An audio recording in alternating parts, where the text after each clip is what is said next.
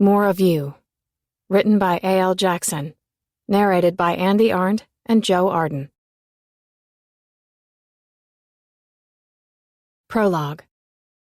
Faith. Rays of blinding light streaked through the moss-covered branches that stretched across the old dirt road like a living canopy. It was a road we'd walked together what seemed like 1,000 times. It was our secret spot. Our sacred spot.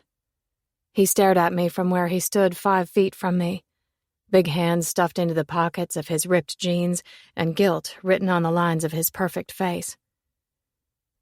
"I don't care what anyone thinks." The words poured from my mouth, begging for him to hear, to listen, to finally truly understand. "I don't care what kind of trouble we're in. The only thing that matters to me is that you're standing right there in front of me." Sadness crested his features, face masculine and striking. Every time I looked at him, it twisted something deep inside me. My love for him was bigger, more important, than anything else in my small little world. But that was the thing when I looked at him. I saw great things, a future spanning out in front of us that would go on forever. But it was the expression he wore this afternoon that scattered the butterflies in a shock of fear and sent dread gushing in to take their place. "It doesn't matter, Faith. How can you say that?" His voice was bitter and hard, every bit of disgust cast at himself. I took a pleading step forward. "It doesn't. The only thing that matters is you and me." He took a weary step back. It kicked up a plume of dust to hover around his old worn shoes. "You matter, Faith. Who you are and who you're going to be matters, and I won't stand in the way of that any longer." Tears burned my eyes. "No." He shook his head. "I'm sorry. The last thing I ever wanted to do was hurt you, but that seems to be the only thing I can do. What happened last night is proof of that. It ends right now." His broad shoulders heaved as he forced himself to turn around, bitterness and self-imposed rage coming from him in waves as he started up the road. Panic filled my chest, a crushing force against my aching heart. I rushed for him. "Jace, please, don't do this. Don't leave me." My fingertips brushed down his back. I swore that I could see the snap of energy crackle from the connection, the way it had always been. This boy, my fire. I could feel his burn when he whirled around. A gasp raked from my lungs when he suddenly captured my face in both of his hands. Those eyes searched my face. A tender memorization that contradicted everything about this hard boy. My heart stampeded when he dipped down and took my mouth. His lips were soft and rough, possessive in their goodbye. I knew that was what it was. I could feel him taking pieces of me when he dropped his forehead against mine and breathed me in, his eyes squeezed tightly closed. Pain radiated from him like the heat waves that held to the sticky summer air. He reached out and gripped me by both of the shoulders, pushing away from me as if he had to physically pry himself free, stripping and ripping and ruining. The second he stepped back, I could feel the tear run through the center of me. His gaze remained fixed on the ground when he reeled back around, his head dipped low because he couldn't bring himself to look at me as he went. So, it was me who had to watch him go. I couldn't stop staring as he trudged up the deserted lane. Spikes of sunlight slanted through the spindly branches, covering him in a golden, glittering light. So bright, he appeared unreal, tall and strong and gorgeous in his rough, raw way. An angel in tattered demon's clothes. He'd always viewed himself as the town pariah, the outcast, the outlaw, bringing trouble to everything he touched. But that troubled boy was my shining star. He taught me to have faith that people were so much more than their exteriors and their reputations. Made me have faith that destinies weren't based on our circumstances, but rather what we made of them. In that moment, I had faith he'd come to his senses, stop and turn around and realize we were always supposed to be together, no matter what. But he didn't. He just let the connection pull and pull and pull with each of his steps until my heart finally ripped under the strain of it. It shredded me right in two. That was the day Jace Jacobs walked out of my life, and I swore I'd never be fool enough again to let him back in it. 1. Faith. 10 years later. "Bailey?" I called from the top of the stairs. "Is that you?" The old house was cast in darkness. Intermittent blips of lightning flashed at the windows as wind howled and whipped at the walls. The foundation groaned and shook. But I swore I'd heard a loud creak on the deserted side of the house when I'd made it to the top of the sweeping staircase. Unease shivered through my senses, and I clung to the banister as I tried to orient myself, to ground myself, to latch on to sanity rather than the horror I'd been living for the last 3 months. This old house had been my dream, taking the neglected plantation and turning it into a bed and breakfast, restoring it to its original beauty. The gorgeous mansion was 3 sprawling stories of old-world charm and history. It was hidden on a secluded patch of land about 10 minutes outside the small town where I'd grown up. It was funny how dreams could shift into nightmares in the blink of an eye, how the comfort I'd found in this place could turn into this unbearable feeling of isolation and vulnerability. "Hello? Is anyone there?" My voice trembled as a fresh wave of fear rushed through my senses. Even with the air conditioner doing its best to pump into the space, I could feel the sweat slick my back in the humid summer air. My breaths panted into the night as I peered into the darkened hallway to the right, where I stood at the top of the stairs. In this spot, the second floor split into 2 directions. There were 4 bedrooms to the right and 4 to the left. Our rooms were to the left. Was it my mind playing tricks on me that I'd heard something coming from off to the right? The problem was, I no longer knew what was real, what was paranoia, and what was a true threat. My heart drummed, this erratic boom, boom, boom that thundered the walls as loud as the thunder that rumbled outside. Heavy clouds hugged the old plantation while something like chills went skating across my flesh. Silence echoed back. But still those spikes of awareness lifted the fine hairs at the nape of my neck. "Who's there?" I called again, my voice cracking like a plea. Nothing. Tears of frustration and helplessness built in my eyes. No doubt my mind was conjuring things that just weren't there. I was nothing but a prisoner to shock and sorrow and a debilitating sort of fear. I hadn't been able to sleep for more than a minute at a time for the past 3 months, and an anxious exhaustion had set in. My body succumbing while my mind continued to race. Pictures invaded my mind every time I attempted to close my eyes. Blood, blood, so much blood. His eyes so wide, his body so still. I wasn't sure I would ever recover from the way Joseph had died, from the fact my husband had been murdered, my world rocked by grief and guilt and questions. I'd thought that moment was the lowest low, rock bottom. That was until the ominous notes had begun to show up, making demands of me that I didn't know how to meet. I hadn't even been able to comprehend how terrifying things might become, how I'd begin to question everything I'd once thought I'd known. I squeezed my eyes against the visions that assaulted me, shaking myself out of the spiral I was getting ready to stumble into, and tried to convince myself everything was fine. I had to get it together, hold the splintering pieces together that were close to shattering. The only thing left of me was dust and debris and desolation. Except for one thing. It was the one thing that got me out of bed every morning, the one thing that made me put one foot in front of the other, the one thing that forced me into believing that one day, no matter how hard it was right then, everything would be okay. Clutching my cell phone in my hand, I ignored the fear and turned left down the quieted hall. I gently pushed open the door that had remained open a crack. A sliver of light lit up her angelic face, a little fist pressed to her chubby cheek.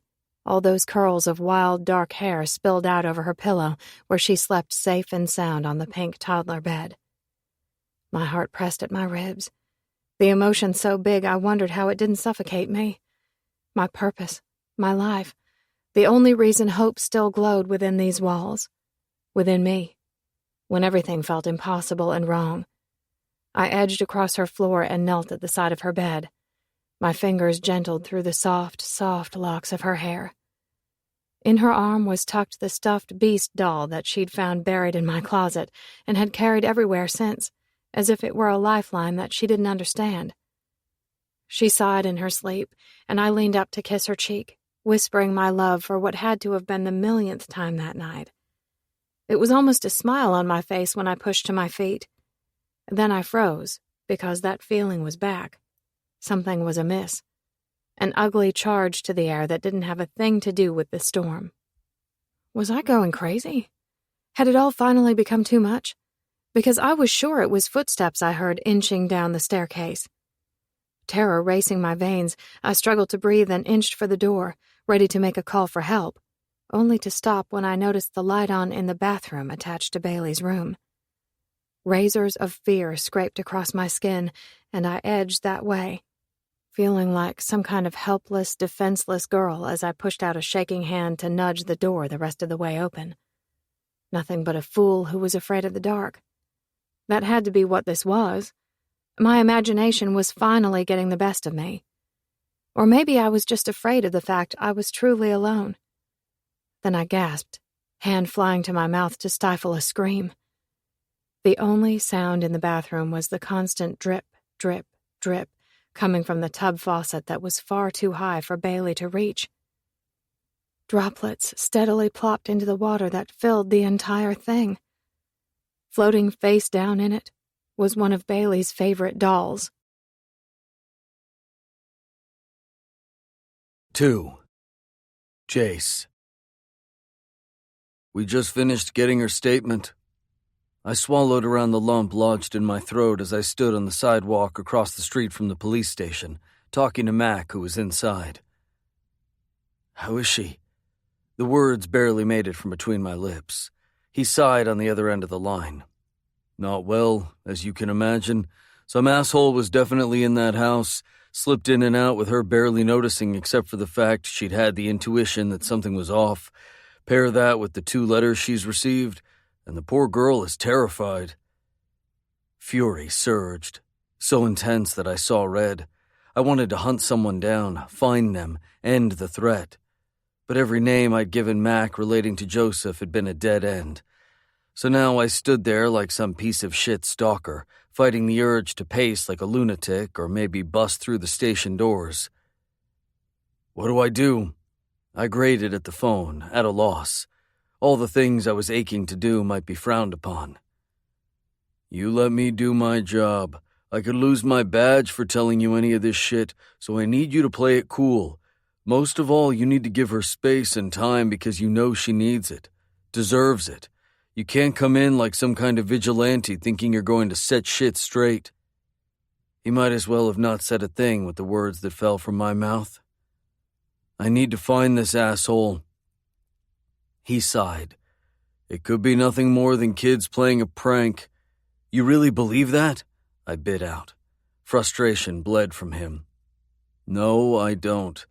Gut tells me someone is trying to send a message, a warning. The question is why and what the fuck it has to do with Joseph's death. I could hear him shuffling some papers in his office. I am going to figure this out, I promise you that, but you need to give me the space to do it. I don't know why the hell I called you in the first place. You know why. He sighed again. Of course he knew. He really didn't have much of an option. There was too much history between us for him to keep me in the dark, even though he probably would have preferred to have left me hanging. Out of his way so he could do his job. But sometimes friendship and loyalty meant more than protocol. The second Mac had called last night and told me the situation had escalated, there'd been nothing I could do. I'd been in my car, a suitcase packed, the trip from Atlanta to Broadshire Rim, made in 3 hours, during the middle of the night. It was a small town 20 minutes outside of Charleston, and the one place I'd sworn to myself I'd never return to. I hadn't even thought it through. The consequences, what it was going to do to me or how being around her again was going to affect me. The only thought I'd known was she was in trouble and I had to get to her. Stop what should have been stopped a long time ago. If only I could go back to that day and intervene. make the right choice instead of the selfish, petulant one I had. It had been one driven by bitterness and hatred, one I'd regretted every single day since Mac had first called me and told me Joseph was gone. Guilt clawed at my insides while this spot inside me screamed and groaned and demanded I cross the street, fly into the small police station, wrap her up and take her away from here. Was pretty sure that wasn't going to go over so well. "Where are you anyway?" Mac asked. "Outside?" "Fuck, Jace, you can't do this." "Watch me." I ended the call and shoved my hands into my suit pockets, doing my best to keep my cool, trying to listen to all the warnings that Mac had made. Give her space. We don't know what's happening. It could just be punk kids playing a prank. Punk kids, my ass. Main Street was busy, the rural town bustling with people as they went about their days, yet their pace somehow slowed. It was like the entire population had gone back in time, stepped into an era that was simpler. Small shops and stores and businesses were tucked in the old brick buildings that were fronted by large windows and colorful awnings.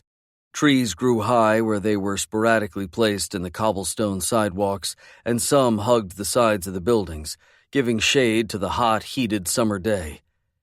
It was all mixed up with the familiar, distinct smell of the pluff mud in the marshes that sat back from the sea. I caught a few curious glances. I'd been gone for so long and had changed so much that I doubted a whole lot of people would recognize me.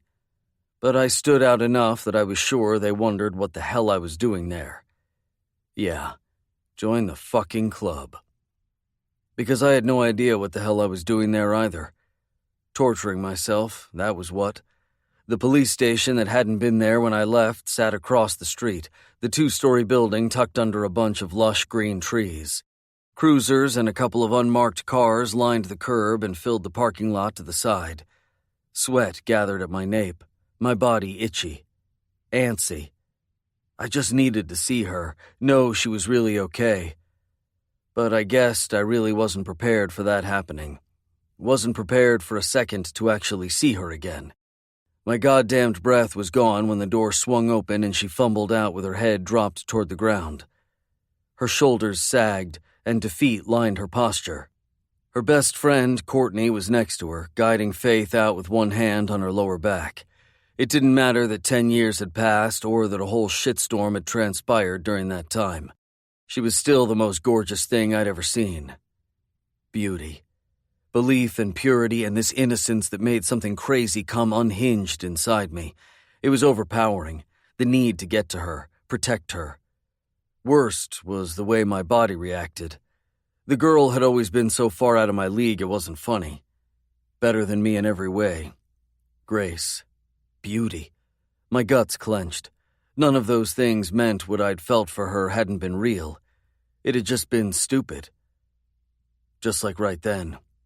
Because a streak of possessiveness flew through my veins like a goddamned drug.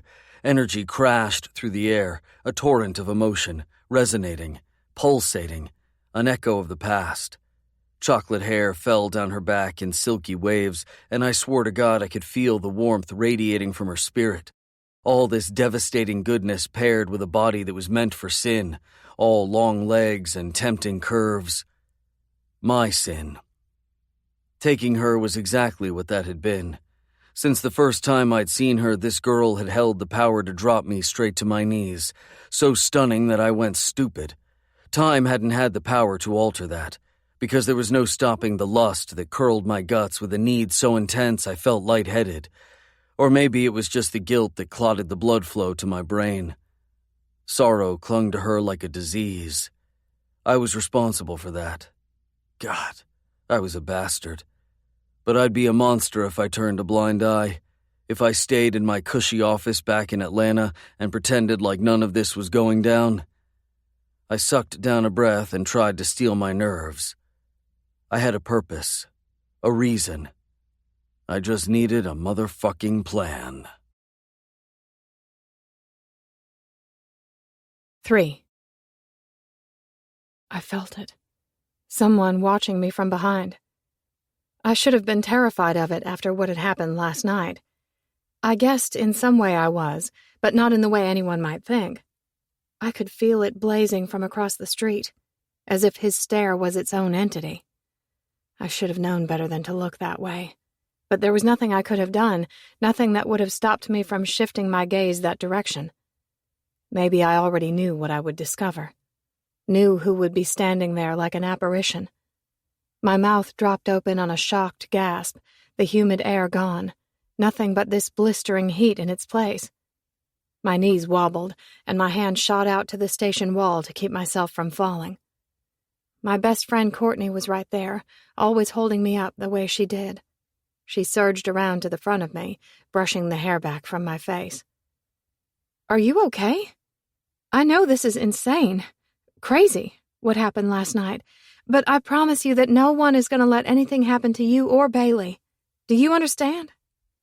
Of course, she'd mistaken my shock for fear, the dread coming off me in waves enough to pull me under. And still, I couldn't find any words to correct her. I could only stare, the entirety of my attention locked on the man who stood directly across the street. Energy crashed, like lashes of the sun, searing as the strikes hit my skin. I swore that just his presence in this town had to have sucked every molecule from the atmosphere.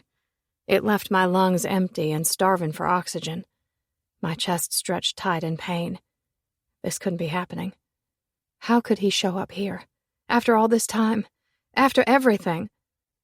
Courtney frantically searched my face before she finally realized my attention was pinned in horror on something across the street. She looked over her shoulder. Shock hit her, too. Anger rushed through her being, and she clamped down her hold on my arm. "Are you fucking kidding me?" My insides curled and clenched in the most intense kind of pain. Old love that shouldn't still exist. All the hurt that went with it. Every scar I'd prayed and prayed would heal. I wasn't sure I could take any more. "What the hell is he doing here?" Courtney seethed.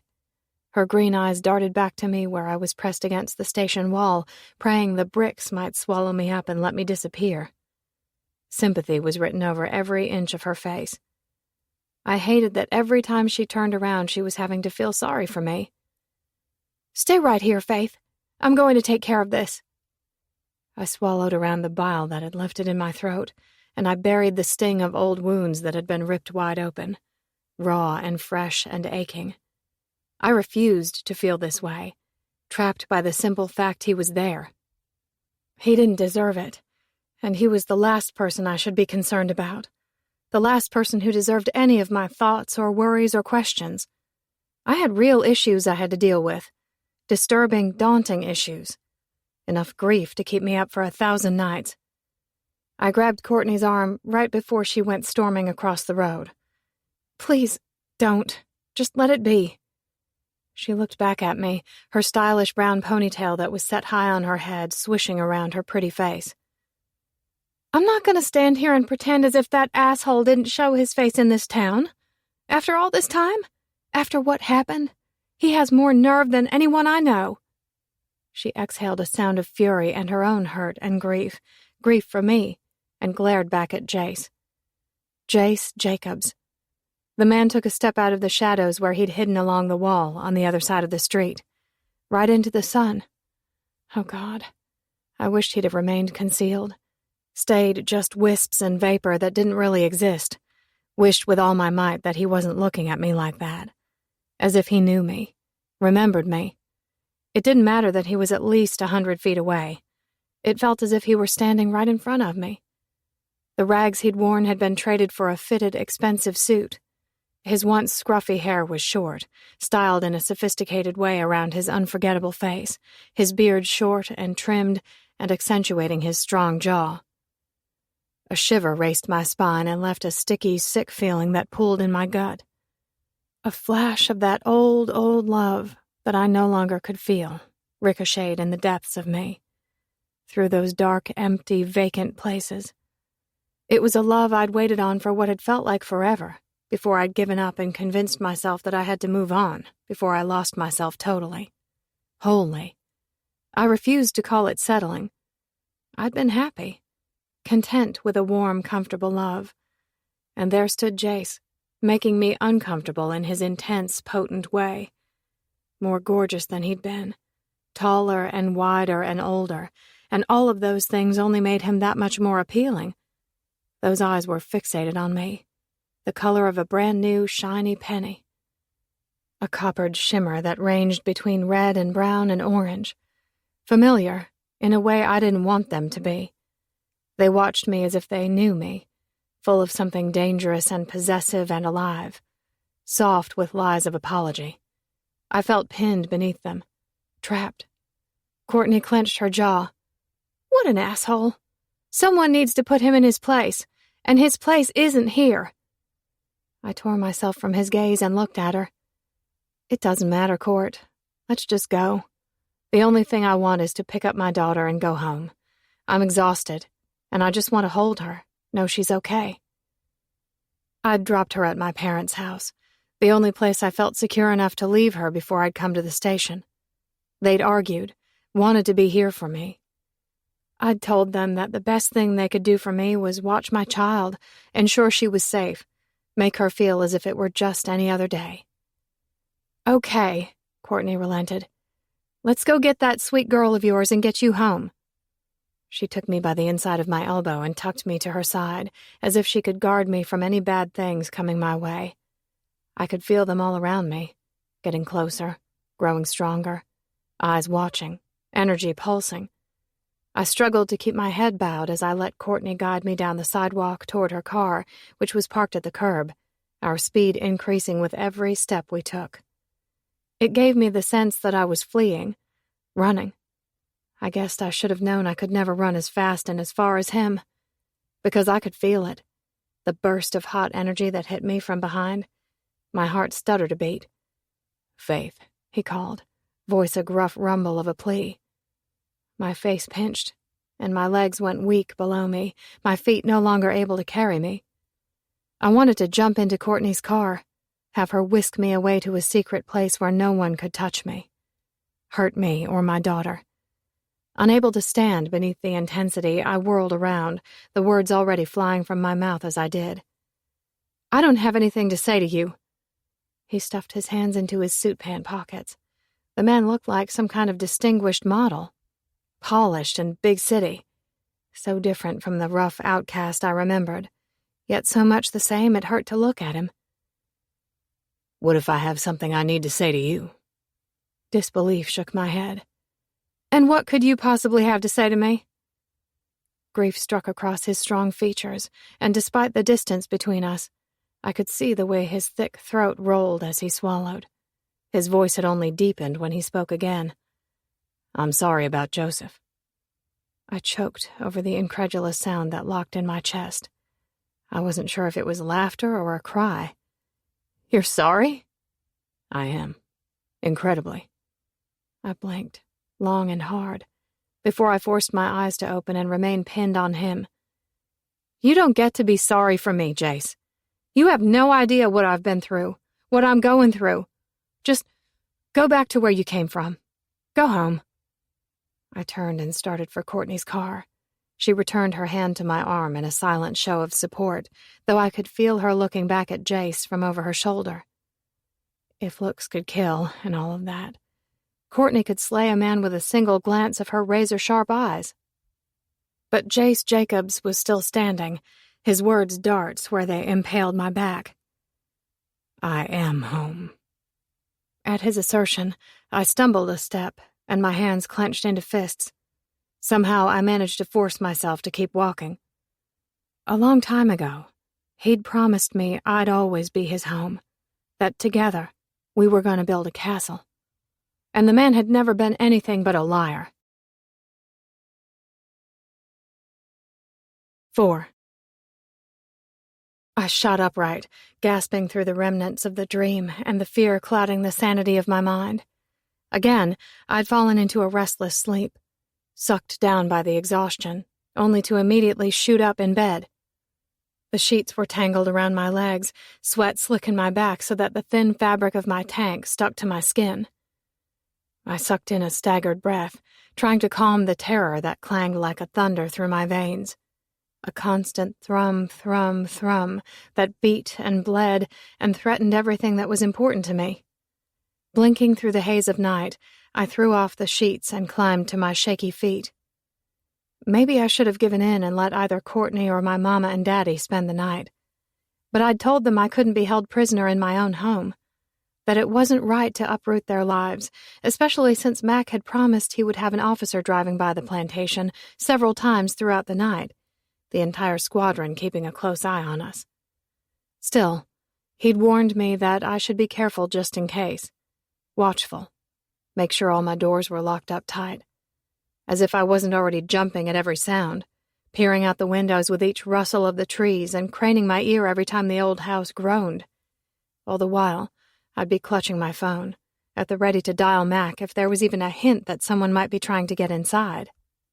It was just my luck that the old walls loved to moan all night long. The hardest part was I had this overwhelming urge to take possession of my life, to pick up the shattered pieces and splice them back together, to find my strength in the midst of all the turmoil. But how could I do that when I could feel danger lurking all around us, dragging us into darkness when all I wanted was to reach for the light, for safety and joy? Heart still beating wild, my feet inched across the worn, hard planks of my bedroom floor, senses set to high alert. Awareness prickled across my damp flesh, but I wasn't afraid the way I'd been last night. No. Instead, I was finding some sort of comfort in the disorder, a fool who found security in the danger. I edged toward the window that I'd already checked twice to make sure was locked. Off to the side of it, I pulled back the drape so I could peer into the night. I sucked in a breath that didn't seem to have anywhere to go. My heart took off at a sprint, part of me filling right up with indignant fury. How could he? How could he? Though there was a stupid part of me that was thankful someone was watching after us.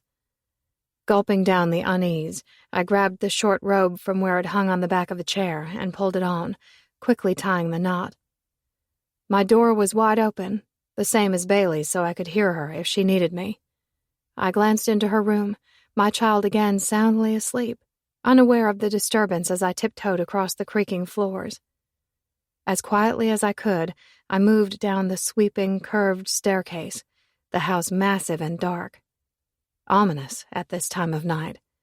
Maybe it had been all along.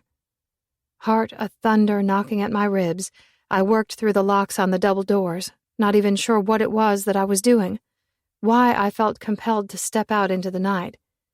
Toward him, when I should be running the opposite direction.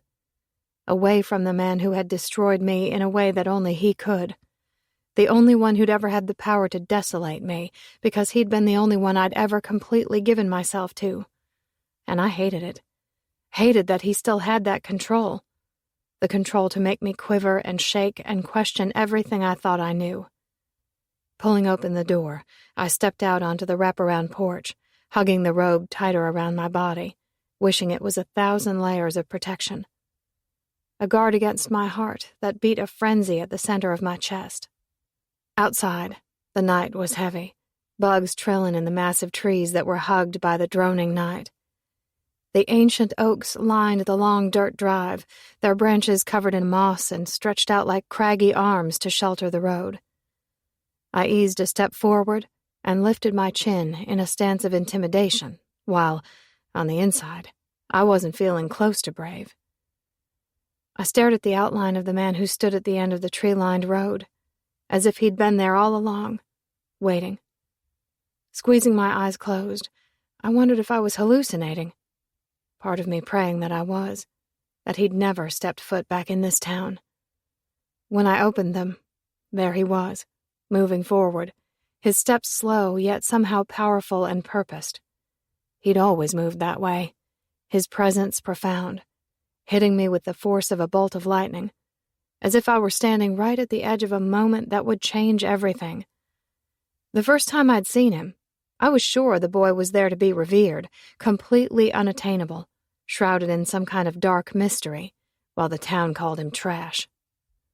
They'd whispered that he wasn't worthy, when I'd known in my heart of hearts that he'd been worth everything, every risk. Except right then, I was wishing that I'd never taken it. His intensity mounted and mounted with each step that he took. Energy thrashed through the air, binding to the humidity. My pulse went thready beneath the pressure, knees shaking as if I'd seen a ghost. But that was what these walls had always held. Ghosts and secrets and scandals. I'd always been drawn to the beauty of it, romanticizing this place. I guessed it had been all too easy to fall in love under the shadow of it. He stopped at the bottom of the 5 steps that led up to the porch. Those hands stuffed in his pockets again. His hair that had been styled earlier had been tousled and mussed, no doubt the victim of those restless big hands. My breaths turned jagged as he stood there staring up at me, those eyes glinting beneath the moonlight. His teeth clamped down on his lush bottom lip as he looked around the old, dilapidated plantation, expression intense, as if he were reaching out to caress a memory. Rocking back on his heels, he tipped the potency of that gaze back up to me. "You always loved this place." There was something there in his words, something wistful and sad. It sent a stake of anger to pierce my heart. "We loved this place," I wanted to shout at him, beg him, because it didn't matter how many years separated us, the question still remained. Why? Why? Why? But asking would be wrong, misguided. Nothing we shared in the past mattered anymore, and I hated that just him coming here could stoke even an ember. My heart no longer belonged to him. "What are you doing here, Jace?" A tremble rocked through the question. He dropped his gaze to the ground, wary when he looked back at me. "I needed to check on you." Bitter laughter rumbled out, all mixed up with the fear and sorrow and grief that lined the inside of me. It came rolling out in a rush of anger. "Check on me? I haven't seen you in 10 years, and you needed to check on me at 3 a.m? He blew out a sigh. "A lot has changed since then. I couldn't sleep, knowing you were here alone." Gutting disbelief moved through me like a black, ugly storm. I'd always been the one who was the first to forgive. But when it had come to Jace, all of that had changed. The man had taken all the good and belief inside me and turned it into a mockery. I couldn't believe he thought he had the right to stand there, in that spot, acting as if he cared. "And none of those things have much to do with you, do they?" He eyed me, words hard. "Don't they?" "You gave up your place here, Jace. You did. You left, and you don't get to come back when you find it fit." He flinched, as if I was the one who was hurting him, as if he hadn't left me humiliated and broken, like the trash I'd refused to let anyone convince me that he was. I'd been the fool, and I wouldn't fall for his act again. "Can't stop myself from being worried about you." His voice whispered on the wind, hitting me like knives against my skin. "There's nothing for you to worry about." He lifted a brow in challenge. "You sure about that?" Looking off to the side, I bit my lip, realizing that Mac had most likely told Jace everything. I should have known I couldn't keep it private when Jace and Mac had been as close as brothers back in high school, and now Mac was the one leading the investigation.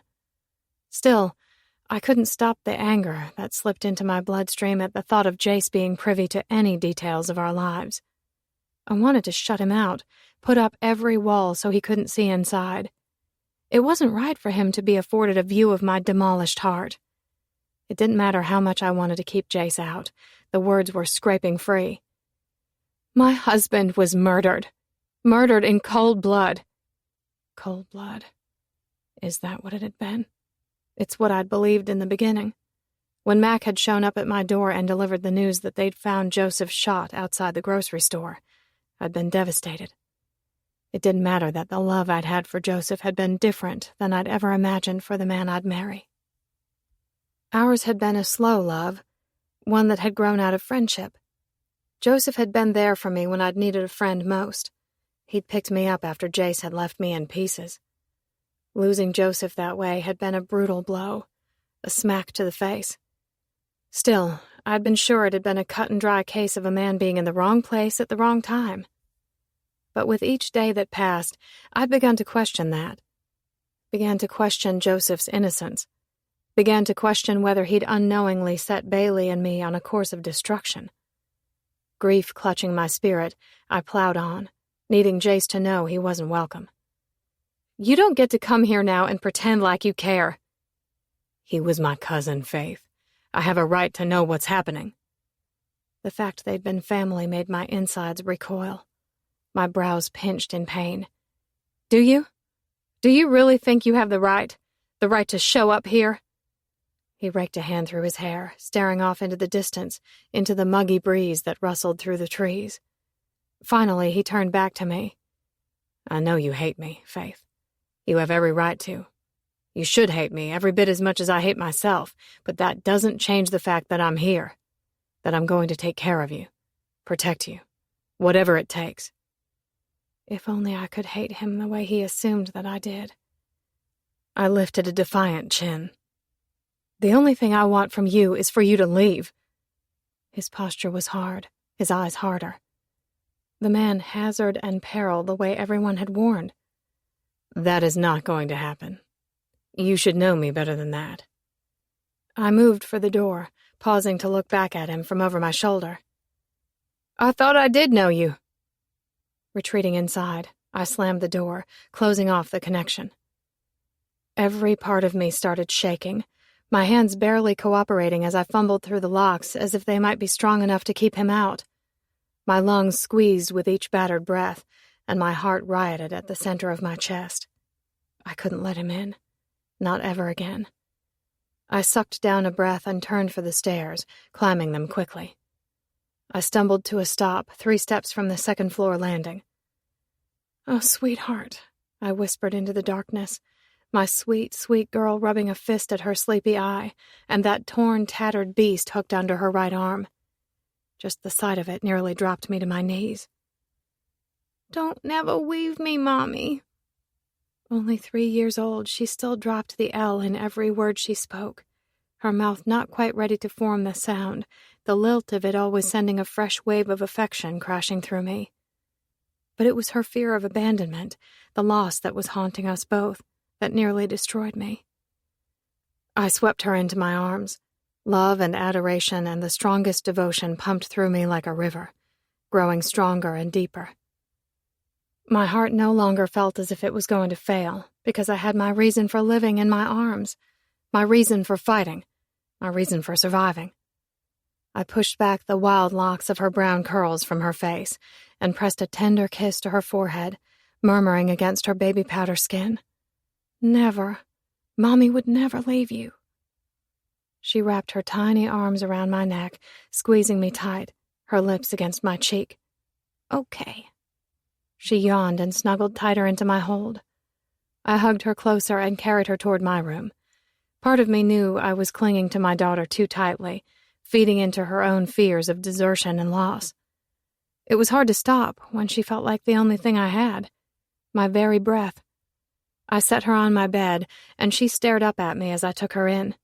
Her pink cheeks were round and chubby, her lips full and red. Her dark eyes somehow grinned. I sleep with you? Yeah, baby, you can sleep with me. The problem was, I didn't know who I was doing it for, because I sighed out in relief when I snuggled up to her, pulling her chest to mine, our hearts beating in time, in perfect sync. I love you, Bailey Button. She giggled at her nickname and snuggled closer. I love you the most, she murmured like a secret, her breaths quick to even out. I held her in the darkness, in the shadows. I still couldn't believe someone had been in our house, that someone had invaded our sanctuary with the sole purpose to instill dread and fear, a terrorizing sort of manipulation. My mind spun with the threat of the 2 letters that had been left. I'd found one sitting at the front door, and the other had been tucked in the mailbox at the road. The first had simply confused me.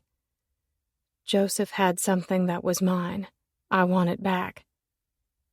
But it was the one that had come last week that made me want to pack up my daughter and run, hide us away until Mac found who was responsible. I know you have it. Joseph was a fool. I hope you're smarter than him. I'd hate to see you end up with the same fate. The problem was that I had no idea what the it was, what they were looking for and how I was supposed to deliver it. Didn't they know I'd give up anything for my child to keep her safe? I just didn't understand. I tucked Bailey tighter to my body, and I made the same promise to her that Jace had just made to me. But mine was the truth, one on which I'd live and die. I'm going to take care of you, protect you, whatever it takes.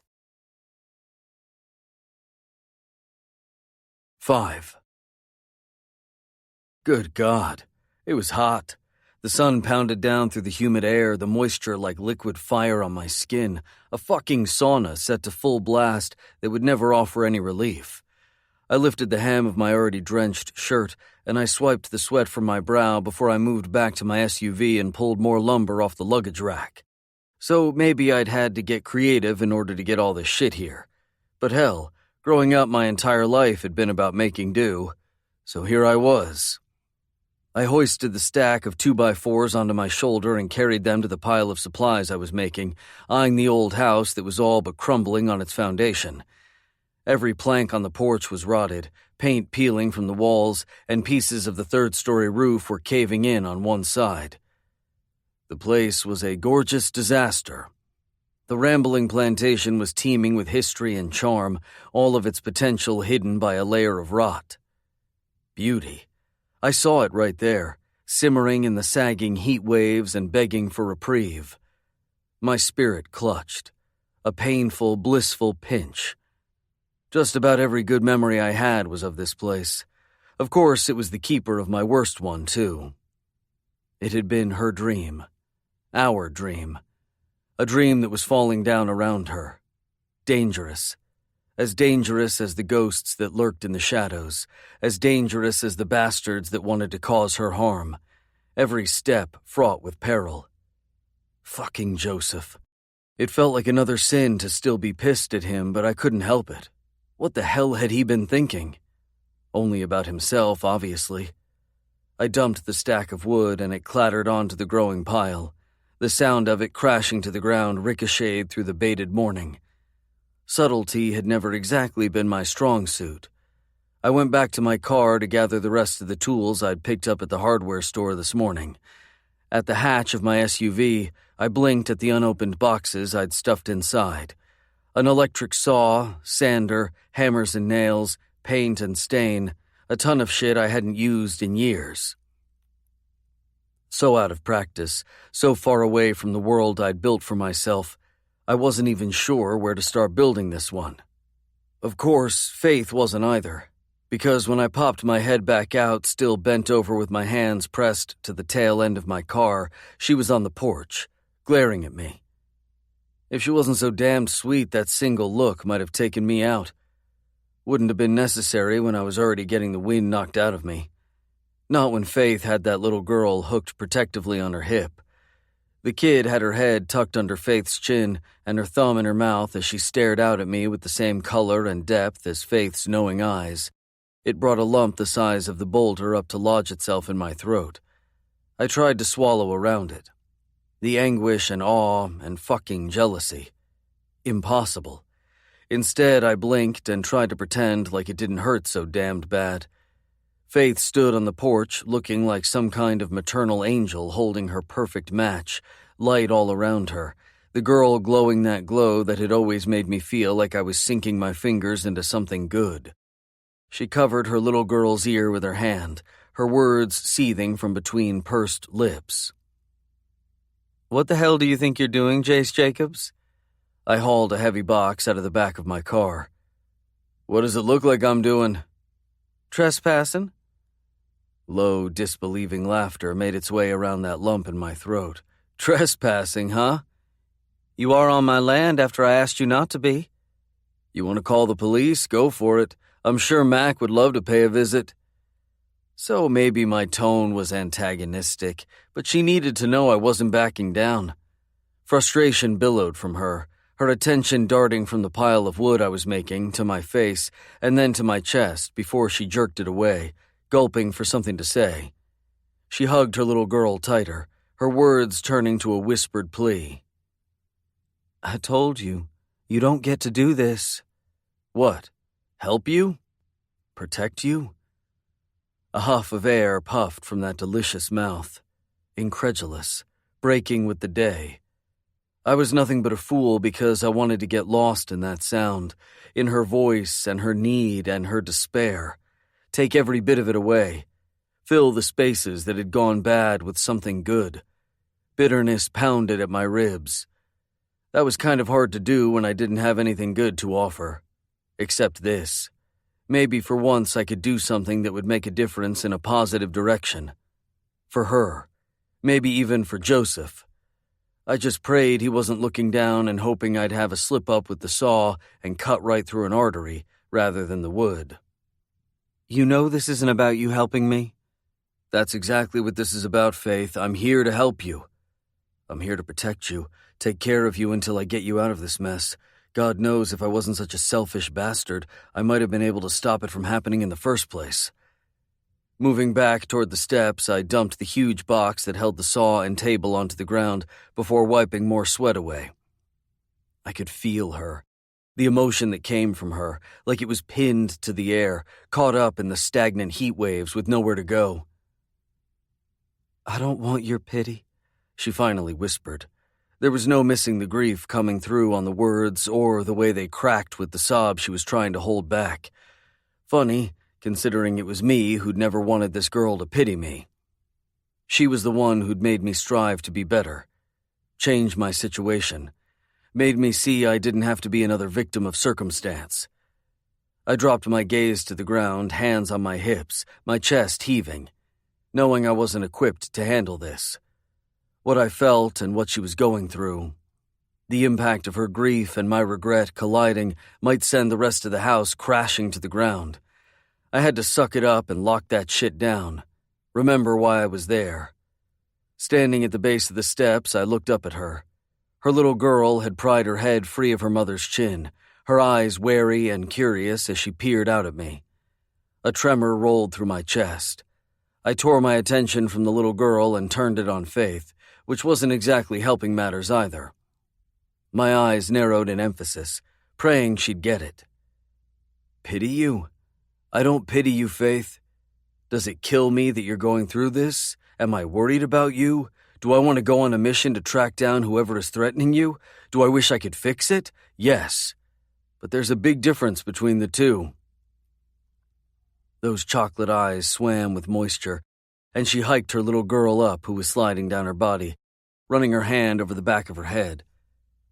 I wasn't entirely sure which of them she was comforting, the two of them clinging to the other, each the other's support. You can't say those things to me? I stepped onto the bottom step, hand clenching the railing to keep myself from getting any closer, from rushing the rest of the way onto the porch and pulling her against me. Was surprised the rickety wood didn't bust in two from the force because my muscles flexed and contracted and tightened, body roaring, demanding I make a claim. Mine. She'd always been mine. I'm only speaking the truth. The little girl popped her thumb from her mouth, grinning up at her mom. The truth is good, Mommy. Always, always tell the truth. Her tiny voice nearly bowled me over, the little thing dropping all her L's. It sent her voice into this sweet, innocent drawl. Guilt blazed a path through my insides, hurt lining the middle of it. My head trying to shut the little girl out, ignore her, hate her like the bastard I was, while my spirit threatened something I couldn't allow it to feel. We're barely making it, Jace. Barely surviving. I can't have you here making things harder on us. Somehow there was an apology in her voice, as if she were the one who should feel ashamed. And the only thing I'm here for is to lighten some of that load. Stupidly, I took another step up, getting closer to her and that little girl who sent a tumble of fear sliding beneath the surface of my skin. Please, Faith, let me help you. Let me be here until Mac figures out who is doing this. She blinked, turning her head away. It was almost like she couldn't keep looking at me and hold her ground. It feels too complicated. Everything's twisted and mixed in a way it never should have been. Knives. I felt them slicing right through the center of my chest. She'd always been so honest, so damned brutally honest, wearing that beautiful heart on her sleeve. And I'd been the asshole who'd reached out and plucked it free, smashed it in the palm of my hand. I'd known it then. I knew it still. I've made a lot of mistakes in my life, but coming here, helping you, helping her, I gestured with my chin toward her child. It's not one of them. What was I doing, saying? But I couldn't stop it, the worry that bound up inside me. Jace? Faith blinked a bunch of times, bouncing the little girl like she was an infant, like she was trying with all her might to keep her emotions at bay. But tears streaked from her eyes and raced down her cheeks. Fuck. I was a fool, because I reached out and caught one, remembering the way it had felt when I'd had that same soft skin of her cheek pressed to my bare chest, the girl running her fingers over my abdomen as she dreamed her dreams, her voice a whisper in the darkness. "Let me help you," I murmured, my thumb lingering on her skin for a beat too long. "Please." Helping her with the house was an easy excuse to get close to her, a way to be around to look out for her. But there was something about the thought of fixing this place up that felt like I was making amends, atoning for a sin. She flinched under the touch, backing away a step to put some space between us. She looked away again, but I could feel it, her wavering, giving. She'd returned to bouncing and squeezing the chubby thing in her arms when she swung those eyes back to me. "All this hurts, Jace. I'm not here to hurt you." She'd been hurt enough. "You have your own life, your career. You don't need to be wasting time here." I have nothing. I didn't say it. I just sent her a grin. The one that had always gotten me what I'd wanted from her. So maybe I'd resorted to playing dirty. "It's my company, Faith. I get to say when I come and when I go, when I work and when I don't." And I was staying. No one was going to get close to her, hurt her. I'd die before that happened just as gladly as I'd put the asshole in the ground. "Jace, this is insane." "No, it's not. It's logical." She frowned at me, some of the strain draining from her tone, and for the first time lightness made its way in. "Logical?" "Yup." She arched a brow, almost playful in her reasoning. "Like showing up here at the break of dawn with a bunch of construction supplies strapped to the roof of a brand new Porsche? That kind of logical?" I roughed a hand over the top of my head, chuckling under my breath. Yeah, just like that." "Sounds reckless to me." All the playfulness had vanished. "I'll try to be careful." Those words climbed to the space between us as if they were alive, a promise and a threat. I hesitated, and then I dealt the lowest blow I could go. "You've always dreamed of getting this house into working order so you could turn it into a business. I can do that for you. And if you don't want me to do it for you, at least let me do it for her. This place isn't safe in the state it is in right now." It wasn't safe all around. Not the place or the people or the threats that remained. I pushed my foot against the loose board beneath me to prove my point. "I'm willing to bet the entire place is falling down around you. And you know it would be good to have an extra set of eyes around here." No doubt I wouldn't be her first choice for the job. That didn't mean I wasn't the one who was meant for it. Her little girl grinned, like my helping repair the house was the best idea she'd ever heard. "Everything's broke, Mommy." Faith looked at me like I'd punched her in the gut, her attention sweeping to the child who was blinking up at her like she was trying to talk her into the same thing. Faith pushed out a frustrated sigh, her voice going hard. "Fine. You can fix this porch. That's it. Then you need to be on your way." 6. He'd try to be careful? Good Lord, what had I gotten myself into? I pressed both palms to my face, scrubbing hard before I dragged my fingers back through my hair as I peered out the big window to the porch he was working on. The man was bent over the portable table saw, dragging a pencil down a plank as if he'd spent the last 10 years putting things back together, rather than sending them crashing to the ground in a heap of rubble. That was the way he'd left me. Rubble. It was Joseph who'd picked up those shattered pieces, dusted me off, held me up when I didn't know how to stand. Maybe at the beginning it had felt wrong to fall for Jace's cousin, and God knew it wasn't something that happened overnight. I wasn't struck by the brush of his hand. Jace had been a thunderbolt. Joseph had been my comfort after the storm, a friend who'd been there for me until he'd grown into something more. My gaze moved to the living room floor where Bailey was on the rug, attempting to stack a big blue block on a small red one, and rambling to herself as if she could verbally coax it into balancing. My ribs squeezed against the swell of love that engulfed me. So powerful. The child was the center of my heart, given to me right smack dab in the middle of two tragedies. A reminder that there was a bigger purpose to my life. More than the two brittle, battered pieces of my heart that had been shredded and scattered between two men. I thanked God that she could sit there as if it were any other day, as if 3 months ago we hadn't lost Joseph, as if 2 nights ago someone hadn't been in our house, filling me with a fear unlike anything I'd ever felt before. My cell rumbled on the end table next to the couch. I nearly jumped through the roof. "Phone, Mommy!" Bailey shouted so loud I would have heard her even if I had been upstairs. "Thanks, Button," I rushed, scrambling that direction, thankful for the distraction. My hands were shaking when I picked it up, not exactly sure what I was going to say when I saw the name on the caller ID. My voice was a frail fumble as I pressed my phone to my ear. "Hey, Courtney."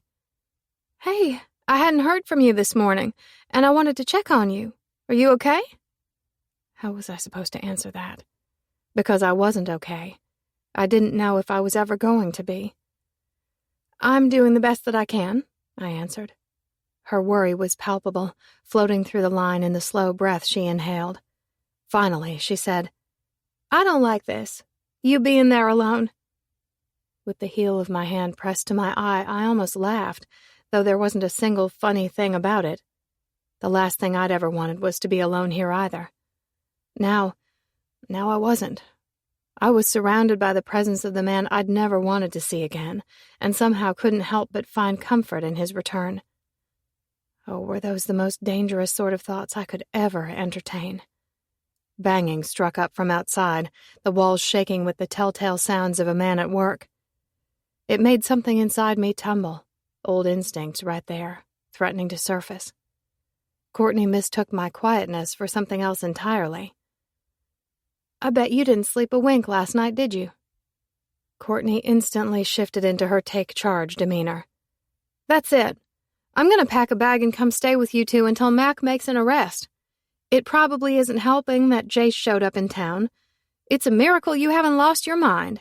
You need someone there with you." Oh, I had half lost my mind, all right. My stomach in knots, and my heart doing these stuttered, scattered jumps. Finally, I pulled myself from the stupor. "You aren't going to do anything of the sort. You have Felix. There is no way I'm going to ask you to leave behind your new boyfriend to come stay with me. That's not right, and you know it. It's not like we're living together." My brow lifted. "You might as well be." I do have to admit that I don't mind the man spending the night. He's ridiculous in bed. It shouldn't even be legal, the things he does to me. He does this thing with his tongue. La la la la la. I might as well have shoved my fingers in my ears like I used to do when we were 13. The woman had no filter, and if she'd been given one, she'd have long since ripped it off. No topic was ever off limits with her. "What? Don't tell me you don't want all the details." "I don't want all the details," I deadpanned. The girl had been giving me all the information I could do without for all my life. She was lucky I wasn't scarred from some of the stories she'd told. "Hey, I'm just trying to give you the good stuff since you've been dealing with so much bad." "I think I can do without your good." More banging echoed from outside, and there was nothing I could do to stop myself from inching back to the window, pressing my palm to my forehead, and wondering if I had some sort of a fever. The saw suddenly made a high-pitched squeal as it came to life, the blade spinning, screaming as the teeth tore through a piece of wood. Like some kind of sick, twisted voyeur, I peered out, watching him. Head dipped down, Jace guided the piece of wood through, his attention rapt on the job he was doing. Meticulous. Careful. "What's that sound?" Courtney asked, so quickly I could almost see the lines twisting on her brow. Crap. This was so not going to go over well. Hell, it wasn't going over well with me. The saw trailed off before it struck right back up again. I still wasn't saying anything, just staring out the window like a fool. "Faith, are you there?" "Yes," I finally managed. "Tell me what's going on." "Jace is here." It tumbled out like a confession. She sucked in a breath, anger and mortification. "Tell me you still have that shotgun." "Courtney," I couldn't help but chastise. "What did your daddy tell you that thing was for? Intruders. And that man is an intruder." "He's not any danger." "Really?" she challenged. "Not in the way you mean." "No, Faith, he's a danger in exactly the way I mean." My head dropped. "I know." I breathed the words through the strain. "What the hell is he doing there?" she hissed. "Fixing my porch," I hissed right back. "Holy Mary," she wheezed. "It's worse than I thought." I groaned. "Tell me what to do." Hello? That is a no-brainer, Faith. Kick him to the curb." "He said he's just here to help." The problem was, I needed it. God, I needed the help. By some miracle, Joseph had gotten the money together to buy this place when it had gone into foreclosure 4 years ago. We'd had every intention of fixing it up, investing in it until it provided a return. Owning this house was something I'd dreamed of for all of forever, since the day my mama and I had gone for a walk when I was 7, and I fell in love with the place. With the mystery, the beauty, and the history. The only thing I'd ever wanted was to make this place a destination. Nothing but welcoming rooms and smiling faces and meals I'd prepared, shared in the expansive formal dining room. In reality, it was nothing but a burden. Dangerous, just as Jace had said. But more than that, Jace had been right with the quiet implication he'd uttered when he'd tilted his head in emphasis and said I could use an extra set of eyes around here. Being out here alone had left me vulnerable. "Help?" Her tone was sharp.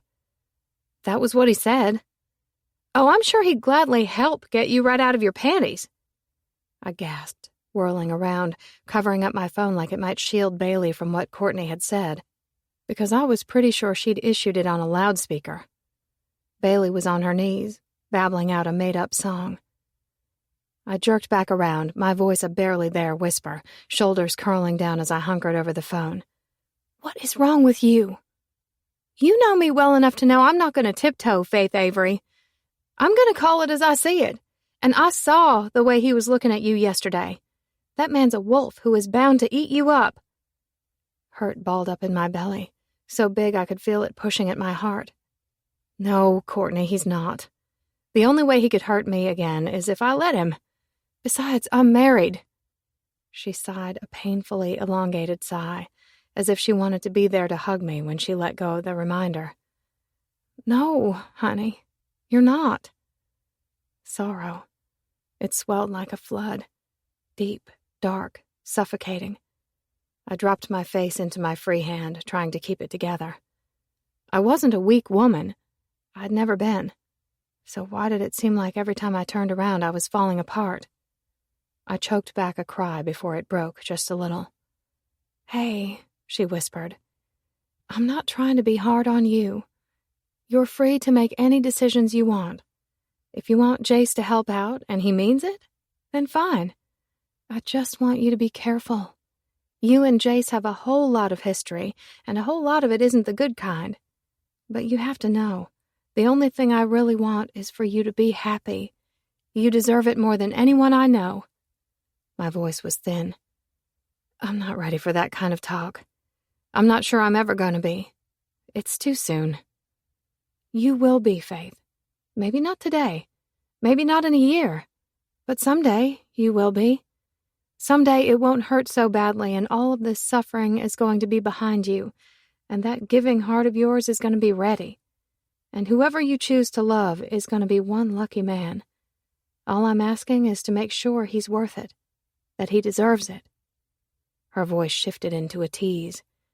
"And for the love of God, make sure he's a good man, both in his heart and in bed. Because this time, I'm liable to hunt the man down and chop off his dick if he doesn't take good care of you. Apparently that's frowned upon. Just ask Mac." It should have been impossible, but choppy laughter made its way out of me. Courtney just had that way about her.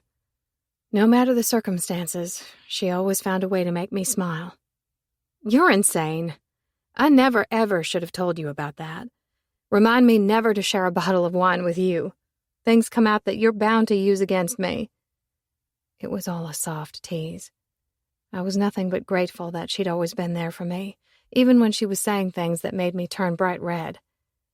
Yes, you should have. If you can't talk to me about these things, who else are you going to talk to? You don't have to be ashamed of it." For a second, we both giggled, until she trailed off and silence filled the space between us.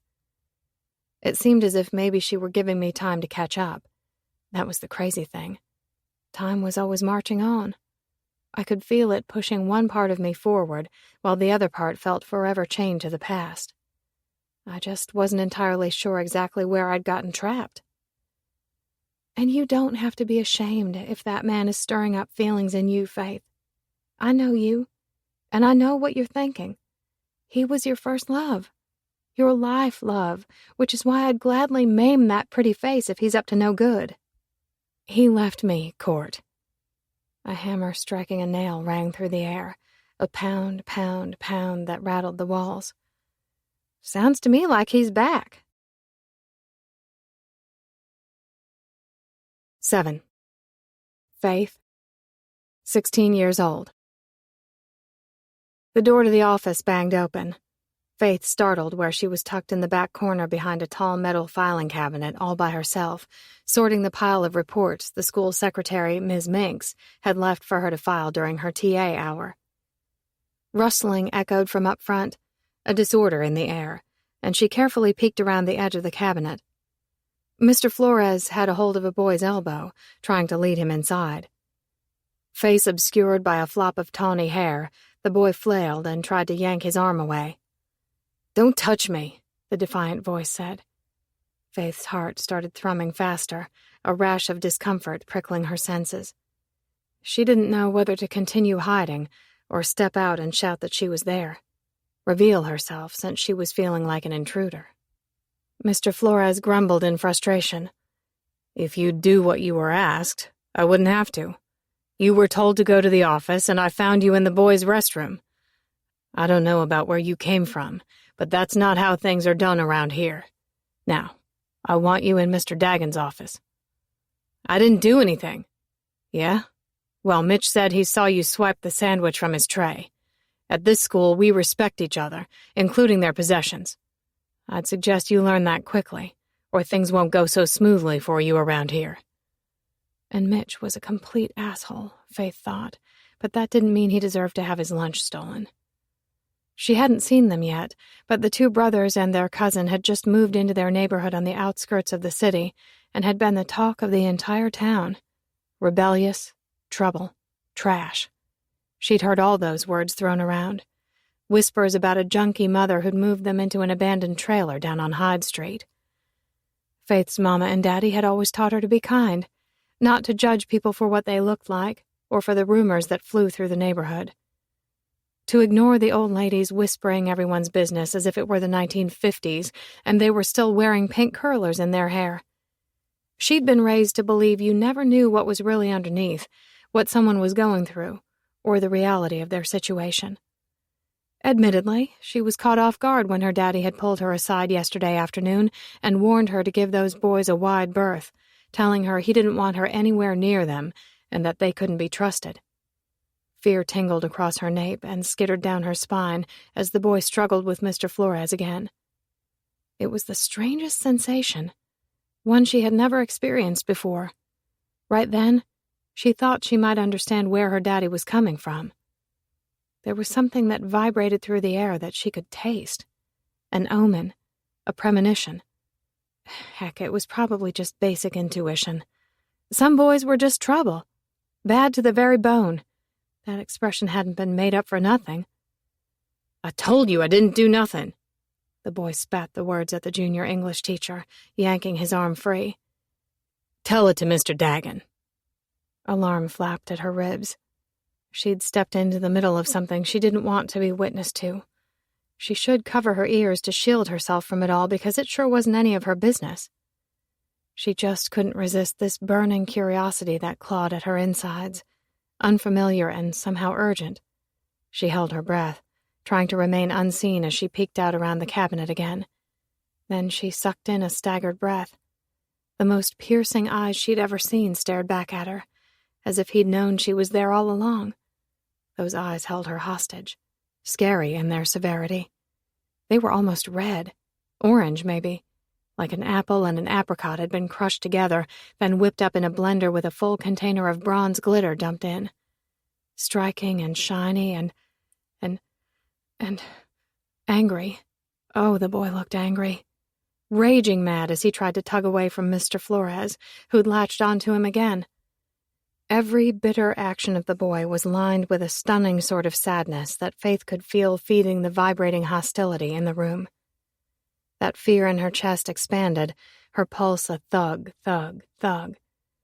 It felt as if time had been stopped as the boy glared back at her, as if he were issuing her a challenge. To judge him, too. Hate him, the way the rest of the world did. She found she couldn't look away from him. His jaw harsh and sharp, nose defined, his lips almost too full for the narrow oval of his face. His shoulders were wide, while the rest of him was almost gangly, as if he were just waiting to grow into the aggression that wrapped him just as tightly as his tattered, dingy shirt. A shiver rolled through her, head to toe. He was beautiful. Terrifyingly beautiful. As if looking at him alone should have come with a warning. No wonder her daddy had given her one. Mr. Flores jostled him. "Please don't make this harder than it needs to be." "Harder than it needs to be?" The boy scoffed, tearing his attention from Faith as if he hadn't even noticed her gaping from there in the corner. "You don't know anything about things being hard. I don't need to hear any excuses for your actions because there's none for stealing from another student. Now move it." Incredulous laughter snorted from his nose. "Whatever. You're all the same. Every town, every city, every asshole. Watch your mouth." Footsteps scuffled along the floor, and the principal's door slammed. Faith held back, trying not to eavesdrop through the thin walls as she continued to file her papers. But she could hear every word they said as if they were amplified in her ear. "Did you take it?" "No." "Mitch says you did. Do I look like I give a shit what Mitch said?" The squeak of a rocking chair. "You know the consequence for stealing, don't you, son? We expel kids for that around here. Go ahead. Wouldn't be the first time." Mr. Dagan sighed a rough sound. "I'm just trying to help you here. Confess what you did. Apologize. And I'll give you a second chance. I know you've had it rough." The boy huffed. "You don't know anything. None of you do. Don't pretend like you give a crap about us." There was so much anger in his words. Faith was sure that kind of anger had to physically hurt. She squeezed her eyes shut, wishing she could shield herself from having to listen to it, from feeling it, experiencing it. Because right then she was sure she could. She could feel that ragged boy's pain. It was breaking on every lash of his tongue. More squeaking of the office chair, and Faith's nerves gathered right at the base of her throat. She shouldn't have kept listening, but she felt desperate to know what would happen next. The principal sighed. "Fine. I'm going to give you the benefit of the doubt. This one time. But the next time you end up in my office, I'm not going to go so easy on you." She barely made out the sound of surprise, the boy's voice so quiet when he said, "Thank you, sir." She thought she could physically feel the anger drain from the space. A breath taken, a break given. She was shaking when the boy appeared in the doorway again. His face was contorted in a way that twisted her up on the inside. Agony and regret, grief and guilt. So much guilt. As if he thought he were dirty. She could feel it, the shame radiating off him. He lurched to a stop when he saw her, as frozen as she was, before he jerked away and his expression morphed into one of pride and indifference. She was pretty sure it was the fakest demonstration she'd ever seen. He blew out the door. The heavy glass and metal banged shut behind him. She didn't even know what in the world she thought she was doing as she haphazardly shoved the rest of the files into the drawer, feeling frantic as she gathered her things and flew out the door behind him 5 minutes before she was supposed to leave. He was already gone when she raced out into the deserted outdoor courtyard, 5th period still in session. The enclosed area was lined by classrooms, and a bunch of concrete tables took up the grassy space in the middle. She exhaled heavily, air puffing into her bangs on a sigh of defeat and frustration. It was stupid, anyway, chasing him out there. She slung her backpack over her shoulder and started for the restroom, figuring she probably should soak up the sweat that had gathered on her brow before the bell rang and she headed to her next class. She trudged up the narrow walkway and started to turn the corner, only to stumble a step when she heard the quieted voices coming from the back side of the building. Holding her breath, she inched that way, pressing her back to the brick wall as she was hit with another rush of that fear. That warning fluttering through her insides as if it were carried on wings, which was kind of funny, considering there was no chance she could turn away. She felt drawn, compelled, curious in a way that wrapped her heart in a bow of despair. She peeked around the corner. The boy was there with another who looked almost identical to him, only maybe a little bit younger. The younger boy was stuffing that sandwich in his mouth and crying at the same time, groaning as he devoured it, as if it had been weeks since he'd eaten. Everything inside her clenched in sympathy as the pieces snapped together. That was the same second the older boy snapped those copper eyes her direction, shackling her to the spot, glaring with that same hatred and shame, darkening with the dare, sure she was going to run and tell. Her ribs clamped down painfully, and she blinked at him, wishing her mouth would work, knowing she wouldn't know what to say anyway. 8. You went over there after I told you to lie low? Mac scowled at me as he slammed a stack of papers onto the desk and flung himself into the chair beside me, where we were meeting at Ian's office. My brother Ian laughed and rocked back in his executive rocker, taking a pull from the tumbler he just poured a finger of whiskey into. You didn't actually think he was going to listen to you, did you? I shot a glare at my brother. Thanks a lot, asshole. Thought we always had the others back. Ian's brown hair was styled impeccably, face clean-shaven, sleeves of his button-down rolled up his forearms, exposing the ink he normally kept hidden beneath his suit. My brother, who was just 11 months younger than me, was a dichotomy of rough and smooth, sharp tongue and charming words. He could be the guy next door if it weren't for that quiet layer of intimidation that was scary as fuck. I guessed he'd learned from the best. And you knew this how? I asked, voice dry as I sipped from my own glass of whiskey, looking from Ian back to Mac. My job is to know who's going onto her property, wouldn't you think? Mac demanded. I gave a short shrug. Didn't come here to sit on my damned hands. I'm pretty sure Jace here has all kinds of good ideas for his hands. This from Ian, that punk. I'm helping her with the house. No secret the place has become a fucking shithole, falling down around her. Plus, I can keep an eye on things. It's a win-win. I said it like it didn't matter all that much. Like going there in the middle of the night last night hadn't been one of the hardest things I'd ever done. And still, it had felt like instinct. Breathing. So goddamned natural there was no place else I could have gone. I'd basically stuck around all night, leaving only long enough to go pick up the supplies I'd needed. A win-win for who? Mac raised a brow. Her? You? That kid? Nearly choked on the last. And what about you? Concern had made its way into Mac's voice. Doesn't matter what I feel. Owe them. I deserved every punishment and penalty coming my way. That so? No doubt, Mac worried I was going to go over the deep end, get myself into trouble and drag him right into it with me. Yup. Mac shook his head and Ian laughed under his breath, words cynical. Well, aren't you a regular humanitarian? You should start a charity in your name. He took another sip, muttering under his breath, God knows you've been giving all your dough to lowlifes for all these years. A growl clanged in my chest. Don't, I warned. When my brother and I had moved into town during my senior year in high school, we'd met Mac, who'd been drawn to us. It was like he'd seen the same thing in himself reflected back. My best friend had seen as much trouble as Ian and I had growing up, begging and fighting to survive. Mac had pulled himself out of the poverty, out of the depravity, worked his ass off until he had detective tacked to the front of his name, wanting to change the world he'd come from. Ian and I had harnessed all that bitterness and anger from our youth, too.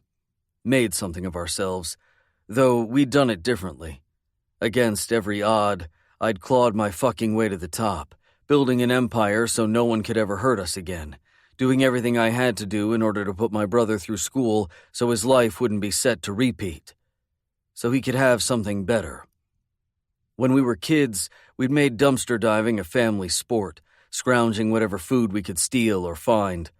Lucky to have a roof over our heads, even though the places were infested with rats and littered with garbage, and our mother was a fucking waste, rotting away with all that poison leaking into her veins.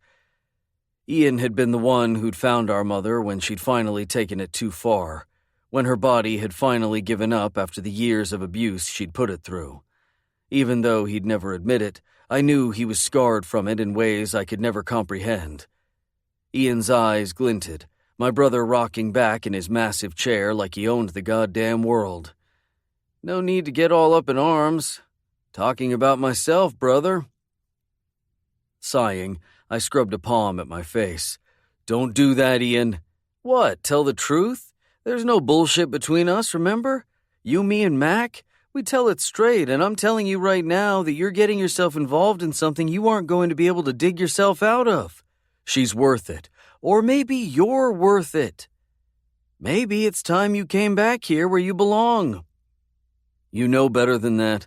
Do I? You were always different with her, changing your tune, singing a different song from the one you'd been singing to me since I was a little kid. But that was the way it had always been with Faith, hadn't it? She'd always made me feel like I was two different people. A fucking king in pauper's clothes, like her touch could calm the beast that raged inside me. Quiet the storm that had roiled and thrashed and threatened to take us out. Or maybe when I'd been around her, I'd become an entirely different person altogether. A better person. That was what had gotten us here to begin with. My dragging her into our sordid world when I'd known better all along. After everything, there was no chance I could sit back in Atlanta, where I'd built something for myself, putting my brother through school. The one thing he'd ever wanted was to be an attorney. Watching him attain it had felt like my own victory. After everything, seeing him survive was the only thing that had mattered. Ian sat forward in his chair, both elbows on the desk, drink held between his fingers, swinging back and forth like a well bucket. The etched glass caught the glittering rays of light that filtered in through the window from over his shoulder. I know you want to take care of her, Jace, but we all know you're asking for trouble. There had always been something about Faith that had set Ian on edge, like he was fearful of losing me if I gave myself to her. In the end, I guessed it was a worry that hadn't been that far off base. Dark laughter rumbled free. Haven't I always asked for trouble? Yeah, and every single time it was for the sake of someone else. You've always stepped into the middle of things to take care of some leech who didn't appreciate you, who didn't have the first clue as to what you were actually sacrificing for them. When are you going to start watching out for yourself? My face pinched in anger. You think Faith would actually take advantage of me? Ian sighed. Not what I said, and you know it. Only leeches I was talking about were me and that piece of shit who has you in deep again. Asshole just keeps taking, even from the grave. How many times did you get yourself into hot water doing something for him? For me? And Faith is neck deep in that mess. You get any closer and she's going to drown you. His head angled to the side, like he actually thought he might be able to talk me into walking away from her. From him. Like I'd ever take back the things I'd sacrificed for both of them. I'm your older brother. You were mine to look out for. A hot puff of hatred spouted from his nose before he drained the rest of the whiskey from the glass. His voice was twisted in hostility as he slammed it back down onto the wood. No, that pathetic bitch who was supposed to be our mother was supposed to look out for me, for us, and instead of getting to be a kid, you basically had to spend your days wiping my nose and making sure I didn't fucking starve. Uneasiness moved through me. That was the thing about Ian. He'd been pissed growing up, mean, miserable, nasty, lashing out at the cruelty of the world every chance he got. He was still a vicious fucker. There was a darkness inside him that scared me sometimes, made me worry that one day he would take his bitterness too far. But with me, he didn't hesitate to lay it out, make himself vulnerable by admitting the position we'd been in. You think I regret taking care of you? You're my brother. I love you. Simple as that. Concern blazed in the depths of his eyes just as a taunt slid off his tongue. So does that mean you still love her then? Emotion gripped me in all the wrong places, my damned heart threatening to beat out of my chest. It made me want to do a little of that lashing out. But I'd gotten him mixed up in this. I couldn't very well get pissed that he had questions about my intentions. Would like to know the answer to that myself, Mac added, fingers tugging at his jeans, directing all that pent-up, radiating fury at the fabric.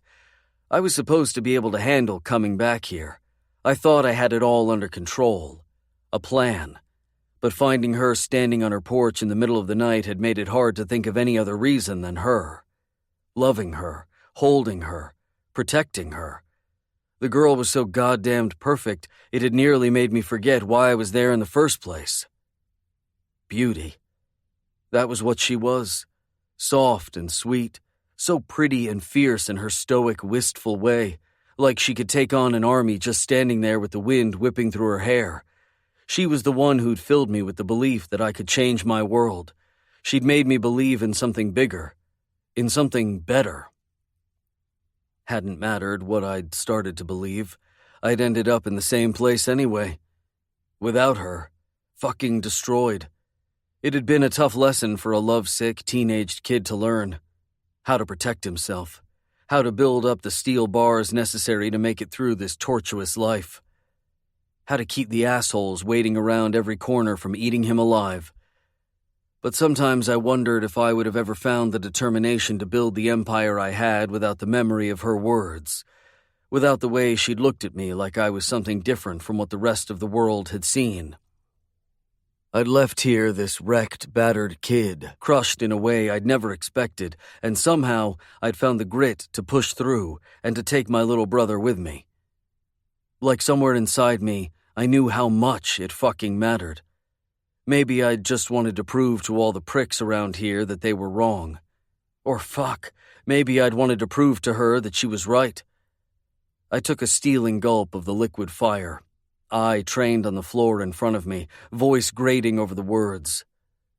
We'll always love her. Doesn't change anything though now, does it? Seems to me everything has changed, Ian said, rocking back in his chair, eyeing me from across the expanse of his massive desk. The guy was so intimidating and successful that just sitting there looking at how he oozed power, I couldn't help but feel fucking proud. Fucking proud that he'd made it, that we'd run it together and survived. Didn't mean I didn't still worry. For his heart and his spirit. The guy's so damned cold I was wondering when he'd finally freeze everyone out. Won't touch her if that's what you're getting at. No? Ian challenged. No way in hell. It didn't matter how much I might want to. Twisted humor snaked its way across Ian's face. What, you have some kind of moral dilemma now? What, like her being our dead cousin's widow? Is that the moral dilemma you're talking about? I bit out, anger and revulsion pulsing through my veins. Funny how Joseph didn't have a problem climbing into her bed after you'd been there. I fisted my hand on my thigh, trying to keep my cool, knowing this was just Ian's way, laying it out, not worried that he was poking the beast. Or maybe that was exactly what he wanted to do. I sucked in a shattered breath, cool slipping fast. Some things just turn out the way they're supposed to, I grated. Is that right? His voice was incredulous, almost mocking. Leaning forward, I dropped my elbows to my knees and my attention to the ground again, trying to keep my anger under control. I could feel it slipping, seeping from my pores. Never deserved her. Ian slammed his palm down on his desk. Bullshit. I'm thinking it was the other way around. Startled, my head jerked up. He pointed at me. You saved my fucking life time and again. I don't care what happened in the past or what you've had to do. The only thing that matters is who you are. You're the best guy I know, and the fact you think you don't deserve to be happy? That's every kind of wrong, Jace. Faith would be lucky to have you. He scraped a flustered hand through his hair, hidden emotion bleeding free. Shit. I know you love her, man, but I'm not willing to lose you over her again. It's too late anyway. There's too much history between the two of us. Too much hurt. Too many lies. Why's that? She hates me.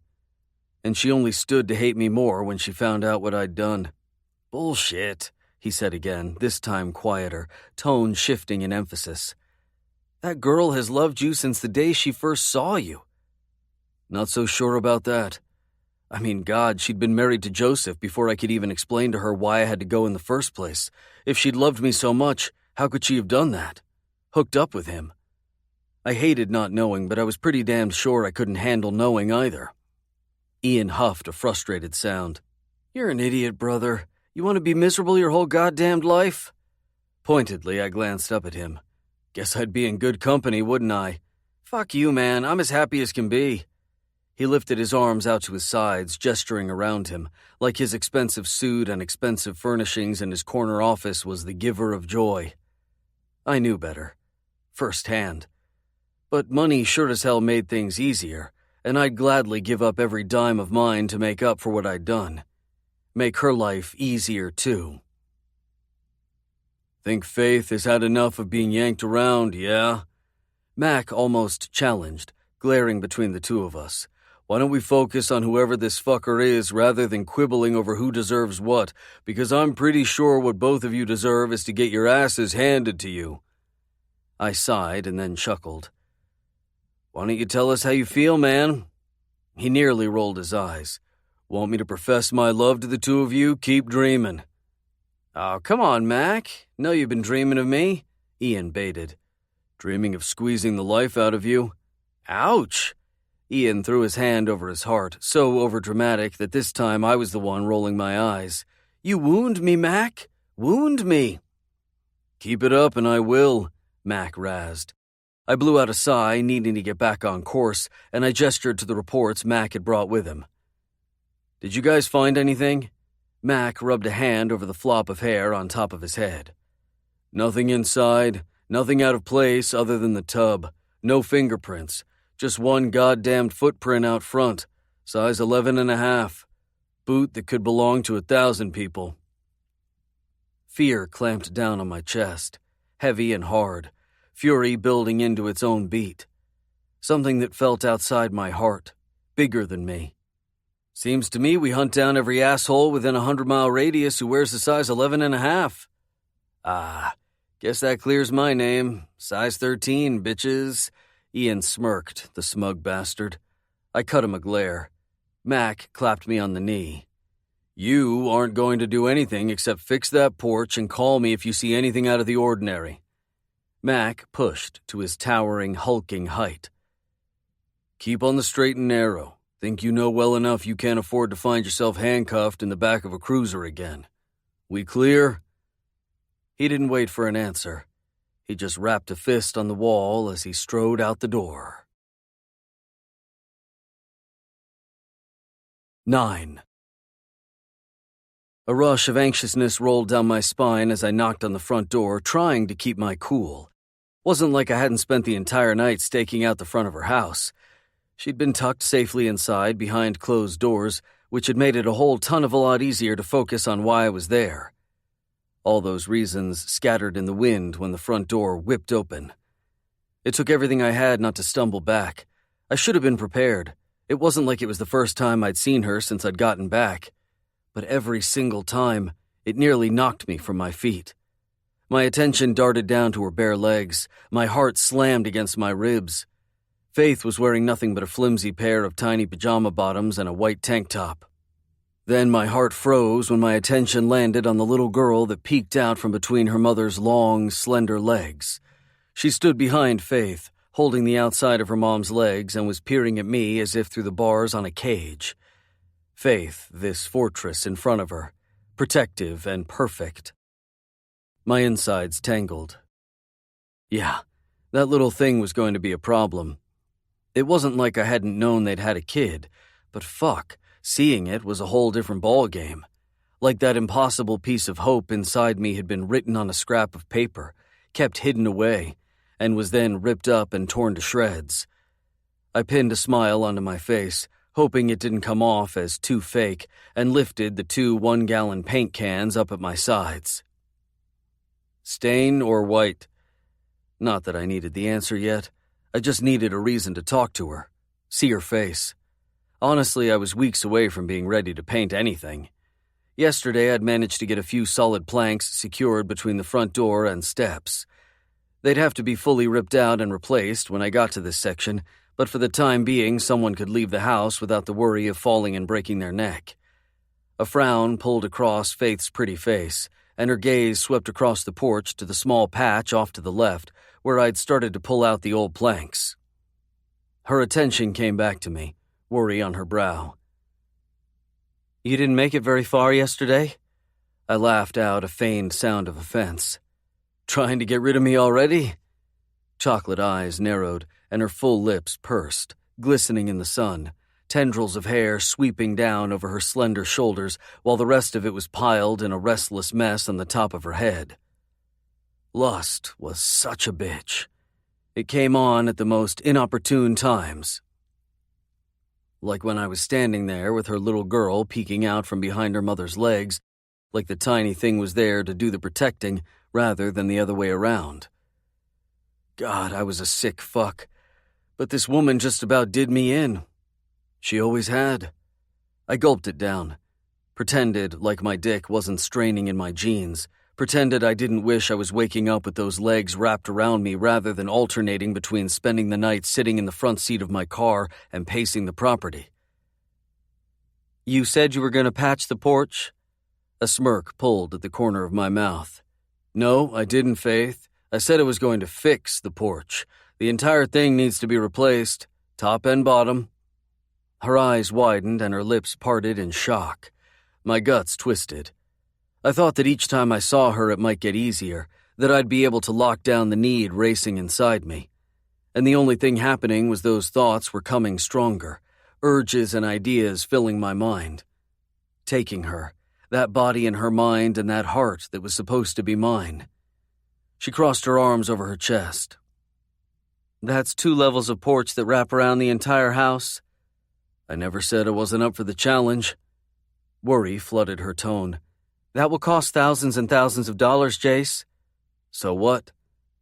She took a floundering step forward, like she was struck with a sudden bolt of anger. "So what? So what?" Her hands fisted at her sides. Her little girl was still clinging to the back of her legs. She came forward with a movement like she was an extension of her mother. Faith's voice lowered in an emphatic hiss. "So I don't have any money to pay for that, that's what?" "Didn't ask you for any. I'm no beggar." Yeah, well, I was going to be in about 5 seconds if she didn't stop worrying at that plump bottom lip with her teeth. "Never said you were." "Jace." I stepped back, shaking my head. "This isn't up for discussion, Faith. I told you I was going to fix your porch. You accepted. You can't take that back now." Redness climbed to her face, something like shame and embarrassment written there. "It's just so much time, so much money. I don't understand why you want to do this for me." Had she forgotten everything she'd done for me?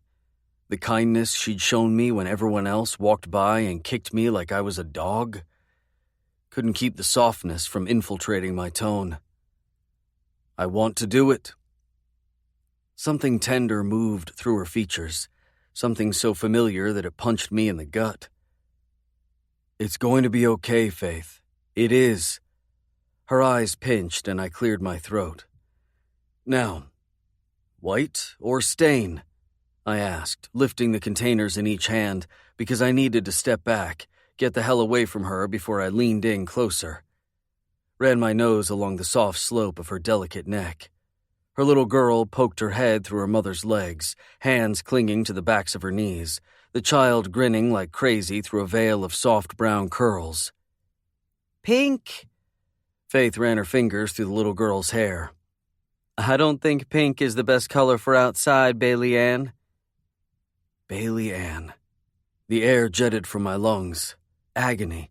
My body rocked forward, slammed by the shock, every cell constricting with excruciating pain. Obliterating. "Pink is the best color always," she said, drawing out the words in a straight shot of sweetness. I blinked and tried to see through the memories that were nothing but torment ringing in my ear, focus on what the little girl was saying rather than feeling like Faith hadn't just driven a knife into my back. Shit. This was not good. Not what I expected. Definitely not what I signed up for. "I want a room that's all pink." She was peeking out again, acting shy while also staring at me, clearly trying to figure me out. "Is that so?" I managed to ask around the thickness in my throat. "With unicorns because they're magic." She whispered the last word like it was a secret. Chocolate eyes, just as genuine as Faith's, widened at me in guileless awe, like she was wondering if I believed in it too. Sadness slammed me so hard it nearly bowled me over. It got mixed up with this overwhelming feeling of possession, of protection. I was going to make sure these two were safe, no matter the cost, even if being here was gutting me. Faith would hate me in the end, but she'd always been worth the sacrifice. That hadn't changed. "How about we save the pink for your room, then?" I offered. It came out a promise. The stupidest thing I could say, because her smile went brilliant, filled with a mouthful of tiny teeth. "Okay." She craned her head to peer up at her mother's face, her words an amazed whisper. "He said he'd make my room pink, Mommy." Faith gulped, staring at me like I'd punched her. Apparently both of us were getting the fuck beat out of us. Blow after blow. But it was the wounds inflicted that couldn't be seen that always scarred the worst. I wanted to erase hers. Soothe them and keep them, take them on as my own, just as I felt the scars written on me growing thicker. "Jace," I knew what she was getting ready to say. I shook my head to cut her off and held the cans up higher, both of them swinging from the handles. "White or stain?" She glowered at me, but there was something different in the depths of her gaze, something close to amusement, an old kind of understanding. The slightest smile pulled at her mouth. "Seems to me like you'd already know the answer to that." Satisfaction welled in my chest, and I laughed out a surprised sound, shocked Faith would give me that inch. "Now, if you'll excuse us, I need to shower." She leaned down and swept her little girl into her arms, spinning on her heel and heading back through the door without another word. Her daughter peeked back at me from over her mom's shoulder, shy but still curious. "Bailey." I gulped and then jerked when the door slammed shut, jarring me out of my stupidity. 10. The old pipes squealed as I shut off the showerhead. It sent the steamy bathroom into silence, a dense, vacant kind of silence. I peeked my head out from behind the shower curtain. "Bailey?" I called. More of that silence echoed back. Instantly, the paranoia set in, the horrible feeling that someone might be lurking, lying in wait. I hated it. I knew I was letting my mind run wild, but how could I not? Still, it couldn't have been 5 seconds ago when I'd glanced out to make sure she was still playing on the carpet in my bedroom, right outside the open bathroom door. It was her spot while I showered, one she knew she wasn't supposed to leave. Her pile of toys was still there, a Barbie and a book and her favorite blocks scattered all over the floor. Unease rippled, and I swallowed around the alarm that bleeped from somewhere deep in my consciousness. "Bailey!" I called again, a little louder this time, panic rising to the surface. Nothing. Throat closing up, I squeezed my eyes and tried to refuse the instant fear that wanted to suffocate me, bleed me dry. I hurried out of the shower, not taking the time to towel off before I grabbed my robe from where it was hanging on the wall and shrugged into it, tying the belt as I headed out my bedroom door. I went straight for Bailey's room. The door was open. She wasn't there. More of that unease slithered across my flesh. Scenarios I didn't want to see flashing through my mind like a horror story. But Jace was just outside. My rational mind told me that Bailey had only gone exploring. That didn't sit all that well with me either. The trouble she could get herself into. This house. It was huge, which was why I tried to keep her corralled. It had been much easier when she'd been younger and the playgates kept her restricted. But it had started to get more and more difficult to keep her in one area. She was curious and inquisitive, smart in a way that made me incredibly proud and scared me a little too. The child so intuitive. That also meant sometimes she wandered, roaming the house and playing through the little worlds that were so vivid in her head. It hadn't worried me so much until those notes had started coming, until someone had been in our home. I backed out of her room. "Bailey!" I called down the rambling hall, my voice bouncing off the wooden floorboards. No answer. Quickly, I started to search through the second-floor rooms where we were staying until the third-floor rooms were renovated. Eventually, the third floor would serve as our own personal living space, and the second floor would be guest rooms, if that ever happened. Each step I took incited something frantic in me as I searched under beds and old furniture and behind curtains. She wasn't there. Dread crawled across my still wet skin. I was fighting tears when I got to the end of the hall and stepped over the baby gate that was supposed to keep her contained on this end of the house. Quickly, I searched the rooms on the other side of the hall. It was just as quiet. Flying back out, I took the third-story steps to the top floor where she wasn't allowed to be, shouting out her name. "Bailey? Where are you, Button? Please come out. This isn't a good game." It was dim and dark up there, sunlight barely breaking through the thick curtains that covered the windows, a thick coat of dust covering every surface. The top floor had hardly been touched since we'd moved in, the area one large space and crammed full of the old furniture that had been left there from more than a century ago. In a frenzy, I rushed through it, searching. Desperation took over. My blood running thick, pulse thumping in my ears and slogging through my veins as I raced back down the third-story steps. I took the staircase for the bottom floor, and my limbs started to shake as I moved through the living room, the office, the parlor, the formal dining room. I shouted her name, over and over. It echoed back. Dread spiraled through me, my soul screaming out, "No, no, not my baby. I wouldn't let anyone hurt her." By the time I made it to the huge country kitchen set at the very back of the house on the first floor, I was completely devoid of breath. Sure someone had found their way back in. Then I saw the back door was wide open, and a whole different type of fear took over. The thought of her wandering off, getting lost or worse. Oh my God. I ran through it and into the sunshine that blazed down from the blue, blue sky, already suffocating in its heat. "Bailey!" I shouted. I ran down the porch steps and onto the back lawn. "Bailey!" It had shifted into a scream. Dread and terror and every fear I'd ever had slammed me, full force. My thoughts streaked from the idea of someone taking her, hurting her, and went directly to the stream that ran at the back of the land, just on the other side of the thicket of trees that rose like a hedge around the property.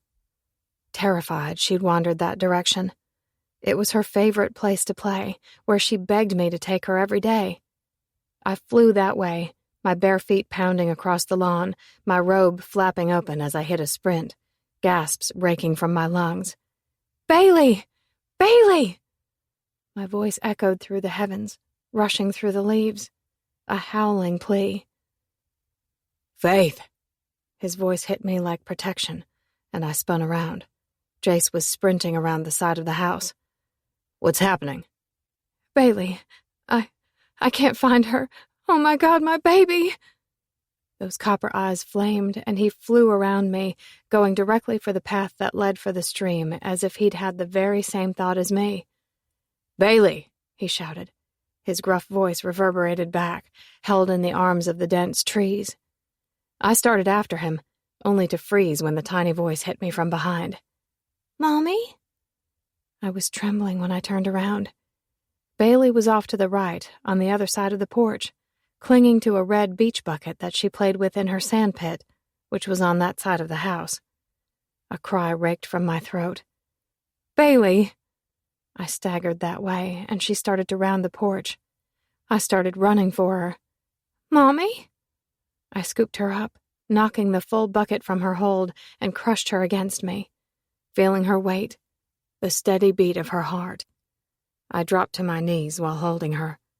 The adrenaline drained, and the terror that had bottled inside me burst. Sobs ripped free, coming all the way from my soul. And I realized how close I was to cracking. The pressure too much. Little fingers were in my hair. You cry, Mommy? Button. Mommy was so scared. You're not supposed to go outside by yourself. The words were so clogged in my throat that I doubted she could even understand what I was saying. You aren't supposed to go outside by yourself. It's dangerous. You aren't allowed to leave me.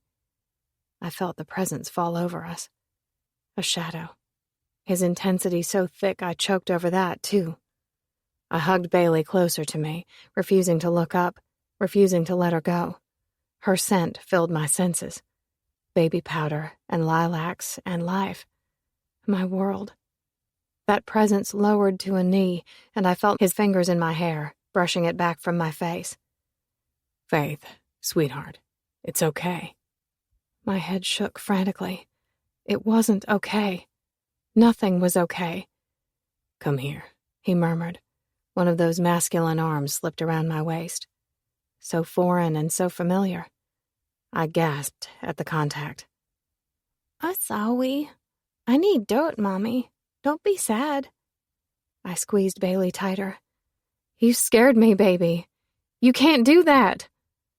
She burrowed her head deeper into me, her little breaths coming out on the skin of my throat, her chubby fingers clinging to the lapel of the thin robe, as if she could suddenly feel my terror. Let's get you two inside. Jace's voice was rough when it fell on my ear. He didn't try to pry her from my arms. I wouldn't have let him if he'd tried. He just helped me to stand with Bailey still wrapped around my neck. The man lifted me from the ground with the arm he had around my waist, his other hand set protectively on Bailey's back.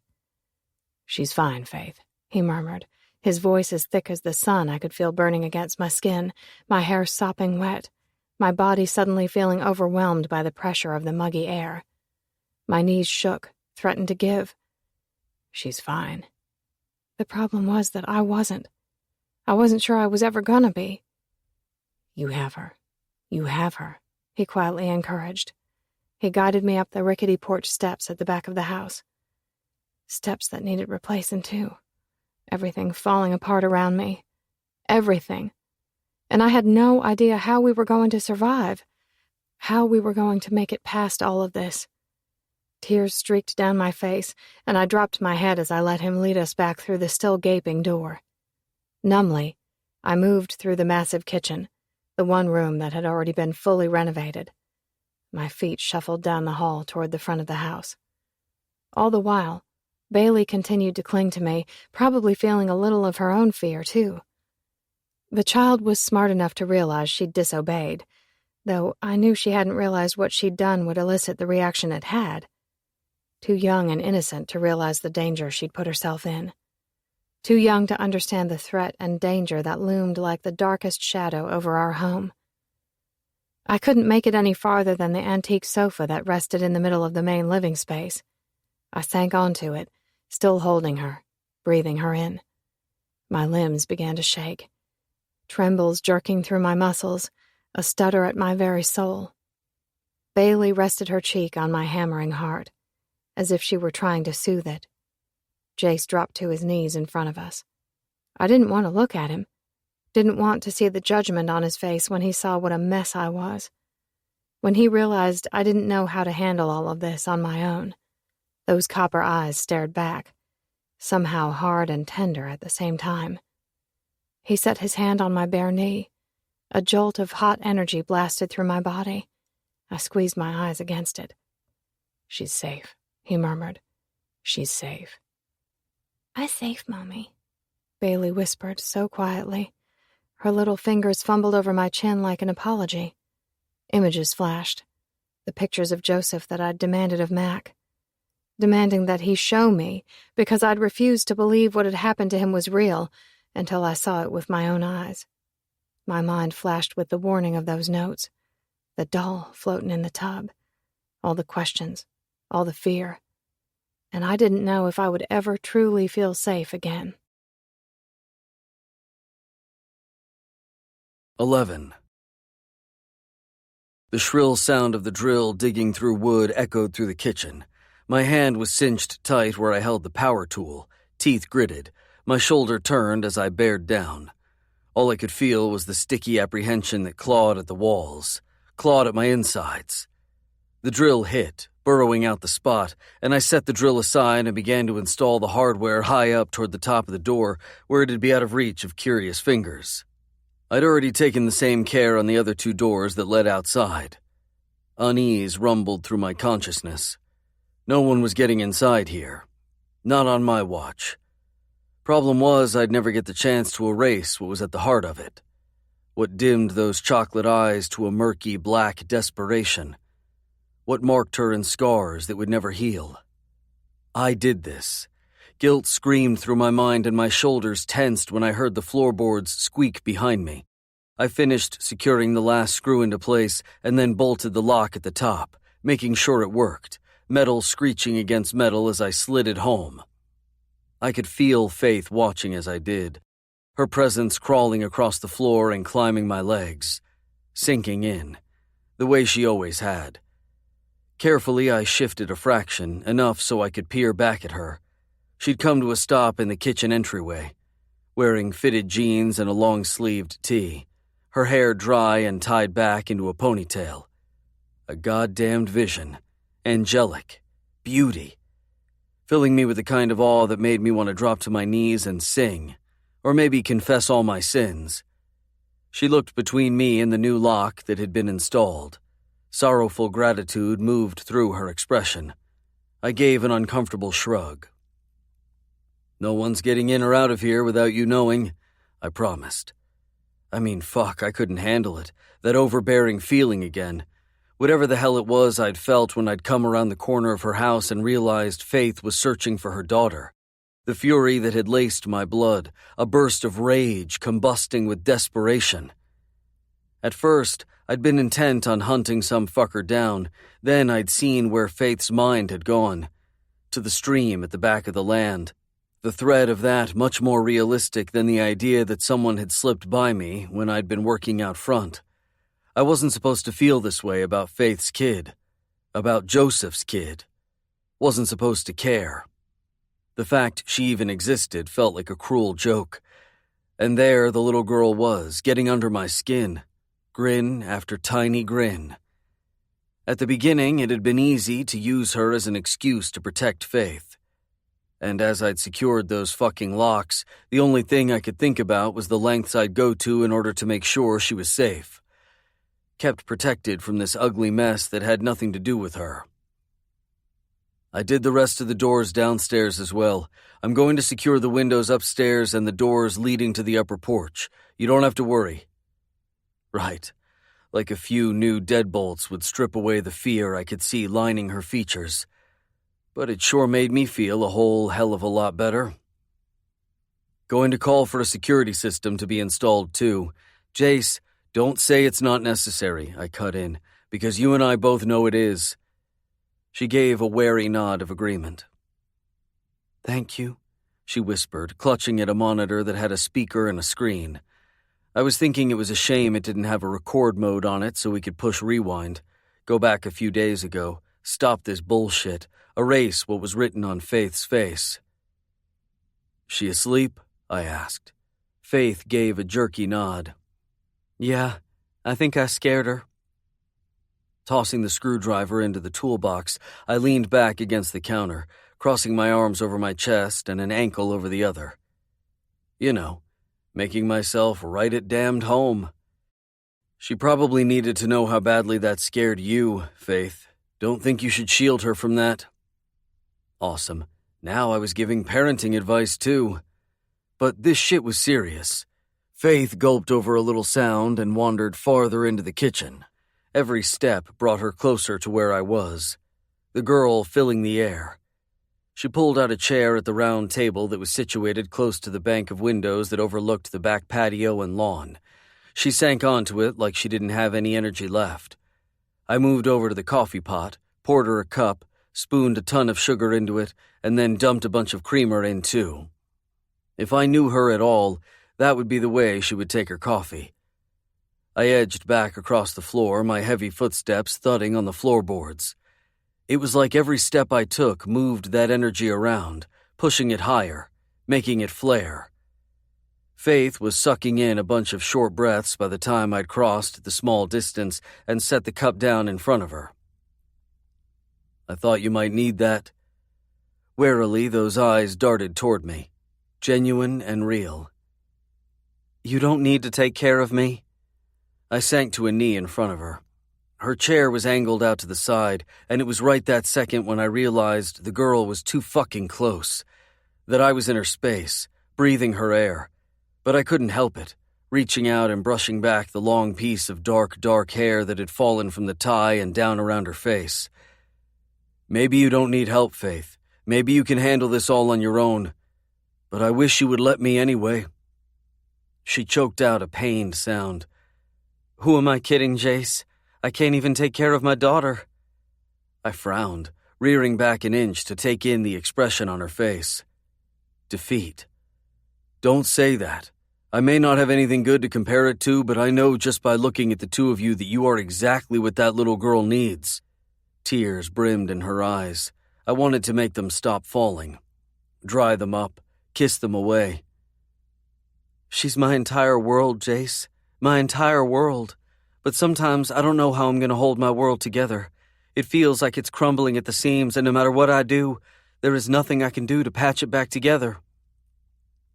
She sniffled, blinked, her eyes darting around the kitchen like she was taking in the whole house. I wasn't supposed to have to do all of this alone. Joseph.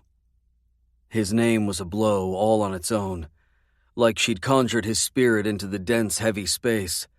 Unease slicked across my skin, tingling and hot.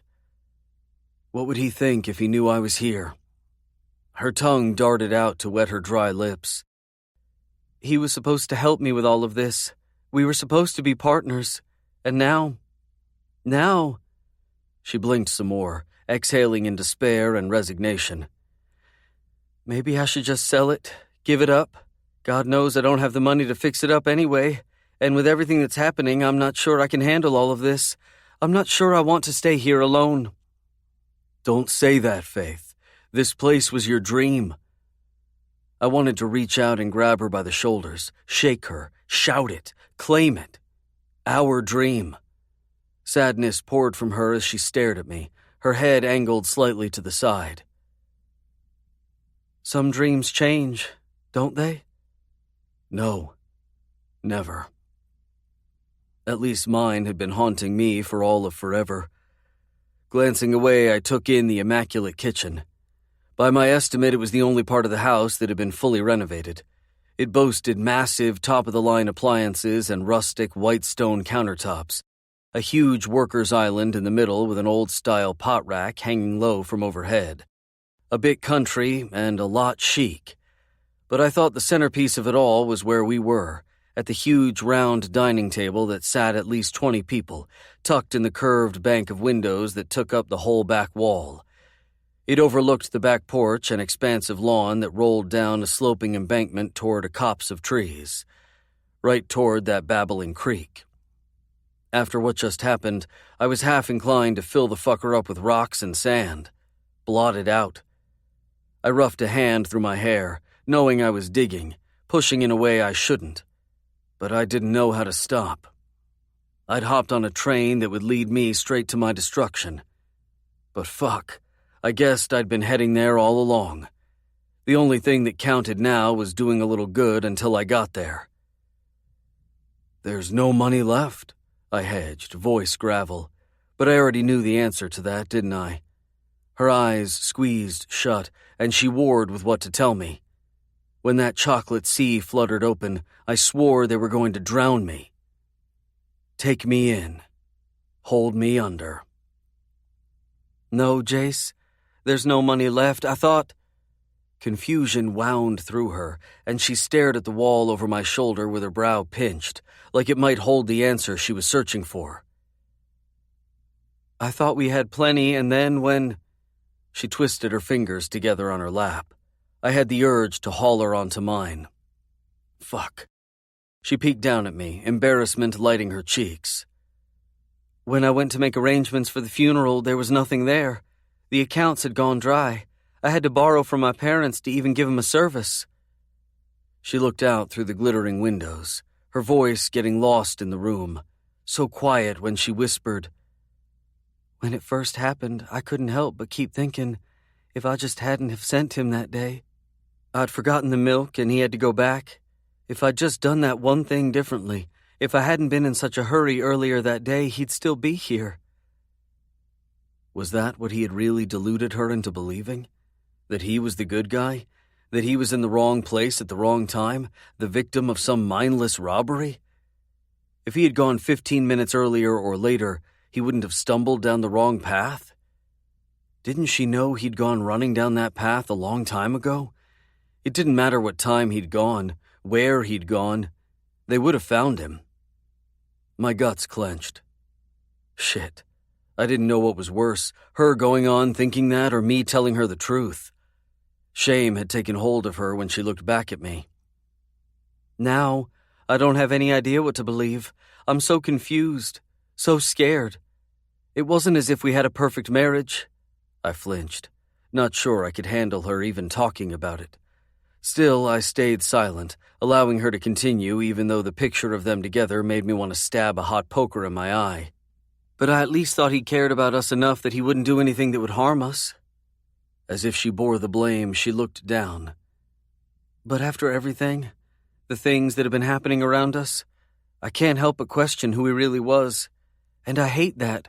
Hate questioning a man who isn't even here to defend himself, who isn't here to explain, and the only thing I have left of him is waiting on his life insurance policy to come through. Once she admitted it, urgency started to pour from her mouth. How pathetic is that? His worth is now wrapped up in the little he left behind. What kind of person does that make me, Jace? Fighting for money I never even wanted. But I don't know what else to do. It's the only way I could ever get this place turned and profitable. With the case being unsolved, it's going to be tied up for a while, and we don't have anything left. She choked on the last, her head dropping between her shoulders, like she needed to hide the expression on her face. God, I shouldn't be telling you any of this. I reached out and took her by the chin. Hey, look at me. Warily, she met my gaze. I felt the weight of it strike right at the middle of me. What it makes you is strong. It makes you a fighter. It makes you a good mother who wants to take care of her child. It makes you brave. That's the kind of person it makes you. The corner of her mouth trembled. I just wish I could go back to that day and change it all. You couldn't, Faith? It was the truth. There was nothing she could have done. Changing it had been on me. Silence moved around us, comforting waves that ebbed and flowed, receding to reveal the hurt and gaping wounds oozing from underneath. Let me take care of you. The words grated from my tongue. She blinked at me. Why did you really come here, Jace? After all this time? After all these years? What is it you want? You. I need to be here. I try. The confession locked in my throat and I swallowed hard, forcing it out between the constriction I could feel bearing down on every cell in my body. I tried to stay away, but I couldn't. Not knowing what's happening, not knowing what you've been through, not knowing just how fucking deep Joseph had gotten, not knowing the lengths those assholes might go to, I was getting a better and better idea of what that might be. Protectiveness swelled. An anger so intense I saw black curled through my muscles. I could feel it, a wire tripping somewhere inside me, one of those pieces I'd been trying to keep contained, held back, ripped free. No way in hell was I backing down from this. No way in hell was I walking away from her. "I'm moving in," she reared back. "What? You heard what I said?" A heated anger rushed in to take over the helplessness. "Well, I thought I did, and what I think I just heard you say was you're moving in here, and that's not going to happen." "You need someone here to look after you. Besides, there are 8 rooms here? You will hardly notice me, and someone needs to be here to watch over things." "And you think that job lands on you?" It was all a rushed horror as she pushed back her chair and stumbled to her feet. Energy flashed, so intense my chest tightened. Painfully. Protectiveness pulsing out, filling everything. "I think that's exactly what it is." Harsh, hoarse laughter rocked from her, and she was biting at her lip like she wanted to bite back her words. "You are the last person I want moving in here. I already told you all of this is too hard. It feels too complicated. It's hard enough you being outside. You want to take up the inside, too?" I edged closer, breathing in all that intensity, taking it on as my own. The girl life. Did she think this wasn't going to be brutal for me, too? My voice quieted, though it was hard as stone.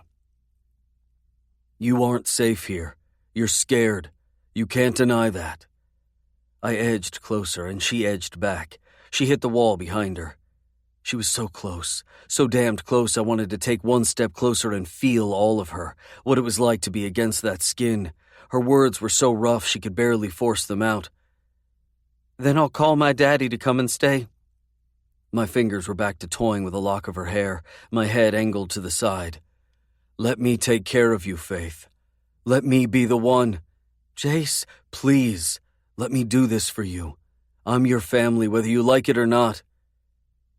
"This is a terrible idea," she whispered, like it was her last plea. "It might be the only good one I've ever had."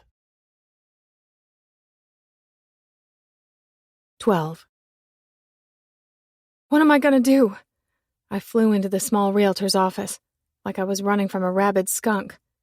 Basically, that was what I was doing. It was the only way I'd been able to get away from him, the overbearing man not even wanting me to go into town to get groceries without him tagging along.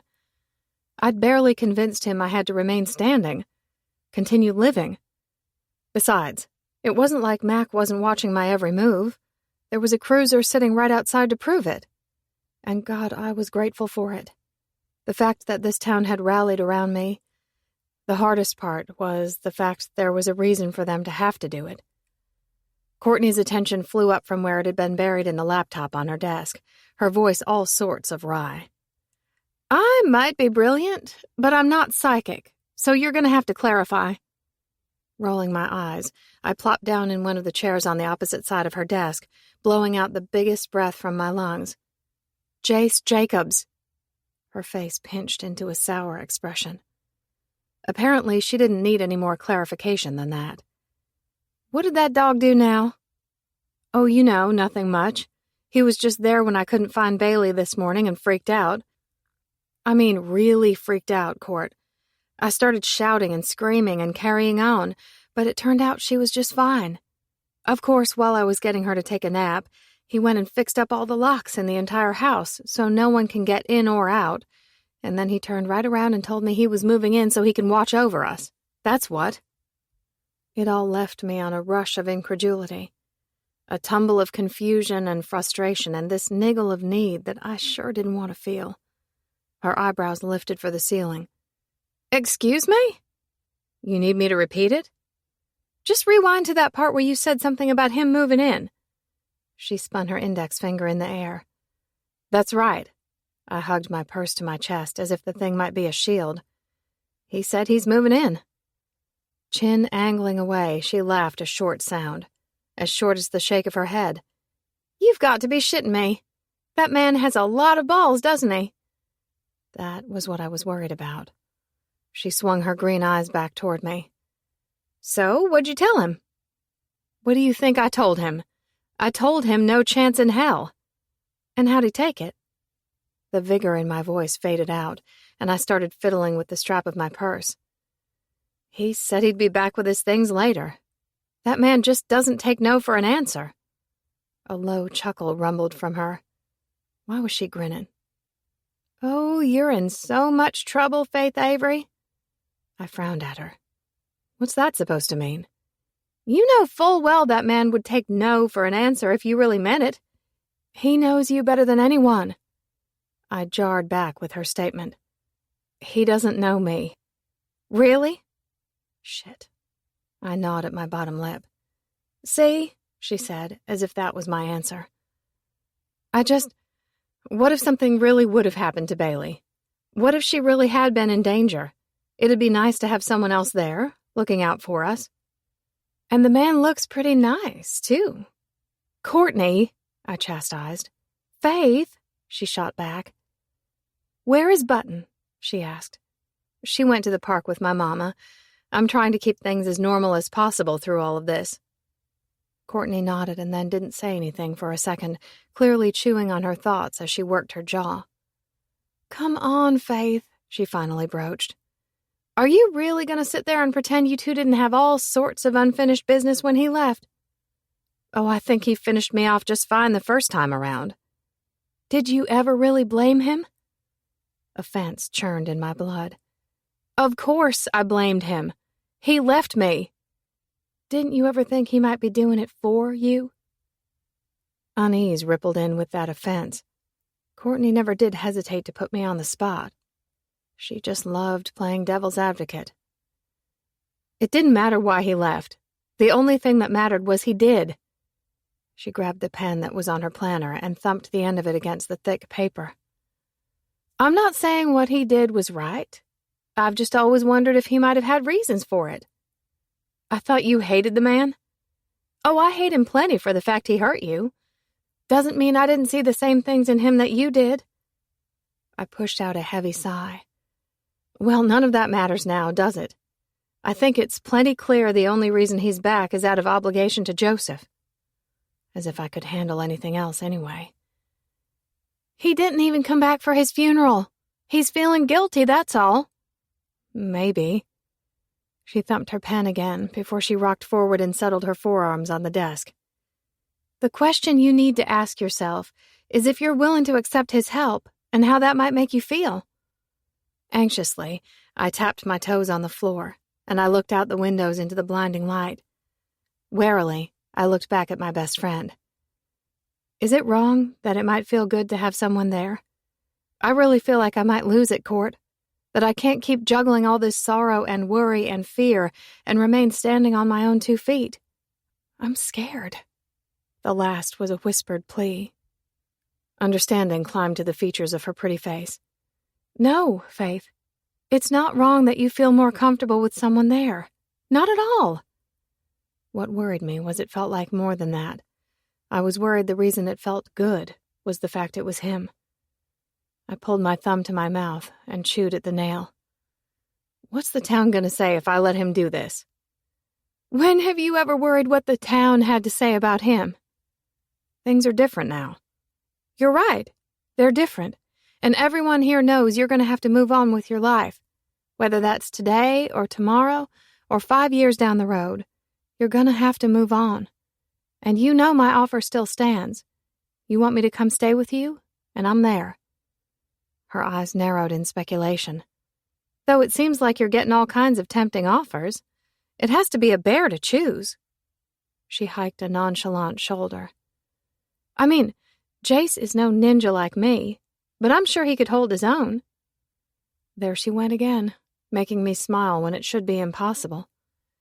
You're terrifying, I told her. She grinned. Deadly.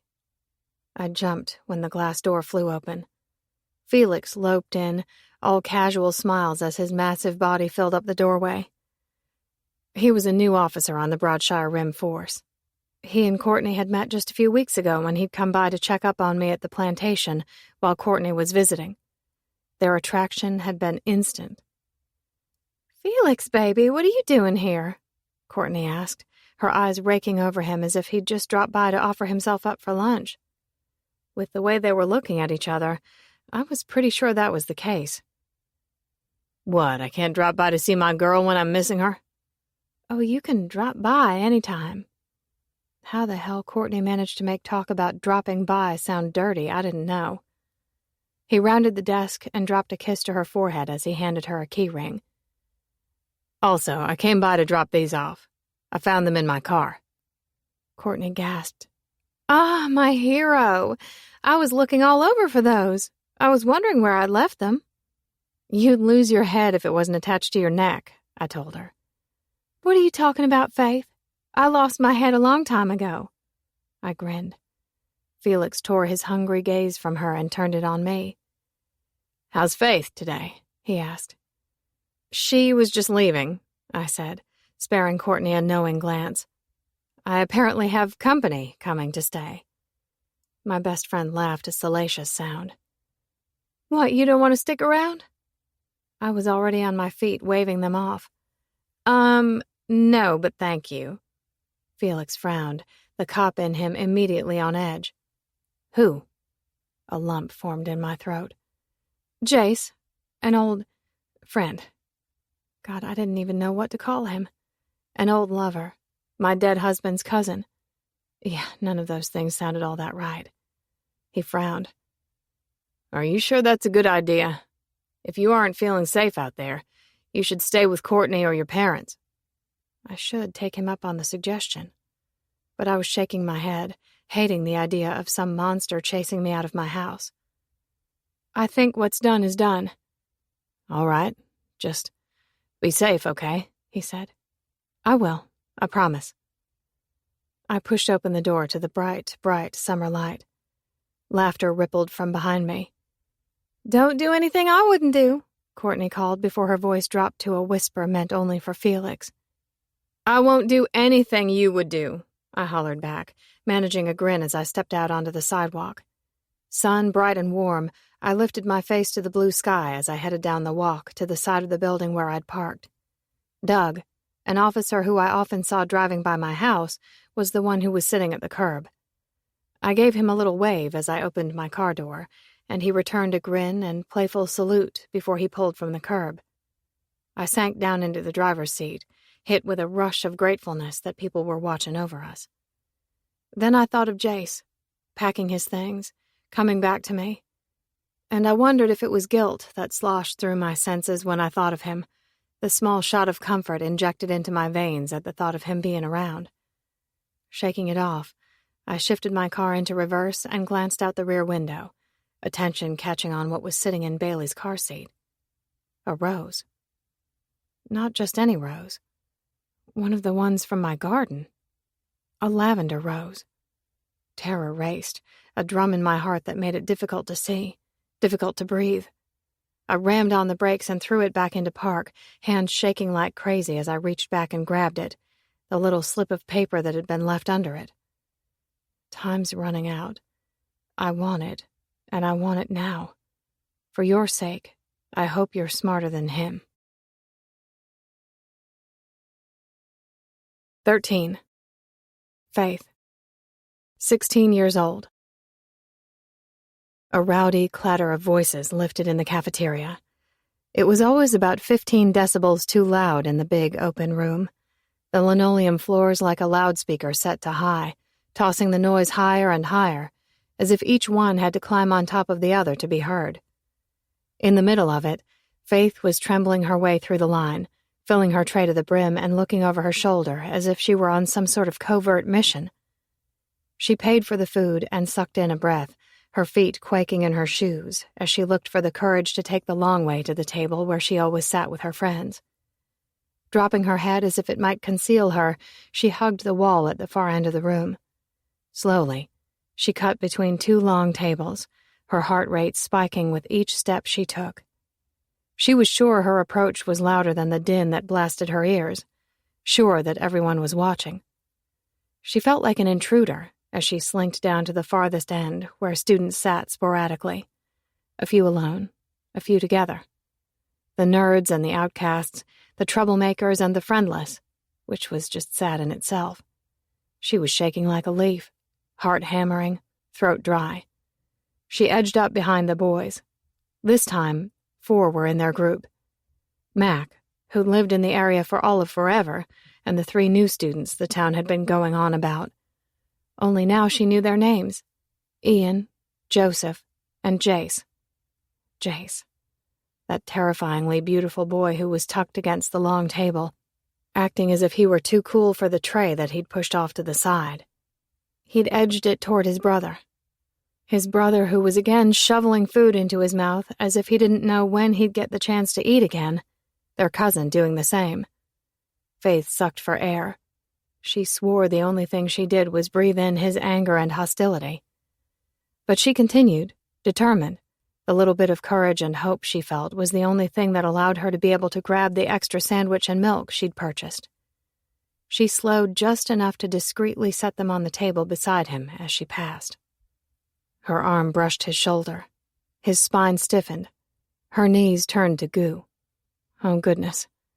She faltered a step and squeezed her eyes closed against that same sensation she'd experienced for the first time yesterday in the office. Though this time, it almost felt like a welcome memory, as if she were aching to feel it again. She inhaled it, kept it. Her feet were barely able to keep her standing, but she knew she had to keep moving, that she couldn't stop to wait and see what he would say. She made it to the end of the table and beelined it for hers, panting from nearly sprinting the rest of the way over as she slid into her spot. Her tray clattered to the table in front of her. Courtney, who was sitting directly across from her, looked at Faith as if she'd gone crazy. "Did you get lost or something?"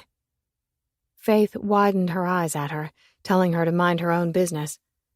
"Just telling a friend hi, is all." Courtney's gaze flew the direction Faith had been. Crap. That had been the wrong thing to say. Even though she wasn't looking that way, Faith could feel hard, hard eyes glaring back. She swore that they held the power to shoot fire. Heat seared across her flesh. She shifted in her seat. Courtney kept looking between her and the direction Faith had just come from. "Stop it," Faith hissed, angling her head at Courtney.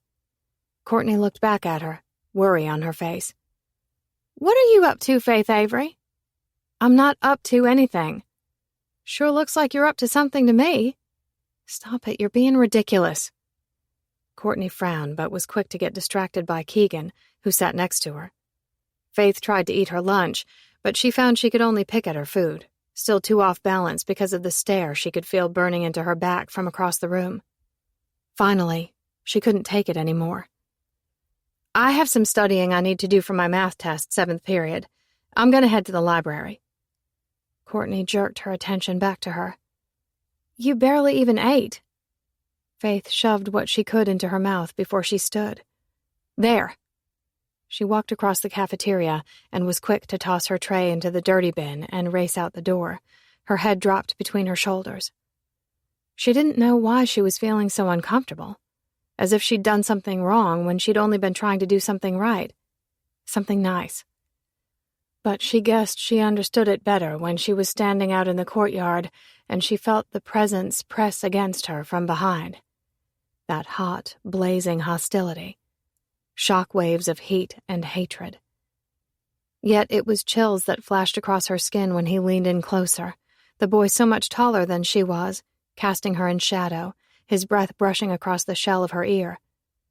"What the fuck do you think you're doing?" Shivers rolled, and her heart sped. She fumbled with her backpack strap. "I don't know what you mean." He laughed a hard sound. "Really? So that sandwich and milk just up and appeared at my table, like magic?" She dropped her head forward, giving, because it was stupid to deny it. "I just thought you might be hungry."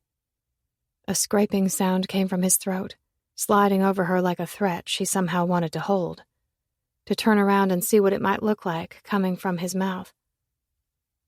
"Mind your own damn business. I don't need your pity or anyone else's. I can take care of myself." She frowned, her teeth clamping in refusal, her courage flaring as she peeked at him over her shoulder. He was right there. The sharp lines and curves of his handsome face so close she could hike up onto her toes and press her nose to them, feel them, skin to skin. "Maybe I was just trying to be nice."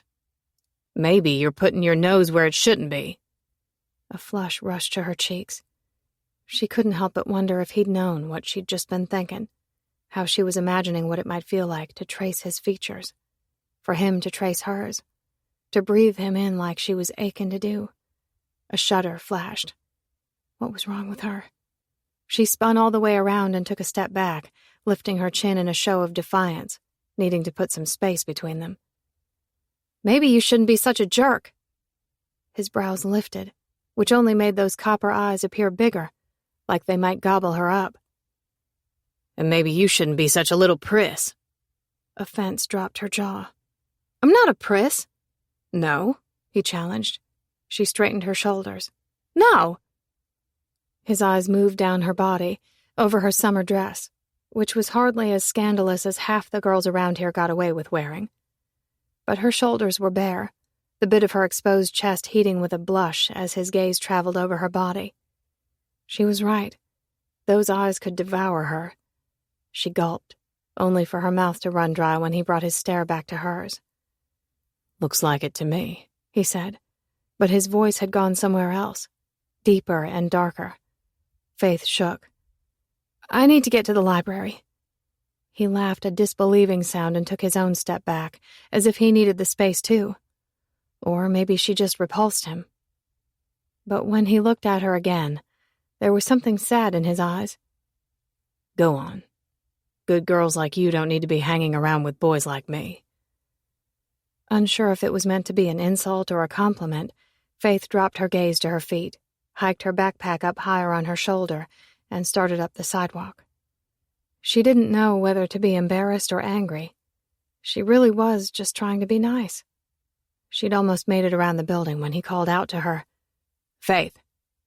A quiver rolled through her, like the piercing of an arrow.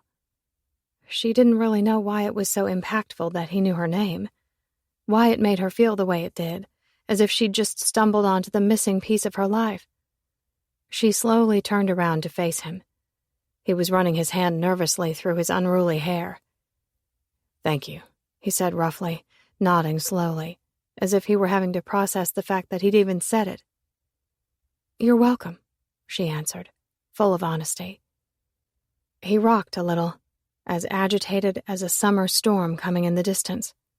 Faith's spirit thrashed, sure that was exactly what he was. 14. Mac had just left a few minutes before. He'd assured me they'd amp up the security before he told me almost reluctantly that it was a good idea that Jace was moving in. Was it? Because I was trembling like mad as I ripped the sheets off the bed. It wasn't as if they'd been used since I'd changed them a few weeks ago, but I needed to do something with my hands. Quickly, I put on the fresh sheets, hands trembling as I tucked them into the mattress. This was such a terrible idea. I mean, seriously, Jace Jacobs was staying here, in the room right next to mine. So stupid. The hardest part was knowing it would be stupid to turn him away, to disregard what he was offering. I gave myself a sharp shake of my head as I dragged the comforter toward the massive headboard, thinking of how my dreams undulated like a flag blown in the wind. Twisting this way and that, my hopes rising and falling and whipping and howling. When we'd lost Joseph, they had gone straight to the back burner, someday drifting farther and farther away. It was hard to admit it, but because of Jace's generosity, that someday felt as if it had gotten one day closer. His promise to watch over us and start working on the house while he was here was the kind of proposal only a fool would refuse. Of course, I'd had to sell my soul to the devil to make that happen. I just prayed Joseph wouldn't think it wrong, that he wasn't somewhere caught between heaven and hell, judging the choices I was making now. Squeezing my eyes closed, I lifted my face toward the ceiling and whispered, I'm doing my best. Would he understand that? And had he done his best? My heart clenched with the thought, and I let myself get lost in the memories as I went to the antique dresser to dust it. I'd felt as if I'd won the lottery when Joseph had come home on that night, a few months before Bailey was born, and gave me the news that he'd purchased this house. I'd been awed and humbled, and grateful beyond measure that he'd worked so hard to give me something he knew I'd wanted so desperately. One of the best things about the house was that it had come with the furnishings. Every room was fully furnished, the ornate handmade pieces that had been left behind by the previous owners teeming with history and charm, perfect accents already in place. At one point, this room had been painted a dark blue, though it had faded and chipped. The wallpaper, which someone had to have put up sometime in the 70s, was peeling, and the worn wooden floors were in dire need of a good sanding and staining. But other than that, it was in fairly good shape, which was the reason I'd picked it. Well, that, and as I'd nervously flitted from room to room, trying to picture where in the world I was supposed to put the man, my child had claimed, "Blue is for boys. This room, Mommy." It had been decided. Now I was questioning how in the world I'd agreed to let him stay in the room right next to mine. That was nothing but a disaster waiting to happen. I tipped the polish onto the rag and began to wipe down the aged, darkened wood, every stroke brightening the dresser to a gleaming sheen. I quickly wiped down the bronze handles and tugged open the drawers to make sure they weren't providing shelter to a dust bunny or two. I made it through the top row and started on the lower, only to pause in surprise after I'd tugged one open. Inside was a key, an old, ornate, antique key. But it was the thick piece of parchment paper folded in half underneath that sent nerves skittering across my flesh. I could have sworn I'd been through these drawers before and this hadn't been here. Was sure this wasn't a relic left from centuries ago to tease us with a love that once was. It was funny how it almost felt that way, though, as if I were reaching out to touch something in the distance, something lost, a whisper of a memory. My pulse beat a sluggish cadence of sorrow as I pulled the note free. Our anniversary had only been a week away, and I was betting he'd hidden this here. I sank onto my bottom on the rug, hands shaking as I opened the note. The words were drawn in pencil, sharp and choppy, the blocky handwriting one I would never forget, my heart fisted in my chest. Faith, the first time I saw you, I wanted you. I guessed I'd always chased after the things that weren't mine. I'm so sorry for that, but I don't regret it. Do you remember the day we got married? Look at that picture, Faith. Look at me. It was the most honest day of my life. But even that honesty was tainted because you never really belonged to me. I could never regret you. The only thing I wish is that I'd done it all differently. Look at that picture, Faith. What you see there, it's the truth. Joseph. Uncertainty flooded into my broken heart, a river of it gushing in to fill the cracks and crevices, carving out a canyon of questions and confusion. I'd never belonged to him. What was he saying? Frantic, I flipped the sheet over, looking for something else, for something more, needing to know what it was he was trying to say. But that was all that he'd left me. I wanted to cling to the letter as it offered some sort of comfort. But there was something about the words that felt like a warning, as if something sickly crawled from the page and sank through my flesh, filling my consciousness with dread, as if he were warning of what was to come. Did he know he was going to be taken from us? Did he know he was leaving Bailey and I in danger? Had he done something to make it that way? Is that why he said I'd never really belonged to him? Grief fisting my heart, I sat on the floor, having no idea what direction to go. So lost, I felt disoriented. My spirit quivered within its confines, and I forced myself to shake off the thoughts that felt like some kind of morbid betrayal. That was right when I heard the sound of a car engine turn up the drive. I told myself to get it together. The last thing I needed was for Jace to find me this way. Pushing to my feet, I edged toward the window and peered through the drape. That fancy black Porsche pulled to a stop in the round drive. I rushed into my bedroom next door, where I shoved the key and note into a drawer, finding the barest comfort in the fact Joseph had left behind a relic that he knew would speak to me. An old key. As if maybe he, too, had once wanted to be able to unlock a different world. One different than he'd been living. I was just terrified to know what kind of world he'd actually been involved in. I edged back into the hall and popped my head into Bailey's room, where she was playing quietly on the floor. "I'm just going to let Jace in, Button. I'll be right downstairs if you need me." "Okay, Mommy," she drawled, not even looking up from her dolls and blocks. I bounded downstairs, not sure why I was running right toward the disturbance that rumbled in from out front. But there I was, working through the locks, including the new one up high that he'd added, in a rush to open the door. Once I had, though, I forced myself to slow as I stepped onto the porch, the breath leaving me without giving it permission to. Slowly, I moved over the unstained temporary boards, just watching, as Jace stepped out of his car and rounded to the back to the hatch that slowly lifted. He leaned forward and then pulled out a suitcase and a small overnight bag. Emotion stretched tight, tugging at all those places that I'd so long forgotten about. The hope I'd had for this boy. The belief that one day, things would be better. "You did good for yourself, Jace," I found myself calling, voice soft though filled with pride, wondering why I couldn't stop myself from saying it, offering it. But there were some things that were too important to ignore. It didn't matter that the cost of him attaining them had been him leaving me behind. An even softer huff left his nose as he pushed a button on his key and the hatch began to lower. He watched it go, not looking my way until it was secure. I seem to remember someone telling me that I would, if I wanted it badly enough. A chill of something flashed across my skin, cool in the muggy evening. I rushed my palms up my arms, as if it might stand the chance to chase away the unease. I used to believe we could achieve anything if we wanted it badly enough, that we could close our eyes, and if we imagined it fiercely enough, we could will it to be, I murmured, not even sure he could hear. Jace started up the walk, slowly taking the porch steps, those coppery eyes on me. He leaned in when he got to me, his tone coarse. "It'd kill me if you stopped."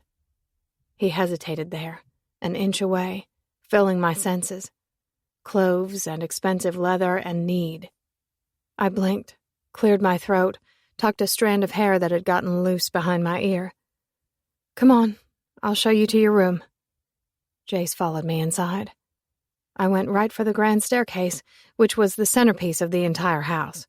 My hand slipped up the railing, holding tighter and tighter as we edged upward, his presence expanding with each step that we took. If I let him, he'd fill this house, take over everything. I had to be careful, guard myself from harboring the idea that this was anything but temporary. Hitting the landing, we went left, and I stepped over the baby gate that blocked the end of the hall. Jace chuckled a rumbly sound. "We might need to add a few extra inches to the top of that gate." I released an affectionate sigh. She seems to figure things out when she needs to. That's because she knows she can, just like her mother. His words were fueled with his own belief, and my footsteps slowed until I was no longer moving, just standing 2 steps ahead of him, facing away in the narrow hall. Her mother's older now, and she's learned the hard way that's not always the case. He was suddenly right there, so close he might as well have been touching me, his heart beating so loud I could feel the pound of it at my back. Maybe she needs someone to remind her. My eyes slammed closed, as if it could stop the wave of emotions from slamming me, so overwhelming they almost knocked me from my feet. Belief enveloped me, a shroud of the words we'd shared when we'd snuck out to meet in the middle of the night. As if he'd captured them in the palms of his hand when I'd given them to him, carried them through all the years, and then softly blew them back my direction at the exact moment I needed them. I cleared the roughness from my throat, shook myself off, and forced myself to keep moving. I stopped at the first door on the right and pushed it open. Turning to face him, I stepped off to the side and gestured inside. "This is you." He stood in the hall, unmoving, staring at me with all that potency, so big and enthralling. That mystery I'd always wanted to discover, his gaze almost too much to take. He pointed to the room directly across from it. "Huh, I would have been sure it was that one." A sharp wheeze filled my lungs at the forwardness of his words. Presumptuous and brash and cruel. It was a room I'd scarcely been able to force myself into in all the years I'd owned this home. I was suddenly assaulted by images that I'd tucked way down deep inside. Of that night. our bodies in the shadows, a twist in the moonlight, before the sun had broken and we'd lost everything. Heat burned on my cheeks. Jace, you can't do that. Say things like that. Why? Was that anger in the word? As if it had been my fault? As if I hadn't begged him to stay? It's not fair. You coming into my home and stirring up ghosts. His face pinched with frustration and remorse, severe and dark. You think I can come here and not think of it? Not think of you? I could feel the anger pulling across my features. You did perfectly fine the last 10 years. He flew forward a step, stealing my breath. Is that what you think? That I was fine? My lungs squeezed, and my heart stampeded, the man in my face, eyes overpowering, soul shattering. Fuck. He cursed so low that I could barely hear it before prying himself away and releasing me from the hold of his stare. I lurched forward, as if I'd been freed from an invisible force that had held me pinned. Strain radiated from him, and he moved into the room I'd prepared for him. I hovered at the doorway, watching him as he set his suitcase on the bench and let the strap of his bag slide from his shoulder. Standing there, I didn't have the first clue what the hell I was supposed to do, how I was going to deal with this kind of devastating presence in my home. Day after day. I jolted when the pound of tiny footsteps echoed from behind. Bailey suddenly squeezed past my legs. She scrambled right past me and onto his bed before I had the chance to stop her. "Bailey!" I scolded, starting for her. I hadn't even made it 2 steps when my little girl had jumped to her feet, singing, 1, 2, 3, as she bounced, not even hesitating for a second before she leapt for Jace, who watched her with wide, shocked eyes. My stomach nearly sank right to the floor, figuring that was exactly where she was going to end up, right on the floor. But Jace, he snatched her from the air as if he'd been planning to do it all along, reflexively, as if he anticipated her, catching her in his arms. "Whoa," he said, a rough chuckle leaving him as he looked between the two of us in something between discomfort and awe. "Looks to me like someone really is a daredevil." Bailey was beaming at him, hungry for attention. "I jump high." "Really high. But next time you need to give me a little warning, yeah?" I finally shook myself out of the stupor and went for my daughter. "Bailey, you can't just come in here like that." And she sure shouldn't be jumping into his arms. "She's fine," he said, as if he was in some kind of pain as he awkwardly held her, though he didn't seem to be all that inclined to set her down. "I'm the one invading your home." Yeah, and I wondered if it weren't an ambush. "She needs to know boundaries, Jace," I told him, a spit of anger making its way into my tone, because he sure didn't have the right to tell me how to raise my daughter. Or maybe it was the unsettling feeling of relief that he was there to catch her that worried me most of all. That he was here, and for the first time in 3 months, I truly felt safe. He nodded slowly, almost sadly. "Okay." He set her onto her tiny feet, his fingertips sweeping through the very back of her curly hair. I blinked through the burn that abruptly stung my eyes, my emotions everywhere. "I'm sorry. I'm not used to anyone being here." "You don't have to apologize to me, Faith. I get it. I keep pushing past the boundaries I should know better than to push against." From his stare, I could see clearly what he was referencing, referring to the tension that had bound the walls back out in the hall as he'd taken us back to that day, to that moment, all those years ago. Unable to keep standing under his gaze, I stretched my hand out for Bailey. "Come on, Button. It's time for bed." She swung her attention up to Jace. "Can you read me a story?" There was so much hope behind it that I nearly dropped to my knees. Jace didn't seem too steady either, his attention swiveling between the two of us as if he were begging for help, for direction. "Bailey, honey, Mommy will read you a story." "But I just want him to." It was all a sweet plea as she peered up at him with that eager smile. "It's fine," Jace said, looking at me as if he were asking for permission. "Jace." I guess I'd regressed to begging it, because I no longer knew where I stood. He shook his head. "It's fine," he said again, this time resolute, and I was terrified that it wasn't ever going to be. 15. What the fuck was I doing? I felt like I was being led to the execution. Or maybe I was standing at heaven's door, because my heart rustled out an extra beat when the little girl looked up at me like I was some kind of hero. This just from my agreeing to read her a story. Head full of dark, dark curls and a smile so big I felt the magnitude of it like a swift kick to the gut. Bailey. I gulped as my spirit twisted around that name, the girl trotting along at my side with her tiny hand wrapped in mine, wearing this pajama set with unicorns printed all over the front. She kept looking up at me, chocolate eyes so big and curious. "I like stories," she told me, all kinds of eager. "You do, huh?" "Yep. You like 'em?" Unease moved through me. Sure I do." How the hell had I ended up having a conversation with this kid like it was the most natural thing in the world? Okay, not natural, because my damn heart felt like it was going to bang its way right out of my chest when she led me into her room. She released my hand and ran straight for her tiny bed and hopped into it, grinning back at me. But it was what was sitting on it that staggered my steps, made me feel like the floor had been ripped right the hell out from under me. Fucking falling, nothing below to catch me, ratty and worn, one of the arms hanging by a thread. It was that cheap, stuffed beast doll. It was sitting right there on top of her bed. My heart was back in my throat, doing stupid, stupid things. She reached out and grabbed it like she felt my reaction to it, because she was hugging that damned doll to her chest, her teeth biting her bottom lip the same way her mother had always done, like she felt bad she was looking all the way to the center of me, but didn't know how to stop herself. "You like my womb?" She studied me, wary and shy, sweet and intrigued.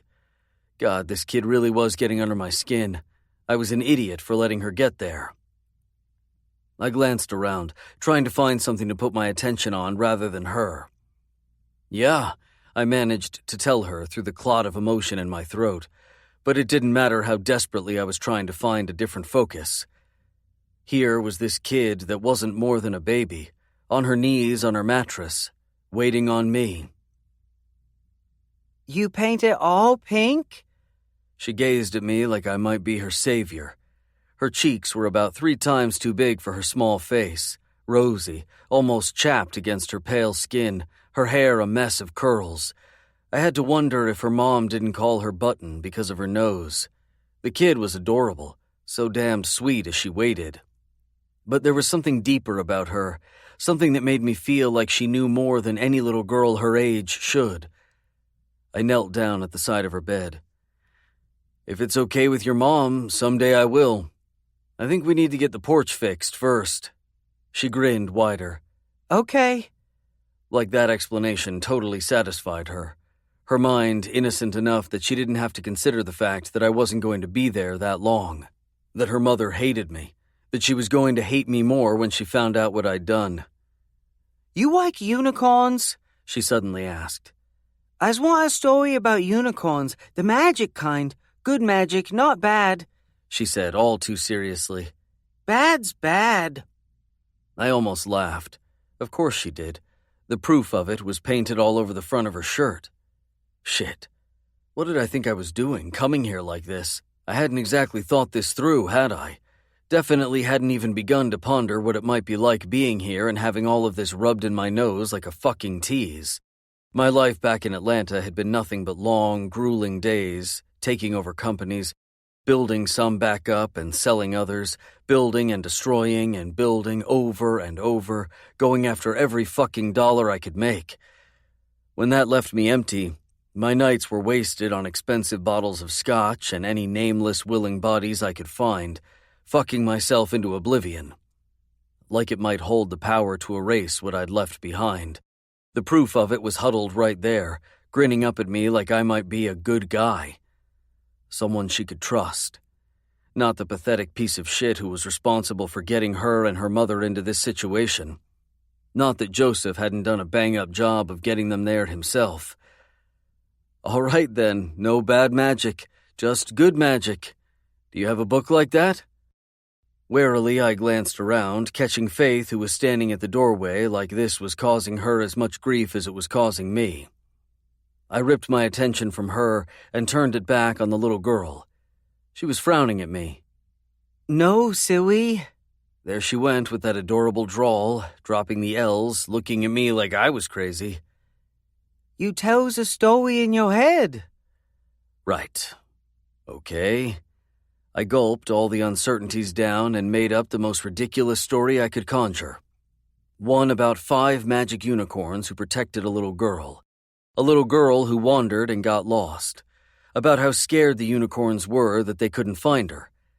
So what if I hid a message right in the middle of it? She'd scared the hell out of both of us today. I wanted to beg her never to do it again. But it was what Mac had called and told me about this afternoon that left me vibrating with barely contained rage. The need to hunt some fucker down, barely controlled. Someone had been in Faith's car, left another threat, right out in the fucking open. The only thing I wanted to do was stop this. It made me feel worthless that I didn't even know where to start. The only thing I could do was be here. A soft giggle filtered from Bailey. Something like belief in her gaze, where she had her head angled to the side, staring back as I let the story fall from my tongue. You a magic unicorn? She asked me like she'd plucked that message right out of the story. You gonna sway all the bad dragons? A clusterfuck of emotions ripped at me from all sides. I'm going to try, I told her. I still wasn't sure how to deal with them, but I knew I had to push through, deal with this feeling, until I knew they were safe. I owed them that. I owed them everything. I could feel Faith behind us, watching us, could feel the torment radiating from her. I wanted to stand, go to her, tell her everything was going to be okay, that I was going to take care of them both. You better get to sleep now, I told Bailey, agitation swelling. She climbed down under the covers. You be here in the morning? Yeah, I'll be here in the morning. You make me breakfast? God, this kid. Deeper and deeper. Sure. Pop-Tarties? It was all eager, hopeful question, like she was wondering if I could even manage that, or maybe she was just like I'd been as a kid, stealing every sweet I could find. I locked the direction of that thought down fast. Mock offense had me dropping my mouth wide open. What? You don't think I can cook you a real breakfast? Her head shook, letting me know my cooking skills were definitely being called into question. Grandpa says toasters are made for men. The second she mentioned him, old hatred ripped through my veins, spite and animosity, a bolt of a memory that cut through me like a bullet, a slap of words that had stung like a bitch. Stay away from her. You hear me? His face had been contorted in disgust. You aren't worthy of her, and I won't stand aside and let you get her dirty. I wasn't that pathetic kid anymore, but it sure as hell wasn't like I was any better. Cringing, I shook the memory off, mentally scraping it from where it had been etched like a scar into my skin. I wasn't going there. I had a better use for the bitterness that remained. Besides, could I have blamed Faith's father? I hadn't done anything but prove him right.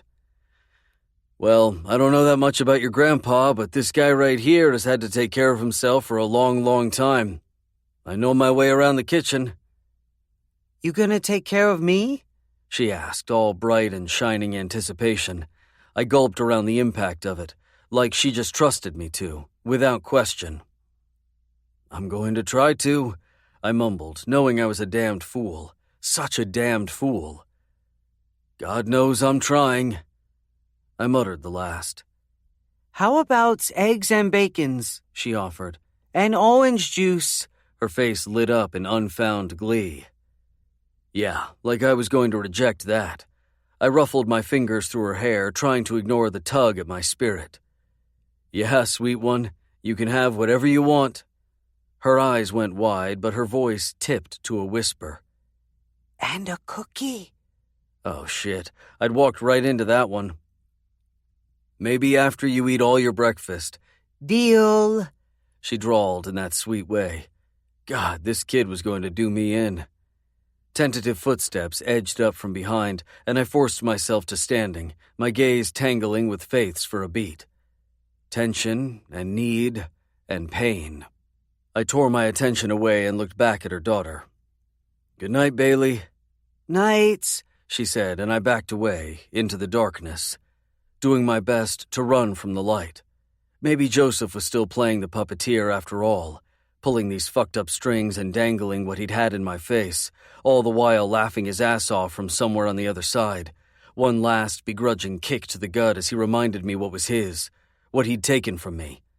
Because watching Faith kneel at the side of her bed, run her hands through that little girl's hair, whisper her love, I'd never felt as if I had less than right then. Destitute, penniless, impoverished in a way that hollowed me out. 16. I kissed my daughter's forehead, fighting with all of me against the sorrow I'd felt at seeing Jace with her that way, fighting against the way she was looking at him, as if he might be the sun, as if he might be there to fill a little of that void that echoed through these walls. It was all so hard to ignore as she hugged that beast doll tighter, her security blanket. I tried with all my might to ignore it, to forget the night he'd given it to me, and focus on the day when she'd found it buried under a pile of old clothes in the back of my closet. I lifted the sheets, and she snuggled in. I ran my fingers through her soft, soft hair. My mind was still spinning with the tale Jace had spun for her, as if he already knew her, the man telling her the type of sweet fantasy she loved so much. One where everything was good and right, and bad never prevailed. I wanted it to be the truth. So badly, I wanted it to be the truth. But the reality was, we lived in an evil world, one where hearts got broken and our dreams got smashed, ones where daddies sometimes didn't come home after they'd promised they'd be right back. I stayed there with her, needing the space, the time with her, the distance from Jace. I knew him being here was going to be hard. I'd just had no idea how much. Bailey finally fell asleep while I just knelt there, and I leaned up, kissed her forehead, and then ran my nose along the softness of her cheek, heart pressing full, so perfect. Good night, Bailey Button. God knew she was the hook that kept everything together. Slowly, I climbed to my feet, quiet as I moved across the floor. A shiver of awareness skated over me the closer I got to the door. I should have known. Jace was standing on the other side of the hall, his back pressed to the wall as if he'd been listening all along. I froze in the hazy shadows the old house had fallen into, his profile still strong in the suggestion of night. "I'm sorry about earlier," he said, though I could see him flinch, the jerk of his muscles in his arms. "About that room." Hurt fisted my heart at the thought of what he'd implied about the room that he'd thought should be his. I shoved it down, said, "It's okay."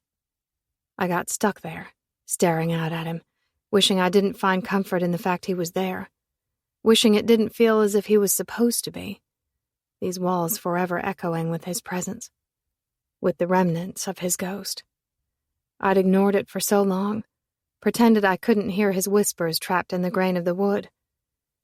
"She's beautiful, Faith." Emotion swam. Old love that tried to claw out of the rubble of demolished dreams. "She's the best thing I have ever been given." "You named her Bailey," he murmured, hurt and regret wound with the pained taunt. "I guess some dreams don't die after all, do they?" I whispered. His lips twisted, and he cast his face toward the floor. "And sometimes those dreams are stolen from us." I had the urge to move across the hall, force him to look at me, and demand he tell me what he was really thinking, what he was really feeling, to demand to know how he could have walked away from me the way he had. But I couldn't regret our history. My direction ripped out from under me before I was set on another. My daughter at its end. I'd never, ever wish for that to turn out differently. "I think I'm going to call it a night," I forced myself to say before I did something stupid. "There's a casserole in the refrigerator you can heat up if you'd like something to eat. Make yourself at home." It was only 8, But I wasn't prepared for this, for the moments when he would actually be here and not just working. Telling the man to make himself at home was a foolish statement in and of itself. I knew I needed some space, time to think and clear out the muddle of thoughts clouding my brain. Yeah, he agreed, pushing off the wall and heading for his room. He paused at the doorway and peered back out. I'm going to hire a few guys to help me work on the house, Faith.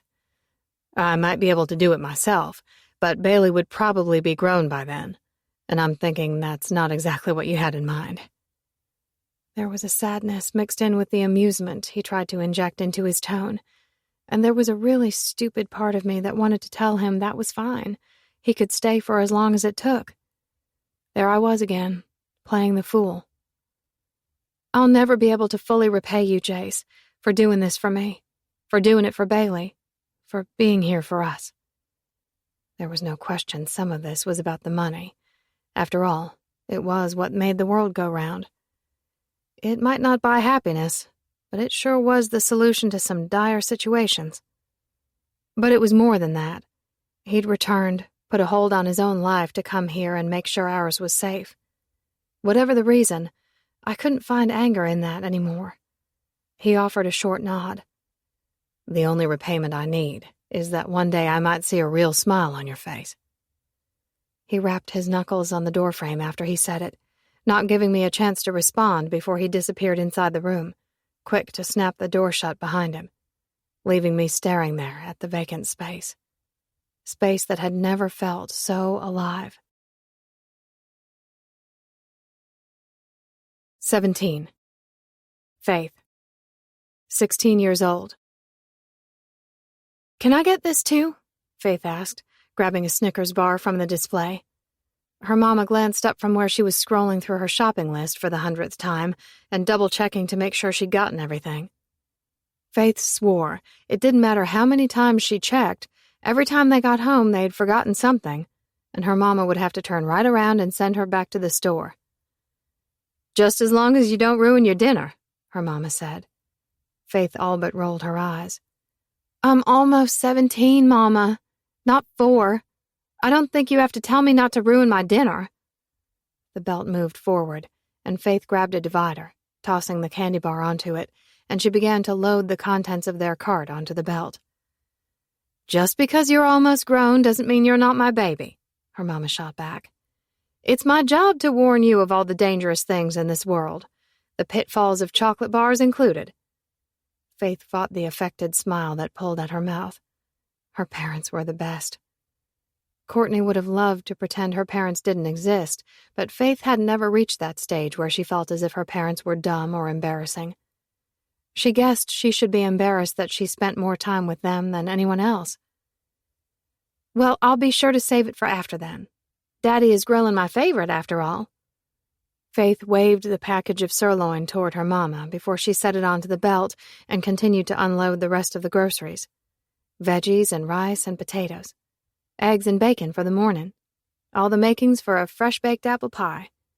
No wonder she stuck around. I swear you bribe me through food to make sure I'm home to study every night, don't you? Faith teased.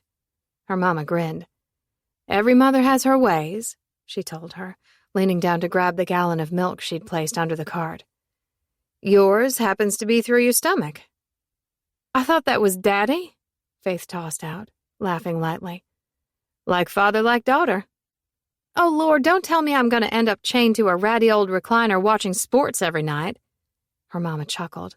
God forbid.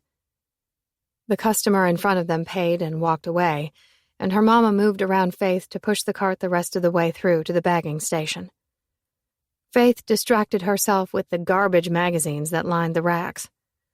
Apparently, Angelina and Jen were fighting it out for the covers the way they always did. Another child star had turned into an addict, and there was some poor waitress getting slammed for having the audacity to date a celebrity. She didn't believe a word of it, but she reached out to grab one anyway, only for her hand to freeze midair when she heard the low voice from off to the side. Would you like your milk in a bag, ma'am? She swore she could hear the creak in her neck as she slowly shifted her head that direction. A sizzle of intrigue and a shot of that terror slipped through her insides as she looked that way to find Jace Jacobs bagging their groceries. That terrifyingly beautiful boy with those copper eyes that uneasily flickered between her and her mama before they dropped down, only to dart up again for the flash of a second. As if he didn't know where to look. And Faith just stared. "Oh, no bag, thank you. We can manage just fine." "Yes, ma'am," he mumbled. Those intense eyes stole a quick, furtive glance at Faith before they dropped back down in discomfort. He started to work a little more quickly, tossing all their stuff inside as if just touching it made him self-conscious or uneasy, the barest hint of that hostility coming out with the way he worked. His arms straining, muscles flexing. Faith suddenly realized all the little luxuries he was piling high in those bags, and she wondered if he was hungry, if he hated her for flaunting it, literally right under his nose. But she was sure there was something more to it, something different that shot between them, as if he were hooking her with something unseen with every glance that he stole. Something that made her heart flutter and her skin go sticky with sweat. Right underneath the air conditioning vent that was pumping freezing cold air. She could feel her mama's gaze bouncing between the two of them, and something sly rode to her mouth when she fully set her attention on Faith for a beat. Warily, Jace placed the bags into the cart. Her mama swung her attention back to him. "Well, you are a strong young man, aren't you?" Faith cringed. She took it all back. She was totally, 100% embarrassed of her mama. What did she think she was doing? Jace stammered, roughing one of those hands through his hair before he quickly said, "Have a nice day." Then he was off, moving to the next checkers line and quickly filling those bags, though Faith could feel his secreted glimpses. That fire hitting her from behind as she all but dragged her mama out the door and into the blistering heat. "What is wrong with you, Mama?" she scolded. "What?" she defended, completely innocent. "I was making a simple observation, that's all." The trunk to their Camry popped open, and Faith started tossing the bags inside. "That he's strong? That's just so weird and wrong and gross. You can't say things like that." "Not the observation I was talking about." A frown pulled to her brow as she paused to look up at her mama, who was gazing down at her, some kind of strange smile lighting her face. That was when Faith felt it again. That feeling that she couldn't put a finger on. Something that made her sweat and shake and her stomach do funny things. Her mama looked over Faith's shoulder, and Faith couldn't help but do the same and follow her line of sight. Jace was pushing a cart for an elderly woman who was parked in a handicap spot. He opened the driver's door for her and helped her inside before he went to the back to load her groceries into the trunk. Faith's throat suddenly felt too tight. Damned South Carolina heat. He looked their way, longer this time, those eyes glittering beneath the sun as he leaned over the back of the woman's trunk, his head angled to peer their way. "That boy likes you. That's the observation I was making." Faith's attention snapped back to her mother. "He does not. And you like him." "Mama," Faith defended, slamming their trunk shut. "I do not." "Liar." "You know, sometimes I think you're the child and I'm the parent." Her mother softened, some kind of lesson weaving its way into her voice. "That's because you never let yourself have any fun. You're too busy studying and watching sports with your dad." A tease curved into the last. "Mama," Faith huffed again, not even denying it. She looked back that way to the place where Jace had been, but he was already back inside the store. Something heavy filled her chest. "He's trouble, Mama," she whispered. Faith could feel the truth of it tremble all around her. Her mama reached out and touched her chin. "Maybe. Or maybe he's just trying to figure out how to survive, just like the rest of us." "I need to get back home to study for finals," Faith said, slipping off the side of Courtney's bed and into her sandals. Her best friend looked up from where she was on her stomach, flipping through one of the same trashy magazines Faith had been looking at earlier, except this one was giving them all kinds of sex tips. With the way Faith had blushed through the torture of Courtney reading them aloud, she was pretty sure she was never going to need them. But Courtney was intent on trying a couple of them out on her boyfriend that night. It was definitely Faith's cue to get the hell out of there. "But you just got here," Courtney whined. 2 hours ago. And we have finals all next week. I need to close out this year strong. Courtney pouted. "You're no fun. It's Friday. Stay and go to the party with me." "I have to get home. Daddy is grilling steaks tonight. Besides, I don't need to be within a 10-mile radius if you're planning that." Faith pointed at the drawing on the magazine, nose curled in mock disgust. Courtney laughed. "You're such a prude. I swear you should have been born in the 50s, or better yet the 1850s, with the way you're so obsessed with all that old crap." "Crap? Bite your tongue, woman." "Oh, I'll be biting something, all right." "Ew." Just ew. "I'm out of here," Faith said, dipping down to smack a kiss to Courtney's cheek. "Be good," she told her. "Never." "That's what I'm worried about." Faith slung her backpack onto her shoulder, leaving Courtney with a small wave as she headed out of her bedroom and down the hall. "Bye, Jenny," she called from the kitchen to Courtney's mother, who was watching television in the living room. "Bye, sweetheart. You sure you don't want to ride home?" "Nah, I'm good." She didn't pause as she ducked out of the screen door and onto the back porch, quick to take the trail that led behind the neighborhood, behind a bunch of trees, and dumped her out right on the old dirt road. The area was pretty much deserted, hardly a soul coming down this way, which was probably the reason she was so drawn to it. She lifted her face toward the blazing rays of sun that poured out of the late afternoon sky, letting her eyes drift closed as she rambled down the road, feet shuffling through the pebbles that had worked their way out of the packed dirt. She was grinning when she dropped her gaze back down, her step lighter as she started walking, swaying a bit, twirling once. She loved this time of year, the tease of summer break hanging in the distance, the thought of dipping her toes into the ocean and afternoons spent reading under a big tree. Birds flitted overhead, the air salty, tinged with the sea. She came to a stop at the end of the drive that led to the old house, which was the real reason she liked to walk home this way. Well, if you wanted to call it a house.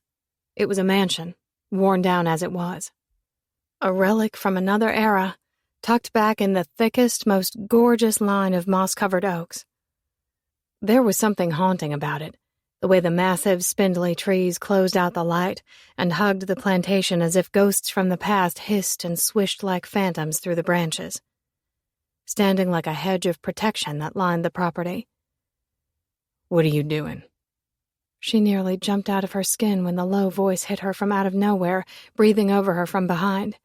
A rush of chills skated her heated flesh. She whirled around, her hand pressed to her hammering heart.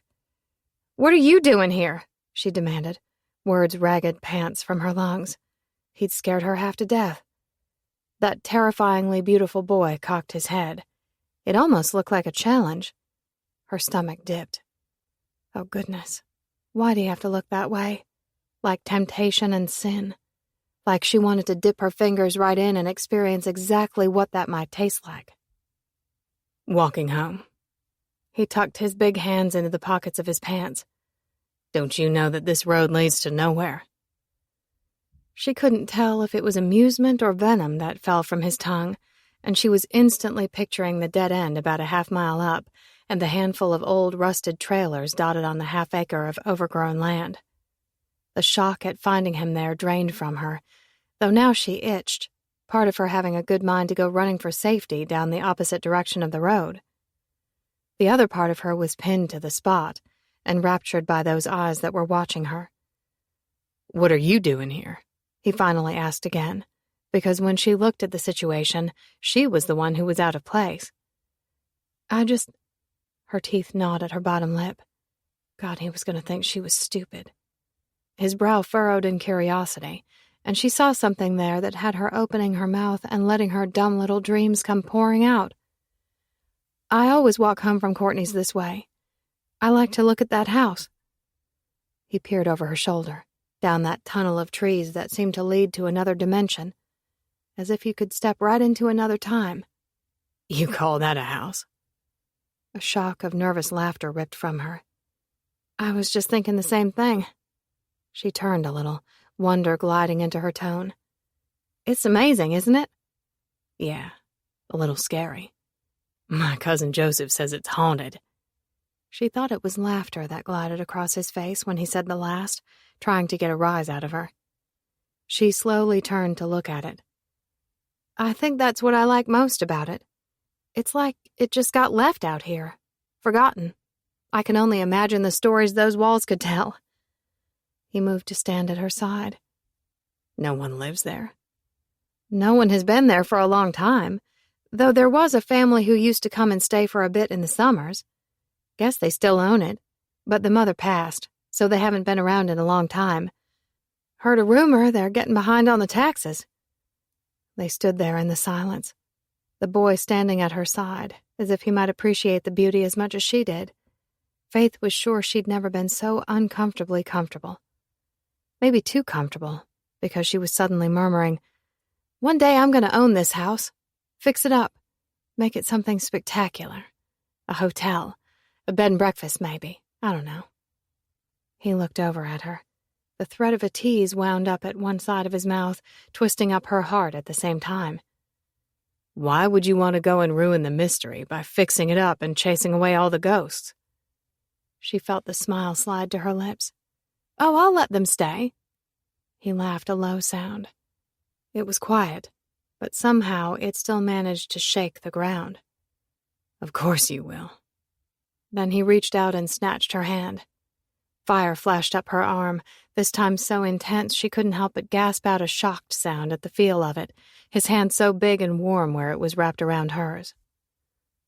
Come on, let's see if we can see any of those ghosts. He started hauling her down the narrow drive, the trees hugging them from both sides, branches rustling and waving in the hot summer wind. Alive. A low whistle coming from their leaves. Jace, what are you doing? Chasing ghosts. That's a bad idea. We aren't supposed to go up there. He looked at her from over his shoulder, his face so gorgeous, eyes so bright. What, are you scared? Terrified. No. Then hurry up. I'm wearing sandals. She shrieked when he suddenly spun around and hoisted her up and tossed her onto his back. Her legs wrapped around his waist as if she'd done it 1,000,000 times before, and her arms held fast to his neck. His hands clasped around the outside of her thighs. Oh, goodness. Her stomach twisted and pitched, and she bounced all over as he raced up the deserted driveway. Jace. Don't you trust me? No, not at all. He ducked down a fraction, laughing as he ran, something carefree winding with the whispers uttered from the trees. Faith held on for dear life, sure she was in some sort of mortal danger, because this boy was the only thing she could breathe. Her nose to the flesh of his neck, his deeply tanned skin a kiss of summer. She didn't want to let go when they got to the base of the magnificent wraparound porch that was held up by massive pillars, but finally she slipped down his back and onto her feet. Whoa, he said, awe striking him the same way as it did her. Told you. He stretched out his hand, taking hers again, his movement slowing as he carefully led them up the whitewashed steps that moaned from disuse. Silently, she followed him to the window that sat off to the side of the door, and they both pressed their faces to the glass, their hands cupped around their eyes so they could peer inside. It was like looking into the set of a movie. Antique furniture and ornate rugs, and a staircase that may as well have been taken right out of Gone with the Wind. Not that it was her favorite book and movie or anything. Must be nice, Jace suddenly whispered, an edge of that hostility winding back into his tone as he peeled himself away from the window. Faith did the same, squinting as she peered at him through the rays of sun that slanted onto the porch, fingers of light that rustled through his tawny hair. What must be nice? Come on, Faith. Look at all that stuff. And someone just left it. Like they have too much to even give a shit that they left all of this here. Hardly seems fair, does it? She blinked at him, unable to keep up with his moods. They seemed to shift as quickly as the swing of the pendulum on the massive grandfather clock that rested against the far wall inside. Her voice was soft, but strained with emphasis. I don't know anything about these people, Jace. I don't know how hard they work, or what they were given, or what their situations are. Just like I don't know all that much about your situation, but I'm not going to make assumptions based on that either. He laughed, a biting sound that pinched her skin. Oh, give it a rest, Faith. You know all you need to know about me. He stepped back, the planks groaning beneath him, his arms stretched out to the side as if he were daring her to look inside him. He was wearing a black-collared shirt, the same kind every employee at the grocery store had to wear. But his black pants? She could see where they'd been patched and mended and were a smidge too short for his long legs, and the soles of his black shoes were peeling up at the toes. His clothes were a bit tattered, his hair a bit too long, but none of those things were what she saw. The only thing she could recognize was a face that was far too striking. The only thing I know is I can't stop looking at you. Can't stop thinking about you. Her words scraped from her throat like a confession. Instantly, she wished she could take them back because they exposed her in a way that she wished they wouldn't. Because his expression almost looked disgusted, almost horrified by what she had said. Her gaze fell away, to the ground at the base of the steps. God, I'm stupid. Her knees wobbled when his fingers were suddenly on her chin, urging her to look back his way. Those copper eyes searched hers, squinting as they hunted her face, looking for a secret she didn't know she possessed. Her mouth went dry, and her heart hammered in the space between them. So hard, so fast, she could hardly breathe. Stupid. What you are is innocent and sweet, so pretty that I can't even think straight. You are beauty, looking back at me. Her tongue darted out to wet her lips as a swarm of butterflies breached her stomach and flitted through her entire body, tickling beneath the surface of her skin. His face pinched. You're a good girl, Faith. I can tell. Embarrassment had her teeth clamping down painfully on her bottom lip. What he meant was her inexperience was showing, seeping through her flesh the same way those butterflies that were climbing right through did. She really was stupid. Don't do that, he softly chided. His thumb moved to her lip that was tucked between her teeth, setting it free. The skin tingled from his touch. Do what? She whispered, her eyes wide and unsure. Make me want to kiss you. Faith moaned, just from him saying it, from the feeling that gripped her everywhere, something heavy at her heart and throbbing at her center. Fuck, he said, inhaling sharply, as if he'd felt it. Her reaction to him. She couldn't stop it, the rush of need that flooded her senses. She couldn't stop the way she wanted to lean forward and fall right inside, get lost in this boy. Faith, he muttered, a warning and a question. Half a second later, those big hands landed on her neck, gliding up to tangle in her hair. She gasped at the onslaught of sensation brought on by his touch. But she wasn't prepared.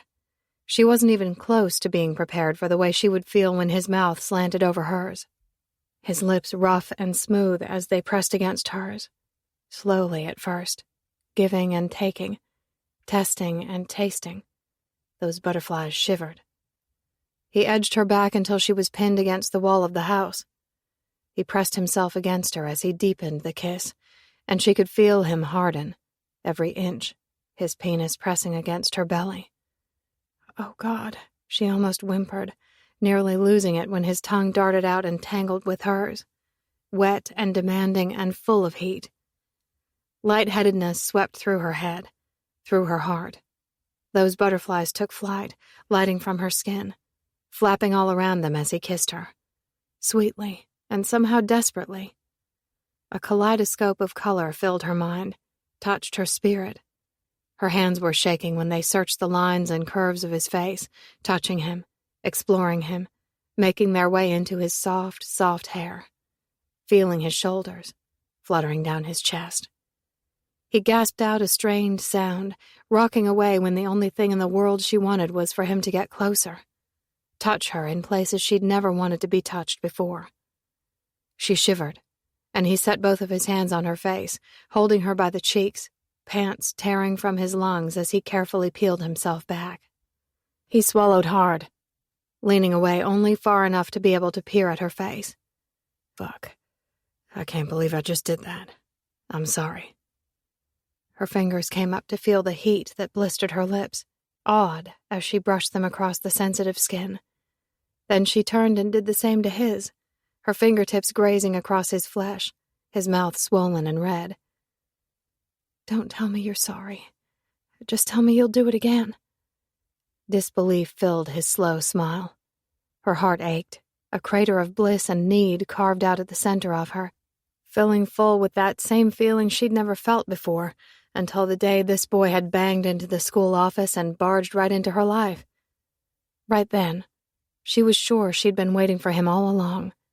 He floated his fingertips across her face, her brow and her cheek and over her lips. You're so damn pretty. I don't have pretty things in my life, Faith. She heard the pained warning flow out with the words. She peered up at him, staggered by the intensity in his eyes. That's funny, since you're the most beautiful thing I've ever seen. You saw what my life is like. She knew what he was referring to. The office and behind the bathroom, again in the cafeteria. She frowned up at him. And you think that makes you a bad person? That I'd like you less? He blinked, and his tone filled with the same hardness he'd used on her when he'd backed her up against the wall in the school courtyard. There's an ugly spot inside me, Faith. I will do anything, whatever it takes, to take care of my brother and my cousin. They don't have anyone else. She glanced away into the thick foliage that separated the house and the old trailers down by the river. And what about your mama? She chanced, peeking back at him, knowing she was crossing into a territory where he wouldn't want her to go. But she didn't want the rumors. She wanted the truth. She wanted to know this boy. My mama doesn't give a fuck about us, so I don't give a fuck about her. She nodded slowly, resolute as she lifted her chin and said, Okay then, we don't give a fuck about your mama. She met those roiling eyes, praying he'd see in hers that she was with him, for him, that she didn't care about his situation. The only thing she cared about was him. He laughed out a strained sound. You are something else, you know that. Fine, go on and call me weird, just like everyone else. He chuckled, and then sighed before rushing a hand through his hair and shifting in indecision. Then he reached his hand out for her. Can I walk you home? Faith slipped her hand into his, leaned into his side, and let him lead her back down the steps and down the drive. And she knew right then she'd follow him anywhere. 18.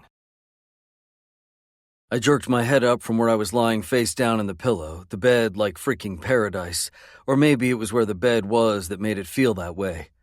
Either way, I'd been out cold. I hugged the pillow to my chest as I lifted my head and squinted against the harsh rays of early sunlight that streaked in through the cracks in the drapes.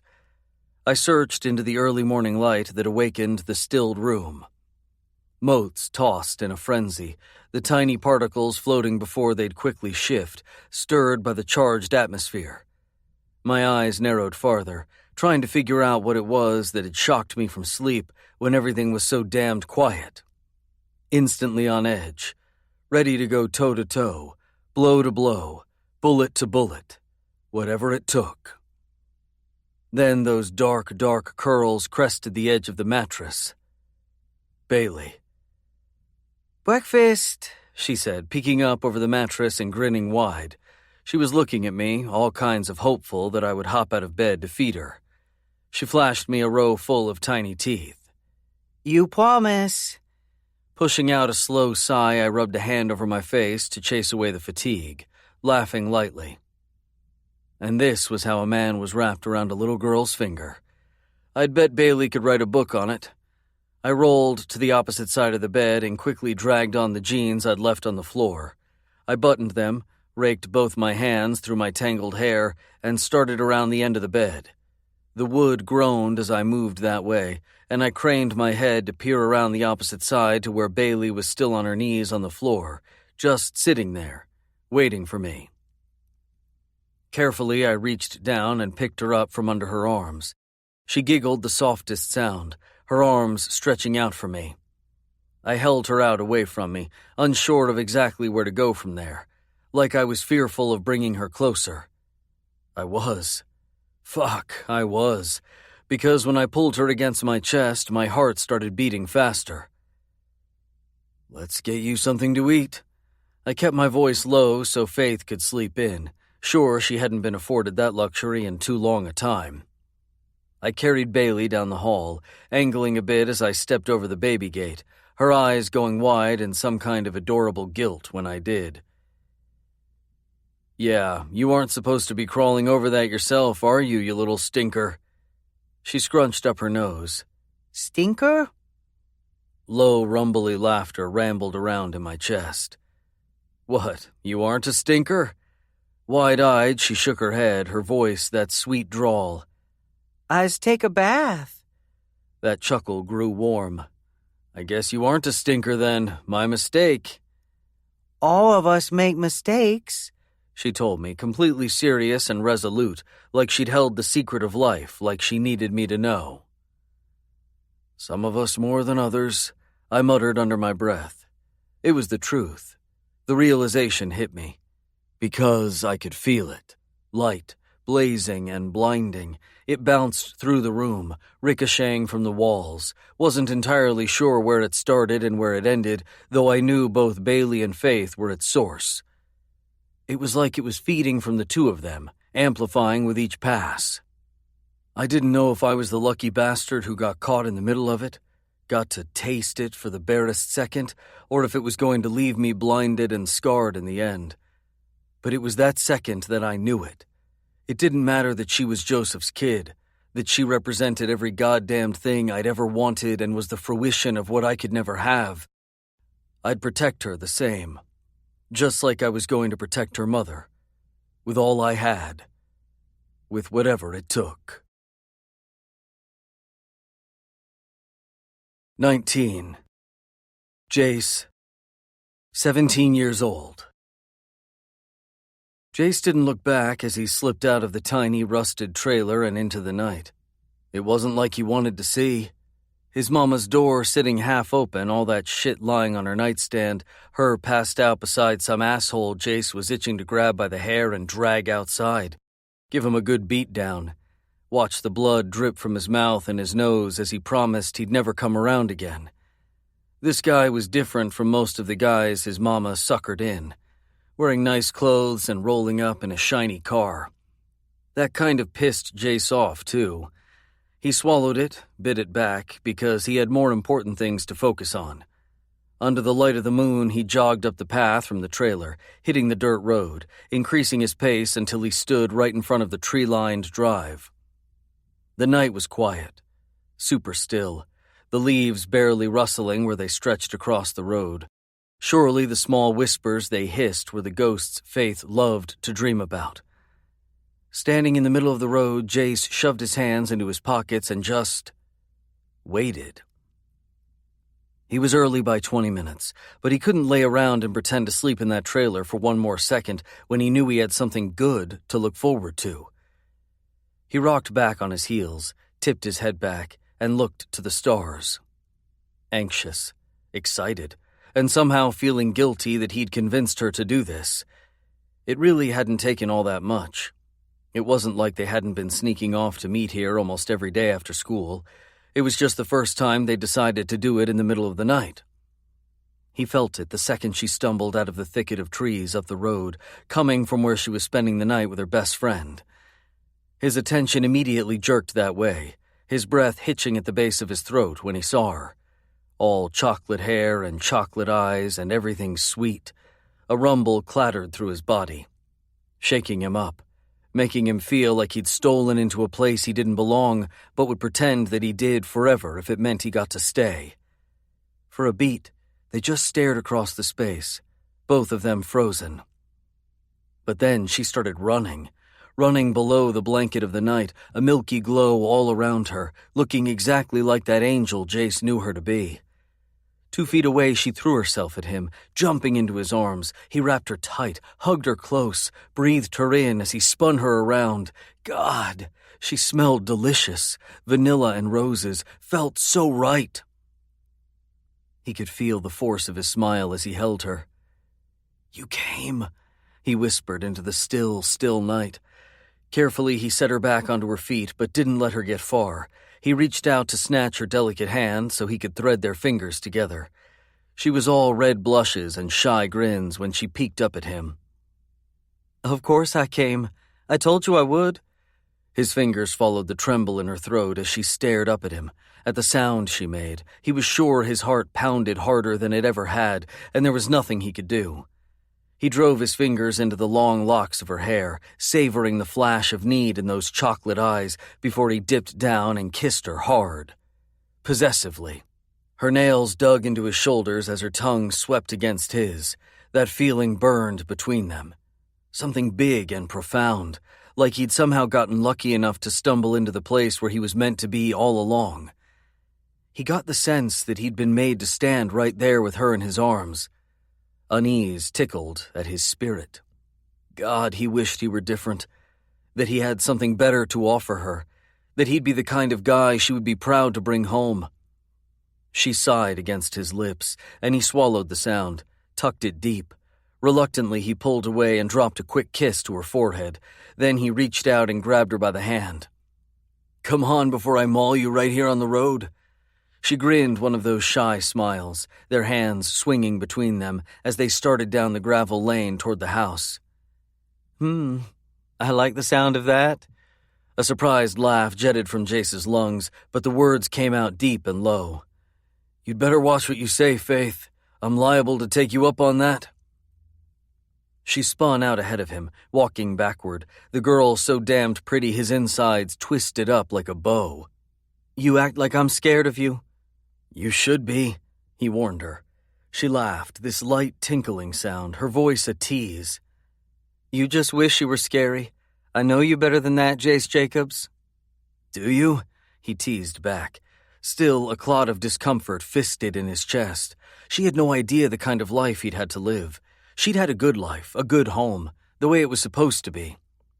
He hated to drag her into his world, but there was something about her that made this feel unavoidable, inevitable. He doubted he could keep away from her if he tried. Mossy branches stretched overhead, glints of moonlight broke through the leaves and shone on her face. Warmth radiated out, her smile genuine and real, filled with belief, goodness, and grace. He wanted to reach out, dip his fingers into the well of her sweet mouth and take some for himself. Taste what it felt like to be that good, that pure, to be blameless and without shame. A blush crept to her cheeks. "Why are you always looking at me that way?" "Because you're so damn pretty that I can't look any other way." They'd made it to the deserted plantation, and he was backing her up the stairs and pressing her against the wall. Time and time again, they seemed to end up right there. They might as well have carved their initials in the splintering wall, right inside the flaking paint. That redness deepened on her flesh. Heat and fire. He pinned himself against her, his hands planted above her head as he rocked against her, taking more than he should. She whimpered. "Jace." He kissed her, deep and long, and with everything he hoped one day he might be able to give her, showing her how much he wanted to be good enough for her.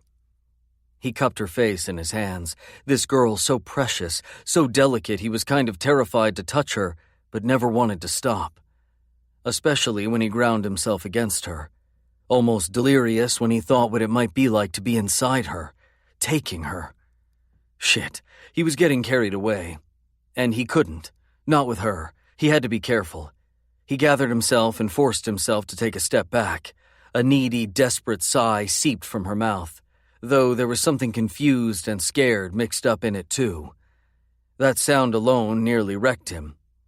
Trying to compose himself, he took her hand and led her down the side steps to the patch of grass off to the side of the massive house, right to the garden of lavender and pink roses that grew like their own forest. He stood in the middle of them, surrounded by beauty. He shivered when fingers ran down his back. Slowly, he turned around to face her. Her expression was confused, eyes rich and dark, her lips still swollen from his kiss. His chest clenched. God, she didn't get it, how perfect she was. "Why do you always do that?" she finally whispered into the stilled night. "Do what?" he asked just as quietly. She almost smiled. "Treat me like you're gonna break me?"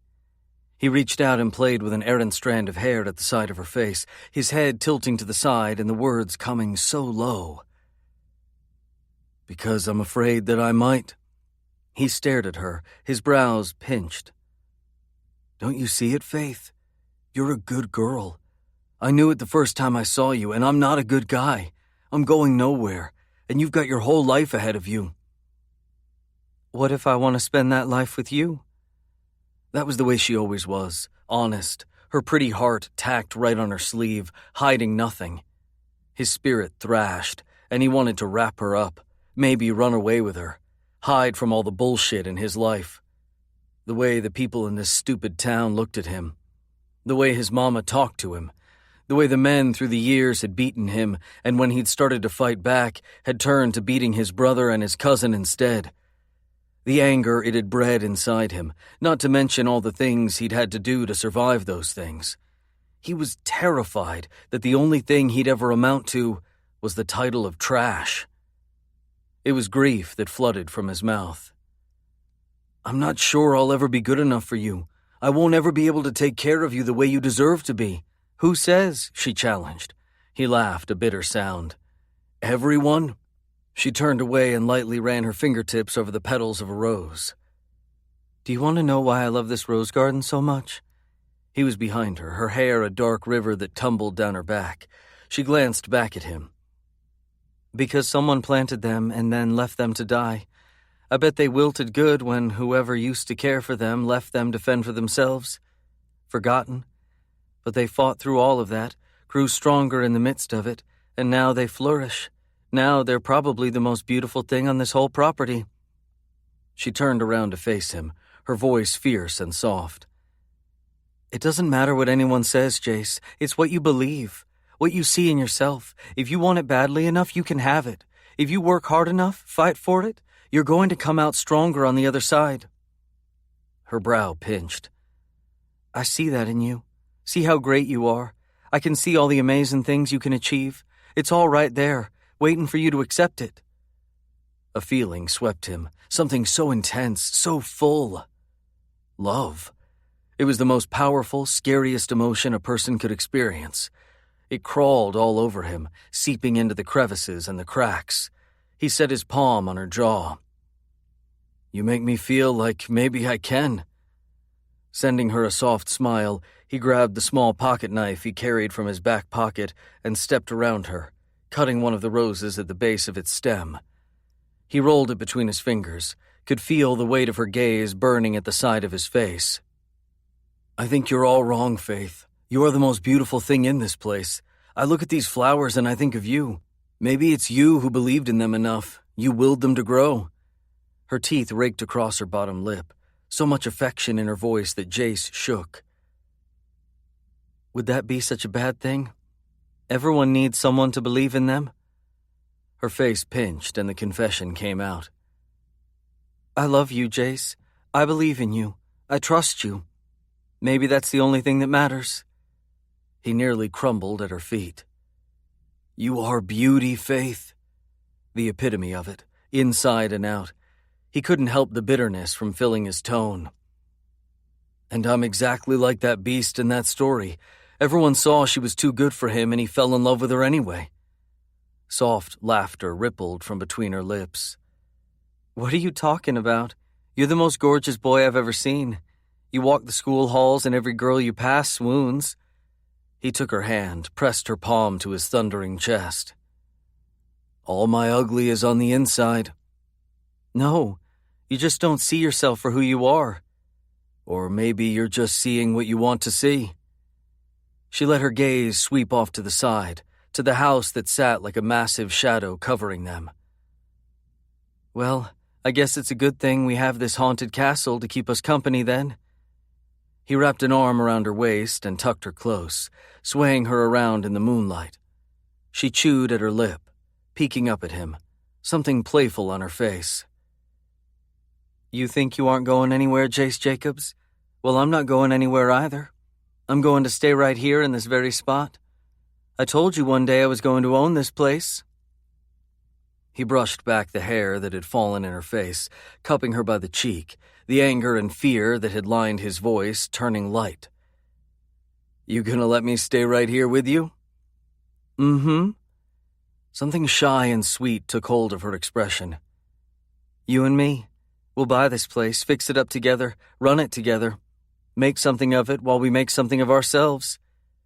He spun them around, hugging her closer, their hearts beating in time as he joked.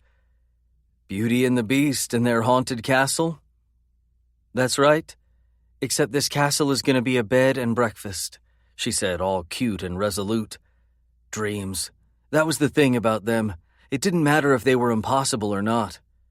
And Jace, he wanted to dream with her. Chase it with her.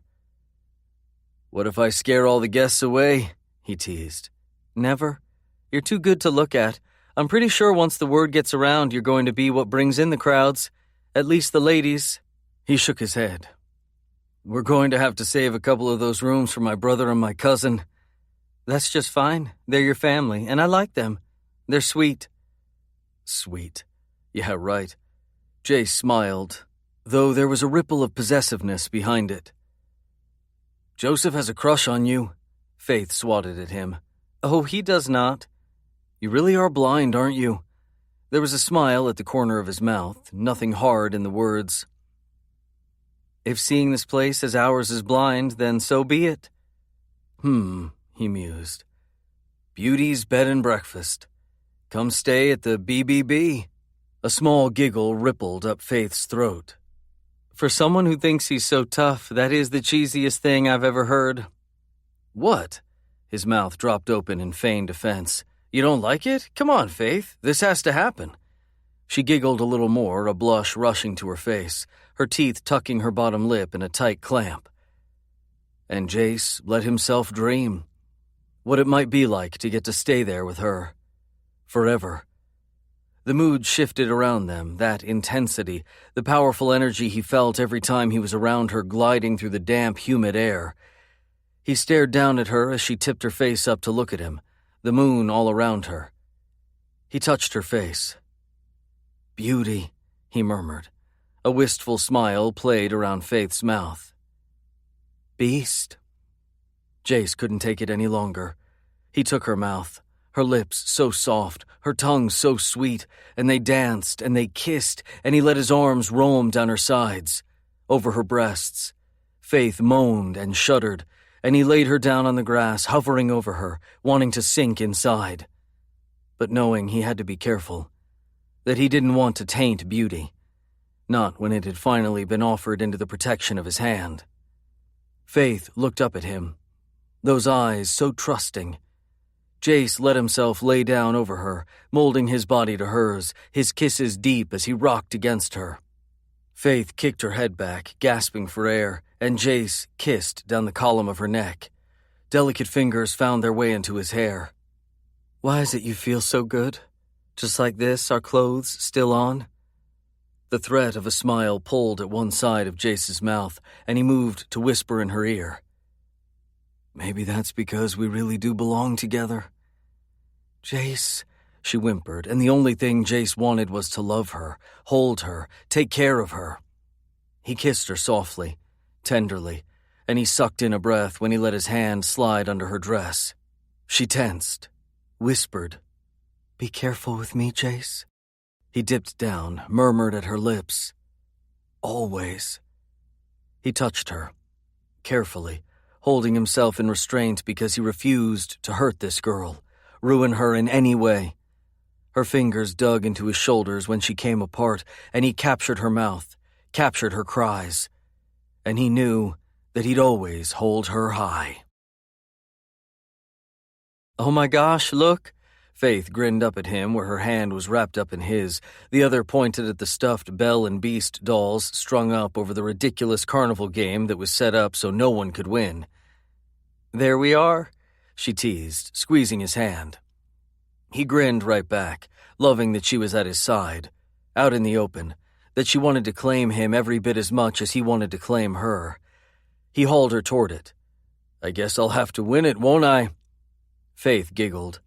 Those games are impossible? I thought you told me if you wanted something badly enough, believed in it enough, you could have it. Her brows lifted, a sweet blush on her cheeks, affection on her face. I do like the sound of that. He was grinning when he stepped up and pulled the $5 out of his pocket. So maybe he should be saving it, buying something to eat for his brother and cousin. But if he ever wanted to be good enough for Faith, he had to step out, believe that he could, just like she'd said. The carney gave him the balls. He had 3 chances to knock all the pins down.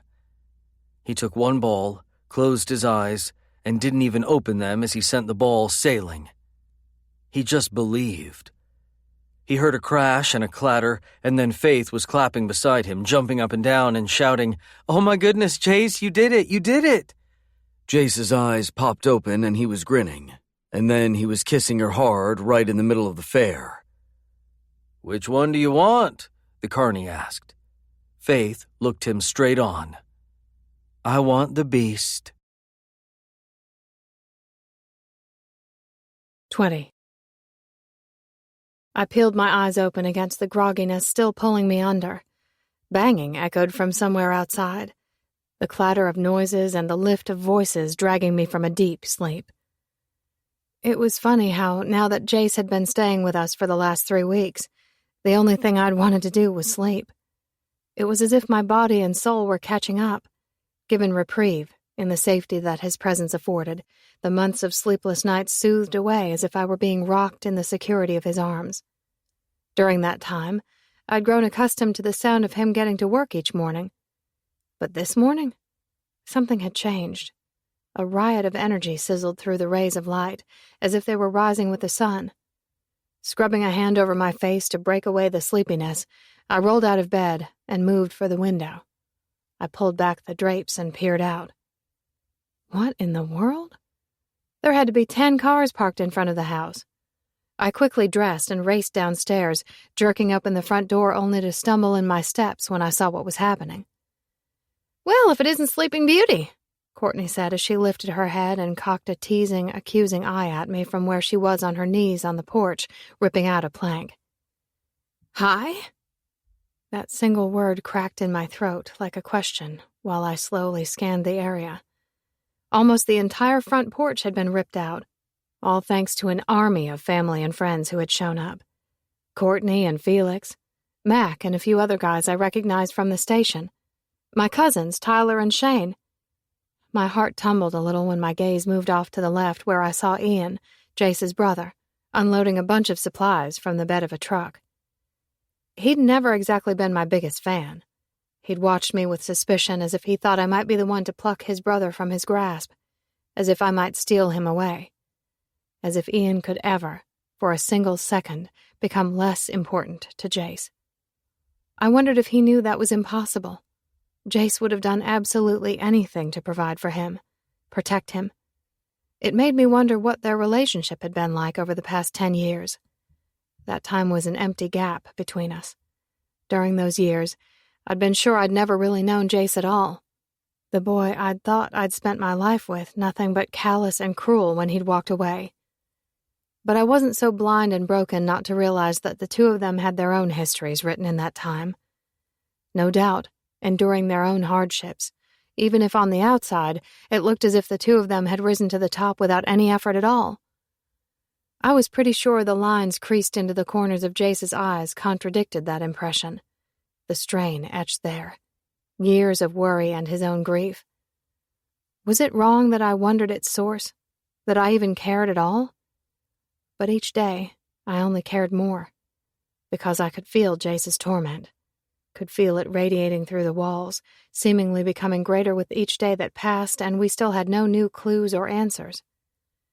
It was hard, coming to terms with the fact the boy I'd fallen for, so fast and hard all those years ago, might be right there, standing in front of me. Hidden behind that same harsh exterior he'd worn then. It terrified me that I was sure I could still see beneath those fortified layers, that I could stretch my hand out, sink my fingers into that kind, kind heart, know him from the inside out. It sure didn't help the confusion that the man was kneeling in front of my daughter and securing a tiny children's work belt around her waist. Bailey was clearly buzzing with excitement that she got to help. Oh, goodness. My hand went to my throat, the emotion coming too fast. It was amazing that I didn't crumble beneath the pressure of them all. Sorrow and affection and a million reservations. I tore my attention from them and looked back at my best friend. At least she was safe. "What's going on?" Courtney smirked. "What does it look like? We're out here working our tails off while you're upstairs sleeping half the day away. A little help would be nice." Felix laughed beside her, giving a shove to her shoulder and teasing, "Such a ball buster." Her grin grew, taunting him. "You have no idea." His brows lifted, and his voice dropped. "Oh, I think I do." "Morning, Faith," Mac called as he tossed some old rotted wood onto the growing pile. He'd checked in with me often, coming by to ensure we felt safe, and made sure other officers were driving by, constantly surveilling the property. But standing there this morning, he was nothing but an old friend, someone who cared about me and my daughter. "Mornin'," I managed through the awe, trying to catch up to what was happening outside my home, as I realized why they were there. They all knew I needed the help, that I was feeling so alone and helpless and scared. And they'd all shown up here to help me, to be here in the surest show of support. Gratefulness surged, filling my insides like a buoy, a promise that they weren't going to let me drown. I looked at Mac. "Who put you all up to this?" Mac laughed as if it were a ridiculous question. Instinctively, my attention traveled back to Jace, who'd pushed to his feet. The man was wearing a tight white tee and a pair of tattered jeans that teased my mind into thinking wicked things. It didn't matter how guilty those thoughts made me feel, how wrong they might be. I couldn't stop them. The attraction that flared in the bright morning light, the energy that flashed when he cast those eyes in my direction, standing there as if he owned the place, looking better than any man had the right to. For the last 3 weeks, he'd been taking stock, making lists of what needed to be achieved and the different projects that needed to be tackled. Not to mention the fact that he paced, watching out the windows, continually ready to step in and protect Bailey and me if anything threatened us. Sometimes I wondered if he had manifested from the walls, as if he'd been there all along, waiting to be awakened, summoned back into existence, there to tease and taunt me with ideas I couldn't keep out of my mind. He started my way. The air shivered. The ground shook. Oh, goodness. I was getting in deep, feeling things I shouldn't. I couldn't. My mind continually traipsing through the memories of what we'd once been and what we'd once hoped to be, stirring them up, tendrils of them trying to crawl up through the dirt where they'd been buried and take root. Blossom.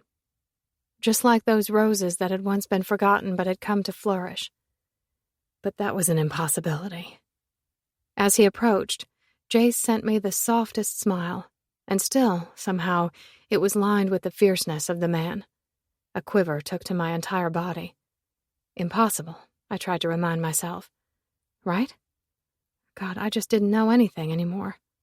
I shook myself off and returned the easiest smile I could manage, with nerves whipping through me as strong as a tree trying to stand its ground in the middle of a hurricane. "Tell me you didn't drag everyone I know here before dawn to make them work all Saturday." No doubt he was responsible. "Now, why would I go and do something like that?" Something playful pulled at the corner of Jace's mouth, something soft that I'd seen coming from him more often over the last week. Something that twisted through me, made a place inside me glow that should have been forever dimmed. Bailey's eyes went wide when she finally noticed me. She raced to catch up to him and then started to trot along at his side. "Surprise, Mommy. We planned the whole big secret. Jace said we a team." Emotion crashed in my chest. "This is quite the surprise button." "You like it?" she asked. "We gonna fix everything. She threw her arms up, bouncing a step. Yeah, Button, I like it. Loved it so much. Only I wasn't looking at her when I said it because it was getting harder and harder to look away from the man standing in front of me. How'd he manage to put you up to this? I asked as I situated a bunch of glasses on the tray next to a pitcher full of fresh lemonade. Courtney took the knife she was using to cut the watermelon and used it to slide all the diced pieces into a bowl, cutting me a glance as she did. Didn't take a whole lot of convincing, considering all of this is for you and Button. I mean, all of those cards and flowers you got after Joseph died? She studied me. How many people said to let them know what they could do to help you? But if anyone knew you, they would have known you weren't going to ask for a thing. You needed someone who would step in and actually take action. Someone who saw a need and could figure out a way to make it happen. I peeked out the big window off the kitchen where everyone was starting to gather. My breath left me when Jace, Ian, and Mac rounded the corner and climbed the rickety porch steps. They had peeled their drenched shirts from their bodies, sweat gathered across their heated skin, and all three of them looked like a little taste of sin. My stomach tightened. But Jace looked like the ultimate temptation. Everything I'd ever wanted and should have known better than to take. All hard, packed muscle on his towering body, chest so wide, his flat abdomen carved and cut and making my mouth water a little bit. Oh, had the man grown into his tall, gangly frame. God, the sun had to be putting me into a swoon. That was it. Courtney pinched my forearm, shocking me out of the stupor. "What are you looking at, Faith?" she sing-songed. I swatted at her. "Nothing." Her brows lifted. "Oh, really?" "Really." She spun her finger around my face. "Somebody is telling lies. It's written all over you. I know where that mind of yours went. I bet you're thinking about running your hands all over that delicious skin, aren't you? Giving it a little lick? I wonder what else you're thinking about licking." There was nothing but suggestion in her tone. Redness rushed all over me, heat climbing my neck and landing on my cheeks. "Courtney, I swear to goodness, you are ruthless." She could give Jace a run for his money with all the trouble she was glad to provoke. She let her salacious gaze travel out the window. "What? Even I have to admit that is one fine specimen of a man. Now tell me if he's given you something a little fun over the last few weeks he's been here." I choked out a sound of disbelief. I shouldn't be surprised. This was Courtney I was dealing with. But even after knowing her for over 20 years, she still managed to shock me with the things that came out of her mouth. "Show me yours and I'll show you mine." She hiked a not-so-innocent shoulder. "Felix does rock my world. Now you'd better start fessing up on the details of what's going on between you two, because I know it's something. I can't believe you've left me in the dark. That's not cool, Faith Avery. After all, I tell you all my dirty little secrets." I started to fill an ice bucket. "Who said I wanted to hear all your dirty little secrets? You usually leave me feeling like I need to pour bleach into my ears. And there is nothing going on. He's watching out for Bailey and me. That's it." Why'd that sound like a lie? "Right. The man is staying under the same roof. Him looking the way he does and you all smoking hot and sexy. All that unresolved history built up between you two. I bet you are absolutely killing him." She clucked. "Hell, I bet the only thing filling up that big head of his is the image of him sneaking into your room and doing all kinds of dirty things. I just wonder how long it's going to be until he actually does it."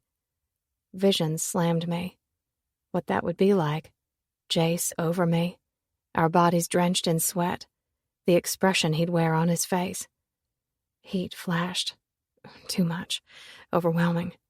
Courtney grinned. "Or maybe you've already done it." I forced a scowl onto my face. "I hate you, you know that?" "Psh, hate me? You love me. Who else is going to tell you like it is?" "Stop it. We're just friends and you know it."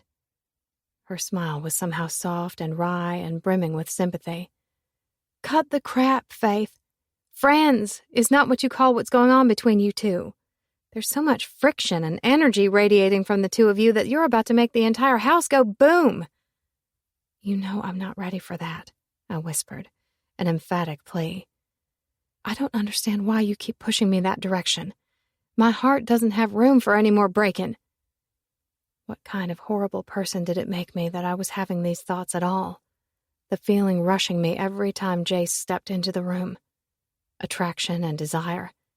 Part of it made me feel dirty. The other part of me was sure I couldn't stop it if my life depended on it. I guessed that probably stemmed from the fact that's the way loving Jace had once felt. As if my life depended on it. Courtney reached out and fiddled with a loose strand of my hair, her expression encouraging. I think you're ready for more than you're willing to admit. I think you're so much stronger than you think. And I think maybe that amazing heart of yours is ready for something good after it's been dealt so much bad. Good? A gust of air left my lungs, my heart and spirit at odds with what she'd said. Jace is dangerous, I told her, barely able to free it from my tongue. That beast is liable to wipe me out flat. She swung her attention back out the window. Jace was leaned casually against the railing, chatting with his brother as he wiped the sweat from his forehead. His profile so striking, so dominant and commanding as he stood there, that it was borderline painful for me to look away from it. It didn't matter if he was wearing ratty jeans or a suit. He appeared as if the world couldn't touch him, only because he owned it. But oh God, could I feel him touching me from across the space. His presence, these tendrils that wrapped around me, held me hostage, sank right in, taking root. Through the window, those coppery eyes flashed my direction. A tremble rumbled through the walls. And what if that's exactly what you need? A beast to watch over you, his strength to hold you up? Guilt lined my throat. It's not right. She shook her head. Love's not about right or wrong. Just like grief isn't about counting days. Love is about being given a gift. Sometimes when we least expect it. Usually when we need it most. My lips pursed tightly in refusal. Love? He doesn't love me. She grabbed the bowl of watermelon, a grin threatening at her mouth. You just go on telling yourself that. I scowled at her. I thought you didn't want Jace anywhere around me. Another shrug. Maybe I changed my mind. And why would you go and do that? She looked out the window. Only a man who really gives a shit shows up in the middle of a tragedy. Assholes? They like it nice and easy. They tuck tail and run the second things get rough. It's the ones who really care who stick around. It was way easier when you were hating on him, I muttered quietly, barely a breath, pretty much talking to myself. Hating is always easier than loving, isn't it? She said right before she pushed open the door and stepped out onto the porch. No. She was totally wrong. Because loving Jace Jacobs had always felt like the easiest thing in the world, right up until that love was taken away. 21. And here I had to come out of the ocean buck naked in front of half the high school. Mac glared at Ian, who was rocked back in one of the patio chairs, all smug the way he always was. Hey, warned you if you told Delaney I was crushing on her, you were going to regret it. Somehow we'd started tossing out stories from back in high school while we sat under the shade of the porch. Tyler and Shane had taken off, so it was just a few of us left. The mood had gone light. That didn't mean that energy wasn't billowing from her, floating through the atmosphere. Clouds at the edge of heaven. Maybe right in her hands. I tried to pretend I wasn't all wrapped up in the way she felt sitting 2 feet away from me and watched as Mac gave a shrug with one of his hulking shoulders. Turns out it worked in my favor anyway. Maddie didn't seem to mind all that much. Ew, Courtney laughed and smacked at her thigh. You would go for Maddie, Mac. You were such a dirty bird back in high school. Mac grinned and drained the rest of his lemonade as he looked at her. Was, he winked at her.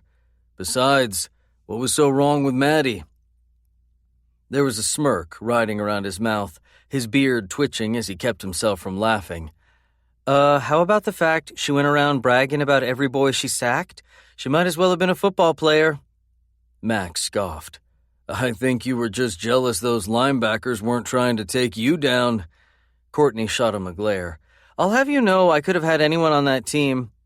I just liked the boys I dated. A little more seasoned. Max squinted with the accusation, the cop in him always right at the surface. You mean you were jailbait? Not cool, Courtney. Not cool. Courtney laughed.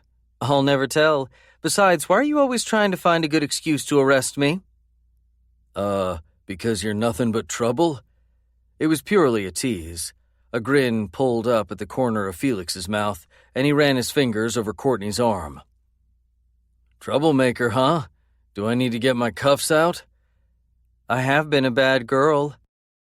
I could feel the flush coming from Faith beside me, the way she was looking at the porch floor and fighting a grin, peeking up at her best friend. Satisfaction tightened my chest. It felt like with each day that passed, I got to watch her come farther out of her shell, heal a little more. Even with the possible threat looming over her head, the girl was blossoming again, like her spirit had been fed, wilted petals coming alive, comfortable in her own skin, in her own home, while her little girl ran and twirled and danced in the lawn. Not a care in the world since she was off living in all her make-believe ones. That was the only thing I wanted for them. For them to feel like they could live without fear, without Faith having to constantly watch over her shoulder. So, birthday party next weekend for Mac? Ian said, grinning at Mac, who probably would prefer to let the milestone pass him right on by, unnoticed, as if any of us were going to let him forget. That's right, it's the big one. 30. I grinned at Mac, who was rubbing his fingers through his beard and grinning as he sat there in his own comfort. Getting up there, man, I told him. Mac scoffed. Hardly. Just another day as far as I'm concerned. Besides, the rest of you assholes aren't far behind me. He pointed around the circle of us.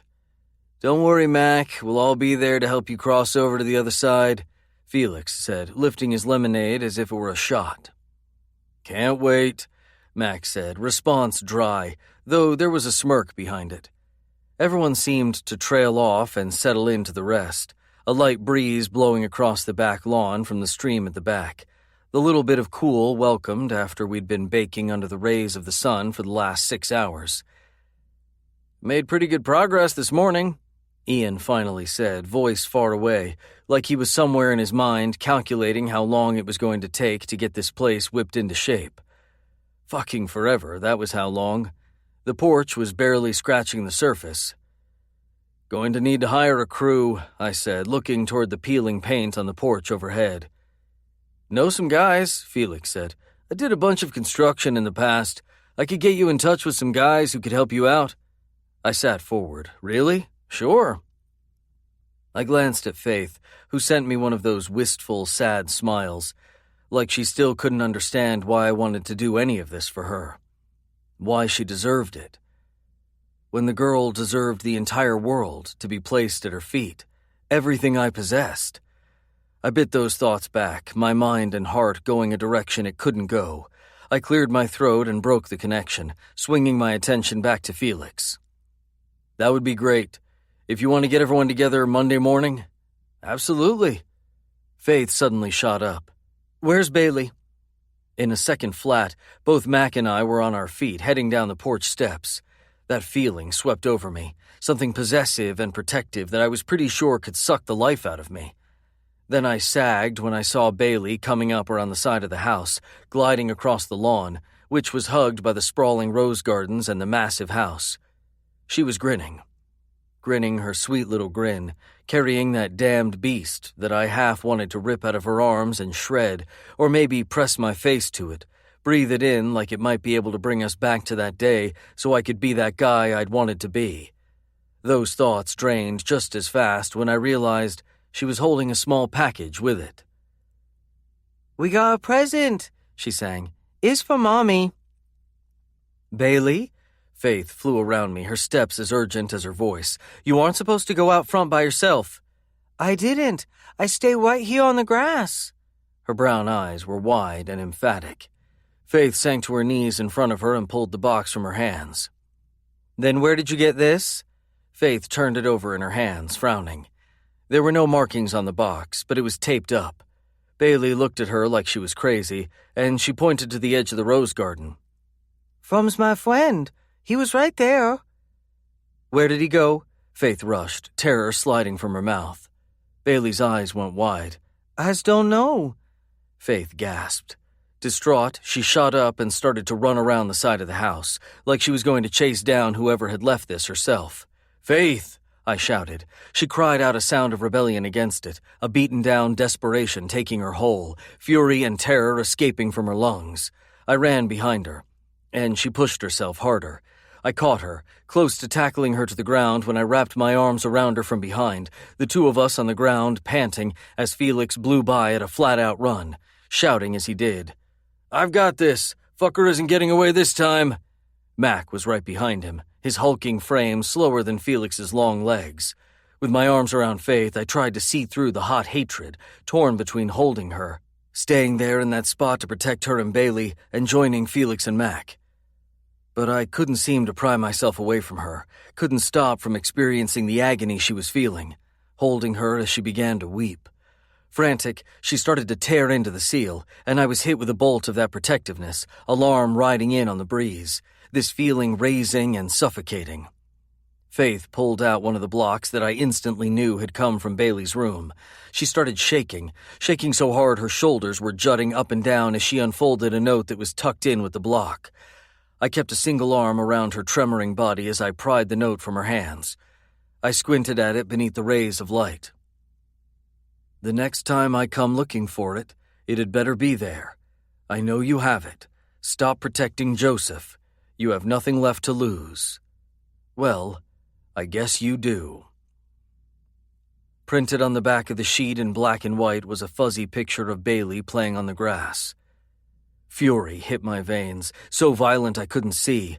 I drew Faith tighter, at the same time reaching out to grab Bailey to drag her into my arms, wrapping both of them up, holding them tight, refusing to let anything happen to either of them. Sobs erupted from Faith. Her words whimpered. "I don't understand. I don't understand. What do they want?" I could feel Bailey's confusion in the way her little body swam with the unknown, her little heart so innocent and sweet as she wrapped her arms around her mother's neck. "It's okay, Mommy. It's just a present."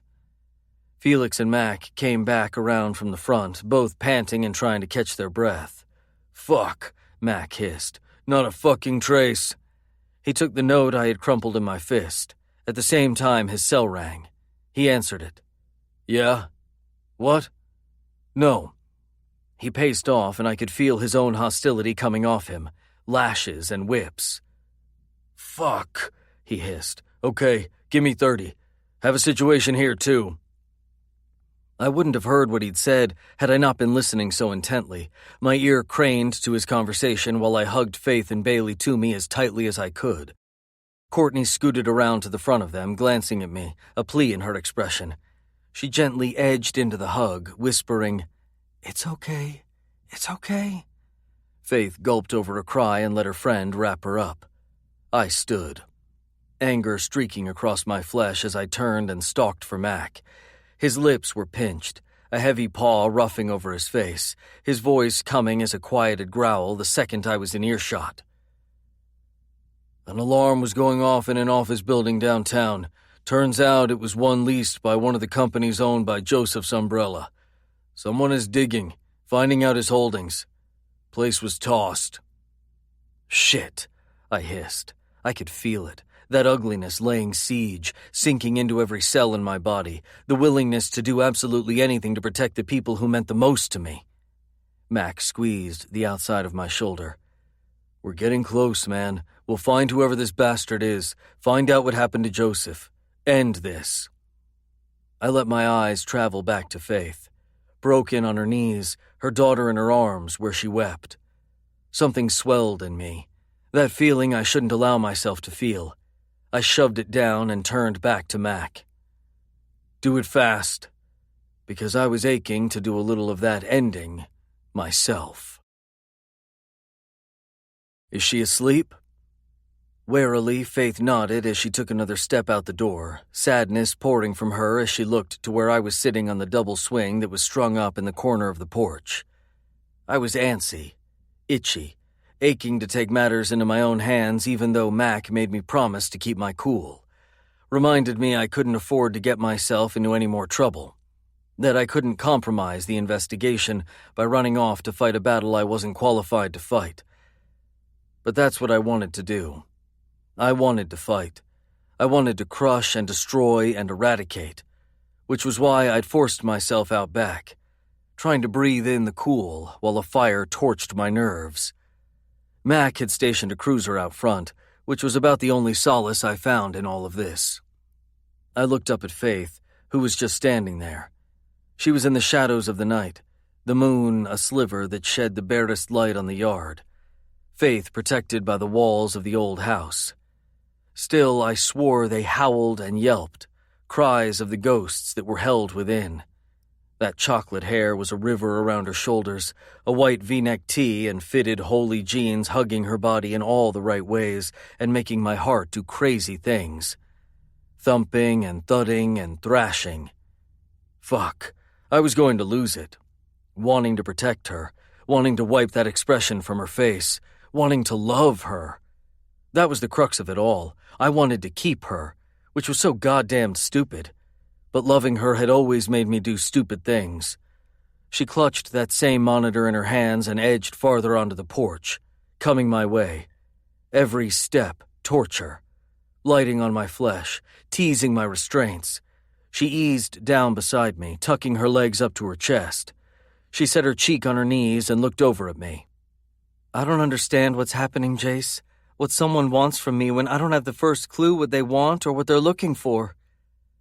A stake of guilt cut right through the center of my chest. Did she really not know about the shit Joseph was into? What Joseph was into? Her words were soggy, coming from her like she'd tapped right into my thoughts.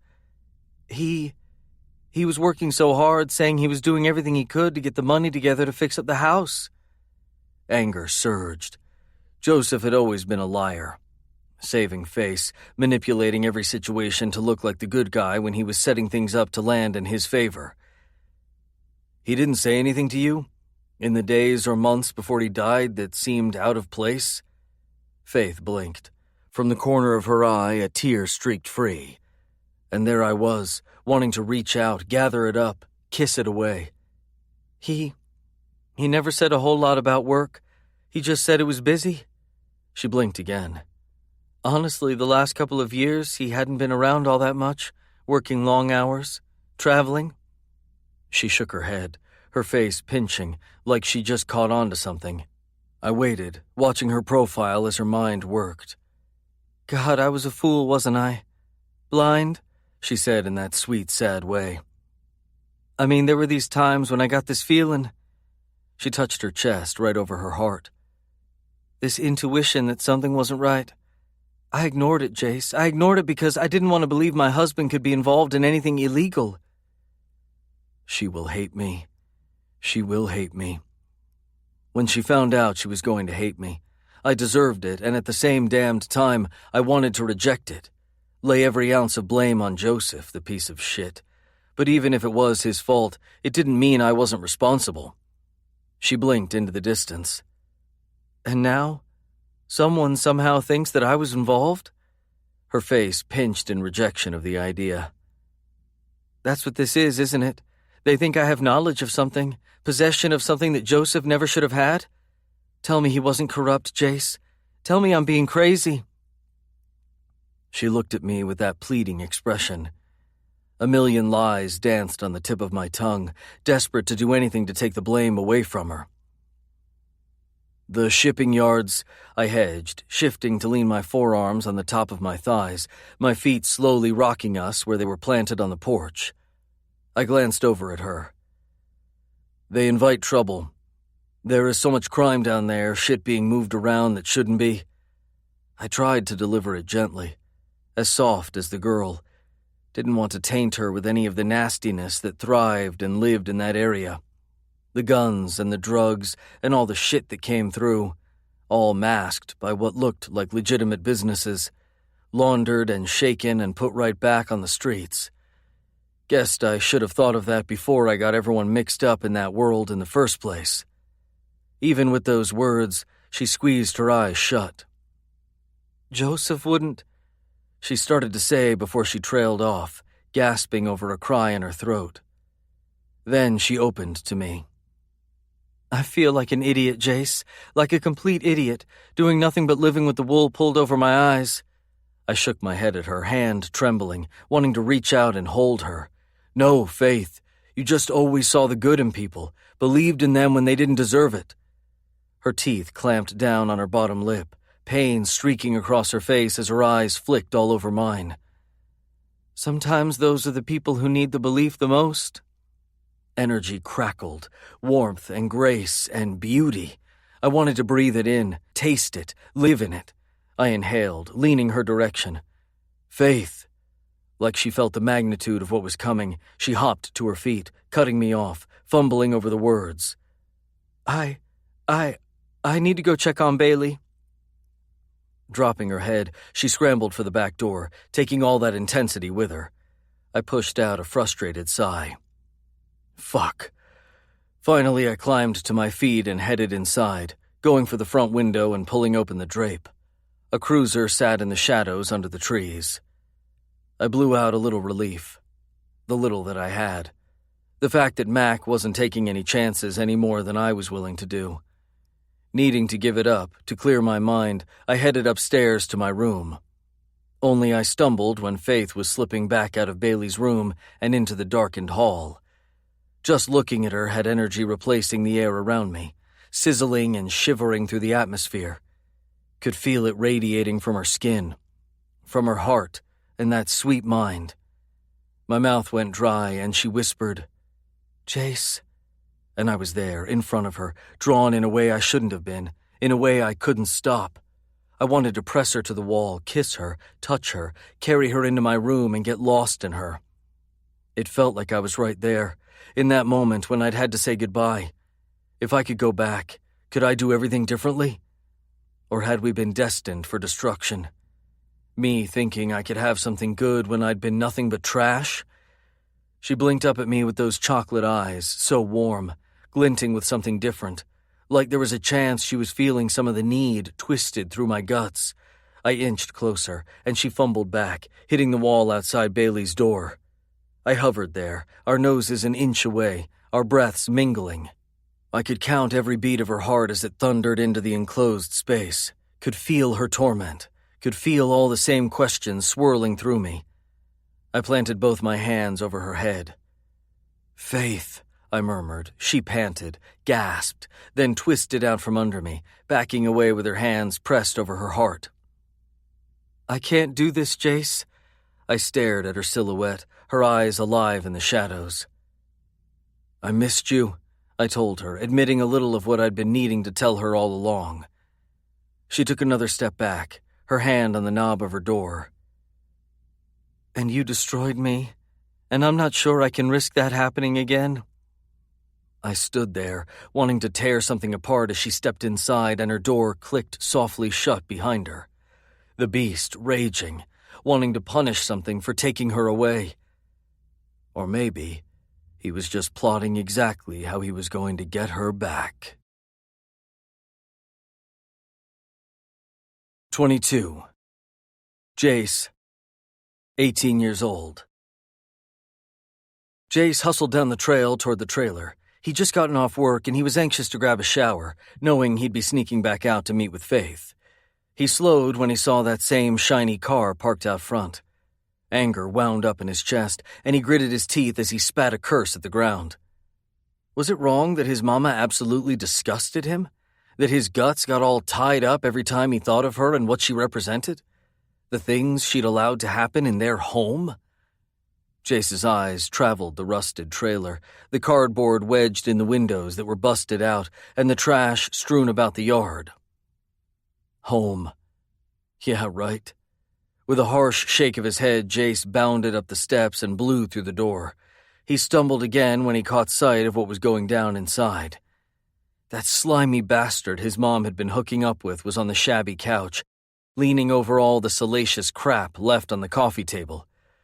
Both Ian and Joseph were sitting on the floor at his feet, listening to whatever bullshit he was filling their heads with. If they listened that hard at school, the two of them would have straight A's. The prick looked up when Jace stepped inside. He cracked a grin. Unease rumbled through Jace's spirit. "What's going on here?" The asshole sat back on the couch, leveling Jace a stare. "Just having a little conversation with your brothers." Anger pulsed. The cocksucker didn't even know Joseph wasn't their brother, and there he was, sitting on that couch like he owned the shithole. With the way he was dressed, Jace was pretty sure he thought he owned the world. "I don't think either of them need to hear a thing you have to say."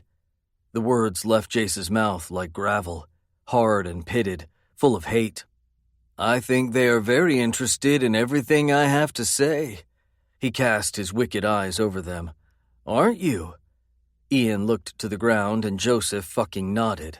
What the hell? "Well, it doesn't matter if they want to hear what you have to say or not. I'm telling you they don't." Jace pushed open the door. "I think it's time you leave." The guy had the audacity to laugh, pushing to his feet, his head angled as he crossed the space, coming toward Jace. "Aren't you the big man?" He tipped his head farther, like he was assessing Jace, adding up his worth. "Maybe you should be the one I'm talking to. I like someone who's loyal. A fighter." Fear and fury vibrated all the way to Jace's bones. "Stay away from them!" Jace's teeth ground together so hard he could hear his jaw clicking in his ears. This guy would probably destroy him in a fight, but Jace didn't care.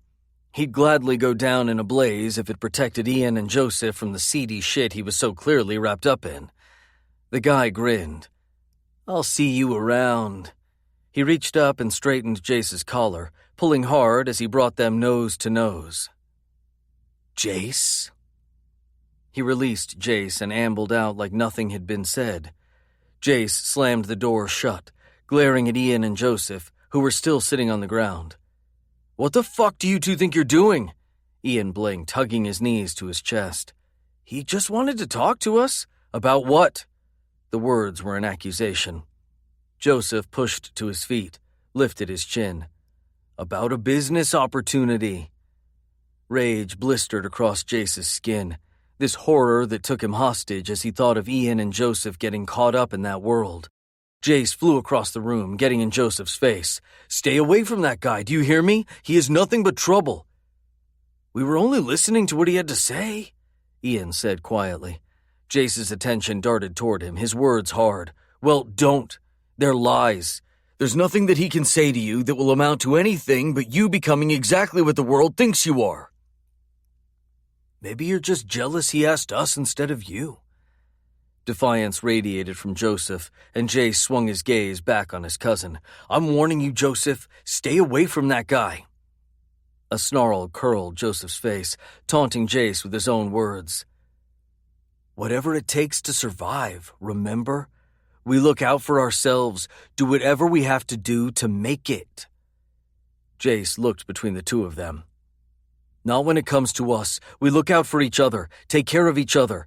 And I'm telling you that you aren't sniffing up anything but a dead end with that guy." "Most likely a body bag." Joseph shook his head. "I think the problem is that you're so wrapped up in that stupid girl, trying to impress her, that you've forgotten who you are." Ian nodded, his anger over the time Jace had been spending with Faith flooding out of him in a streak of jealousy. But Joseph's jealousy was different. Jace knew it, felt it in his gut. Before he even realized what he was doing, Jace pushed Joseph against the wall. His back slammed against the paneling and the trailer shook on its rickety foundation. "Leave Faith out of this." Hating the instant reaction, the instant aggression, Jace took a step back, trying to get himself together. His voice trembled when he pointed at Joseph, praying he'd get it, that he'd understand. "I'm warning you, stay away from him. I'm telling you for your own good." He looked at Ian. "Both of you, you hear me?" Ian nodded. "Whatever you say, boss man," Joseph said. Nothing but venom on his tongue. Jace stumbled, his hand still on the doorknob as he peered into the darkened trailer. A moan echoed back from somewhere within. Dread curled through his insides, and he held his breath as he fumbled to flick on the light switch. Hazy light filtered into the space, and the dread he was feeling turned to horror when he saw his brother in a ball on the floor in the corner. He rushed that way and dropped to his knees. His hands were shaking like crazy when he gently rolled his brother over. A shocked gasp rocked from Jace's lungs. Blood covered Ian's face. It dripped from his nose, and his upper lip was busted open. One of his eyes was swollen closed, purple and black bruises already beginning to rise to the surface. "Ian," he wheezed, "what happened?" Steven, you told me to stay away from him, so I tried to keep him out of the house when he showed up here. I tried, Jace. I promise, I tried to make you proud." Jace's jaw clenched. Fury blistered, scoring into his consciousness, penetrating to the ugly dark spot in his soul. That piece of shit did this? "It's okay," he attempted to murmur, to comfort his brother, his words raking from his raw throat. "It's okay." Ian nodded, then winced in pain as he moved. "It's okay," Jace whispered again, helping his brother to stand, knowing it wasn't even close to the truth. The pompous fucker straightened his suit jacket as he stepped out of his car and onto the sidewalk. Jace didn't hesitate. He rushed up behind him and shoved him as hard as he could. His back bowed as he stumbled forward a step before Steven whirled around. He cracked a grin when he saw Jace. But Jace wasn't smiling back. He was throwing a fist, as hard as he could. It cracked against the guy's face. His head rocked back, and Jace didn't slow, didn't wait. He dove for him, tackling him to the ground. A frenzy lit inside Jace, all the anger and hostility he possessed rising to the surface. Freed. "You hurt my brother! You piece of shit! You hurt my brother!" Jace threw punch after punch. They landed on the guy's chin, his jaw, his nose, bones crunching and flesh splitting. It only fueled the fire. The hot hatred that burned inside Jace. He wanted to end him, erase the threat, all of it. The drugs he was feeding his mama, the hook he had in Joseph. Most of all, he wanted to get retribution for Ian, his brother who was so brave and so damned stupid. "You disgusting piece of shit, I'll kill you! I'll kill you!" Jace didn't even know what he was saying, his rage so intense. Red was the only thing he could see. He could barely feel the blow that jolted through him when a fist landed on his cheek. Blinding. Feet pounded around him and voices shouted. He didn't slow. He pounded and pounded and pounded. Hands were suddenly on him, dragging him back, pinning him face down to the ground. Cuffs were slapped around his wrists. Jace lifted his head. Blood dripped to the sidewalk from his mouth, and he could barely make out the figure who was pushing up to sitting, wiping the red from his face, grinning at Jace like he was the one who'd won. "I'll kill you!" Jace shouted. He was jerked up, his feet coming out from under him.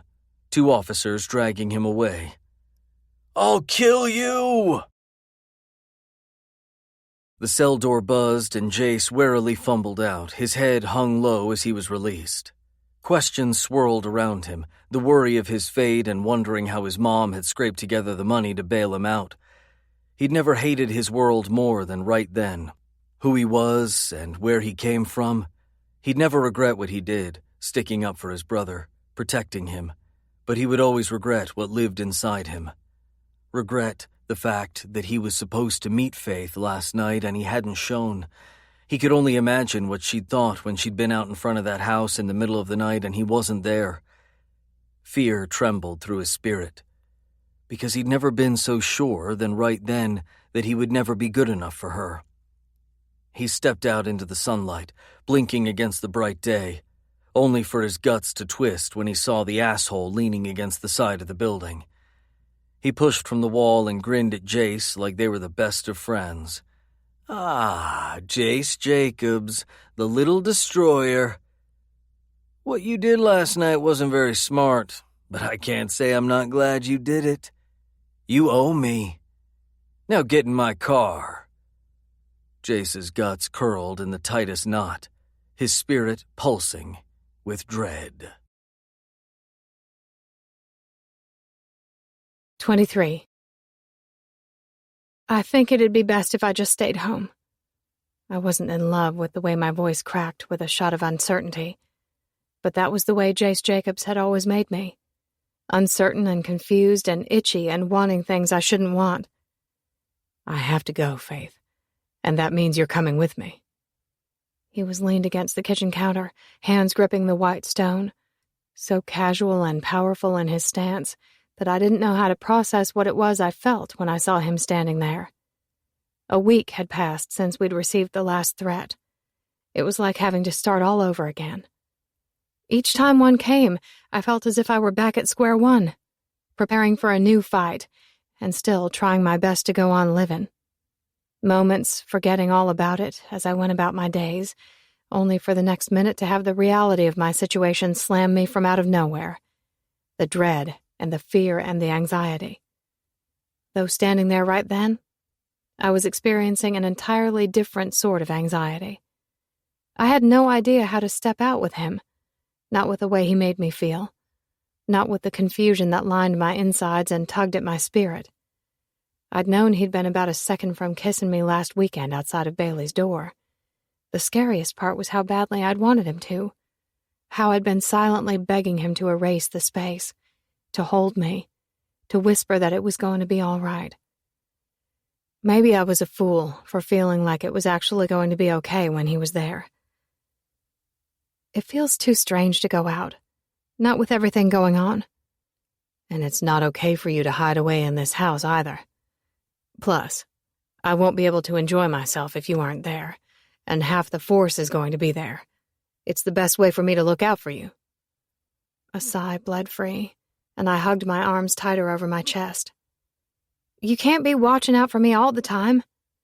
He pushed from the counter. You sure about that? Jace, I said, trying to make sense of this man. Or really, I was just trying not to get lost in him as I blinked up at his striking face, defined jaw, plush lips, and intense eyes. Faith, he taunted right back. He let a smirk glide onto his mouth. What would Mac think if you didn't show for his 30th birthday? My eyes narrowed. Are you trying to play me, Jace Jacobs? He edged forward, his voice dropping into a caress. Oh, I can think of all kinds of games we could play. More seduction. Jace, I whispered, feeling hot and sweaty and off-kilter. He'd been doing that more and more lately, tripping me up, stealing my air and ripping the ground out from under my feet. I told you that you can't go saying things like that to me. In frustration, he roughed a hand through his hair before he angled close, his head cocked so he was breathing against my cheek as he murmured, Maybe I'm getting tired of not saying what we're clearly both thinking. Not saying it doesn't mean it's not right there, playing out in both of our minds. Desire flashed across my skin, seeping into my pores, igniting something in me that I wasn't sure I could ignore much longer. He straightened and touched the spot he'd just set fire to with his words. Now go get ready. You're coming. 24. I stepped out of my bedroom into the quiet, dusky hall, coming up short when I found Faith coming out of hers. She was in this slinky royal blue dress, which barely hit the middle of those lush thighs and high heels which made her appear even taller than she was. The breath punched from my lungs. This girl was so fucking gorgeous I was beginning to suffocate beneath the weight of it, beneath the want and the need and the love for her that refused to die. Uneasily, her hand fluttered up to her slender neck. She fiddled with the teardrop diamond earring that dangled from her ear. I hate dressing up. I feel ridiculous. I gazed at her, knot in my throat, dick so deprived and balls so blue that I could feel every inch of my body hardening just from looking at her. Fuck. This was getting messy. But I couldn't not say something when she stood there shifting self-consciously. Couldn't not reach out and let my thumb trace the little divot on her chin. You don't look ridiculous. Not even close. Twilight flooded the hall, like it was taking up space, forcing us closer, and she sucked in a choppy breath against the feel of my thumb on her skin, those lips parting a fraction. Shit, I wanted to dip my thumb inside that sweet mouth of hers, maybe lean in for a taste. Just one little taste to quench the thirst that left me parched and needy every damned day, growing stronger with each one that passed. "I ready?" I jumped back when the door beside us banged open. Bailey was grinning from her doorway. Fucking cutest kid on earth. So full of life and belief. So full of faith. She hauled a tiny pink suitcase behind her, 2 dolls and that beast tucked under one arm, as if she were heading on some week-long vacation rather than spending the night at her grandparents' house. We'd decided that was the safest place for her to stay. Funny how that might be the place I dreaded stepping foot onto the most. "Are you sure you want to go?" Faith asked her. "I's a big girl, Mommy." Faith sighed a restless sigh, her worry bounding through the hall. "Okay, let's go then," she relented. We headed out to my car. With no sign of anything else, Mac had finally lifted the 24-hour watch, a cruiser rolling by at random times of the day and night, Mac telling us to call him directly if anything seemed out of place. Swore it was a bitch that we could find absolutely nothing solid, no evidence, no names to actually point us in the right direction of the culprit, and still feeling like someone was constantly watching. Thank God the construction crew Felix had hooked me up with had shown on Monday. That put at least 5 men at the house at all times, which eased some of the pressure because there was safety in the sheer numbers. It was probably the only reason I felt comfortable taking Faith out tonight. A party with a bunch of cops and detectives was the safest place to be. This afternoon, I'd put Bailey's car seat in my car, and Faith buckled Bailey into it while I put the suitcase on the floorboards in front of her. We climbed into the front, and I started down the drive. Those branches stretched over us, blips of the setting sun breaking through as we bounced over the holes and bumps carved out in the dirt road, covering us in glittering golds and hues of orange and pink. Silence filled the cab as we traveled.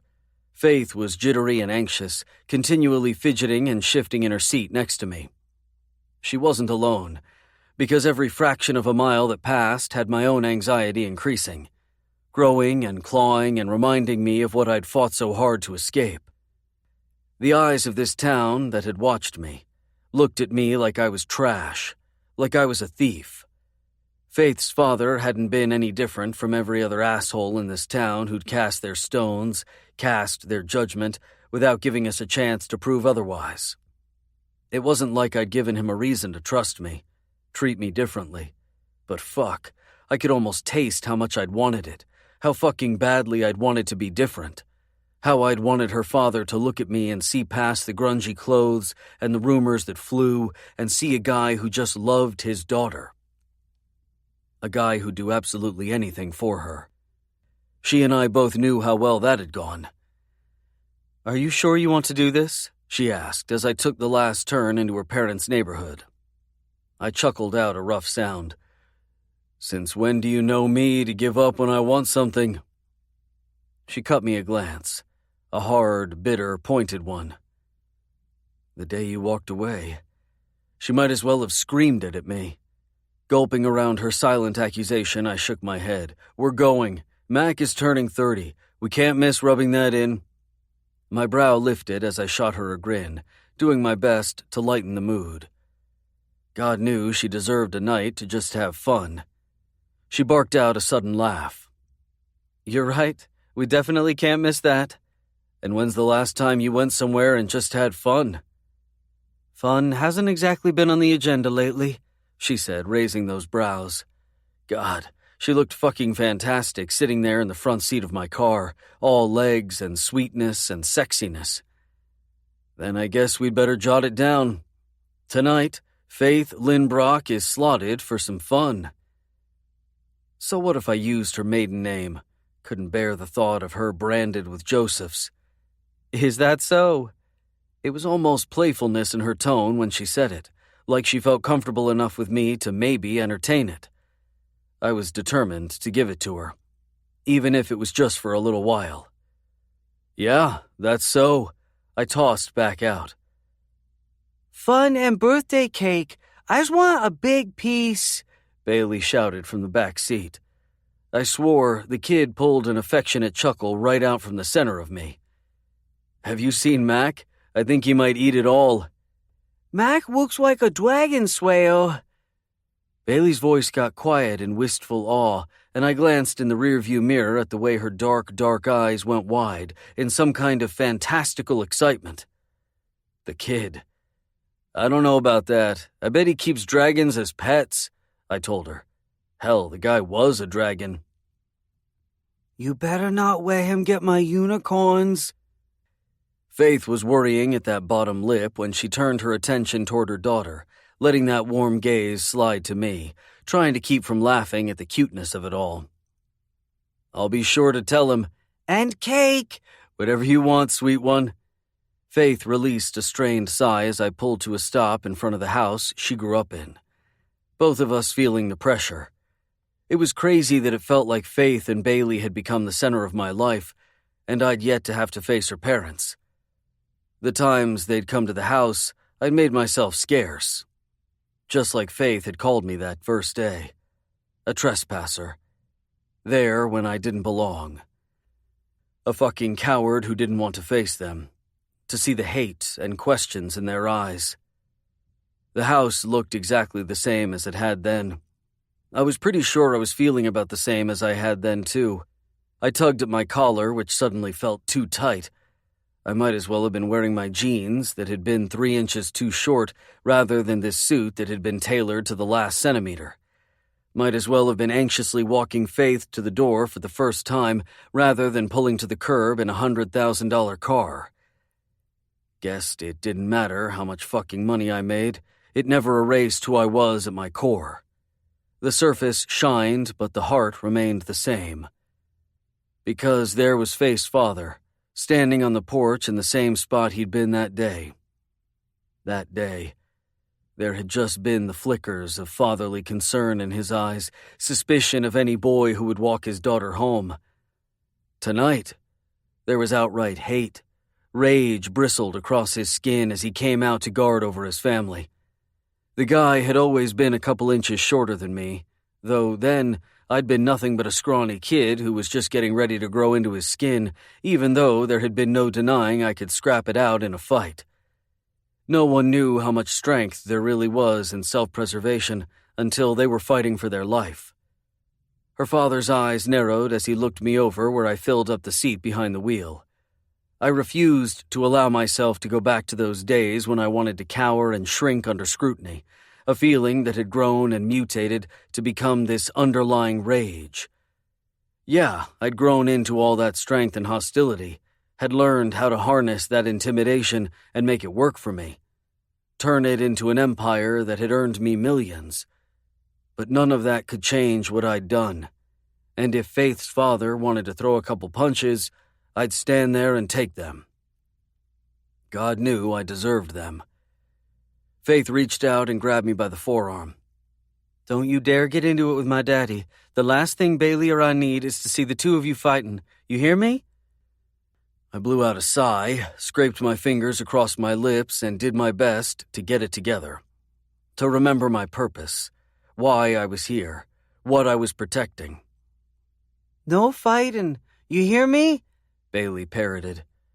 God, these two women. Bossy and right. You really think I'm going to get into a fight with your dad? I said, brows lifted to my hairline, like I was completely offended by the idea. Faith shot me a look that called bullshit and reached out to open her door. I mean it. At the back door, she ducked in and unbuckled Bailey, who scrambled out, shouting, "Hi, Grandpa!" Faith started up the walk behind her, and I reluctantly unlatched my door and stepped out into the approaching night. The man seemed to have to tear his hatred from me, every inch of him softening as he turned his attention to the little girl who beat a path for him. She clambered up the 2 short steps, tripping a little but still smiling when he swept her into his arms. "Hey, Daddy," Faith called. "How's my girl?" he asked, his eyes soft as he glanced to her before they bored into me from over her shoulder. "Good," Bailey shouted, thinking he was talking to her. He patted her little leg. Well, things are about to get better since you get to spend the whole night here with me and Grandma. He took that opportune time to send me a warning glare. Just fucking great.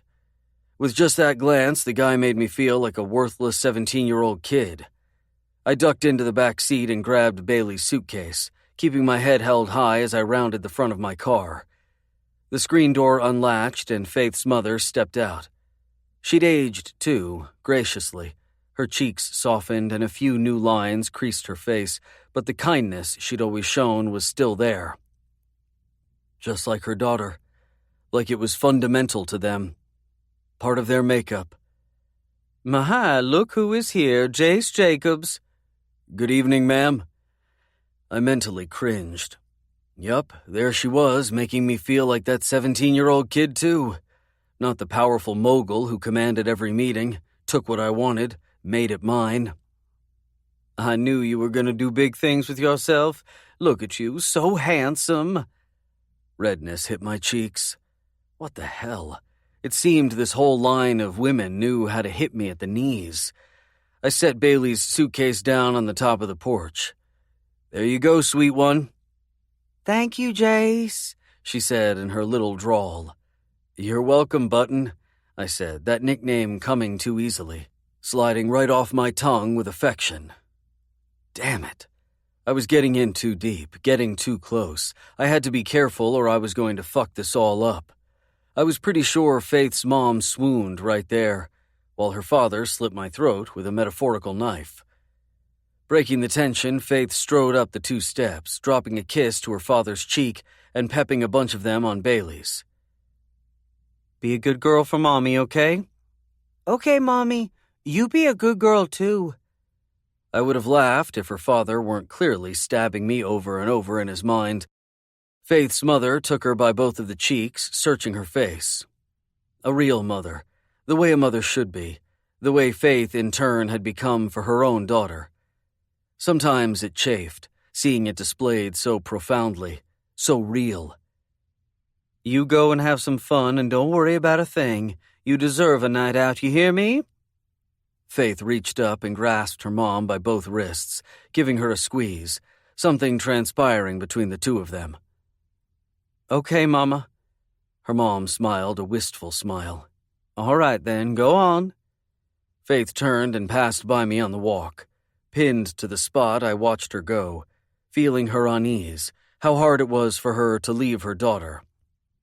We both knew Bailey would be fine with her parents and that a cruiser was set to come by this address several times during the night, but the worry was still there. Sometimes knowing something and trusting in it was the hardest thing to do. I blew out a strained breath, again wishing I could change it, take it on for her, let her know it would all be okay. I watched her climb into my car, that feeling I kept trying to fight stirring inside me. The fact that this woman was supposed to be mine. I wanted to go after her, comfort her, make her promises I didn't deserve to make, but I knew I owed her father a word or two. I tried to work myself up to it, figuring out what to offer him, what I could say that would make any of this better, but he beat me to the punch. "You got a lot of fucking nerve." I swung my attention over my shoulder to where he stood glowering at me from on the porch. Bailey and her grandmother had already disappeared inside. Anger surged through my veins. He had no idea why I was there, what I was willing to give. I beat it back. He deserved his indignation. I'd let him have it. "Excuse me?" I said, feigning like I hadn't heard correctly, gearing myself up for him to lay into me.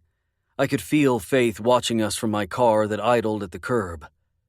"You know, I was right inside the day it happened," he said, his teeth clenching as he gritted the words.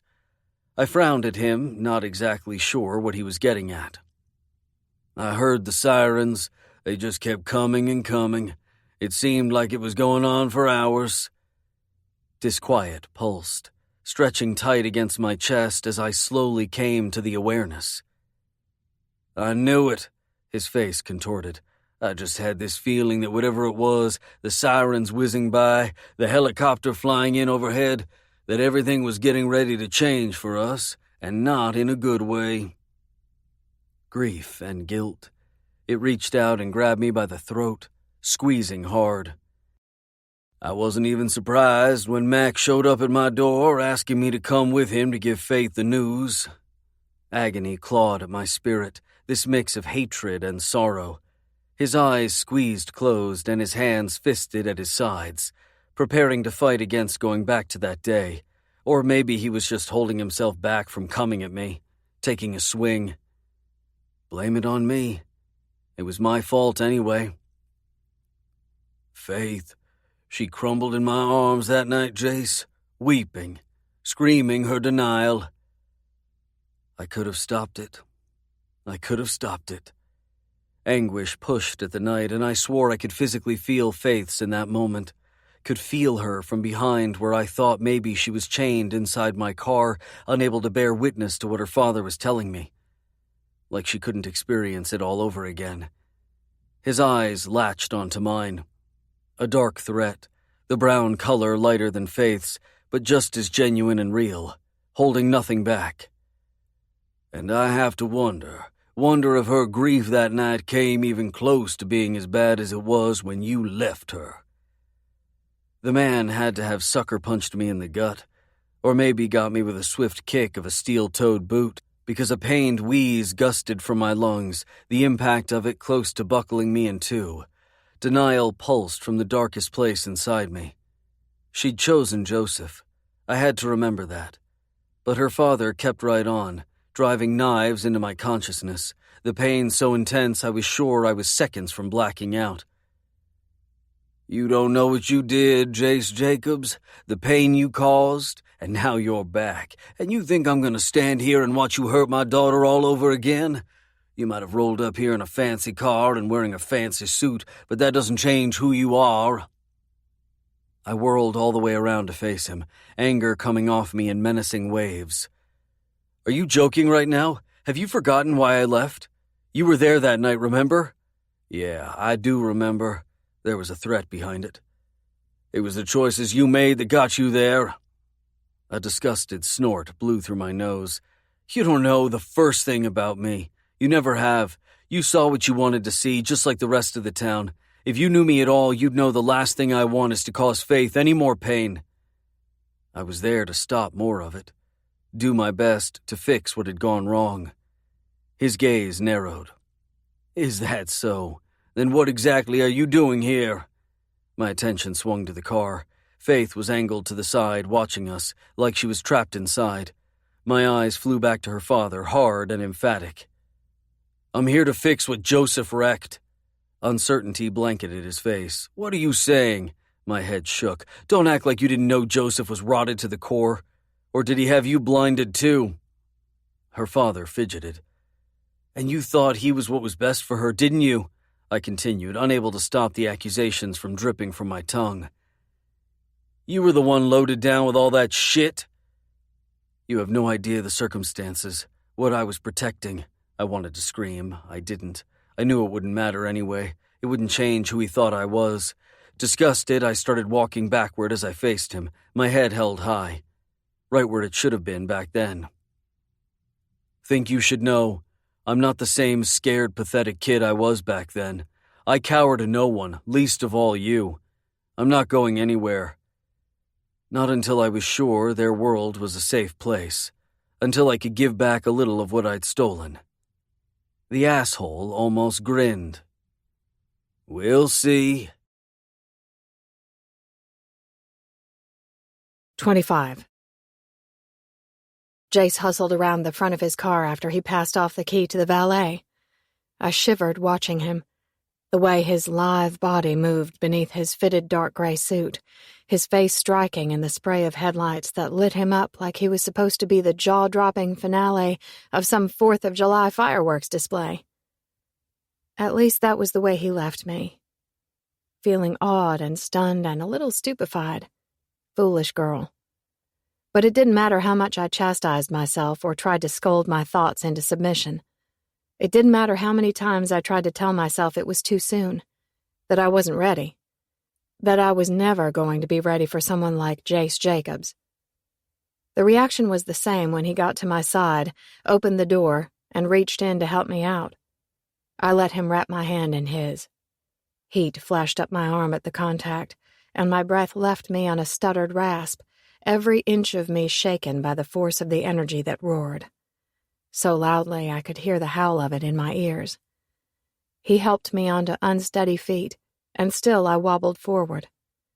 "You okay?" he asked, his own voice seeming a little strained, which I was betting had a whole lot to do with whatever my daddy had told him back at the house. I'd warned my father not to say a word, told him I was grown, and I could make my own decisions, and that I got to make my own mistakes, too.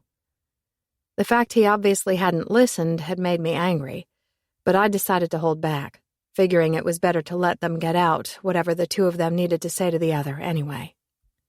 Jace had my hand clasped in his, held between us and up close to his chest, watching me with concern, where he stood a few inches from me. That space between us felt just as heavy as the night. I swallowed hard. "I'm fine." "Are you sure about that?" A tease glinted in those copper eyes. Getting away from the house had seemed to lighten Jace. Something easy gliding into his demeanor the farther we'd gotten away from Broadshire Rim. Maybe, to him, it had felt as if we'd been leaving the threat behind. To me, it was as if I were getting the chance to put some distance between all the grief and hurt. I huffed out the semblance of a laugh. No, Jace, I am definitely not sure that I'm fine, but I'm trying to be." Warily, I looked around us. Strangers whizzed by, this area so far away from the outskirts where I lived that there wasn't a soul that I knew. No one to look at me with pity or disdain or questions. Oh, but inside, there would be plenty. He squeezed my hand. "Fun."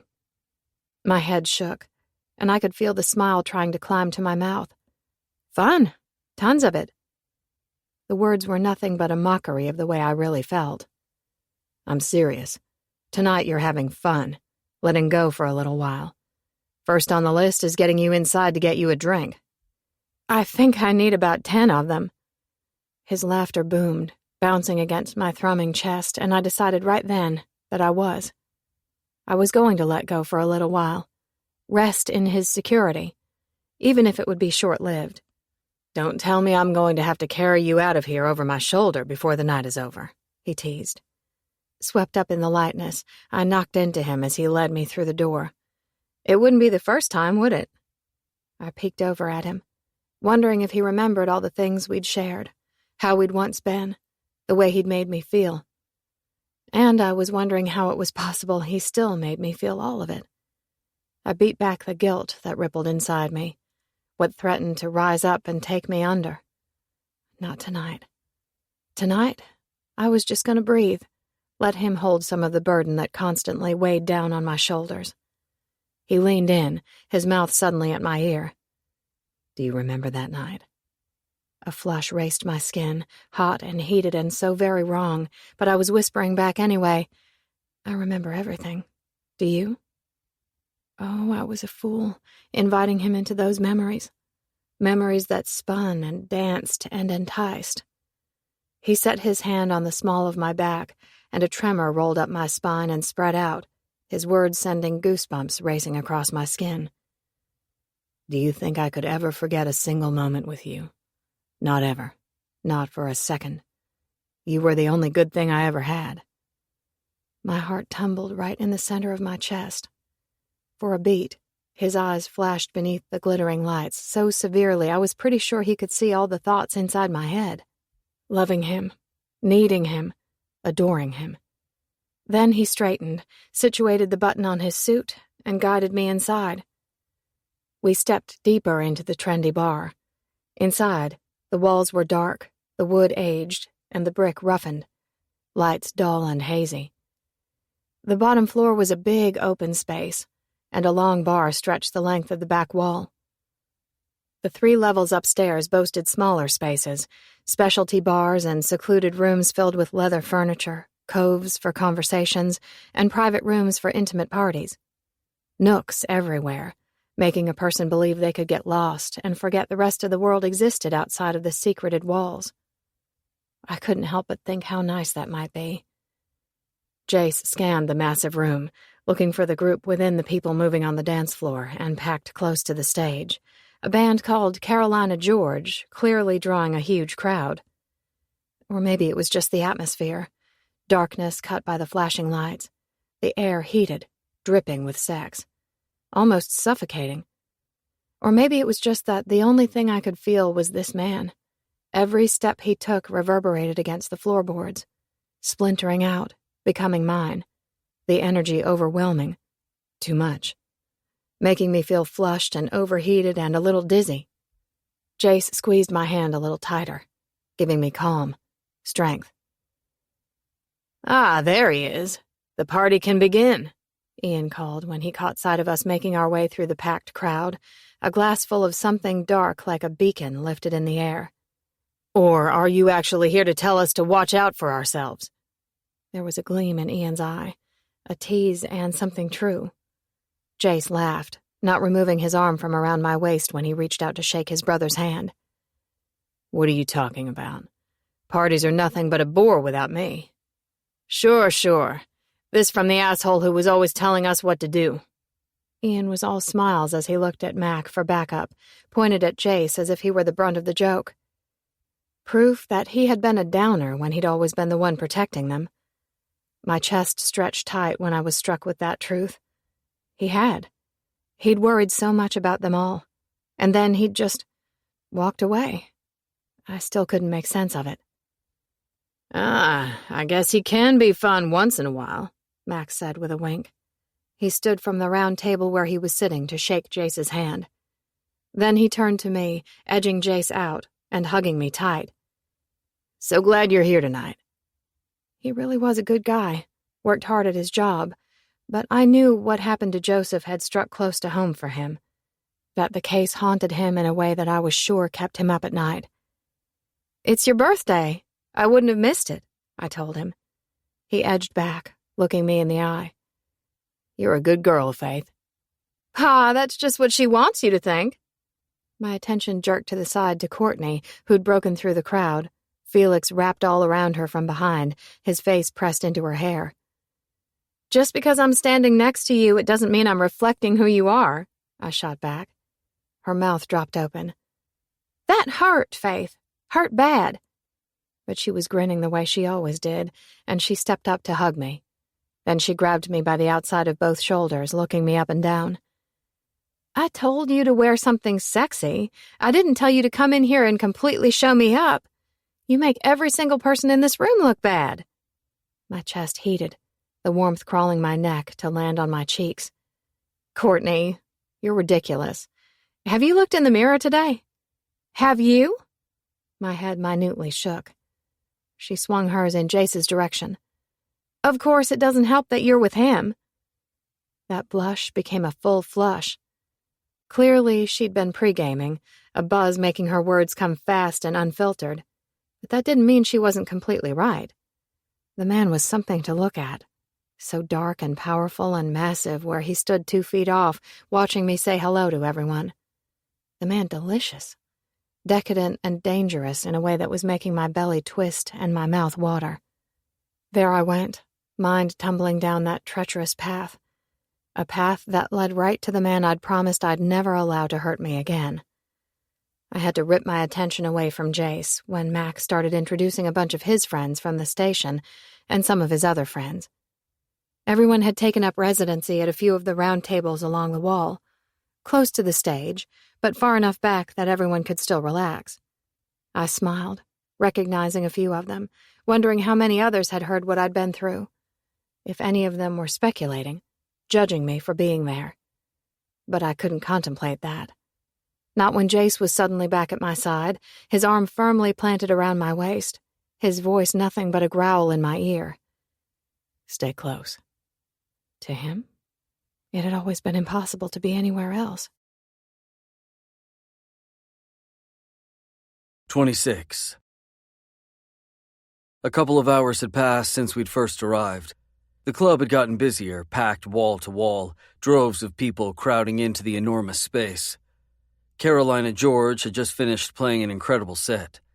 The country band was well known in the area, traveling from southern city to play in dive bars and huge venues alike, their following growing greater. People flocked all the way from neighboring states to get a chance to listen to the angelic voice of Emily, their lead singer, whose talent was out of this world. When they had ended their set for the night, a DJ had taken over. Dance music pumped from the speakers, a low, resonating bass, the vibe shifting into something seductive and dark. I'd been surprised when Courtney had managed to lure Faith onto the throbbing dance floor, but there she was, out there in a circle with Courtney and some of their other friends, having fun, just like I'd promised her.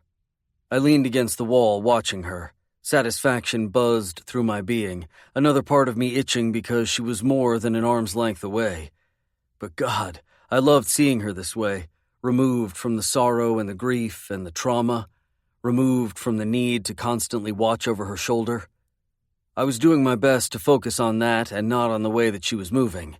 This sexy, slow rhythm as she danced, hips jerking and swaying, the movement of her body casting some sort of spell. I wondered if the girl had any idea how captivating she was, how every asshole in the place was watching her, wondering if he had any chance of taking her home. Like I was any better. The only thing I could think about right then was edging up behind her and claiming her as my own. Wrapping my arms around that slender waist from behind, tucking her ass close, my nose at her neck as we moved.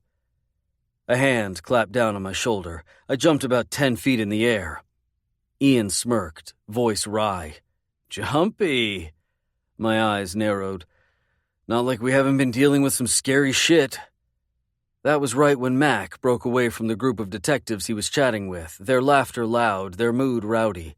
Grinning wide, the guy sauntered our way, nothing but muscles and tattoos. All night he'd been throwing back shots like they were water, celebrating hard, the same way he did everything. Ian lifted his glass as he approached. "To Mac, the biggest, burliest, oldest motherfucker I know. Happy birthday, man." "Eat rocks, asshole. You mean the baddest motherfucker you know?" Mac lifted his thick arms out to the sides, his beer sloshing over the rim. Pretty sure he meant oldest, my friend," I said, unable to stop the grin from riding my mouth.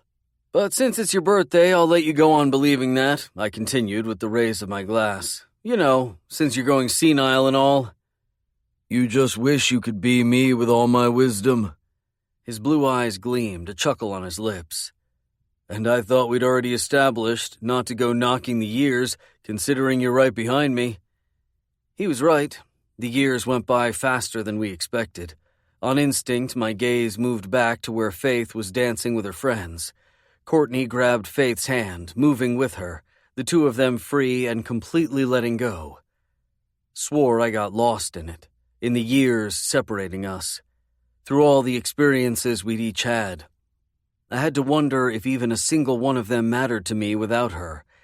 I was jarred out of the trance by Ian's hard chuckle. "You going soft on me now, brother?" My attention whipped back to him. "Never." "You sure about that?" He took a pull of his whiskey, his attention trained on Faith, who tilted her head toward the ceiling and laughed. She fucking laughed. My heart twisted in my chest, beating wild at the sight. Ian pointed at her with the hand he had clutched around his glass. "She's always made you that way." "And what way is that? A believer?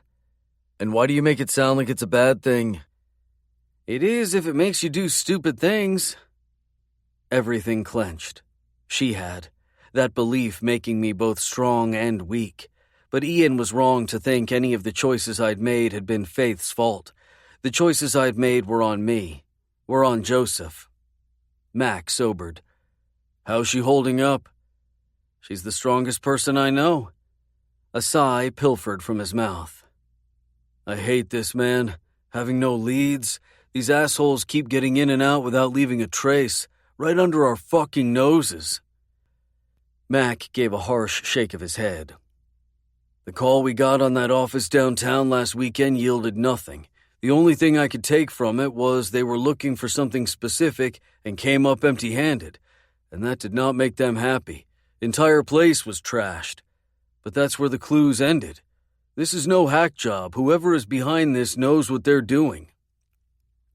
Unease rustled through my consciousness. But we already knew that, didn't we? That these assholes know what they're doing? Joseph couldn't have been involved in this for as long as he had without his dumbass getting caught. We assumed it, yeah, but how the fuck can I prove it when every name we have runs dry? It's driving me crazy. Pointedly, he swung his gaze to me. You tell her yet? Dread clotted the blood sloshing through my veins, cold ice sliding down my spine, freezing everything, because I knew what confessing everything would do. Just can't stand for her to go through any more, I told him. And I knew this was going to gut her. You can't protect her from everything. Can't I? I tossed back out, my eyes narrowed as I watched her, those legs so damned long and that body so damned tempting. I wanted to cross the room and take her in my arms, pull her against my chest, put my hands and my mouth all over her body. Let every asshole in the room who was salivating over her know she was mine. Seemed it was me who she needed protection from. Knowing I was going to shatter that all over again was torture. And still I couldn't slough the determination I could feel like a steel lining beneath my skin. Mac released a low rumble of amusement. For someone who was just coming here for a short time to make sure she was safe, make a little amends for the guilt you've been wearing, you sure seem to have your foot firmly planted in the door. Soft, Ian mouthed again. I shot him a glare. Such an asshole. He quirked a brow. You say that as if it might offend me. He said it like a joke, but there was no missing the truth behind it. A low chuckle rumbled from him, and he leaned back against the wall where I was standing. Seriously, Jace, you're slipping. I can feel it. Mac cut in, drawing attention back to the situation. Nothing's changed. I'm here for one reason and one reason only. I gritted, refusing the hope that threatened to climb into my spirit, the love that wanted to grow. God knew that love was dangerous for us both. I needed to remain focused. Focused when I could feel myself losing sight, falling deeper and deeper, buried in the bliss of being with the two of them, refusing the torment of knowing I could never keep them. Ian's laughter was dry. One reason? You think I can't see all kinds of reasons playing out in your eyes? Pretty sure most of those reasons include the two of you naked. Watch it, little brother. There was a chuckle in my threat. He laughed. Wasn't it you who always said no bullshit between us? Not about to start now. Told you already I'm here for one reason. That's to be here, protect them until this bullshit is behind them. I owe them that. Ian scoffed. You don't owe anyone anything, Jace. No matter how much you try to convince yourself this was your fault, it wasn't. Joseph did this, not you. I owe them everything. Didn't mean for the bolt of fury to line the words. A smirk grew on his face. Nah, man, this isn't a question of owing. It's a question of owning. Because that girl owns you. You need to be careful with that. When people like us love someone, we lose, remember? And I'm pretty sure what you experienced the first time around was a shutout. Those were the words I drilled into Ian's head over and over as a kid. No one gives a shit about us. No one cares about us or loves us. All of that is bullshit. It's just us. Me, you, and Joseph against the world. Don't ever forget that, Ian. Never. We fight for what we want, for what we need to survive any way we have to. As soon as we let our guard down, love someone, that's when people like us lose. Do you understand what I'm telling you? Maybe I was wrong, I told him. Ian blinked at me like he didn't recognize me. I don't get it. Why you feel obligated. Why you're willing to sacrifice everything for that girl. But what I do know is you never forgot her. You changed after you lost her, and the only thing I want is for you to get some of that joy back. His brow pinched in emphasis. But if you go after it, after her, make sure you're doing it for the right reason. Not because you fucking feel guilty or you're trying to make amends for what Joseph did. You always taught me to look out for myself and no one else. But that girl right there, she's the only one who ever made you think changing that belief might be worth it. I watched Faith across the space, her grace filling the air. So pure and goddamn sweet. I swallowed the lump in my throat and chased it with a gulp of scotch. Not a question of might. Ian cracked a grin. Then I'd say it's time to go after what you want. It's what we do. We fight for what we want. You walked away once. Don't make the mistake of doing it again. Shock moved through me. I thought you didn't like her. Ian gave a somber shake of his head. I didn't not like her, Jace. I was terrified of her, of what she might mean to you, that I might lose you because of it. It made me make my own stupid choices. I'll regret that for the rest of my life. I'm not any good, Jace. You and I both know it. But the last thing I want to do is stand in the way of your happiness for any longer. You're wrong, Ian. You are good. His head shook and he choked out a laugh, clearly diverting the direction our conversation had gone. He pointed at Faith. So what are you waiting for, brother? Mac huffed. That's a bad fucking idea, Ian, and you know it. He shifted his attention to me. Your judgment is clouded. You're going to fuck everything up, all the progress we've made. Wasn't sure I'd call it progress when they had nothing. Knew it wasn't Mac's fault, but I was close to going out of my mind. You've got to nail this fucker, Mac, I suddenly said, words gravel. I drained my drink. Or I will. Don't be stupid, Jace. You're only here as a lookout, nothing else. You got me? I cut him a glare. The only thing I got was I'd do anything for Faith, anything for Bailey. Mac exhaled, a strained push of his lungs. Fuck, man, you're getting in too deep. It's written all over you. It was clear that day when you dragged all our asses out there to work on her house. Not that I minded, but all of us know why you're doing it. I never should have said a thing. If I was too deep, then I'd gladly drown. What do you say we drop this for now, yeah? Ian said, taking a swill and looking around the room. This is supposed to be a party. Don't you think Joseph is ruined enough? Fine by me, so long as your brother here remembers his place. Mac's eyes glinted with the warning. Ian slung his arm around my shoulders. Oh, Jace here totally knows his place. Or at least where he wants to put it. It was pure innuendo. The prick actually sent me a wink.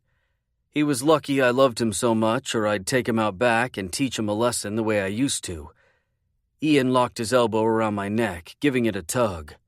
Come on, let's celebrate. Mac only turns 30 once, and the night is wasting away. I'm done spending it in the corner. Ian turned to face me as he started to back into the crowd. I'm ready to find me a little fun. I grunted. Knew exactly what his form of fun was. I'd wasted away in the same shit for the last 10 years. He shrugged. Suit yourself. I'll just go dance with your girl. She is the hottest thing out there tonight. That grunt turned into a growl. A grin filled up the punk's face. That's what I thought. He disappeared into the fray and Mac cinched a hand down on my shoulder. Not trying to be a dick, man. I just need your head clear. I nodded and he edged back, shaking his head like he didn't believe a thing I said, which was about right because I didn't believe it either.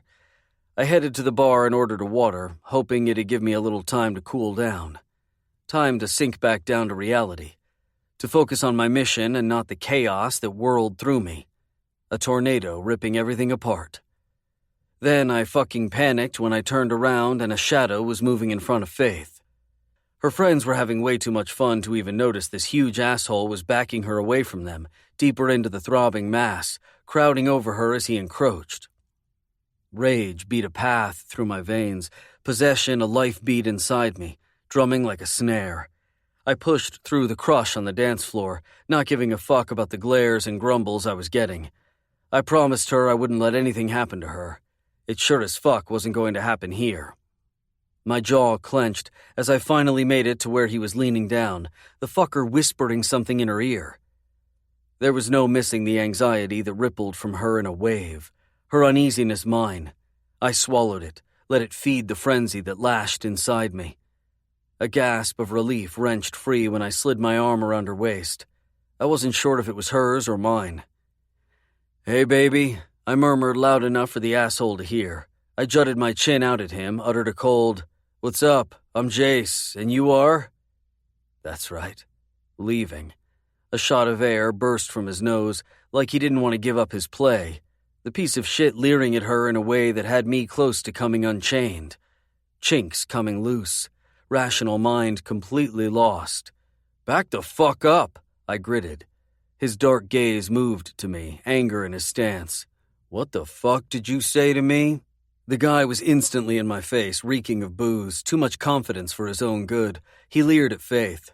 "Seems to me she can make the decision for herself." This from the dickhead who didn't even notice her cowering, didn't notice her shake when he tried to move around me and get another step closer. Panic surged through my body, hot and intense. I flew in front of him and pushed him back. "Stay the fuck away from her." He swung an arm and I ducked back, barely missing his meaty fist. "Come on, asshole," he taunted. "You want to fight?" I guessed I did, because rage spiraled through me. A blackout, everything boiling, rising to the surface, everything too much. I threw a fist. It cracked against his nose. A few people scattered back, and I was going to go for him, ready to take the asshole down, beat all my aggression out on him, when someone was there, hauling me back. Mac. "He's not worth it, man, not worth it. You're going to land your ass in jail if you throw another punch." I looked up, catching Felix and some of the other guys watching, ready to jump in. I blew out some of the frustration, shoulders sagging as I released some of the hostility. The asshole I'd hit wiped the blood dripping from his nose with the back of his hand, clearly wanting to come back for some more, giving it up when he saw everyone surrounding me. He shrugged it off, spat, "Pussy," like I wasn't the one who just busted his nose. I had half a mind to go after him, teach him a little respect. The other half of me wasn't letting Faith get farther than a foot away from me again. The second he disappeared, Mac released me. "Cool it," he warned low. His badge had never been so distinct between us. I was having a hard time acknowledging it. He stood there for a few seconds guarding me like I was the one who was looking for trouble before he cut me a glance and sauntered away, shooting me another look of warning over his shoulder as he went. Faith pressed against my side, relief sagging her shoulders as she leaned her sweet body into mine. Fuck. I wanted to hold on forever. Never let go. "Are you okay? What did that asshole say to you?" I whispered at her ear, though my voice was elevated so she could hear me over the music. She shook herself off. "I'm fine. It's fine. He just asked me to dance. It was nothing. I freaked out for no reason at all. You didn't need to go punching him." I turned her toward me. "Yeah, I did. Things aren't going to end well for anyone who gets near you." "I think you might be taking it a step too far." "I'm not taking it far enough." That asshole was still out there, unknown, lurking. I fisted my hand that still stung from the crack. Hell, that asshole could have just as easily been him as anyone else. "I don't want you getting into trouble because of me, getting hurt because of me." "You don't get it yet, Faith, that I'll do anything to protect you." She looked at me like she still didn't get it. I leaned in closer to her. "Get used to it." A shiver rushed through her and her eyes darkened, her voice going deep. "Well, I guess I do have to thank you for saving me. You seem to be doing a lot of that lately." Fuck. She was killing me. Looking this way, so fucking sexy, so fucking good. We got stuck there, both of us entranced by the other. In sudden discomfort, she took a fumbled step back to put some space between us. "I need to use the restroom." "I'm coming with you," she shook her head. "That's not necessary." I erased the space between us, murmuring at her ear. "Yes, Faith, it is." I followed her to the restroom door, and I hesitated. She looked back at me, something close to a smile on her face. "I'm fine. I'll be right inside." Unease rustled through my senses. "Scream if you need me." Soft laughter filtered from between her lips, but her eyes, they were serious. So soft. Her voice softer. "Beast?" Everything clutched as I watched her push the door the rest of the way open and walk inside, giving me a full view of the back of her dress, those heels driving me right out of my mind. I stood at the door, my chest heaving, ragged pants leaving my lungs as I contemplated barging in there anyway. Drag her out, pull her into one of those dark alcoves, kiss her senseless. Senseless. just like she was making me. I stumbled back when the door flew open. Courtney was there, smirking up at me. Jace Jacobs, dance with me. The vicious look on her face had my dick shriveling up. Still, I quirked a brow, kept my tone as light as possible. Right here? Right here. You want to dance with me that bad? It was a rigid tease. She rolled her eyes. Oh, give it up, playboy. You're hardly my type. Is that so? I stepped forward, my hold light when I wrapped an arm around her waist.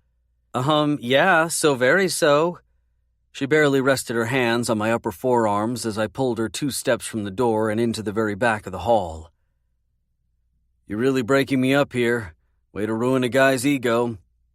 Oh, I'm sure you have plenty of that to last. Wow, you really are my biggest fan, aren't you?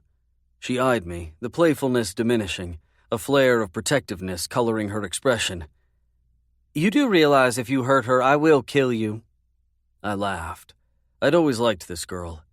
I don't doubt that for a second. Good, because I'm not joking. Faith's been through enough. My voice softened. You think I don't know that? Do you? It was both a challenge and true question, like she was standing there wondering if I actually got it. I do. The problem was I was going to hurt Faith.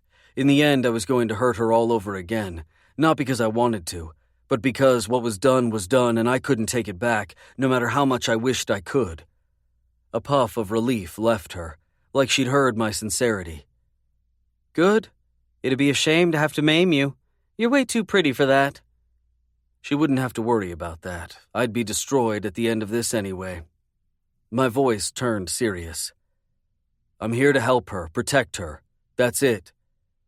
Disbelief had her eyebrows rising to her hairline. That's it? Because that sure isn't how you've been looking at her. And how have I been looking at her? A huff of sarcasm left her tongue. Oh, come on, Jace. You think I didn't witness that pissing contest out on the dance floor, throwing a punch over someone just looking at her? You might as well have whipped it out and taken her right there on the floor. Or maybe the bar would have done just fine for what you had in mind. Lust curled and my teeth clenched. Didn't she get I was trying to keep control and losing it? I sure didn't need those kinds of visions planted in my mind. She grinned and then patted my chest. That right there, that's exactly how you've been looking at her. You act on it? Then you'd better plan to stay, because Faith is the exact same girl you left that day. Kind and pure and gentle, and she doesn't need any of your games. You say you're here to protect her? Then protect her heart, Jace, because that's what is really at risk. I flinched. That's where she had it all wrong. The threat is serious. Her brow pinched. You think I don't know that? But at the end of the day, Faith's heart is what's on the line. What's always been. Neither you nor Joseph fully appreciated that. I never wanted to hurt her. Courtney stepped back, expression knowing. Then prove it. She turned around like she hadn't said anything, leaving me there staring at her as she melted back into the crowd. Heat raced my arm when a hand squeezed my forearm. I whipped my attention that way. Faith. Tell me she wasn't bothering you. I swear she puts her nose in all the places it doesn't belong. I grinned at her, shaking off the unease. I think I can handle it. Well, I'm glad you can, because I sure can't. She was grinning, too. She is your best friend. A giggle slipped from her mouth. Fuck. I loved the sound of that. It seemed impossible that she could, that there would be any joy left. It only proved the type of person Faith really was. She's a handful, but she'd do anything for me. I'm glad you have her. So am I. Not sure I would have made it without her. My voice softened. Faith. She held up her hand, stepped closer, hitched my goddamned breath when she slid her hand up my chest and set it over the thunder of my heart. Shh. Tonight's the best night I've had in as long as I remember. Let's not ruin it. Like a fool, I took a step toward her, nearly erasing all the space between us. I dipped down, whispering at the shell of her ear. Told you that you were going to have all kinds of fun? Fun, she mouthed back with a subtle swish of her hips. Good God, ruined, completely ruined. Blood pumping hard, rushing straight to my dick, straining and begging. My hand moved to her hip, the other moving high up on her slender waist. It was instant, the way tension climbed to the air. "Jace," she whispered, staring up at me in that way I recognized from so long ago, in the way that had made me feel as if I were different. Better. A believer, just like Ian had said. "Faith," I murmured back, unable to stop myself from pulling her closer, which was so goddamned reckless. She'd had more than a few drinks. Clearly her inhibitions were down, the armor she wore loosed, her body lax. I should get her home, tuck her in bed, leave her there to sleep it off. But I'd promised her a good time, and I didn't want my dwindling resolve to ruin that. I had to steel myself, get control so I could... She leaned into me. Sparks, that energy that was always alive, a strike in the bare space between us. My guts twisted into 1,000 knots, and I swore I could feel the resolve I was just trying to fortify splinter under the pressure. Chocolate eyes stared up at me, the strain stripped away and something else in its place, something so mesmerizing and enthralling. Magic. The girl had always invoked the impossible, but there was nothing dark about it. Bright, bright light. Goodness and grace. I felt drunk on it, drunk on this girl who clutched my upper arms, heat binding, wrapping and enveloping. I pulled her flush, her sweet body tucked against mine, where we stood tucked alone at the end of the hall. A whimper left her full lips, and those chocolate eyes flared. Shit, shit, shit. This was so bad. I was in deep, deeper and deeper, losing myself. But the problem was I'd been lost for years. And with her in my arms, the only thing I could think was that I'd been found. Rescued. Which was so goddamn stupid. Clearing my throat, I inched back, hating that I had to put a damper on the night. But my need had risen to dangerous levels. "Come on, I should get you home." Faith all but stumbled forward at the loss of contact. Dropping her gaze, she shifted in discomfort and tucked an errant strand of hair behind her ear.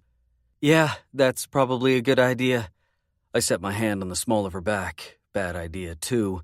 Seemed there was nothing I could do that didn't spark the need that strained and pulled inside me. We wound back down the hall and into the crowd, and from the corner of my eye I glimpsed Ian with some chick pinned against the wall. His attention flicked my way for a beat, his expression devoid of anything but a desperate hunger. Like he'd consume everything and anything in his path. Burn it all away for the sake of a second's pleasure. I hated it for him. Wanted more for him. Wanted more for me. Wanted her. Fuck, I wanted her. Wanted her so desperately I could feel that tacked-on restraint coming unglued, pulling up at the edges, all the reasons I couldn't do this failing to matter any longer. I rushed her out of the bar, through the throng of people crushed in the space. Didn't even take the time to say our goodbyes. I had to get out of there before I lost my mind. I gave the valet my slip, then wanted to lash out like some kind of deranged lunatic when the kid eyed my girl like he was imagining licking her up and down. My car pulled to the curb, and I quickly helped Faith inside, trying not to watch the way those long legs slipped into the darkness of the car, trying to ignore the way I was dying to run my hand up the silky flesh beneath the hem of that skirt to find what I knew would be burning underneath. Sweat beaded on my brow, muscles clenched in restraint. I ran around the front, tipped the kid, who I still really wanted to deck, and hopped inside. I really was losing it. I hit the road and cranked up the air, needing to cut the heat out of the space, but it only radiated and grew and compounded. I took the city streets. Lights blinked down over us, flashes of darkness, streaks of hazy light. I took the corners harder than I probably needed to, trying to beat my frustration out on the road, but nothing worked. Faith's breaths filled the car, and I couldn't help from peeking over that way. She was in the seat, shifting uncomfortably, squeezing her thighs together like she didn't know what to do with herself any more than I did. She pushed her back against the door, searching for a way to put space between us. It was almost sadness that filled her tone, all wrapped up in a needy vibration. "Why have you always made me feel this way?" Shit. I cursed at no one but myself. I blinked hard, should have kept my mouth shut, but couldn't stop the confession from bleeding from my tongue. "And you somehow think you don't affect me? That I'm not dying right now?" She squeezed her eyes closed, her hands pressed to her heart, words coming free that I was pretty sure she was going to regret tomorrow. "You killed me, Jace. Shattered me. I didn't think I'd survive when you left. It hurt so bad. It all hurt so bad." She slurred a bit, the alcohol dulling her defenses. The only buzz I had was her. She vibrated my bones, shivered through my senses. Once I got out of the city, I took a left down the main road of our small town. We raced through the quiet hum. "It killed me too," I finally admitted. She choked over a sob. "Why? Then why did you leave me if you didn't want to go?" Pain compressed my entire being. "I had to. I'm sorry, but I had to. You deserved so much better than me." Tears lined her face as she stared over at me. "You were the only one of us who believed that." "Faith," I murmured, rubbing the back of my hand over my lips, a reminder to keep them shut. That there were things that would hurt her so much worse than my walking away had. I made the last right onto the bumpy dirt road that followed along the stream at the back of town, and then a left onto the tree-lined path. Moonlight streaked through, shining down to illuminate the girl who continued to watch me from the seat. Silver streaks on her cheeks, hate and love in her eyes. I came to a stop, feeling so fucking wrecked, wondering how we'd gone from fun to our hearts bleeding all over my leather seats in a second flat. But that was what I got for dipping my toes into dangerous waters. I'd waded in until I was swallowed, and I just kept going deeper. Deeper and deeper and deeper. Got the unsettled feeling I'd never again be able to break the surface. Hopping out of my car, I scanned the area, making sure it was clear before I rounded the front. Opening her door, I took her hand and helped her down. She sagged into me. Vanilla and rose, delicate purple petals. I wanted to bathe in them too. Our feet crunched on the pebbles, her heels sinking in, her weight against my side. She leaned away a bit when we got to the porch steps. This part of the porch was complete, thanks to the crew that had worked through the week. This gorgeous place sitting in the darkness, a shadow of what we'd wanted, of all I'd lost. I was the fool who tortured myself with the barest taste of it, taunting myself with what it might have been like. She is worth it. She is worth it. She has always been worth it. I fumbled through the locks while Faith waited 2 steps behind me. Her breaths heaved, held in the humid night air. A gust of relief hit me when I finally had the door open, needing reprieve, to get away, because I could feel myself tipping, sliding, stumbling at the edge. I started to walk inside but froze in my tracks when I heard the ragged word that came from behind. "Jace?" Prickles lifted at my nape, and I knew I should ignore it, ignore her and her plea, go up to my room and lock the door. But she'd always made me weak. Slowly I turned around. Faith was right there, staring at me, so goddamned gorgeous she was the only thing I could see, inciting the energy that whipped and churned. It lashed at my skin, lashed at my spirit. It pressed and pulsed. The connection we'd always shared pulled taut. Her fingertips stroked the glowing flesh of her exposed chest, right between her breasts. That was it. I snapped, erased the space, and had her spun around and pinned to the exterior wall in a second flat. It was as if my whole damn soul moaned in relief. My hands burrowed in the twist of her hair, and my mouth took over for my brain. It wasn't gentle. This brutal kiss was a demand, my tongue plundering, ransacking, searching for what had been mine. Right in the exact same spot where we'd always found ourselves all those years ago. Delicate hands clutched at me, nails digging into my skin. Hate, hurt, love, desperation, they swelled and crashed, her emotions overpowering, filling me, invading me. "Beauty," I muttered at her mouth, pressing against her body, needing more, needing everything. I rocked against her, heat blazed. She whimpered, Jace, why?" I could feel it shattering, the flimsy understanding we'd made. It had been nothing but a fool's game from the start. My hands slid over her body, cupping her curves, memorizing, remembering.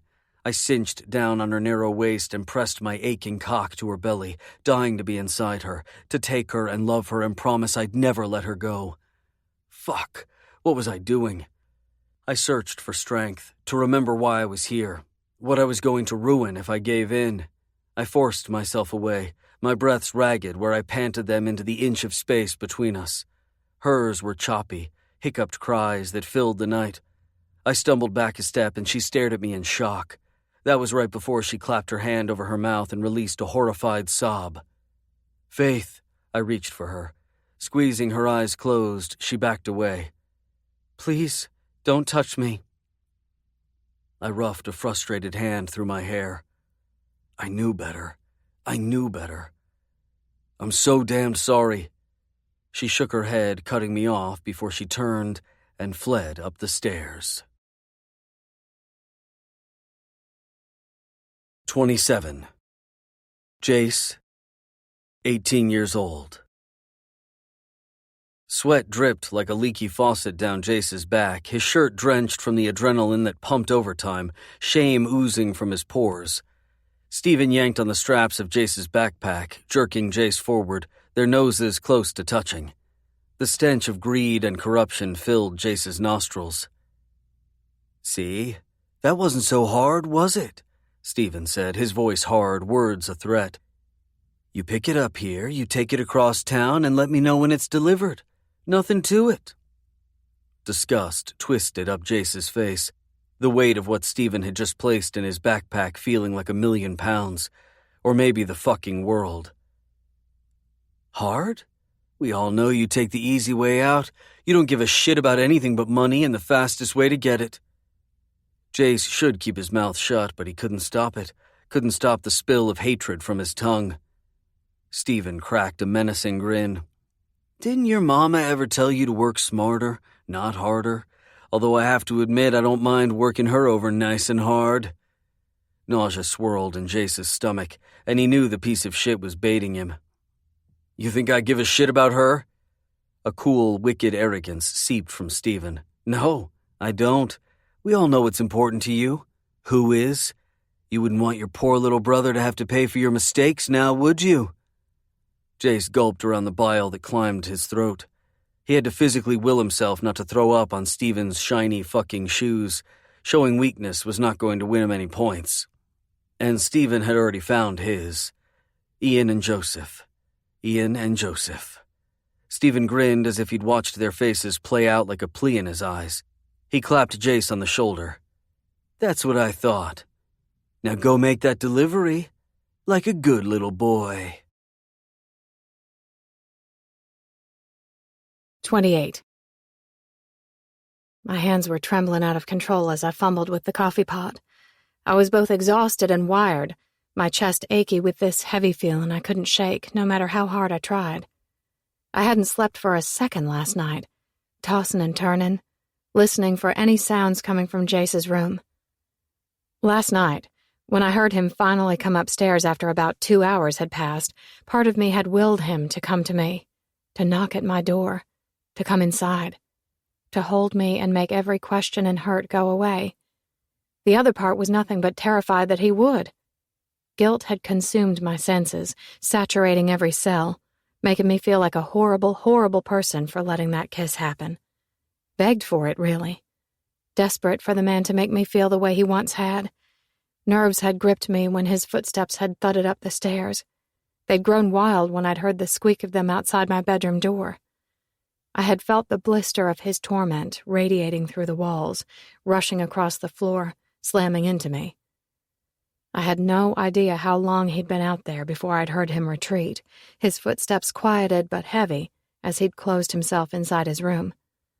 Now, the shaking in my hands took to my entire being when I heard him rambling around upstairs. The groan of the stairs, the worry in his approach. His presence pummeled me from behind, potent and powerful and raw. Energy crawled the walls and scraped across my flesh. He stopped just inside the doorway, his heavy breaths taking to the air, filling the space with everything that was him, the man bigger than the sun. Hesitation brimmed, uneasiness a force that ricocheted between us.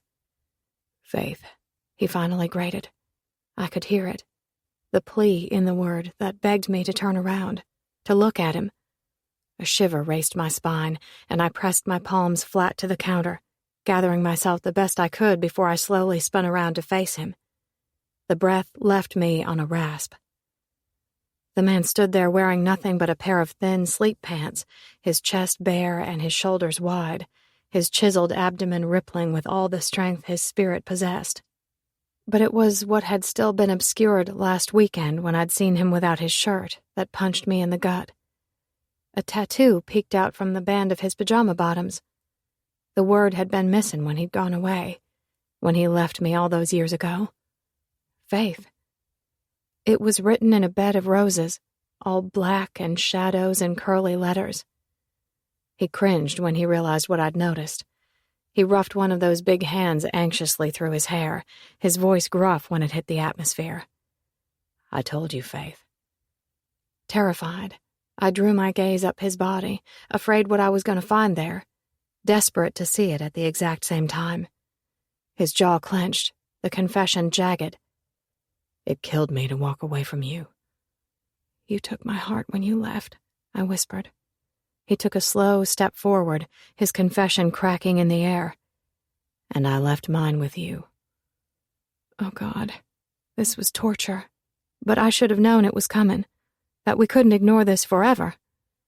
Courtney was right. We'd left so much unfinished between us, everything I'd held for him tucked way down deep in that spot that would always belong to him, ignoring its existence when it had been there all along.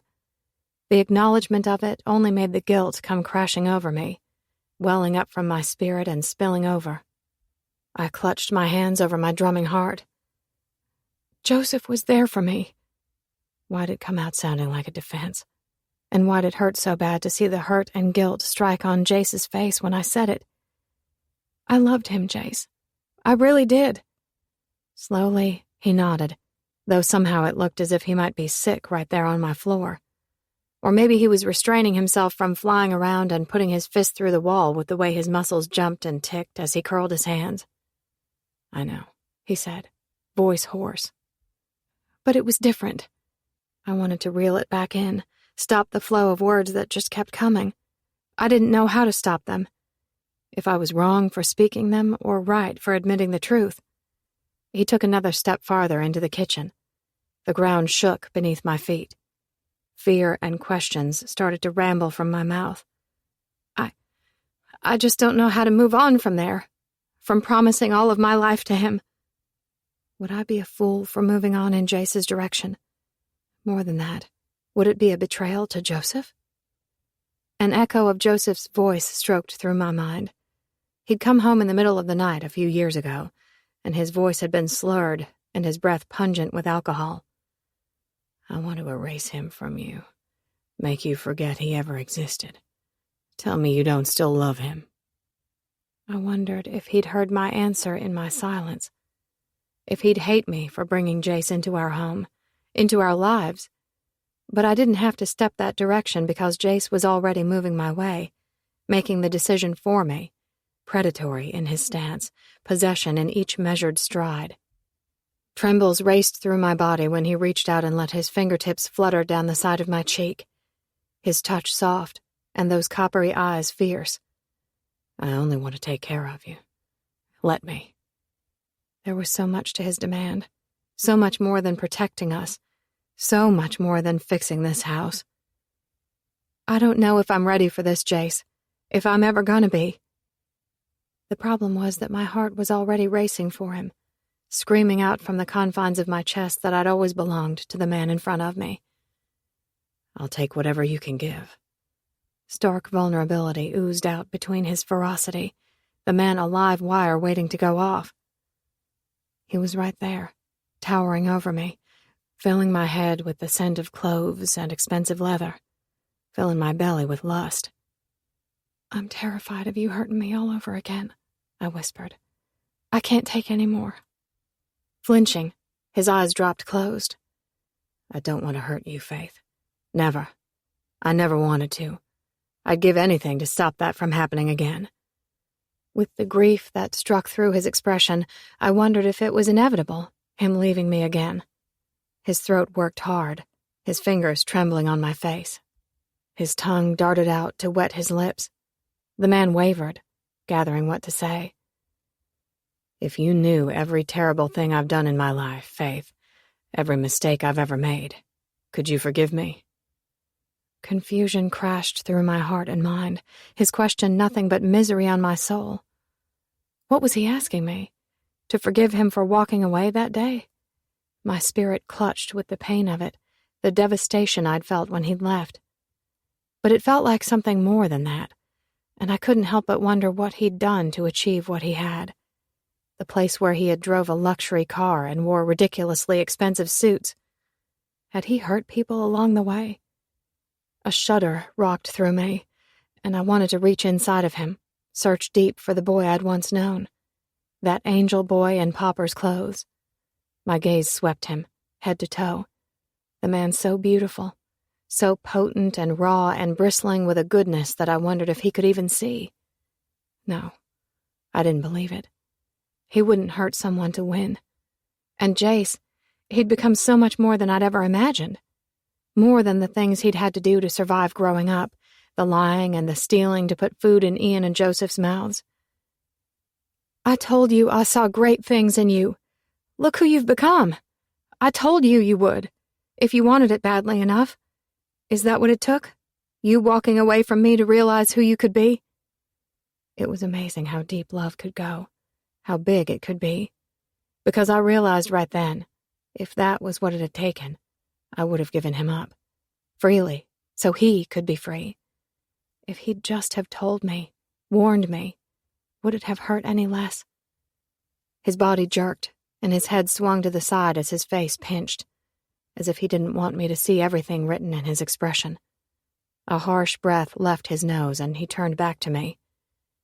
"I told you it killed me, Faith."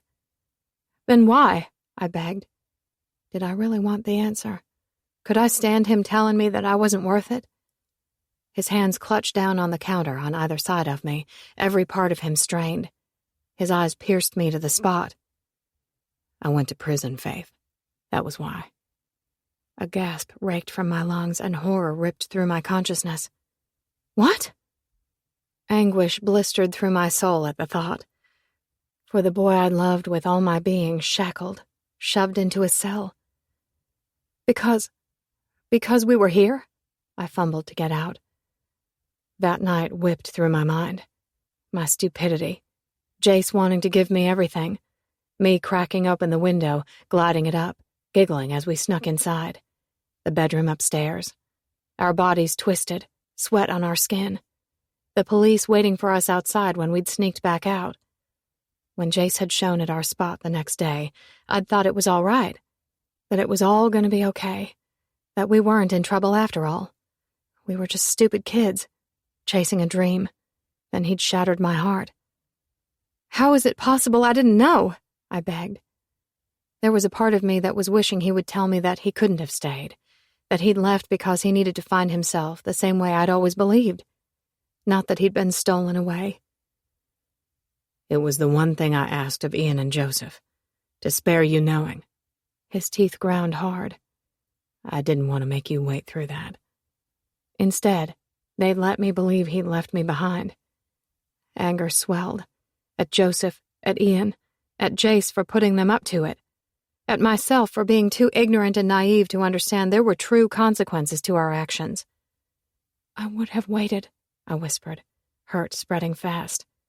His expression shifted. So soft, the boy I'd loved. His thumb brushed across my chin, back and forth. "I know you would have. And that was exactly the moment I finally accepted that you were so much better than that you deserved more than that life, more than what I could give you." Something brittle filled his voice when he edged back to look at me. "I'd warned you, Faith. Warned you that I'd do anything to protect my family, to see them survive." A frown stitched up my forehead, confusion winding through my spirit. "What does that mean?" He blinked as if he were blinking away what he was going to say. "It doesn't matter. The only thing that matters is that I was protecting them, protecting you. And that's what I'm going to do now, whatever it takes." My response was cut off when I saw the emotion streak through his expression. The pain, the devotion, the love. It sucked the oxygen from the room, replacing it with him. Too big, too much. I struggled through the tightness in my chest. I don't want to live in the past. Not anymore. His voice was sharp, jagged, and harsh. My words were a wisp. And I'm not sure how to move on from it. Kiss me and see. It was a growl, his mouth an inch from mine. He was all around, his presence thick, consuming in a way that only this boy could be, trembling and shaking through me, like the first time I'd seen him. Something that vibrated through the air that I could taste. An omen, a premonition. My world about to change. For the better or worse, I couldn't be sure. All I knew was this man stripped me bare, peeling back the hurt to expose all the love that had been left there. My lips parted, and I inhaled, and God, I was such a fool. Because I rocked, indecision cracking underneath his stare. Kiss me, he demanded again. There was no resisting his command. My toes lifted as if he were controlling the action, body and soul arching for him. I set my mouth on his, our lips barely touching. The two of us just breathed in the splendor, the need and the fear. I'd never loved anyone the way I'd loved him. He was a fire that consumed, a strike in the night. So wrong, so right. I tumbled through it, the emotion that knocked me from my feet. Jace was right there to catch me. He grabbed me by the sides and hoisted me onto the counter. Then the man took over the fragile, tentative kiss. With both hands cupping my face, he explored me tenderly, passionately. His lips soft and smooth, plush where they caught mine in soft, dizzying pulls. He nipped and pressed and sucked. Tingles spread, gliding across my skin. He tucked me closer and wrapped my legs around his waist. Heat flashed. Fire. Desire. Everything I'd been missing for so long. Oh God, what was I doing? But there was no stopping it. The need that blistered through my flesh. The desperation to get closer. To get lost in this man. I started rubbing shamelessly against him. The only thing separating us are pajamas. Part of me wished they weren't there to keep us apart. I needed him. Oh, I needed him. The love and the pleasure and the release. Jace pulled me from the counter and started carrying me across the floor, murmuring between his frantic kisses. I'm going to take care of you, Faith. I'm going to take care of you. Jace, I'm scared, terrified, desperate. I couldn't make any of those words come from my mouth. I know, Faith. I know. Slow. Just let me take care of you. Let me make you feel good. A gasp jetted from my lungs when he sat me on the edge of the big round dining table, the air rushing between us as he tore himself away, his stare potent as he looked down at me. My palms were planted on the table, and my feet were barely hooked on the edge. He set those big hands on my knees and began to slowly slide them up the insides of my legs. Chills flashed. My insides ached. A tingly madness that surged and danced.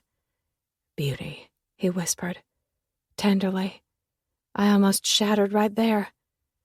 Jace, I begged, my back arching, reaching for him, trying to breach the distance that had separated us for all the years.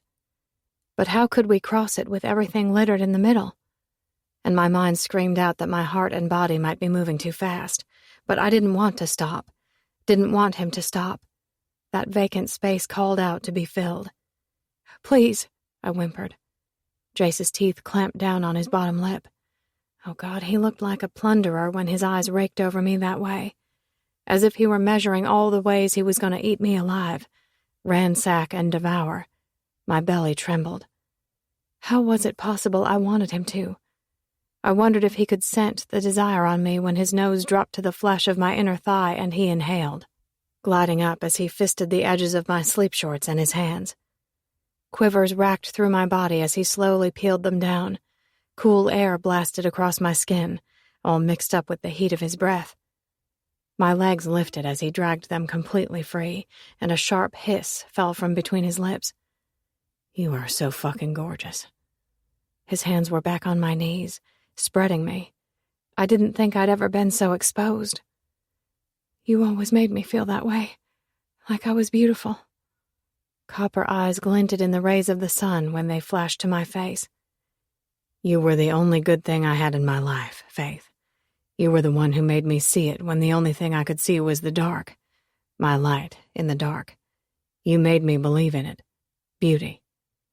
His confession pulled and pressed and weaved, healing a few more of those cracks in my broken heart. My beast. The most beautiful boy I've ever seen. I let it slip out. My own confession that staked through my spirit, letting go of a little of the reservations, walls slipping, letting him see. It didn't matter that it came with a streak of guilt painted like a scarlet A slashed across my chest. I never forgot you. You always held a secret place inside me. I've always loved you. I ached to say all those things aloud, but I couldn't make them form on my tongue. Instead, I stared, my gaze tracing over the magnitude of him, his wide shoulders and the strength in his ripped, carved abdomen. Lust twisted low in my belly, a pool of desire that welled, overflowed as it slipped like liquid fire across my skin. The boy I'd once known was all man, a picture of sheer masculinity. His fingertips brushed between my center. An illicit gasp wrenched from my throat and struck in the air as he touched me. So wet, so sweet, he murmured. Those big fingers parted me and slowly slipped into the heated well of my body. My walls clenched around the intrusion. It's been so long, so long. I wanted to feel all of him, wanted him to take me and love me and promise me it would all be okay. The realization of it brought a tremble of fear shaking through my body. The questions of how I'd allowed things to get this far between us when I had no idea what direction we were going. The only thing I could feel was my heart tipping that way, asking him to hold it, carefully. I swore Jace felt it, sensed it, those eyes so soft as he reached up and cupped my face with his free hand as he explored me gingerly with the other. Soft pants rose from my mouth, everything at odds, my need and my regret and my guilt. They were ablaze in the room, amplified in the energy that thrashed and whipped in that living space between us. I've got you, Faith. Relax, baby. Let me take care of you. I won't hurt you. Just, please let me. Don't want to go on a second more without touching you. There was no longer any resisting. Nothing I could do but give. On a needy sigh, my back hit the hard table. The man lowered his big body into a chair. Trembles rolled. Was this really happening? He tucked me closer to him, his hands up high on my thighs as he dragged me right up to the very edge. That was where he had me, on the edge and tumbling over, falling faster and faster, where I'd no longer be able to claw my way back up to safety. He slipped his hands under my thighs, wrapping all the way around until he was holding me by the tops, wedging those big shoulders between them. Shit, Faith. Do you have any idea how many nights I spent dreaming of this? Thinking about you, wishing I was the one who was with you.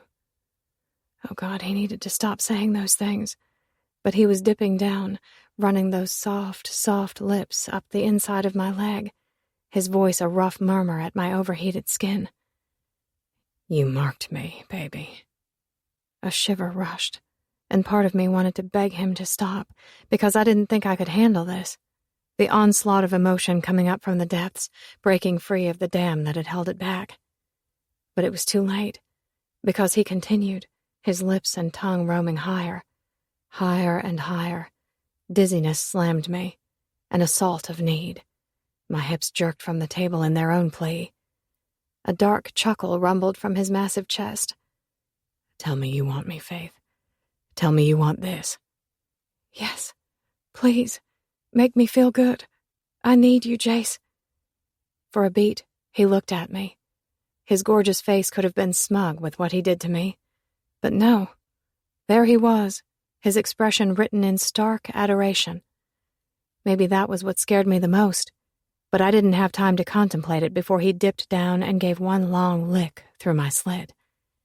I jumped, body and soul. Oh, God.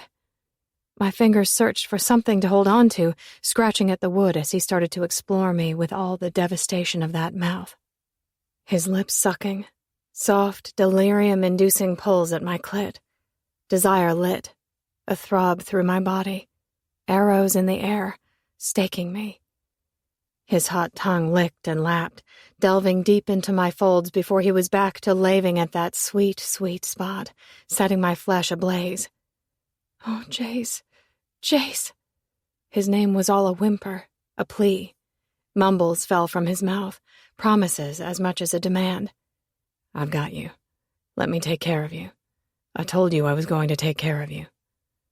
He pulled back for the barest flash when he said it, copper eyes somehow aglow, glimmers of gold in the sun. So beautiful I forgot to breathe, rasping sounds barely making it into my lungs when he drove 3 big fingers into me while he pinned me with his stare. Possessively, pumping slow and sure while I writhed and continued to cry out his name. That's it. Do you feel that, Faith? Do you feel what I do to you? What I was always supposed to do to you? Then he ducked back down and flattened his tongue against my clit. Rolling and pressing, his fingers drove deeper, deeper and deeper while I went higher and higher, climbing right into the darkness where the boy had always lived. My beast.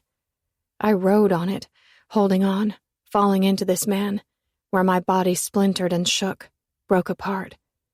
I was lost to the most mind-blowing kind of pleasure, the kind of pleasure that streaked and surged and consumed, filling every hollow, every inch, erasing every question, where he became the answer. Until he possessed everything. My fingers drove into his hair, pulling him closer while he continued his assault, tongue lapping and suckling, keeping me held high, a hostage to everything he was. Finally, he slowed, my breaths catching as he did. He nuzzled the inside of my thigh with his face, and his hands cinched down tight, holding me as I came down. There's nothing more beautiful in this world than watching you come, he murmured. I could look at 1,000,000 other women, 1,000 sunsets, every exotic beach, and you would still be the most beautiful thing I've ever seen. And I didn't know how to process what it was that I was feeling. Swept up, caught up, trapped, freed. I didn't know. All I knew was I was slipping from the table, sliding over him as I went, dropping to my knees. A sharp wheeze pulled from his heaving chest. Faith, Shut up, Jace Jacobs.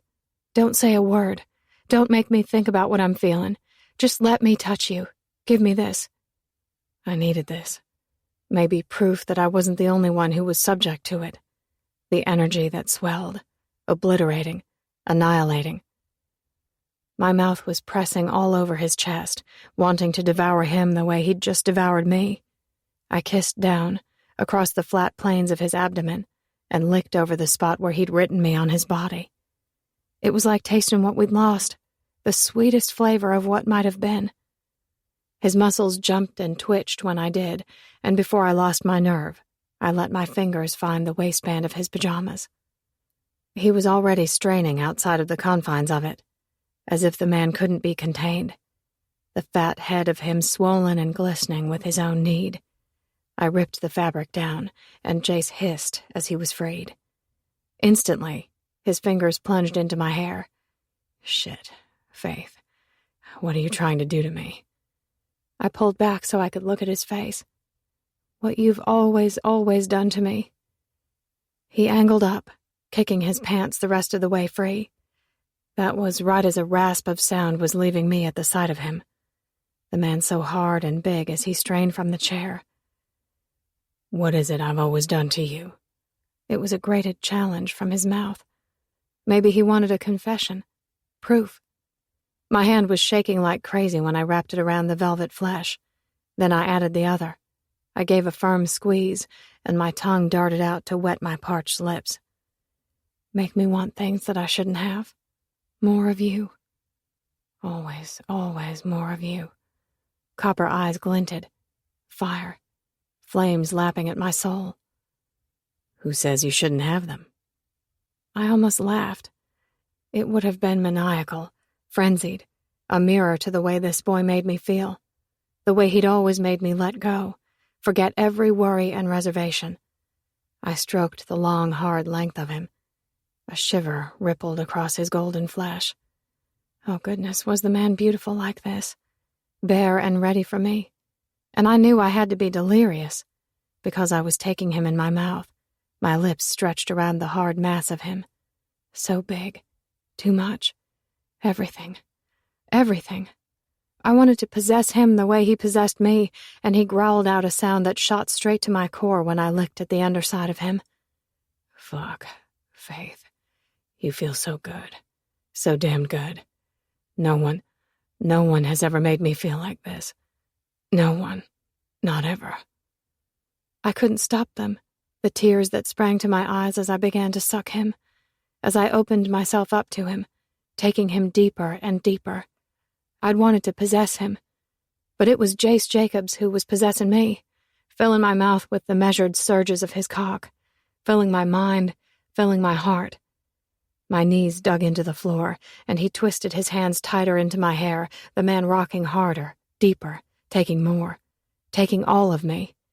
And I wanted to give it, but I was so scared of fully letting go. Only sometimes we didn't even realize we'd tripped before we were in a free fall. Unstoppable. The ground gone. Ripped right out from under our feet. I was just terrified of where we would land. Fuck. Faith. Baby. That mouth. You have the sweetest mouth. Take it, Faith. Take me. He started cursing, barely sitting in the chair, wedging deeper and deeper into my mouth, hitting my throat, desperate for more. More. More. More. I let go of the chains that were holding me back, and my hands moved to either side of him on the chair, holding on to it before I floated away. He was holding on to it, too, the other hand on the table as he jutted and rocked, as if it was the only thing that was keeping us grounded. Then those hands were back in my hair, tugging hard as he pressed himself as far as he could into me, my jaw sore and burning from the force of him. And still, I relished every second, his cock jerking, his pleasure given to me. He roared, a prayer he offered to me, his cum in my mouth and my name on his tongue. For a second, I owned it, relished it. This boy I hadn't been able to keep. Panic climbed into my chest. I couldn't lose him again. I couldn't. I'd never ever survive. I realized my eyes were pinned shut when he eased out of me, and I only squeezed them tighter when I felt his hands on my face, tipping it up so he could take me in. Faith, sweetheart. His voice had gone soft, and his thumbs were brushing my cheeks, gathering the moisture I hadn't realized soaked my skin in hot, terrified streaks. Don't cry. Fuck, please don't cry. Oh, I was a mess. Such a mess. But I didn't want to hide from it anymore. So I let him wrap me in his arms, let him hold me while I wept. The problem was I didn't even know what I was weeping for, the future or the past. Or maybe it was for what had come in between, because I felt another piece of its hold break away, like all of those memories had gone into a free fall with the rest. Jace sighed into my hair. I've got you. The scariest part of that was I'd never felt so whole. 29. Faith. 17 years old. Faith gulped around her nerves, around her fear and trepidation, and what threatened to be a broken heart as she stood at the end of the lane. Stop being a coward, she scolded herself under her breath, forcing her feet to keep moving down the road that was little more than a path carved out by tires, with a bunch of weeds growing up the middle. Her heart beat harder and harder with each step she took, her mind racing with the different scenarios of what might have happened 2 nights ago, of where he might have been. She hadn't heard from him in all that time. Faith faltered when she came around a leafy bend, trees growing wild all around her, and saw the trailer sitting in the middle of it, run down while the foliage seemed to try to swallow it whole. Her heart climbed her throat, throbbing and pulsing as she tried to shove her reaction down. Jace was always so worried what she'd think about where he lived, but what he didn't get was it could never make her think less of him. It only made her want more for him. made her hate it all the more that he had to live this way. She was trying to instill the courage inside herself to knock on the door when it banged open. A surprised gush of air left her, only for a slight smile to find her face when Joseph came out. "Joseph?" she said as a soft hello. "Faith, hi." He was all timid smiles and slightly curly dark brown hair. Cute, in an almost studious boy-next-door way. "What are you doing here?" he chanced, shoving his hands in his pockets and rocking back on his heels. She raked her teeth over her bottom lip, trying to stave off the nerves. "I'm looking for Jace. Have you seen him around? He was supposed to meet me a couple nights ago, and he didn't show, and I haven't heard from him since. I'm worried about him." A glower streaked through Joseph's expression, and his lips pursed in concern. "You shouldn't worry about a guy like that." Taken aback, Faith frowned. "What does that mean?" Joseph took the 3 steps down to the ground, and he came her direction, his voice lowered like a warning. "It means he's not a good guy, Faith. It means you deserve someone better than that." She rubbed her palms up her arms, chills lighting on her skin, even though it was blistering hot outside. "How can you say that?" she whispered. Her question wasn't out of anger. It was bred from an insecurity she didn't want to feel. The barest hint of some of those worries had needled their way into her consciousness. The what-ifs. What if he didn't really love her the way he'd said? What if he'd found someone he liked better? What if her dreams of staying in this town weren't big enough for him? "It means he got arrested for assault." Air shot from her lungs, and she stumbled back as if she'd been kicked. "What?" she wheezed. Joseph started to say something else, but both of them froze when there was a clatter from the trailer. Jace was suddenly standing in the doorway, staring at them both, his entire body vibrating with that same hostility that had both terrified her and captivated her the first time she'd seen him. Faith's heart started to beat wild, that attraction and disorder racing through her veins, overcome by that sensation she'd only ever felt with this boy. Copper eyes flashing their turmoil, she was sure she was being held hostage by their intensity, almost scary in their severity. But it was the cut on his cheek that had her stomach twisting in tight compassion, with all the love she felt for him. Instantly, she was moving his direction. She had an overwhelming urge to reach out and heal anything that might hurt him. "Jace," she whispered into the heated day, squinting up at where he stood at the top of the steps. Jace swallowed hard. Shame etched all over him like a stain. "What are you doing here?" "I came to check on you. Obviously you needed it. What happened?" "Yeah, Jace, what happened?" This from Joseph, who was standing behind her. Jace suddenly flew off the steps. She spun around to see Jace had pinned Joseph's back to a tree. "I'm warning you, Joseph. I told you to leave Faith out of this." Joseph thrashed, and Faith rushed up behind Jace, touching his back. "Jace, what are you doing?" Jace released Joseph, and Joseph shrugged away, shaking himself off. "Told you," Joseph told her as if he were offering a warning. She didn't respond, just stared dumbfounded at Joseph's back as he retreated toward the trailer. He sent her a single glance over his shoulder before he slammed the door shut. She whirled back around. "What is happening?" she pleaded. Jace's shoulders slumped, defeat in his stance. "Exactly what I warned you was going to happen. I'm not good enough for you, Faith. I told you I was going to mess this up." She blinked at him, not believing a word he said, and she reached out a trembling hand to gentle her fingers across the cut on his cheek. Her head angled to the side as she searched his face. "Don't tell me you're not good enough for me. Just tell me what happened." Turning away from her, Jace blew out a strained breath and walked to the edge of the lot where he stood in the high weeds. She stood behind him, and he dropped his head. His shoulders sagged as he muttered toward the ground. "This guy. He's been hooking up with my mom, feeding her drugs. Basically the same bullshit we've had to deal with all our lives. I came home the other night and he'd beaten Ian up. I was done with it, Faith. Done." His entire body quaked.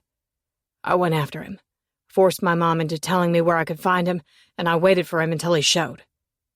He looked back at her, his expression twisted in remorse. I couldn't see anything but getting revenge. Couldn't stop myself from going after it, seeking it out. I warned you. That you would do anything to protect your brother and your cousin, she cut in. You're right, Jace, you did. And there is no shame in that. There is absolutely no shame in protecting your family. His lips pursed in disgust. I got arrested, Faith. I wanted to end this cycle. That's all I ever wanted, and now the only thing I've done is...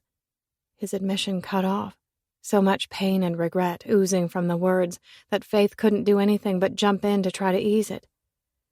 It will all work out. There's nothing you could have done that would make things worse when the only thing you're trying to do is make things better. You'll see. He shook his head. It doesn't work that way. Why not? He suddenly spun around and wrapped her in the strength of his arms, stealing the little breath she had, hitching it right in her throat where her heart was drumming mad. He buried his face in her hair. I wish it was, Faith. I wish it was all that simple. That I could just believe and it would all come to pass.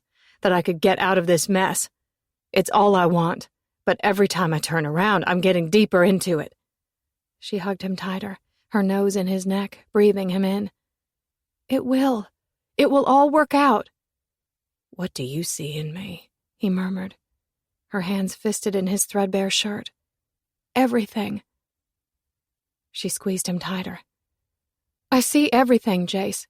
My future, my hope, all my firsts. I want all of them with you, to experience everything with you, for you to find a future with me, too. She could feel the restraint billow through his body, fighting her when she would always fight for him. Faith. I'm yours, Jace. She pulled back and looked at his face. And the next time we're alone, I'm going to prove it. 30. You were right.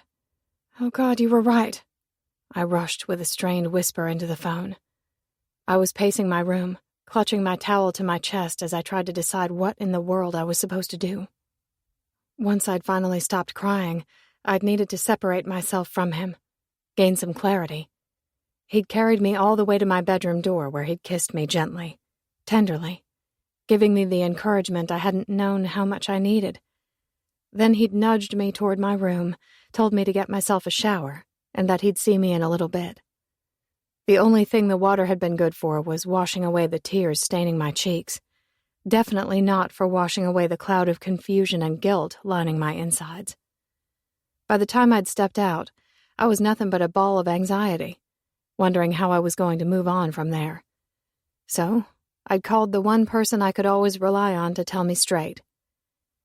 And what exactly am I right about? Courtney asked, totally droll. But I heard it, the all-knowing in her voice. The brat already knew exactly what I was talking about. She was going to force me to admit it out loud. He kissed me. I tried not to sound completely freaked out, but I was failing. My voice dropped even lower when I whispered, "Put his mouth on me." Silence. It echoed back. Before Courtney laughed. Tell me you aren't complaining about that man putting his mouth on you. I'd bet my favorite Louboutins he knows how to work magic with that mouth. Court. It was a low chiding. Faith, she shot back, sarcasm in her voice. I could almost see her shaking her head. Oh, come on, Faith. Tell me you aren't surprised. There was no mistaking the fact that man wanted to eat you up last night. Hell, I'm shocked he didn't devour you right there on that dance floor. He's lucky one of Mac's cop friends didn't arrest him for indecency with the way he was looking at you. I pressed my palm into my forehead, paced some more. What had I done? The guilt twisted up like an impossible knot in my belly, and the overwhelming shiver of need racing through my veins made me feel as if I was going to come right out of my skin. This feeling that Jace Jacobs was a necessity. It sure didn't help that the shower was running in the room next door and images were filling my head. Jace naked, rivulets of water running over that body, his length bobbing up to his belly button, swollen for me. Oh my, that was definitely not helping things at all. "Why are you being so nonchalant about this?" I hissed, as if it weren't earth-shattering, life-altering. "Because that first day when he showed back up, And he was standing there watching you on the sidewalk as if he was prepared to jump in front of you and take a bullet for you. It was written all over his pretty face. Even if he didn't know it himself, he was there to take you back. Honestly, I'm kind of stunned it took him this long. I wondered if I had known it then, too. If I had known the second I saw him back in this town that he was there to stir things up, toss me into turmoil. Or maybe he'd been sent to save me from the pits of despair.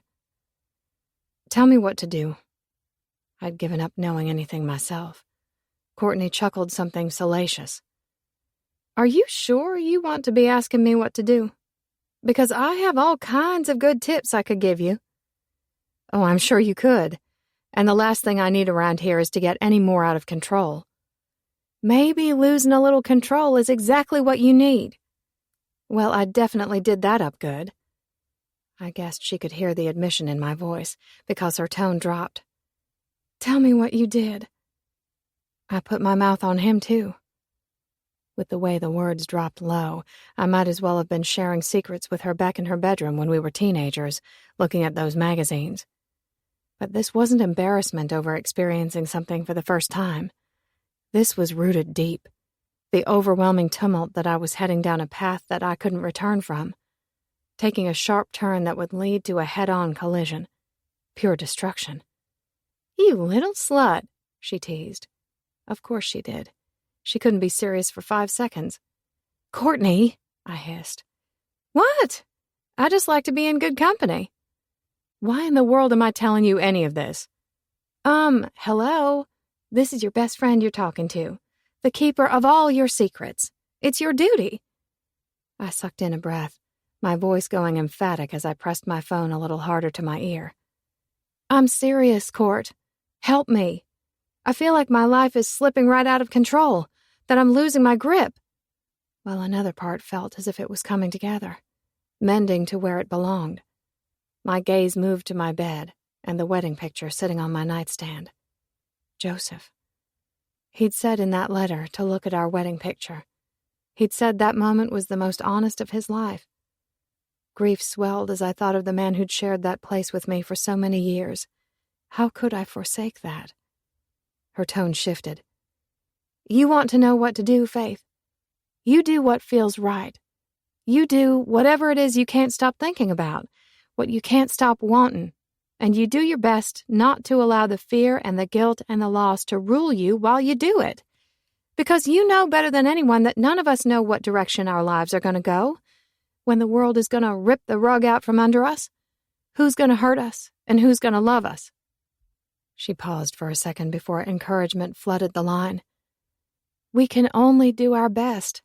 Treat the people around us with as much love as we want in return. Then we sit back, enjoy the ride, and pray for the best. And don't worry. He hurts you. I've got my hunting knife. A burst of laughter left me at the last. Should I be concerned you might be secretly hoping he is up to no good just so you can deliver on that offer? Her chuckle was dark. Nah, there are plenty of assholes out there to keep me entertained. This was why I'd called Courtney. She always made me feel better. I blew out a sigh, hesitated, before I admitted, part of it makes me feel like I'm cheating on Joseph. The part of me that still loved him, the one that stood at the altar and promised I'd love him forever. That girl felt as if loving Jace was nothing but a sin. That was the same girl who'd settled on believing Jace had been a sin all along. He'd left me, hurt me. When he turned his back on me, I'd convinced myself that he had left all of me behind. That his excuses were nothing but lame and stupid, an easy reason to get away. I'd thought maybe my dreams hadn't been big enough for him after all, especially after I had found out how successful he'd become. The company he'd built from the ground up, buying up businesses and land, investing and turning all of it into big, big things. So much bigger than my simple dreams could ever compare to. Now everything felt like this huge, complicated, convoluted mess.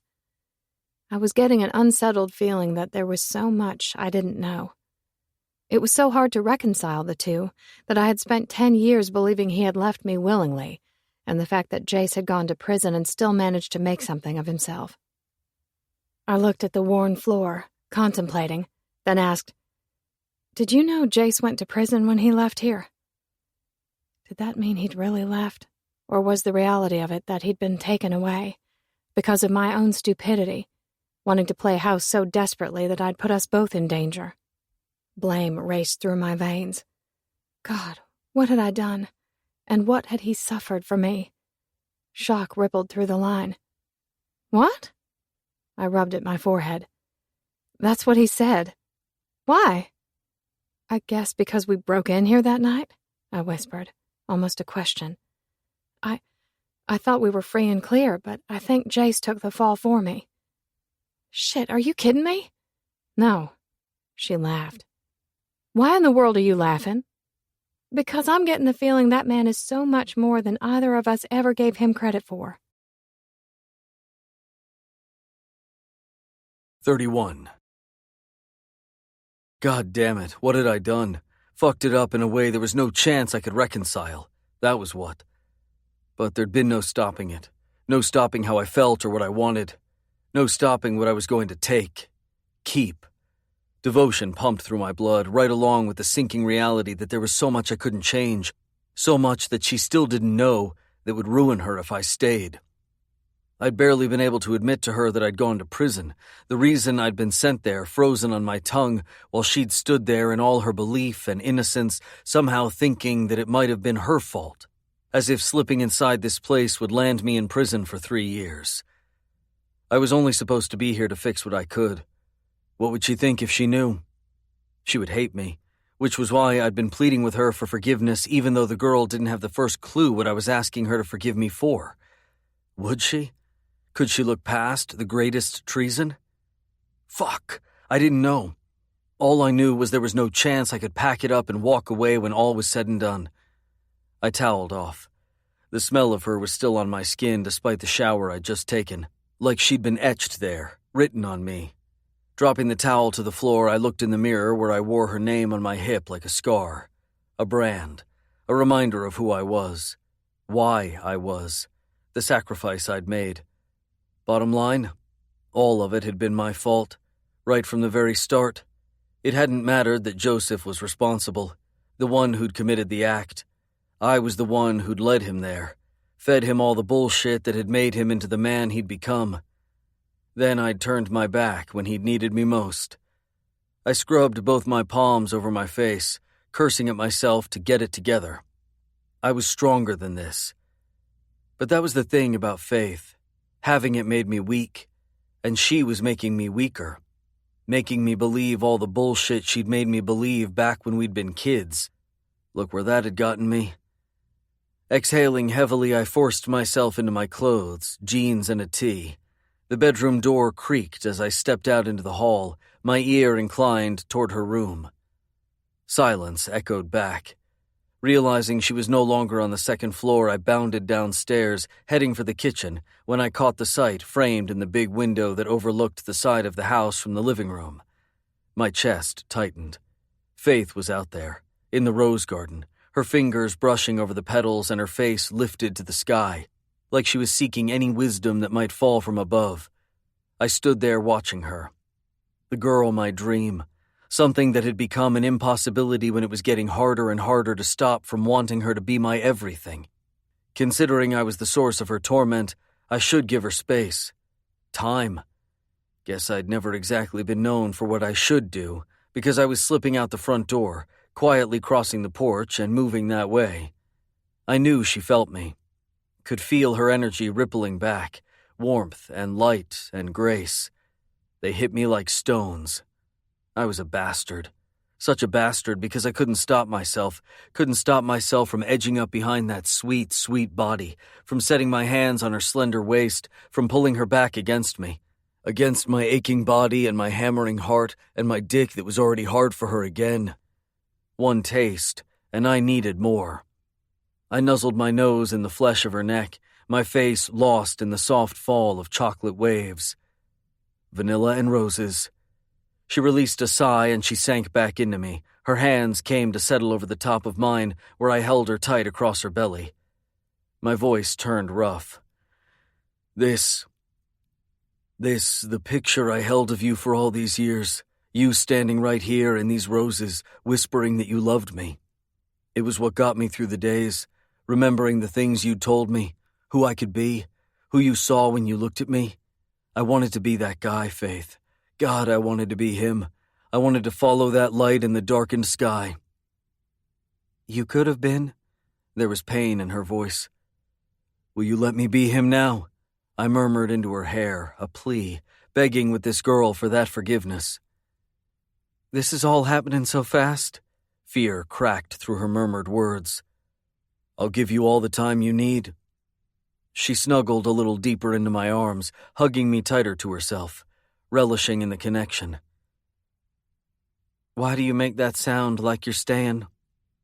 Because that's what I intend, if you let me.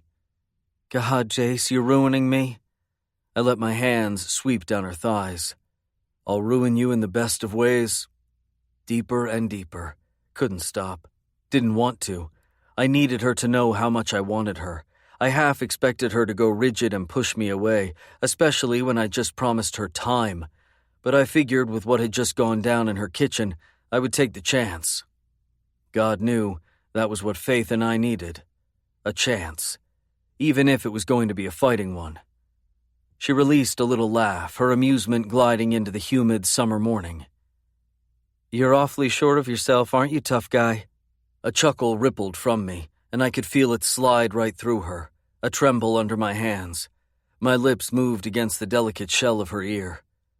Oh, good girl, you have no idea what I'm dying to do to you, what I've been dreaming of. I've had plenty of years to think it through.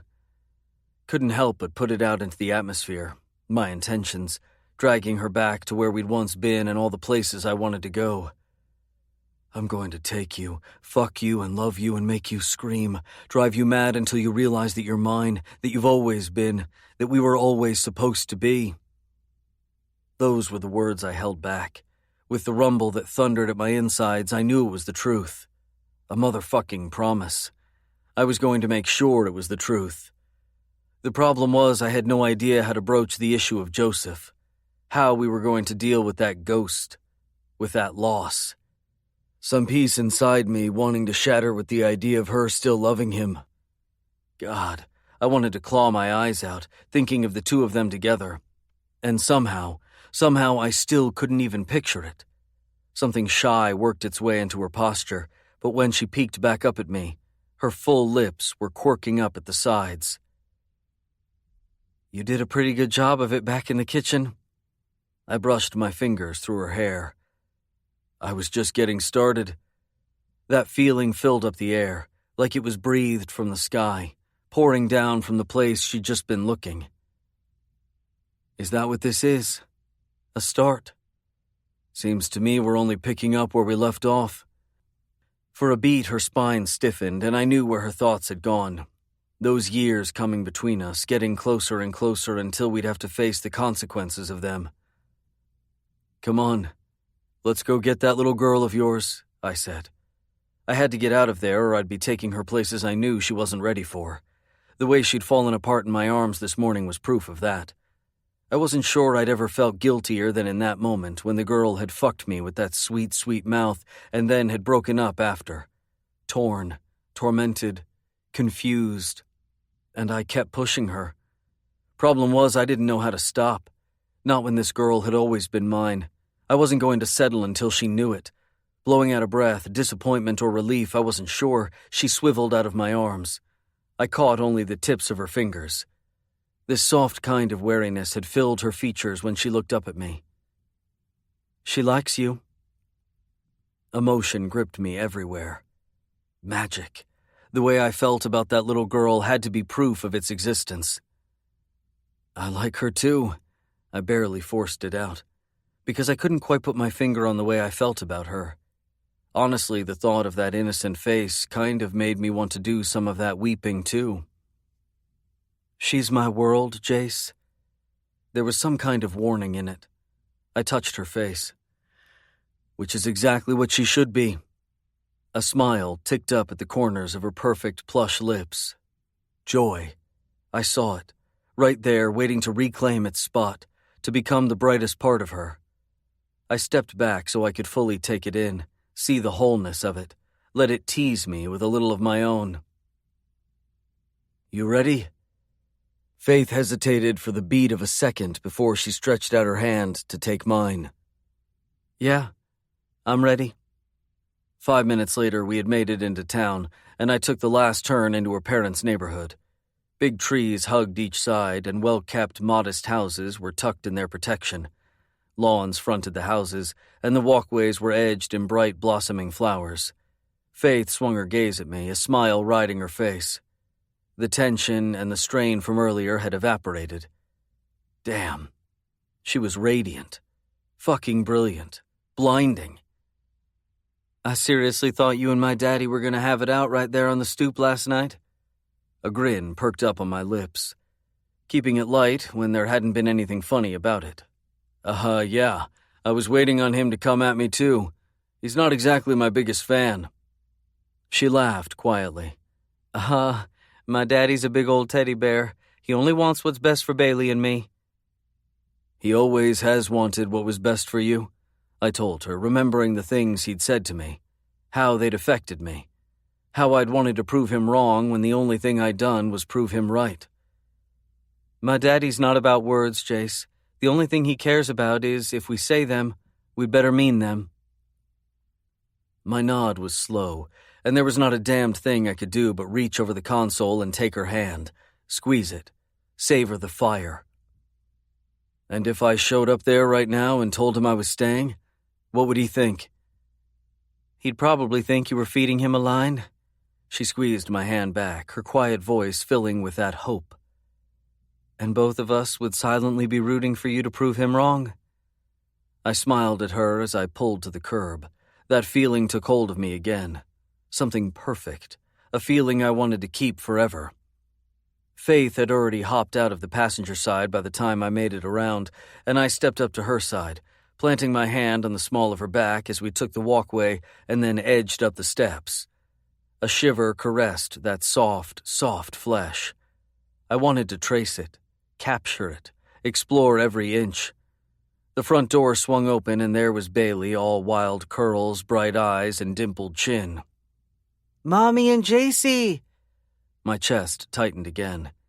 Laughing, Faith shifted her attention my way. Well, it seems someone earned himself a nickname. The kid was so damned adorable, winding her way right the hell in. My brow quirked up. Jace, huh? Emphatic, Bailey nodded and started to sing, Jace, Jace, Jace. All right, then. A soft rumble of laughter pilfered free. You can call me whatever you want, unicorn girl. Bailey beamed. Unicorn girl, I a unicorn girl. God, that hooked me too. Faith's mother was suddenly there and pushing open the screen. Well, are you two going to stand out there all day, or are you going to come in? Might as well be a fire out there for how hot it is. Faith stepped inside, quick to pull Bailey from her feet and hike her onto her hip. At the same time, she dipped in to peck a kiss to her mother's cheek. Hey, Mama, how was my girl last night? Did she sleep okay? She slept just fine. You worry too much. It's a mama's right to worry. Isn't that what you always told me growing up? There was a tease to Faith's tone. Her mother laughed. It was a free sound that bounced through the entry. I had to wonder what it might have been like as a kid to come home every day to something that sounded like that. Don't go using my words against me, girl. It's the only defense I have. Faith winked, and her mom just grinned. God. I roughed an uncomfortable hand through my hair and dropped my eyes to the ground. Suddenly, I felt like I was overstepping, out of bounds, getting into things I knew better than to get involved in. This wasn't why I was here. The problem was, I was starting to forget the reason.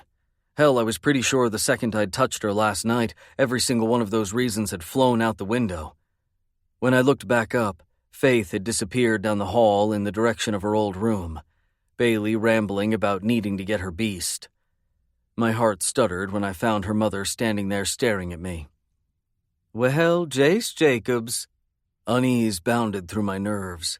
She'd always been too warm, too nice. It made me feel like I'd let her down, too. Now don't go looking at me like that. Confusion had my brow twisting, and I was barely able to get the question out. How's that, ma'am? Yep, there I was, a stammering 17-year-old kid. She eyed me seriously. Like you don't belong here. She reached out and a shiver raced down my spine when she pinched my chin between her thumb and forefinger, forcing me to look at her. You look up with your head held high, strong like you are? My throat locked up. You think I didn't always know it? She asked, her voice soft and somehow hard as she craned her head to the side. The man you are inside? The rest of the world might have been blind to it. The rest of the world might have wanted to beat it down and hold it back. But I saw it right there, burning from your bones. I've done some things I'm not exactly proud of.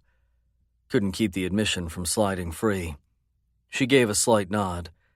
Haven't we all? And it's a real man who admits when he makes a mistake, does his best to make it right. Is that what you're here to do? Make it right?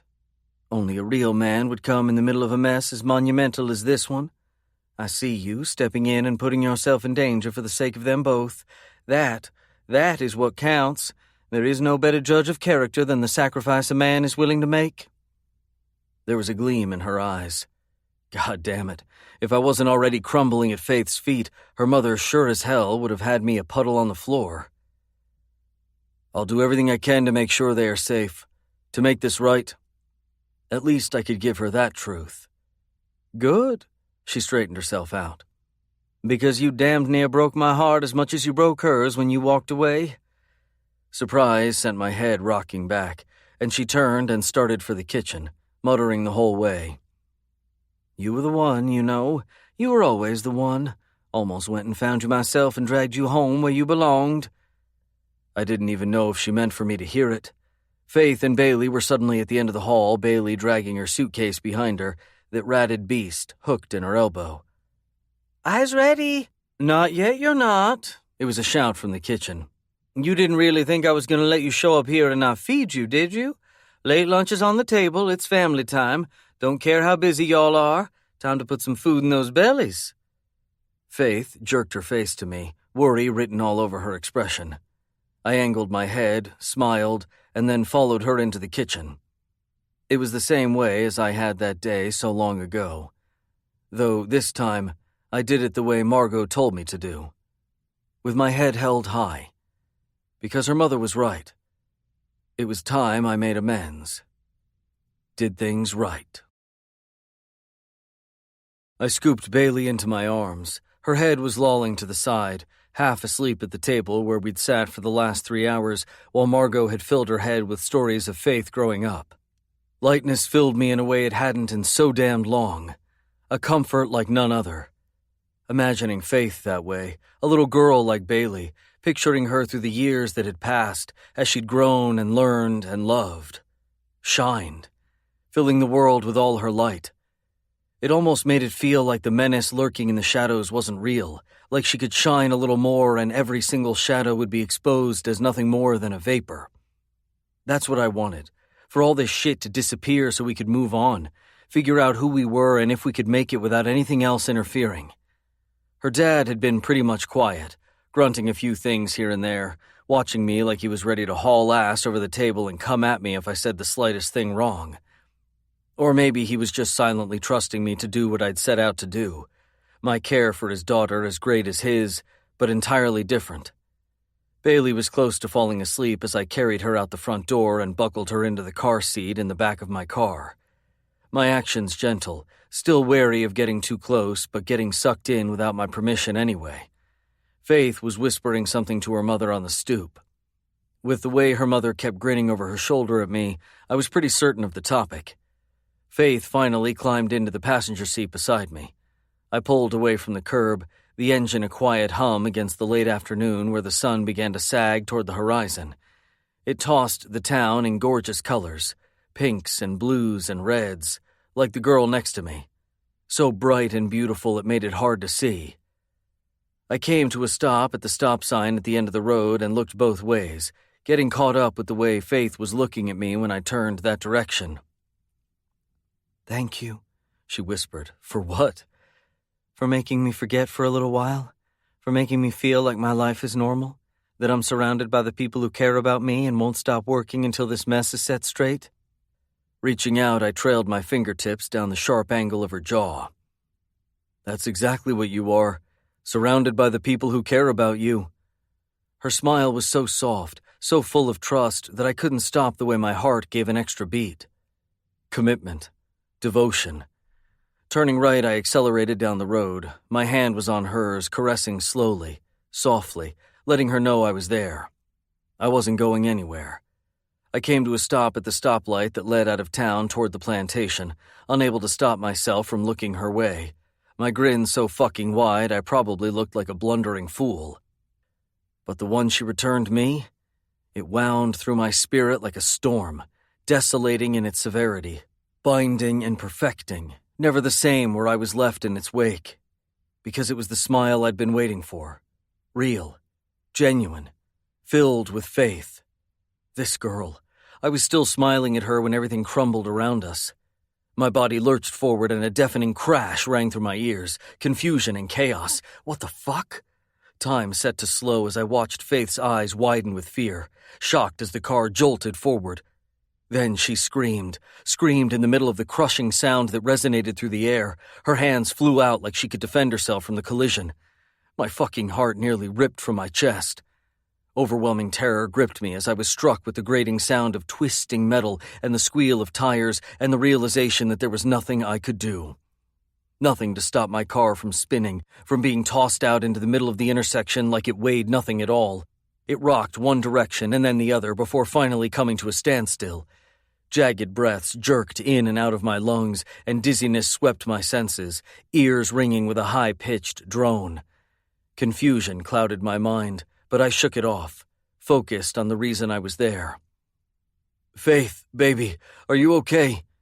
Her mouth trembled open as she whimpered the one thing that mattered to her most. "Bailey?" Bailey. Instantly my attention darted to the rearview mirror, eyes desperate as I searched for where she was buckled in her seat. Cries jetted from her mouth, these shattered wails of fear, and her little hands were reaching out for someone to help her. Bailey. Fumbling, I released my buckle so I could climb out and get to her. That was when, in my periphery, through the shattered side window, I caught the movement. The car that had hit us was backing up. Motherfucker was going to run. Anger blistered through me when I thought of it. Someone just up and leaving without checking to make sure everyone was okay. Bastards who didn't give a fuck about anything but themselves. Then that anger shifted, spiraled into a vortex of horror when I realized they weren't running. They were gunning it back in our direction. Tires squealing as they rammed on the gas. "Faith!" I yelled in terror, wanting to get to her, climb over her, protect her. But there was not a thing I could do but grab for the steering wheel like it was a life preserver, fingers slipping when the piece of shit slammed us hard from the side. Under the force, my head snapped to the side. Glass shattered as it cracked against the driver's side window. An explosion of sound. An explosion of pain. Sight dimming. Agony splintering through my being. Sight going red. Bailey. Faith. Hate and fear and possession, my car rocked to a shuddering stop. Faith was staring at me, wide-eyed and in shock, and I wanted to go to her, wrap her up, but that fucking car was shifting gears again. I wasn't going to let this happen. I wasn't. I flung open the door and staggered onto the street. My feet nearly gave out from under me as my consciousness blinked. Squeezing my eyes closed, I fought it, the fade that wanted to suck me into black. Barely able to see, I rummaged under my seat, adrenaline lighting in my veins as my fingers came into contact with the metal where it was strapped to the underside. The shock in Faith's eyes shifted to straight fear when she realized what I was holding. "Jace, what are you—" But her words trailed off with the squeal of the tires that lit on the road, the smashed-to-shit black town car skidding backward in reverse. With my gun drawn, I stalked around the front of my car. Squinting, I tried to see through the thick, sticky wetness that blanketed my face. Sun glinted from above, and the only thing I could make out through the car's windows were the two massive, silhouetted figures in the front seats. I lifted my gun higher, striding that direction. Numb except for the fact I'd fight to the death for these girls. My finger on the trigger, I started shouting, deranged anger bleeding from my mouth. "Come on, motherfucker! Come at me! You want to hurt an innocent woman? A little girl, you sick fucks? Come at me!" Their engine revved, and I kept marching that direction. 2 seconds of a silent war, me facing down the front of that battle ram car, trembling finger on the trigger. Then the car suddenly whipped around and peeled out, flying down the street. The only trail of it, the taillights that bloomed in the distance before it screeched as it careened around a corner, disappearing from sight. A scream echoed from behind me, Faith's torment coming from the front seat of my car where she stumbled out onto the road. "Oh my God, are you okay?" There was another voice coming from the outskirts of my consciousness, a woman running to help me from across the intersection. I dropped my gun to my side, the shock sliding through me and draining like a pool of tar onto the ground when I turned back around to see the wreckage. "Oh God," the woman whispered, rearing back. No doubt she was terrified when she saw my state, the blood that streaked from the wound on my head. Or maybe she just saw the violence shining in my eyes. I didn't care, didn't give a fuck what I looked like. "Call 911, I told the woman as I sidestepped her, going right for Faith, who was shaking, barely able to stand as she struggled with the bashed-in door to get to Bailey in the back seat. By the time I got there, she'd managed to wrench it open, her screams hitting the stifled air. "Bailey, oh God, Bailey, my baby, no, no!" Bailey's cries echoed from the back seat. I looped an arm around Faith's waist, glancing again over my shoulder, making sure the fuckers were gone. This time I sure as hell wasn't going to be unprepared if they rounded for another attack. I'd already let emotions cloud my mind. There was nothing, just the hiss and whir of the engine, the woman in the intersection on her cell begging for the ambulance and police to hurry, and Faith. Faith, who wailed against me, this frantic terror bleeding from her lips. "Bailey, oh God, Bailey, how could they do this? How could they?" "Shh," I whispered, desperate to give her solace, refuge, while every cell in my body screamed for retribution, to silence the threat. "I've got you, Faith, I've got you. I've got you." She writhed and cried out, "Why is this happening to us? Why? Oh God, someone help us, please." Torment rang from her mouth, filled the air, tortured my heart. "Shh." I struggled to get myself together, focus on that second, what was happening and what needed to be done. I tightened my hold on Faith while I edged her to the side so I could look at her kid. Her kid. Her sweet, sweet kid. And I realized right then that there were no longer any reservations. There was no longer trying to stop myself from falling completely for this child. Because I felt the snap. Every hard, bitter idea I'd had of Joseph's child cracking beneath the crater of devotion that sank into my spirit. Bailey. Faith crumbled a bit, letting me hold her, and I angled her to the side as I stuffed the gun under the front passenger seat. I kept her close while I set my knee on the floor in the back so I could get a better look at Bailey. Fear and fury ripped a hole through the center of me. Blood dripped down her chin and soaked her shirt. Oh, God. But her eyes, they were open wide, her chocolate gaze filled with all her trust. "JC, I need you. My mouth hurts." She said it in that little drawl of hers, her voice scared but strong. Relief hit me, harder than that fucking car, and I tried to keep my cool, to keep it together and not break down in a fucking heap of tears that would be nothing but relief. I needed to be strong. For them. Possession spun a web around me. My heart and my soul. It took every ounce of control I had not to pull her from her car seat, every warning I'd ever been given about never moving someone in a crash up against the all-consuming need to wrap the little girl up, hold her. "You've got me, unicorn girl. You've got me." And I wasn't about to let her go. I eased back out and pulled Faith closer, praying my voice would break through her fear. "She's okay, baby. She's okay. You're okay. I've got you. I've got you. I won't let anything happen to you."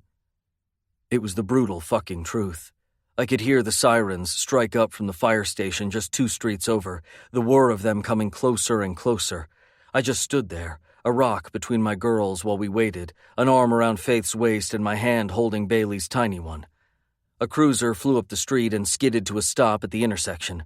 The officer stepped out, eyes quick to assess the situation. 2 seconds later, an ambulance came to a stop beside him. Paramedics piled out, their heavy footsteps pounding on the pavement. Was it fucked up I didn't want to let go when they approached? That I wanted to stand in front of them? A shield? A guard? But I relented, feeling as if a physical piece of me was being pried away. 4 paramedics enclosed the space. I didn't go far. Hovering right there, my feet pacing, my body unable to sit still as my insides began to boil, as anger grew, as retaliation became a living, thriving being that beat through my blood. It only amplified when I thought of the possibility that Bailey had been hurt worse than she appeared, when she cried out when they cut her free from the seat, when Faith quietly wept at her side. My spirit trembled and hate screamed. A paramedic touched my arm, jerking me out of my frantic thoughts. "Sir, we need to take a look at that cut on your head." "I'm fine," I growled at him. The guy had the nerve to grin. "Don't look so fine to me. You're gonna need a couple stitches, and we need to check for a concussion." Shit. The last thing I wanted was to worry about myself.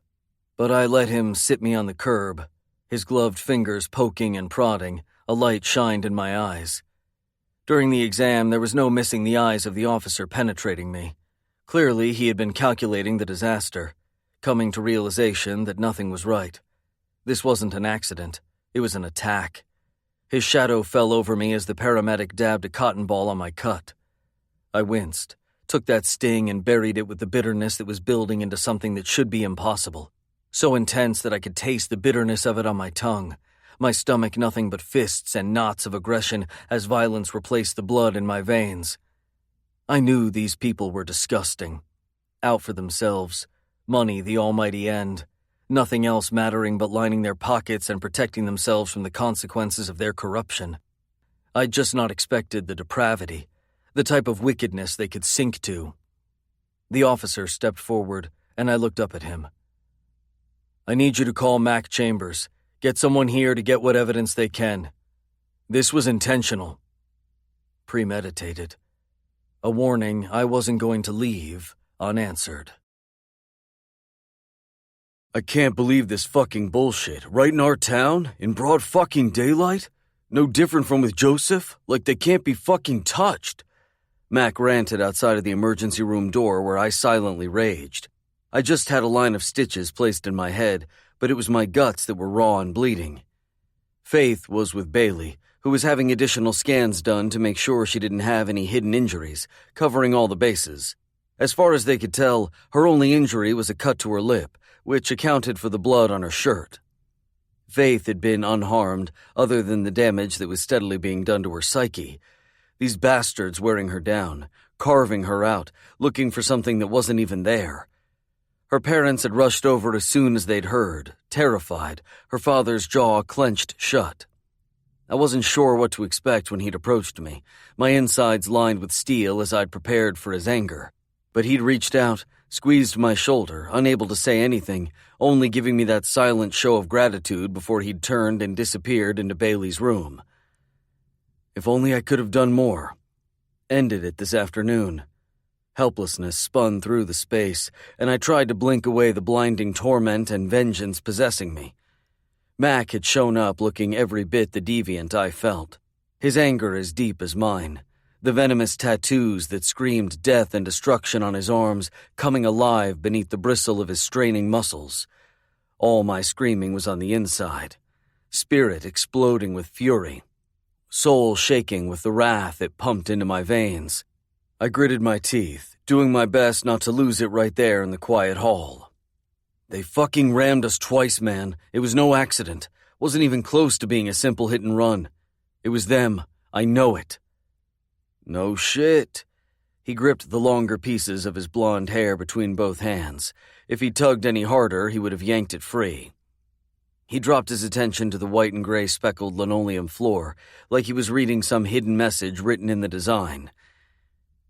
It has to be some kind of fucked up warning, otherwise they would have stayed and finished it. Finished it. His words cut through me. Daggers and knives. My back hit the wall and my head rocked back hard in my frustration. A fresh round of pain splintered through my head when it knocked against the plaster. I welcomed it. Let it stoke the fire. They could have been hurt. Killed. Grit and hate. They seethed from my tongue. Mac swung his attention back up to me. You sure you didn't get a good look at them? Anything that I can go on? I gave a harsh shake of my head. Could barely make out two guys, nothing of their faces. Didn't get the license either, but the front of the car was smashed to shit. Not sure how they even drove away. Frustrated, he pushed out a sigh, warily looking up at me in his own sort of desperation. They found it abandoned about a mile outside of town, wiped clean. It had been reported stolen this morning from Raleigh. Wouldn't have mattered if you caught the license anyway. Shit, I cursed at the floor. His voice was a harsh murmur. These guys aren't fucking immortal. They can't just disappear. There has to be something I'm missing. Didn't help that the only name I had been able to give Mac had come up as a dead end. Stephen in the ground a few months before Joseph had been killed. Not that I was mourning that piece of shit. The monster who'd started the entire chain of events, forcing me into running that poison for him. Nothing but a slave. Shackled. Every bit as real as the bars I'd found myself behind. Mac angled his head so he could meet my eye. I'm going to find these assholes, Jace. I will. I promise you. I lifted my chin. I sure as hell hope so, Mac, because you aren't going to like it if I find them first. I wound around him and he snatched me by the wrist. Jace, didn't confide all of this to you to get you hurt. Yanking my arm out of his hold, I backed away. You should know me better than to think I wouldn't gladly die for them. Spinning on my heel, I started down the hall, faltering to a stop when Mac's grated words hit me from behind. They killed Joseph, man, put a gun to his head and pulled the trigger. His voice was jagged, cracked and bleeding, his own regret filling the narrow hall. A plea for me to think twice. I couldn't stand it if I let that happen to you. I swung back around, my brow twisting so tight I could barely see. Couldn't see through the hate, the devotion, the protectiveness that wound inside me. You, Mac? You didn't let that happen. I did.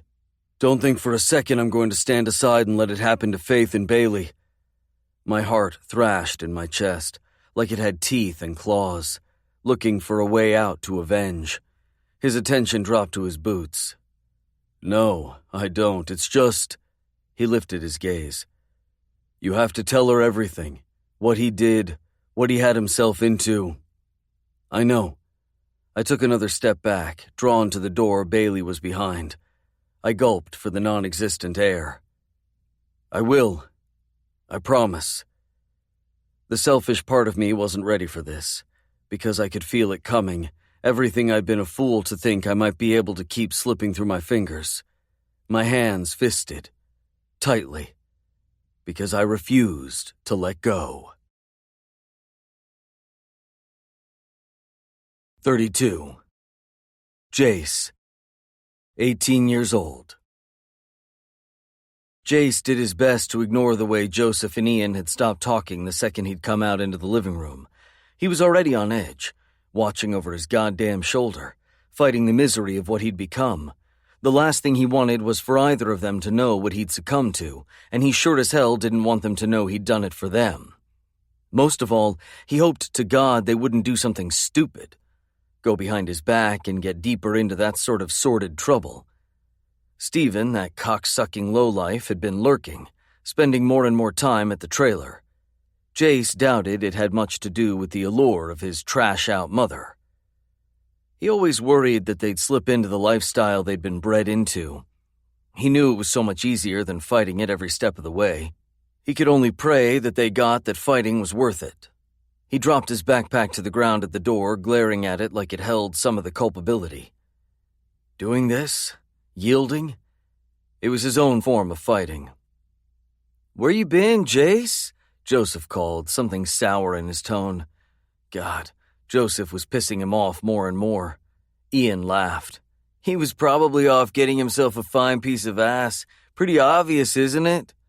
Jace tried to control his temper, hating the way it constantly flared, the way he was constantly on edge. He looked at them where they sat on the couch watching a movie. I was out. He sure as hell wasn't going to let on where he'd been. "To see Faith?" Ian goaded, grinning wide. "You lucky bastard." Jace shook his head. "She's not a joke. But she is hot." Joseph glared daggers at Ian and then turned them on Jace, angry in a way Jace hadn't ever seen him before. He had no idea what his problem was lately. Joseph climbed to his feet and headed for the door. Jace swiveled around as Joseph jerked it open. "Where are you going?" "Out." Joseph tossed out the same excuse Jace had just given them. Jace knew that was exactly what it was, a cover for something. Worry sloshed with the anger, like two rivers coming together and forming whitewater rapids. "Where?" he demanded, taking a step in Joseph's direction. An incredulous smirk twisted Joseph's mouth into something defiant. "You don't have a say in what I do, Jace." Panic surged, and Jace had him against the wall again. "Stay away from Stephen, I already warned you." Joseph pushed Jace back, as hard as he could. Jace barely stumbled, glaring Joseph down, ready to fight the insolence out of him if that's what it took. "You want to fight, Jace? Bring it on. I'm finished listening to you, spouting all your holier-than-thou bullshit while you're off having all the fun." Scornful laughter rocked from Jace. "All the fun? That's what you think? That I'm off having fun?" The time of his fucking life. Yeah, right. Joseph didn't have the first clue what Jace had done for him, what he was doing for him, the sacrifices he'd made.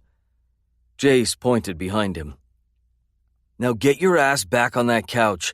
I need to take a shower and meet Faith. When I get back, I expect you to be sitting right there." Bitterness bled from the snort Joseph emitted. "That's what I thought." 45 minutes later, Jace rushed back out to the small living room. He was running late. Quickly, he shoved the blanket he'd washed and folded into his backpack, looking back at Ian and Joseph, who were again sitting on the couch behind him. "I'll be back in a few hours." He stood, slinging the backpack onto his shoulder, and pointed between the two of them. "Don't either of you go anywhere." Ian mock saluted him. "Aye, aye, Captain." Joseph just rolled his eyes, and Jace slipped out into the night.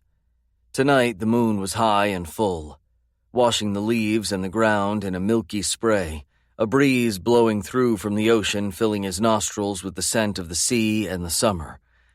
Jace raced up the bumpy trail, running through the night toward the one place he wanted to be. He didn't slow until he was at the base of the porch, staring up at the girl who stood at the door.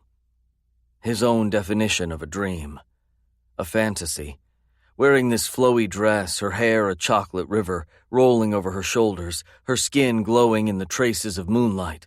She curtsied as if she had stepped out of the 1850s. "Why, sir, welcome to the BBB." Jace felt the smile twitching all over his mouth, and he did his best to play along. "It's a pleasure to be here, ma'am. It's been a long trek, and I'm eager for a comfortable place to rest." "Oh, I plan on making you comfortable, all right," she drawled, sweet seduction on her tongue. Unable to stay still for a second longer, Jace started up the porch steps, his breaths coming shorter and shorter with each one he took, until he had the girl backed against the wall in their spot. She grinned up at him. Jace's heart clanged in the confines of his chest. She threaded her fingers through his. "Let's go inside," she whispered like a secret. Confusion pulled a frown to Jace's forehead. "You mean inside?" She only grinned wider. "Come on, Jace. Dream with me. Follow me." She was giggling as she moved around the house to one of the smaller side windows, glancing back at him as she pushed it up. He choked out a laugh. "Did you know that was unlocked this whole time?" "Yep," she said. "I've gone in before. This time I want you to come with me." He roughed a hand through his hair and looked around the property. "I'm not sure that's a good idea." Faith slipped through the window, her hand outstretched through the frame. "Follow me, Jace. Let's dance with the ghosts. Introduce ourselves. Let them know we'll be staying." He couldn't help but smile. "You're insane, Faith Lindbrock." "Insane for you?" She edged back, her gaze sweeping the room where she stood. "This is our place, Jace. Our castle. Let's claim it." How was he going to resist that? He didn't want to. He slipped through the window and into the shadowy, hazy light, watching the way the tender smile ridged her lips. She backed farther into the darkened silhouettes that danced and played on the walls. Can you imagine what it would be like, living here? People coming in and out the way they used to do? Can you imagine all the people who've been inside these walls before us? All their experiences? Their loves and their losses? Would you really want to know all those things? He asked, following her through the rooms on the first floor, watching her wistful expression as she explored. She looked back at him. You can't know the full goodness of someone without being able to see the bad. Otherwise, that vision is distorted. Then we'd never understand what they might have endured, their hardships and their blessings. He stepped forward and ran his fingers through her hair. You have an astonishing soul, Faith. The most beautiful soul. He was terrified he was going to tarnish it. The things he'd been forced into the last few weeks made him sick, physically ill. But Stephen had warned him if he didn't do as he was told, he'd make what he'd done to Ian look like a walk in the park. And Joseph would be next. What else was he supposed to do? God, Jace had never wanted to be different more than he did right then, had never wished he'd come from a different world than the one he had more than when he was standing in front of Faith. She suddenly pulled away, giggling as she raced for the main big room, looking over her shoulder as she went. I dare you to come find me, beast. Jace froze right there, wrapped in the sound of her laughter ricocheting from the walls as she disappeared at the end of the hall, his heart thundering harder with the echo of her footsteps as she moved upstairs. Or maybe it was just the howl of the ghosts. And right then, he couldn't remember his ghosts. Who he was and what was holding him back. None of the reasons he could never be good enough for this girl. The only thing he could process was that she was his and he was hers.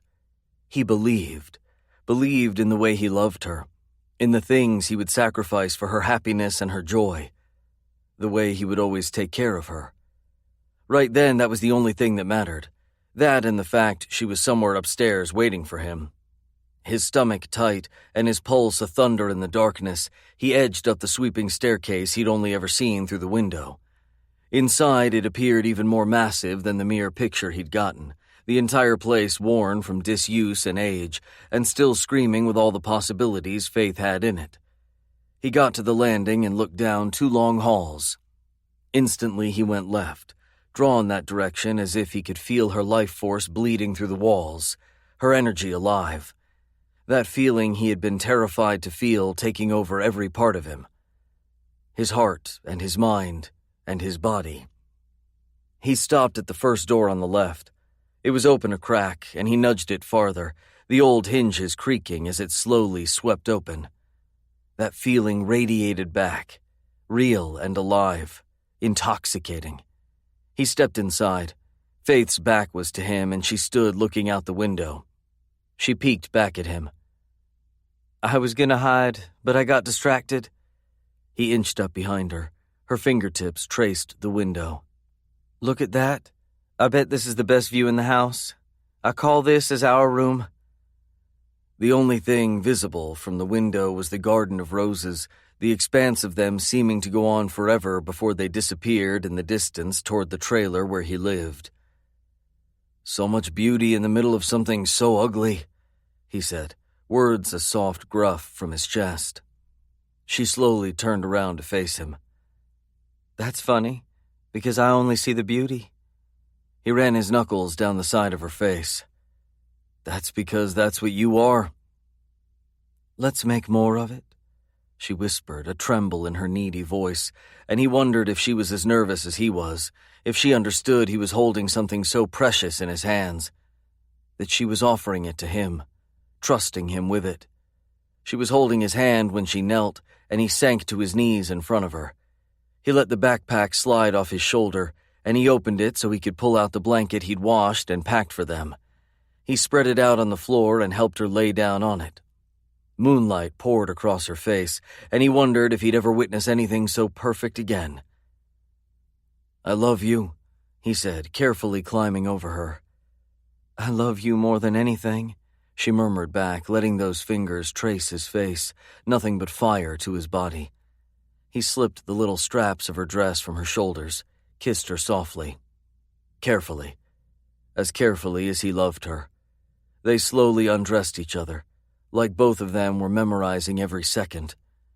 He watched her through the shadows as her eyes went wide and her lips parted, as she whimpered his name and he groaned hers.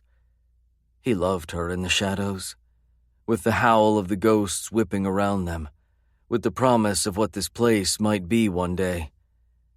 After, he held her tenderly, Faith snuggled up in the crook of his arm, her head on his shoulder as she played her fingers across his bare stomach. "Are you going to marry me, Jace?" "The second you'll let me." He could feel the force of her smile against the thrumming beat of his heart. "How many babies are we going to have?" She all but whispered, her mind racing into the future. He wanted to be right there, catch up, pray he could maybe be the father he'd never had. "How many do you want? 2?"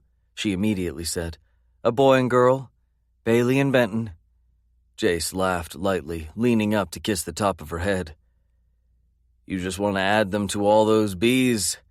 She was grinning wide when she looked up at him. "Oh, come on, Jace, this has to happen," she teased so quietly, with so much love, parroting his words from the beginning of the summer. Somehow that seemed so long ago. "It does have to happen," he whispered, like his own prayer. He had to find a way to make this happen, find a way to get himself out of the scary shit he'd somehow fallen into. They stayed like that for the longest time, Jace just holding her and not wanting to let go before he finally sighed. "We should get you home." "I want to stay right here. Forever." "Me too. Someday." "Someday," he promised. They dressed, and he stuffed the blanket back into his pack, held tight to her hand as he led her down the stairs and back to the window where they'd slipped inside. He stepped out first, reaching back in to help Faith through, when a streak of light hit him on the side of the face. The blinding glare of a flashlight.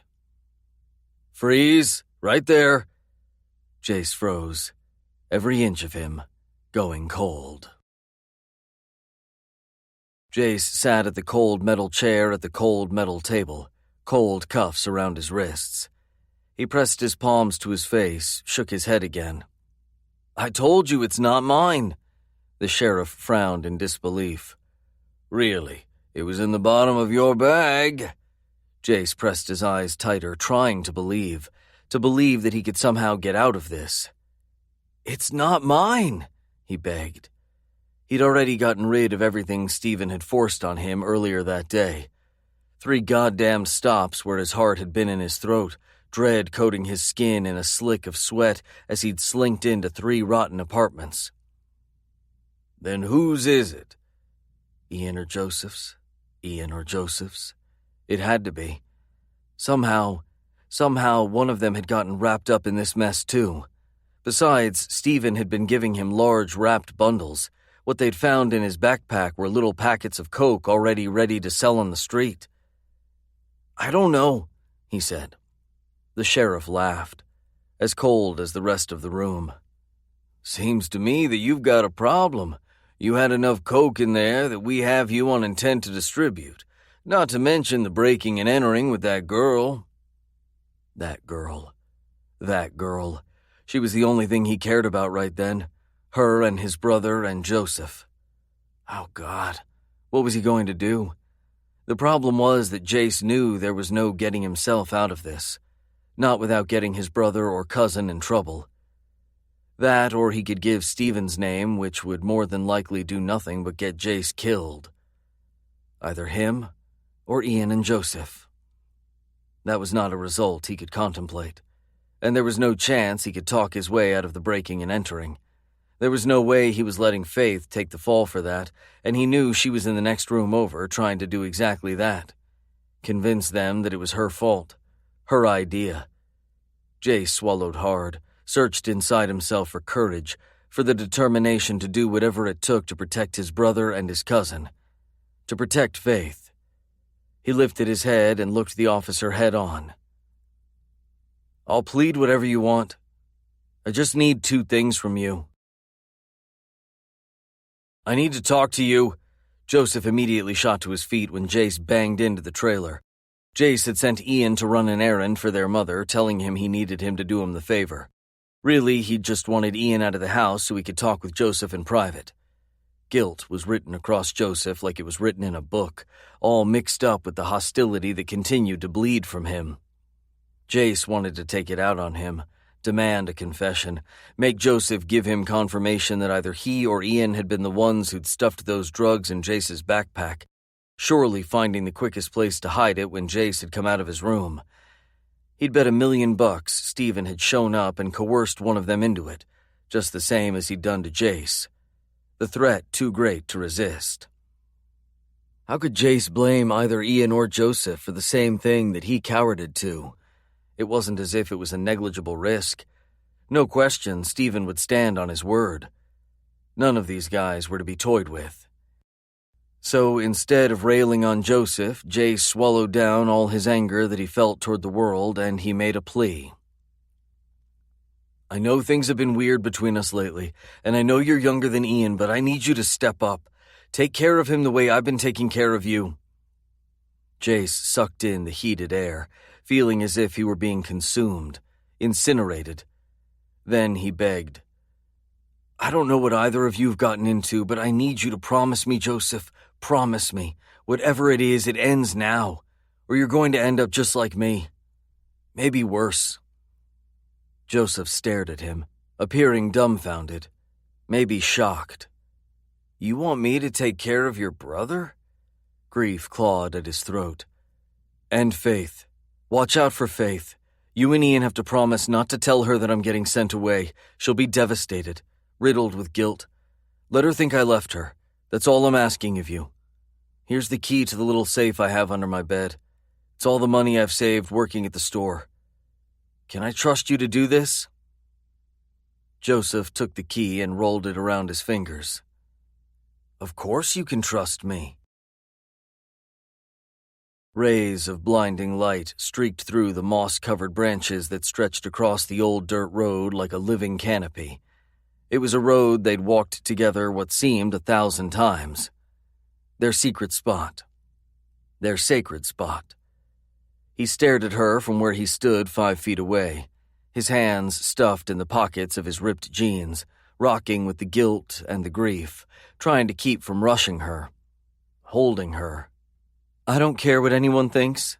The pleas poured from her mouth, every single one like a knife driven right into his heart. I don't know what kind of trouble we're in. The only thing that matters to me is that you're standing right here, in front of me. Sadness rippled through her features. The only thing he wanted was to reach out, take it away, promise her that it would all be okay. But it wouldn't be. He had to embrace his circumstances. He was going to prison. He had to cut himself off from her.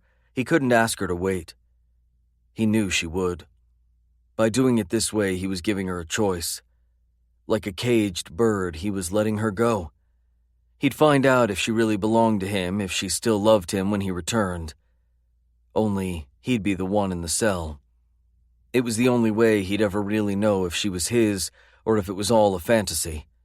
A dream he could never live. It doesn't matter, Faith. How can you say that? His voice was bitter and hard, every bit of disgust cast at himself. She took a pleading step forward. It doesn't. The only thing that matters is you and me.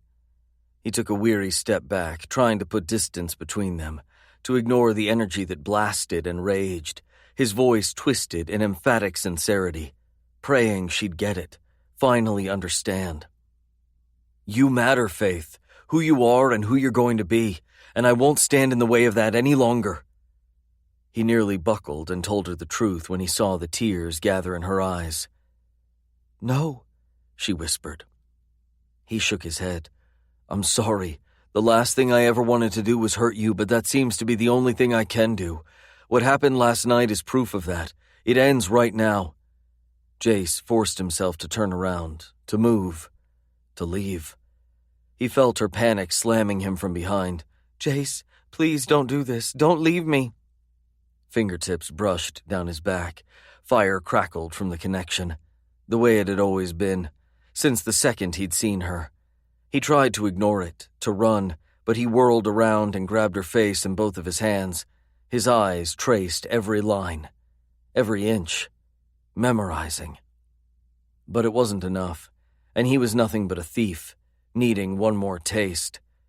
He dipped down and captured her mouth, fighting his own tears, wishing he could tell her how much he loved her, cherished her. That last night had meant more to him than any other moment in his entire life. Feeling like he might collapse, he dropped his forehead against hers, his eyes tightly closed as he breathed her in. Vanilla and roses, as if she'd been dancing in a bed of them. That was the way he would remember her, blowing her belief on the wilting petals, breathing new life into them, praying it would be enough to sustain him. Then he gripped her by the shoulders, physically having to pry himself away. Then he turned, and he left her standing there, in their spot, hoping he wasn't a fool to believe when he returned she might still belong to him. 33. Through the shadowy darkness of the old house, Jace carried Bailey up the sweeping stairs. I'd almost wanted to argue with him, tell him I was capable, that I wanted to do it, needed to do it. But it was the look on his face when he'd pulled her from the back seat of the rental car that had silenced every question begging to be released from my tongue. That hatred that had blazed in the depths of those coppery eyes as he'd searched the property as if he were prepared to run into the whipping shadows with a sword drawn. A warrior who was preparing for war, a fight to the death. It was as if a switch had been flipped, and that menacing, terrifying boy who'd do anything to protect his family had been zapped back to life, born in that accident. Or maybe he'd just been there all along, waiting to be released. The presence of it crawled the walls and buzzed in the atmosphere, crackling, snapping where it struck. I could feel it, flames against my skin, inciting a terror inside me unlike anything I'd ever known. Not of him, but of what was to come. I could feel it, the threat of it rising in the air, clouds that rained disaster. I struggled to breathe against it. Everything up to this point had felt as if whoever this was wanted to scare me, to warn me into handing over whatever it was they wanted. Didn't they know I would if I could? But now, a shudder tumbled down my spine, the trauma of the accident so fresh it was the only thing I could see when I closed my eyes. This had to end. Jace stepped over the gate at the head of the hall, and I followed him into Bailey's room where he carefully laid her onto her tiny bed. His hands were shaking when he pulled back the covers, his jaw clenched when he tugged off her shoes. But what destroyed me was when he knelt beside her, when he kissed her forehead and brushed her hair back from her face and looked down on her sleeping form as if she had become the focus of his world. As he tucked the beast doll into her arm as if it were a promise to watch over her all night long. Terror shivered through my being. The what-ifs. What if they'd hit a little harder or a little differently? What if they'd backed up and slammed us again? What if they returned? But my tiny girl, she was safe. Safe because of Jace, the man so stupidly brave when he'd faced down that car as if he were invincible. Dragging his attention from Bailey, he turned the force of that gaze toward where I stood uneasily in the middle of the room. Right then, he was wearing the same expression he'd worn this afternoon. Devotion and love and hate. A glow in his eyes. It pinned me to the spot. Energy blasted. Rushing and racing and spiraling. His mouth trembled as promises fell from his lips. I will kill them, Faith. I will hunt them down and destroy them before I let them hurt you or Bailey. A tremble ridged my spine, and I found myself voicing the question I didn't even want to entertain. What is it they really want from us? I don't have anything anyone could possibly want. Why did I get the devastating impression that he knew? My mind filled with the vision of him in that intersection, going for that car with a gun drawn. Stricken, he blinked at me, and the accusation flew from my mouth. Gratefulness or confusion or blame, I didn't know. Whatever it was, it left me on a whimpered cry. You had a gun. His head jerked to the side before he slowly pushed to his feet, the man towering, a blistering shadow in the darkened depths of Bailey's small room. He stalked my way, slowly, though his strides were purposed. A shiver rushed across my skin, and my back banged softly into the wall. His voice was rough, caressing across my face like a sharp promise. Yes, I had a gun. I told you that I was here to protect you. I won't leave you defenseless. My eyes slammed closed for a second, trying to find my senses. I could feel the questions twisted across my face in deep lines when I opened my eyes again and stared up at the man who looked so dangerous and forbidding standing there. Tell me what's happening, Jace. What did Mac tell you? Do you know who hurt Joseph? What did they possibly think I could have? My voice cracked on the last. A consuming kind of grief was sucking the life from my spirit, stealing away the flickers of joy I'd felt the last couple of weeks. That shimmer of hope that had risen from the depths of me. As if maybe we could escape all the grief and sorrow, never forget, but find joy in the shadows. The questions were coming too fast for me to entertain that any longer, though. What did he do? I finally whispered, the culmination of it all. As soft as he tried to make them be, his words scraped across my soul. A lash, a blow. Joseph was never honest with you, Faith. Tears streaked free, and my mind was tumbling back to those days when Jace had been taken from me, when Joseph had warned the exact same thing about Jace. What was I supposed to believe? Jace's mouth pinched, as if he were holding something in, holding something back. My eyes slammed closed, the accusation a low, pained cry. What aren't you telling me? God, I was a fool, falling so fast and so hard. But that was the way this boy had always had me, hooked in his grips with nothing but a glance of those knowing, fierce eyes. It seemed impossible with the savage state that he was in, but I was sure it was hurt that blanketed Jace's being when he jerked back, as he blinked at me as if he were trying to see through his own questions, his own torment and grief and guilt. What was happening? What did he know? Jace paced, roughing a hand through his hair, his voice quieted as he hissed the words. If I knew who was responsible, I would erase them, Faith. If I knew exactly who Joseph was involved with, I would have had Mac beating down their door the second this happened. But I don't. He hit his fingertips against his chest, pain wheezing from him on his sharp breaths. The only thing I know is Joseph was never good enough, never deserved you, and I never should have given him the chance to let him steal you from me. Steal me away? I stood there shocked when he blew out of Bailey's door as if it had all become too much of a burden for him to bear any longer. Footsteps pounded down the hall, and I craned my ear, listening for him to take the stairs and disappear out the front door the way I'd been terrified that he would do all along. Forever. But then I felt it.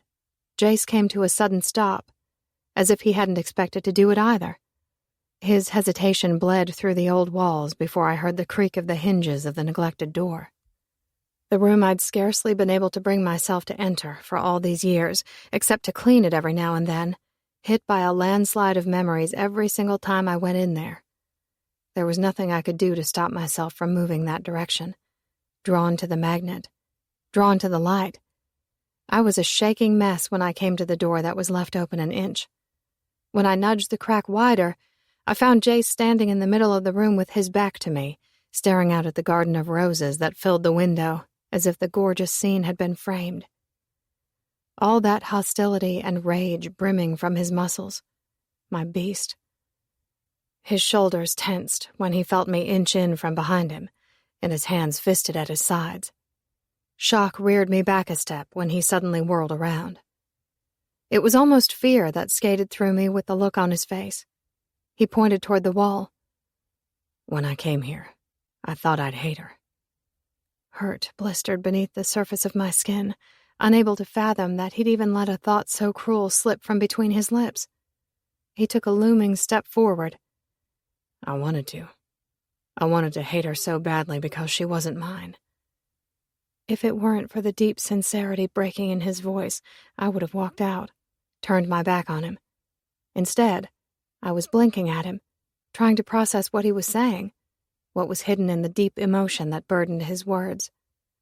His eyes pinched closed, and when he opened them, they were blazing, a thunderbolt, striking through me the way he always had. You want to know why I came here, Faith? You really want to know? My head started bouncing all over, as if I were begging for the answer but couldn't control the quakes that rocked the floor.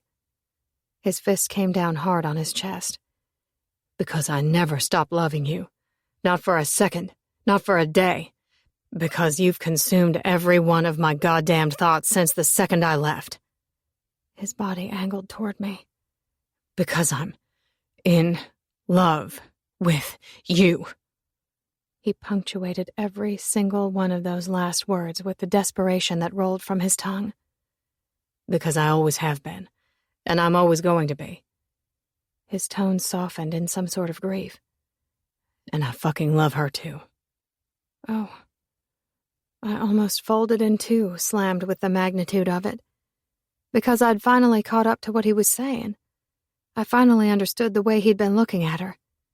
Desperation lit, caught up in the dense, dense air. The strike of a match, tossed right into the rippling energy. Gasoline. My throat grew dry, and the same second my heart boiled over, and there was no containing what I'd tried to keep buried deep inside me. And I never, ever stopped loving you. I might have hated you in the middle of it, but I never stopped, Jace. How could I? Not when you were the boy who made me realize what it was like to really love. The one who'd taken a fantasy idea in my mind and made it a reality. You touched me in a way no one else ever could. I think I've loved you since the day I met you. The admission fractured out of me, just like the last pieces of those memories that I'd been so desperately trying to cling to since Joseph was ripped out of my life. Guilt churned at admitting it aloud, as if it might be a dirty secret I'd kept for all these years. But it wasn't close to being as great as the love that poured free with the confession. Because Jace Jacobs, he could never be erased from me. 34. The room echoed with our proclamations, as if the words were etching themselves on the walls. A knife dug deep into the wood. A statement made. Permanent. No going back. It was the room where I'd first taken her, loved her, where she'd taught me that life might hold more meaning than simple survival, more than just a struggle, more than just brutality. With her, it had been more. It had been everything. I'd lost it, let it slip through my fingers like a fool. I stalked toward her, no longer able to tolerate the space between us. Every echo of my footsteps vibrated through the floorboards, because it was fucking alive. The air and the energy and the feeling, the connection, the truest thing I'd ever had. Faith was trembling when I dove my fingers into those long locks of chocolate hair and captured her mouth. Possessively, desperately, with all the fear I'd felt this afternoon, with all the devotion I felt in that moment. All my defenses down. My lips pressed and pulled and sucked, and she whimpered into the assault. Jace. I pressed her against the wall, my forehead rocking on hers, the words a breath of a whisper against her lips. I mean it, Faith. I fucking love you. I love her. This was what I was always meant to do. Protect you and love you. I'm supposed to be here with you. Her fingers gripped my shoulders, pulling me closer than I already was, like she couldn't get close enough. Then why does it feel like I'm the one who has finally made it home? Her fingertips fluttered up over my face, across my lips, my nose, my brow, not quite touching when she flitted them over the row of stitches that had been made at my temple, like she'd give anything to heal them. What she didn't know was that just by standing there, she already was. Until that moment, I wondered if I'd ever really known what devotion meant. As a kid, I had been too scared and broken and insecure to realize what she'd really needed was me. Because that's what this place was always supposed to be. Ours. Didn't care if it was some kind of blasphemy, a straight shot of betrayal sent Joseph's way. Fuck him. After today, after seeing what he'd gotten them into, I couldn't find it in myself to give half a shit about what he might want. He'd stolen what was mine, and I was taking it back.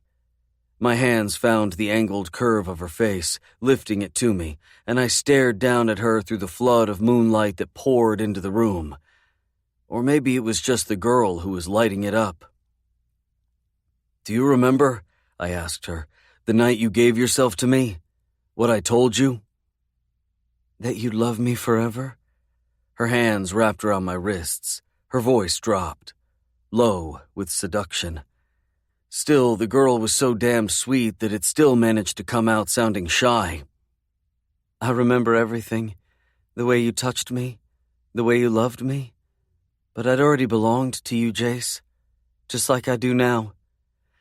I pressed her up harder against the wall, her back hitting it with a soft thud, an echo that wound with the promise that fell from my mouth. "I lost you once. I won't let it happen again. I won't let you go." "I don't want you to. Don't ever let me go. I need you, Jace. I need you to stay." My hands slid down the perfect curves of her body, landing on her waist and cinching tight. "Tell me again," I demanded. She lifted her chin toward my face, her voice so devastatingly soft, and still the loudest thing I'd ever heard. "I'm in love with you. I love you so much it hurts." I was going to erase the sting, eradicate the hurt, touch her and please her until there was nothing but pleasure, protect her in a way that she would always know she was safe. Softly, I brushed my fingers through her hair. "And you're the only one who's ever taken my pain away." "I guess maybe we've always just been better together," she whispered in that soft accent that she wore so well, goodness on her tongue and trust in her eyes. "Together," was my only answer, and then I was sweeping her off her feet and pulling her into my arms, cradling her like a treasure against my chest. I carried her through the dancing shadows of the room to the massive four-poster bed. The carved wood was dark and gleaming, lush in the light of the moon, the plush, satiny, cream-colored bedding screaming luxury in what had once been the master suite. Luxury was fucking right. There was no greater extravagance or indulgence than being inside Faith, no greater riches than holding this girl in my hands. And I was about to get greedy. Those slender arms clung to my neck as I leaned down and peeled the covers back. I laid her in the middle. Chocolate hair spilled out all around her, and that tight body arched. I hadn't even touched her, and she was already quivering with need. Her breaths panted into the dense, dense air, stirring up the memories that were ready to stand and fight for a future. I'd let her go, thinking it was what was the best for her. It had been the most foolish thing I had ever done. No more. I stepped back and stared down at her where she was laid out like a vision on that bed, a fucking fantasy, the girl I'd been dreaming of for all these years, a tease in my mind and a scar on my body. My body that raced, muscles clenched tight, my dick begging at the seam of my jeans. Mine. Her hand fluttered up, a whisper, a plea. "I don't want to be alone. Not anymore, Jace. Take it from me. That place that's been aching for you for all these years.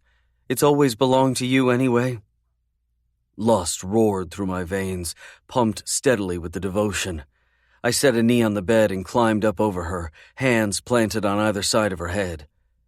I dipped down, kissed her, slow and tender and profound, gentle sweeps of my tongue and soft bites of my teeth. Fuck, she tasted so good, felt so right. A glimmer of a warning glowed deep inside my soul. She doesn't know. She doesn't know. I shoved it down where it belonged, refusing it, because it didn't matter anymore. My purpose had shifted. My reason was her. I set my palm on the side of her neck, her pulse a needy drum, drum, drum. Hard and fast and desperate. It was enough to set me off, make me dizzy, this girl filling my lungs. Vanilla and roses. My palms slipped down, gliding over the frantic beat of her heart, her body trembling under my touch. My fingers fumbled with the first button it met on her blouse, then the next, and the next, until the material was splayed open. Her chest heaved, her tits covered in pink lace, her belly soft and flat and trembling. "No woman could ever compare to you. You are the sexiest, sweetest, most tempting thing I've ever seen. Jace, she whimpered, it's the truth. You are my perfection. Everything I've ever wanted, everything I've ever needed, everything I've been missing. My beauty. The last word came out on a harsh gush of air. Need a fucking pounding force inside me, demanding that I take her. I nipped at the shell of her ear, sucked at the pulse point that throbbed below it, tongue stroking out as I made my way down her throat, tasting the whimpered sounds that escaped her. I missed you, more than you could know. Her fingers were in my shoulders when she said it, ripping at the material of my tea. I need to see you, Jace. Feel you. Who was I to deny her that? I shot up to sit on my knees, straddling her waist on both sides, and slowly peeled my shirt over my head, ignoring the sting of the fabric raking over the stitches when I did. She was worth it. So damned worth it. Especially when she looked at me like that. Her lips parting on a sexy sigh as her eyes rushed over me. Lashes of fire, heat and love and greed. She reached her shaking hand out to trace across my chest. And it's you, Jace. You who's the most magnificent thing I've ever seen. The most gorgeous boy who stumbled into my life. You stole my breath the first time you came through that office door. Her fingertips brushed down, stroked across my abdomen. Every damned muscle tightened, rippled with unbearable need, this feeling that I might lose all control. Little did I know you'd soon be the keeper of it, the keeper of my breath, the keeper of my heart. She reached out and grabbed me by the shoulders to hoist herself up, angled so the words came as sweet caresses across my face. The keeper of my soul. I pushed her back down onto the bed, my hand splayed across her chest. And I'm not going to give it back. There was a warning in there, but the girl took it as a tease, her teeth worrying on that bottom lip as redness splashed across her silky flesh. You'd better not. I dipped down quickly and raked my teeth across the defined curve of her collarbone. She jumped, gasped, whispered, "More, more." I jerked back both sides of her blouse, winding them off her shoulders, lifting her upper body from the bed so I could drag it the rest of the way from her arms. It bound her all up, and I attacked her neck as I did, kissing that soft column as if it sustained my life. Her head rocked back to grant me better access. Jace. It almost sounded like confusion. Every touch, every time, how do you do this to me?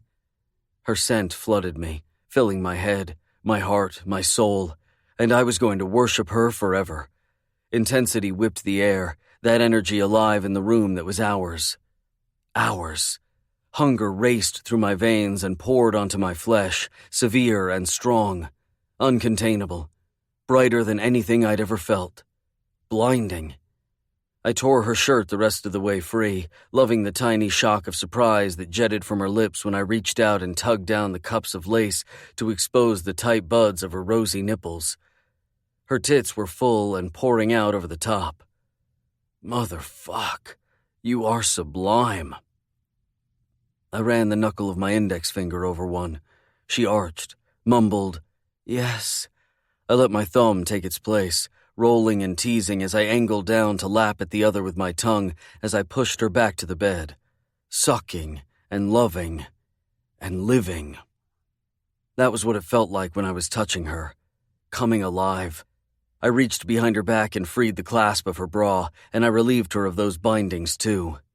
Free. I wanted her free, to live in me the way I wanted to live in her, without the chains of the past to hold us back, to beat us down. And her hands were suddenly everywhere, nails in my shoulders, scraping down my back, their own plea that meshed with the cries that fell from her mouth. More.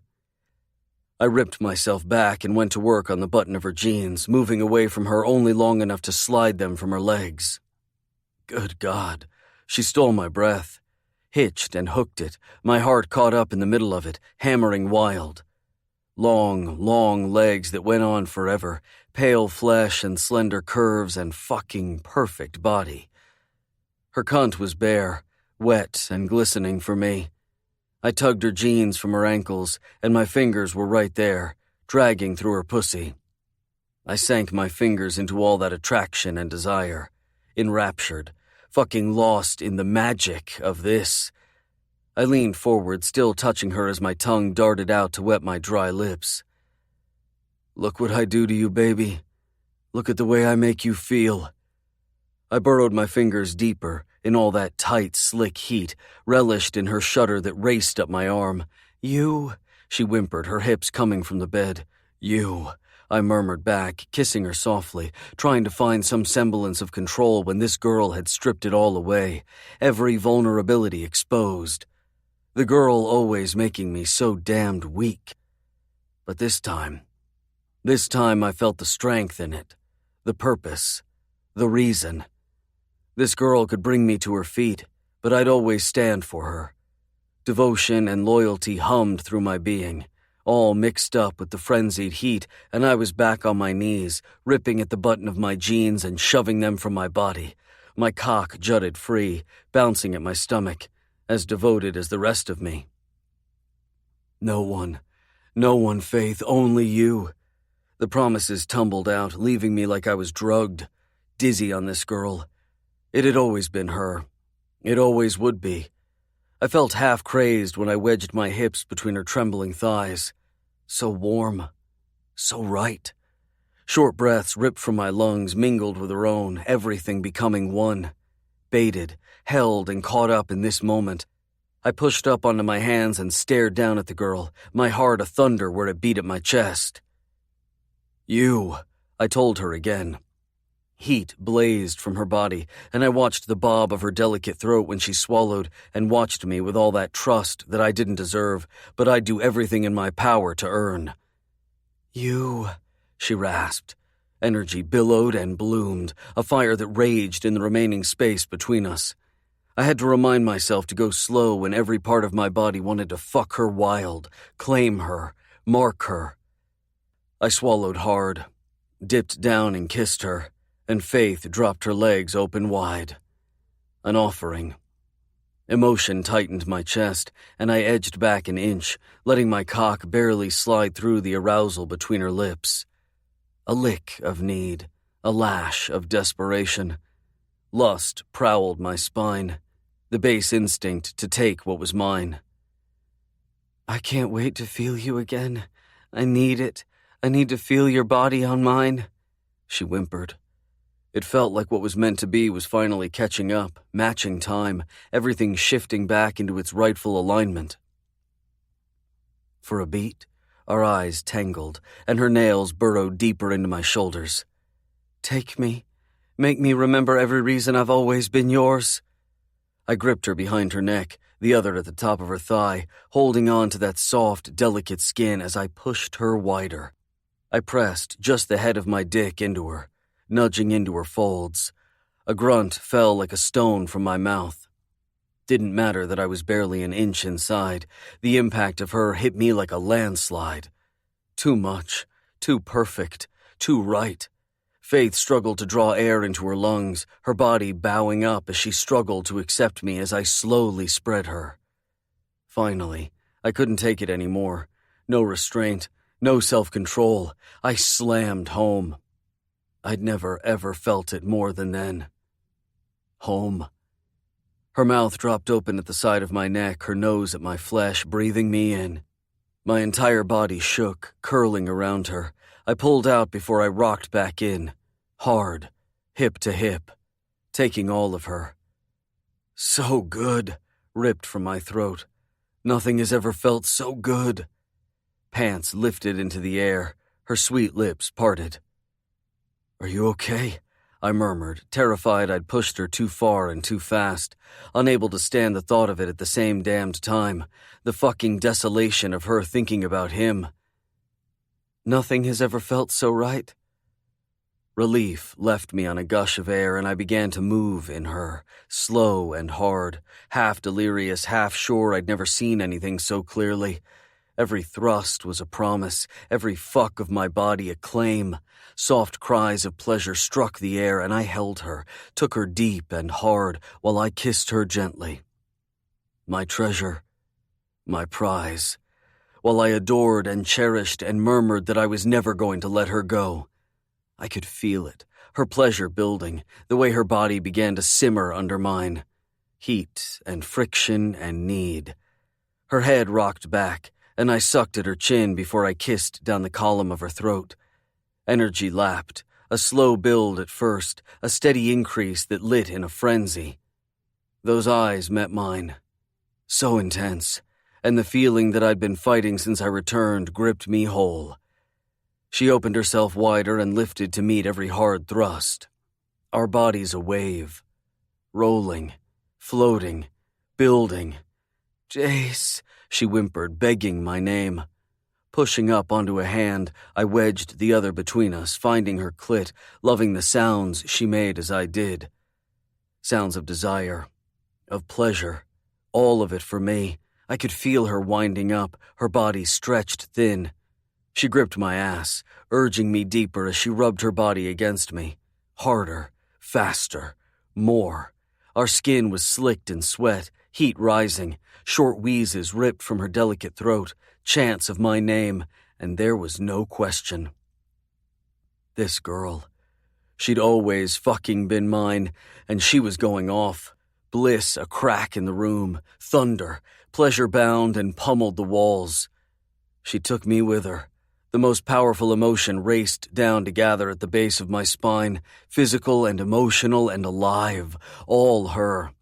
I felt it splinter out, detonating, energy bursting when I came, body pouring into hers. My cock jerked and spasmed within the tight clutch of her walls.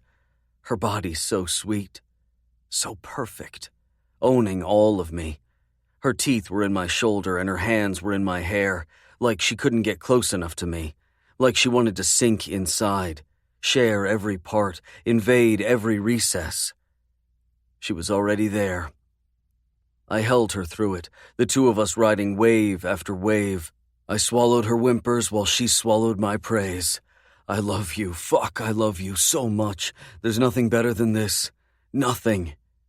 Shivers rolled, hers and mine. Finally, I slumped down onto her and sated out bliss, my heart still beating madly and my spirit thrashing in the confines of my chest. I rolled to the side, taking her with me. I brushed back the hair that was matted to the side of her face. There was so much intensity ricocheting in the room that I was almost nervous as I tipped her face up to look at me. It'd fucking gut me if I'd taken her to a place she wasn't ready to go. But then the girl, she smiled. Smiled that smile. The one I'd told her I was there to see.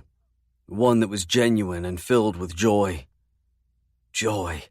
I couldn't help it, couldn't stop it. I wanted its existence more than anything I'd ever known.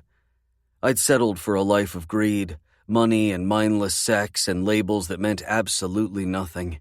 And there I was, holding the meaning of my life in my hands. I brushed the pad of my thumb across her swollen lips. Beauty. My light in the darkness. If she couldn't chase it away, she'd promised she would at least be there to help me see through it. She tapped her fingers across my heart. Beast. She chewed at her bottom lip. I had always been afraid of you disappearing, of you burning out before I got the chance to keep you. I never wanted to leave you. Our hushed voices were contained in the space between us, trapped by the four walls, as if we could admit anything, and the wood and plaster and ghosts would hold all our secrets. I stared at the lines and curves of her gorgeous face in the shadows, and I finally found the courage to ask her the one question I'd been both desperate and terrified to ask her all along. You named her Bailey. Sadness streaked across her features. I wanted to reach out, wipe it away, but I needed to know. It had been gnawing at me like a bitch since the first time I'd heard her utter the name. Her fingers were back on my face, eyes so intense as she searched for understanding. I told you, sometimes dreams don't die. Sometimes they don't burn out, even when the light is taken away. I'd wanted it, Faith, to share that with you. I did. Bailey and Benton, Bailey and Benton, Bailey and Benton. Old hopes spun around us, sucking me back to that time, like the girl was casting her hopes amongst the rose bushes. "I'll love her the same," I murmured, hard and soft, lined with truth. "How does you saying that break and heal my heart all at the same time?" she asked, a wisp of grief working its way into her words. "My grief, hers, ours. I promise, Faith, I will. I'll love her like she was mine." Is it wrong I wanted her to be? That the second I saw her, that name came out of my mouth before I could stop it? One look at her and I was in love, Jace. The level of it was something I'd only felt one other time. And it was dropping free like a claim. Regret prowled beneath my flesh. If I could have stayed, I would have. I had to leave. I had to. Because we broke into this house? She searched for the answer in my eyes, her own horror there, like she could have been the one responsible. That's the reason you went to prison? Because we broke in here that night? Partly, I told her, unable to stomach the idea of actually telling her why. What I'd done. The effects that had spiraled through the years. "Why didn't you come back for me?" she whispered. There was no missing the hurt that slashed across her face, so goddamned real I could feel it spear through the center of me. "I tried. Sometimes we're too late. Sometimes, no matter what we intend, we fall short." "Oh God, Jace." Regret swam with the love in her eyes. I tried to give her the only encouragement I could find. "But we can't regret our lives or our pasts or the decisions we've made. We can only learn from them and live in the day. For right now. For forever." "Just promise me one thing." I took her hand that rested on my chest, brought it to my mouth, and brushed kisses across her knuckles. "What's that?" "Don't walk away from me, for me, without telling me why you're doing it. Don't make that wrong decision for me. Not again. Don't ever hide what's happening in your life to protect me. You should have let me make that decision." "I won't," I promised her. Silence climbed back into the room, like the questions crawled in from under the crack in the door, penetrating and invading. "I need you to tell me everything you know about Joseph," she finally said, her plea small and insecure. If Joseph weren't already dead, I might jump from that bed, hunt him down, and kill him myself for that sound alone, for the terror that trembled through her body. I knew there'd come a time when we had to lay it all out. Mac's warning from earlier rambled through my mind and clawed at my consciousness. "You have to tell her everything." I knew I did, but how was I supposed to put her through that? I wanted to protect her. Wrap her up and hold her and promise her that everything would be okay. Reaching out, I yanked her closer. "Come here." I rolled onto my back so I could envelop her in my arms. She rested her cheek on my chest, angled so she could still look up at me. "It's going to be okay, Faith. I promise you." Mindlessly, she ran her fingertips over my stomach, her thoughts going far. "You know that's what Joseph told me too? When I asked him what was happening, that's what he told me." A bolt of agony slanted through my spirit. I shifted so I could look at her better. "Is that all he said?" Her head began to slowly shake, taken back to that time. I wanted to grab her and pull her out of it, tell her to stay with me, right here, in this moment, but I needed to know. I kept my mouth shut and let her continue. "One night, he got up from the dinner table with the excuse that he needed to go back into the office. It was the same excuse he'd been making more and more. I'd finally called out after him, to his back as he was walking out the door, and asked him to just tell me. Whatever it was, to just tell me." Insecurity bunched up in her shoulders. "I guess I'd figured he was cheating on me. Maybe it makes me pathetic, but I wouldn't have been surprised in the least since sex between us always seemed kind of unfulfilling. Our relationship was different, Jace. When we first got together..." She trailed off, searching for what to say, her eyes blinking up at me for understanding. "He was there for me when you walked away. You have to know I had no idea where you'd gone or why. Had no idea you'd been sent to prison. I thought you left me. Joseph kept me company, being a friend and telling me one day I wouldn't miss you so much. Sadness blanketed her spirit. About 9 months after you left, he kissed me, right out by the roses. I started to cry because it felt so wrong, so off. I told him I was always going to love you, that time wasn't going to change that, and he told me that was okay, that he'd love me enough for the both of us. She winced. In time, I did love him, different from how I loved you. It was a comfortable kind of love. I wanted to claw my eyes out at the vision. Joseph with her, touching her. I'd bet my ass for Joseph it hadn't been unfulfilling at all. The fucker had no idea how to treat her right, and she'd taken that inadequacy on herself. Or maybe she really just hadn't ever felt a spark. Regret filled her sweet gaze, like any of this could ever possibly be her fault. But things had started to change. He'd been acting different for about 6 months before he was killed. Her eyes narrowed like she was trying to look into the past and figure out what she'd missed. He was acting anxious. He had always been a little jittery, watching over his shoulder, but something had changed. Something that kept him up at night. I tried to ignore it, to chalk it up to the fact that we all have different moods and that we're all going to go through different phases in our lives. I'd thought it would pass. She met my gaze. That night, after I'd finally confronted him and told him to tell me what was wrong, he came back just before dawn. He'd been drinking, obviously upset. He'd said he wanted to erase you from my memory. He promised he was going to take care of us, that he was going to fix everything. Crying when he said everything was going to be all right. Guilt blazed in her eyes when she looked up at me. I ignored it, Jace. I ignored it and shoved it away as some drunken nonsense he'd been spouting. Ignored it because he'd said he wanted to erase you from me, and that was the last thing I wanted him to do. I ignored it harder when I got the call that he'd been killed. Her fingernails clawed into my skin. I should have known. I should have said something. She choked over a cry. How could he do something that would put Bailey in danger? I don't understand, Jace. I don't understand. I hugged her closer, desperately trying to release the confession, but the words were hanging on as tight as a man about to go overboard. Nothing but death and darkness waiting below.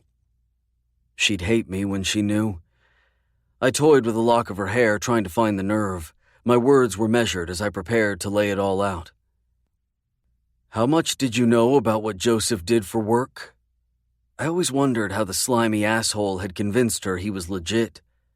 She blinked at me, stuttered a bit. He'd started working down at the shipping yards right after you left. He got promoted quickly. I cringed and then gently prodded. Do you remember how quickly? How he went from a minimum wage job in the warehouse to claiming to own the cargo front in a handful of years? But it was Joseph who had been owned. Her brow squeezed, like she was fighting the truth of everything that was written in front of her. He said he was working hard to give me the life that I deserved, so that one day we could buy this house and I'd be able to live out my own dream. Hate fisted my guts. So fucking tight. She didn't know. She didn't know. She blinked at me. Did you know he was involved in something he shouldn't have been? Did Mac? Oh, God. She whimpered. The pain I'd wanted to shield her from slid out. How didn't I know? How didn't I know he was involved in something he shouldn't have been? Horror filled her words, grief clouding over her like an eclipse. The love she had for him showing through. The care. Her own regret. It wasn't your fault, Faith. There was nothing that you could have done that would have stopped what was coming. That was on me. What was coming, Jace? She pleaded. Did you talk to him after you left? Did he tell you something? My tongue soured with the confession that gathered there. Everything I knew, unsure if either of us was prepared to take the blow. I sucked in a deep breath, the words dying on my tongue when the little voice echoed through the wall. Mommy? Chocolate eyes went wide, her guilt stripped away. In its place was a flustered panic. Oh, goodness, Bailey! I brushed my thumb over her cheek. Hey, it's okay. I told you I'm in this with you. For you. For her. Faith eased a little and I sent her a soft smile before I rolled out of the bed and pulled on my jeans, quick to head out of the bedroom like it had granted me a stay of execution. A moment's reprieve. Reprieve that came in the form of the tiny thing that stood in the hall outside her door, rubbing one of those tiny fists in her eye as she clung to the beast. "JC," she whispered in some kind of relief when she saw me there. "Has I had a bad dream?"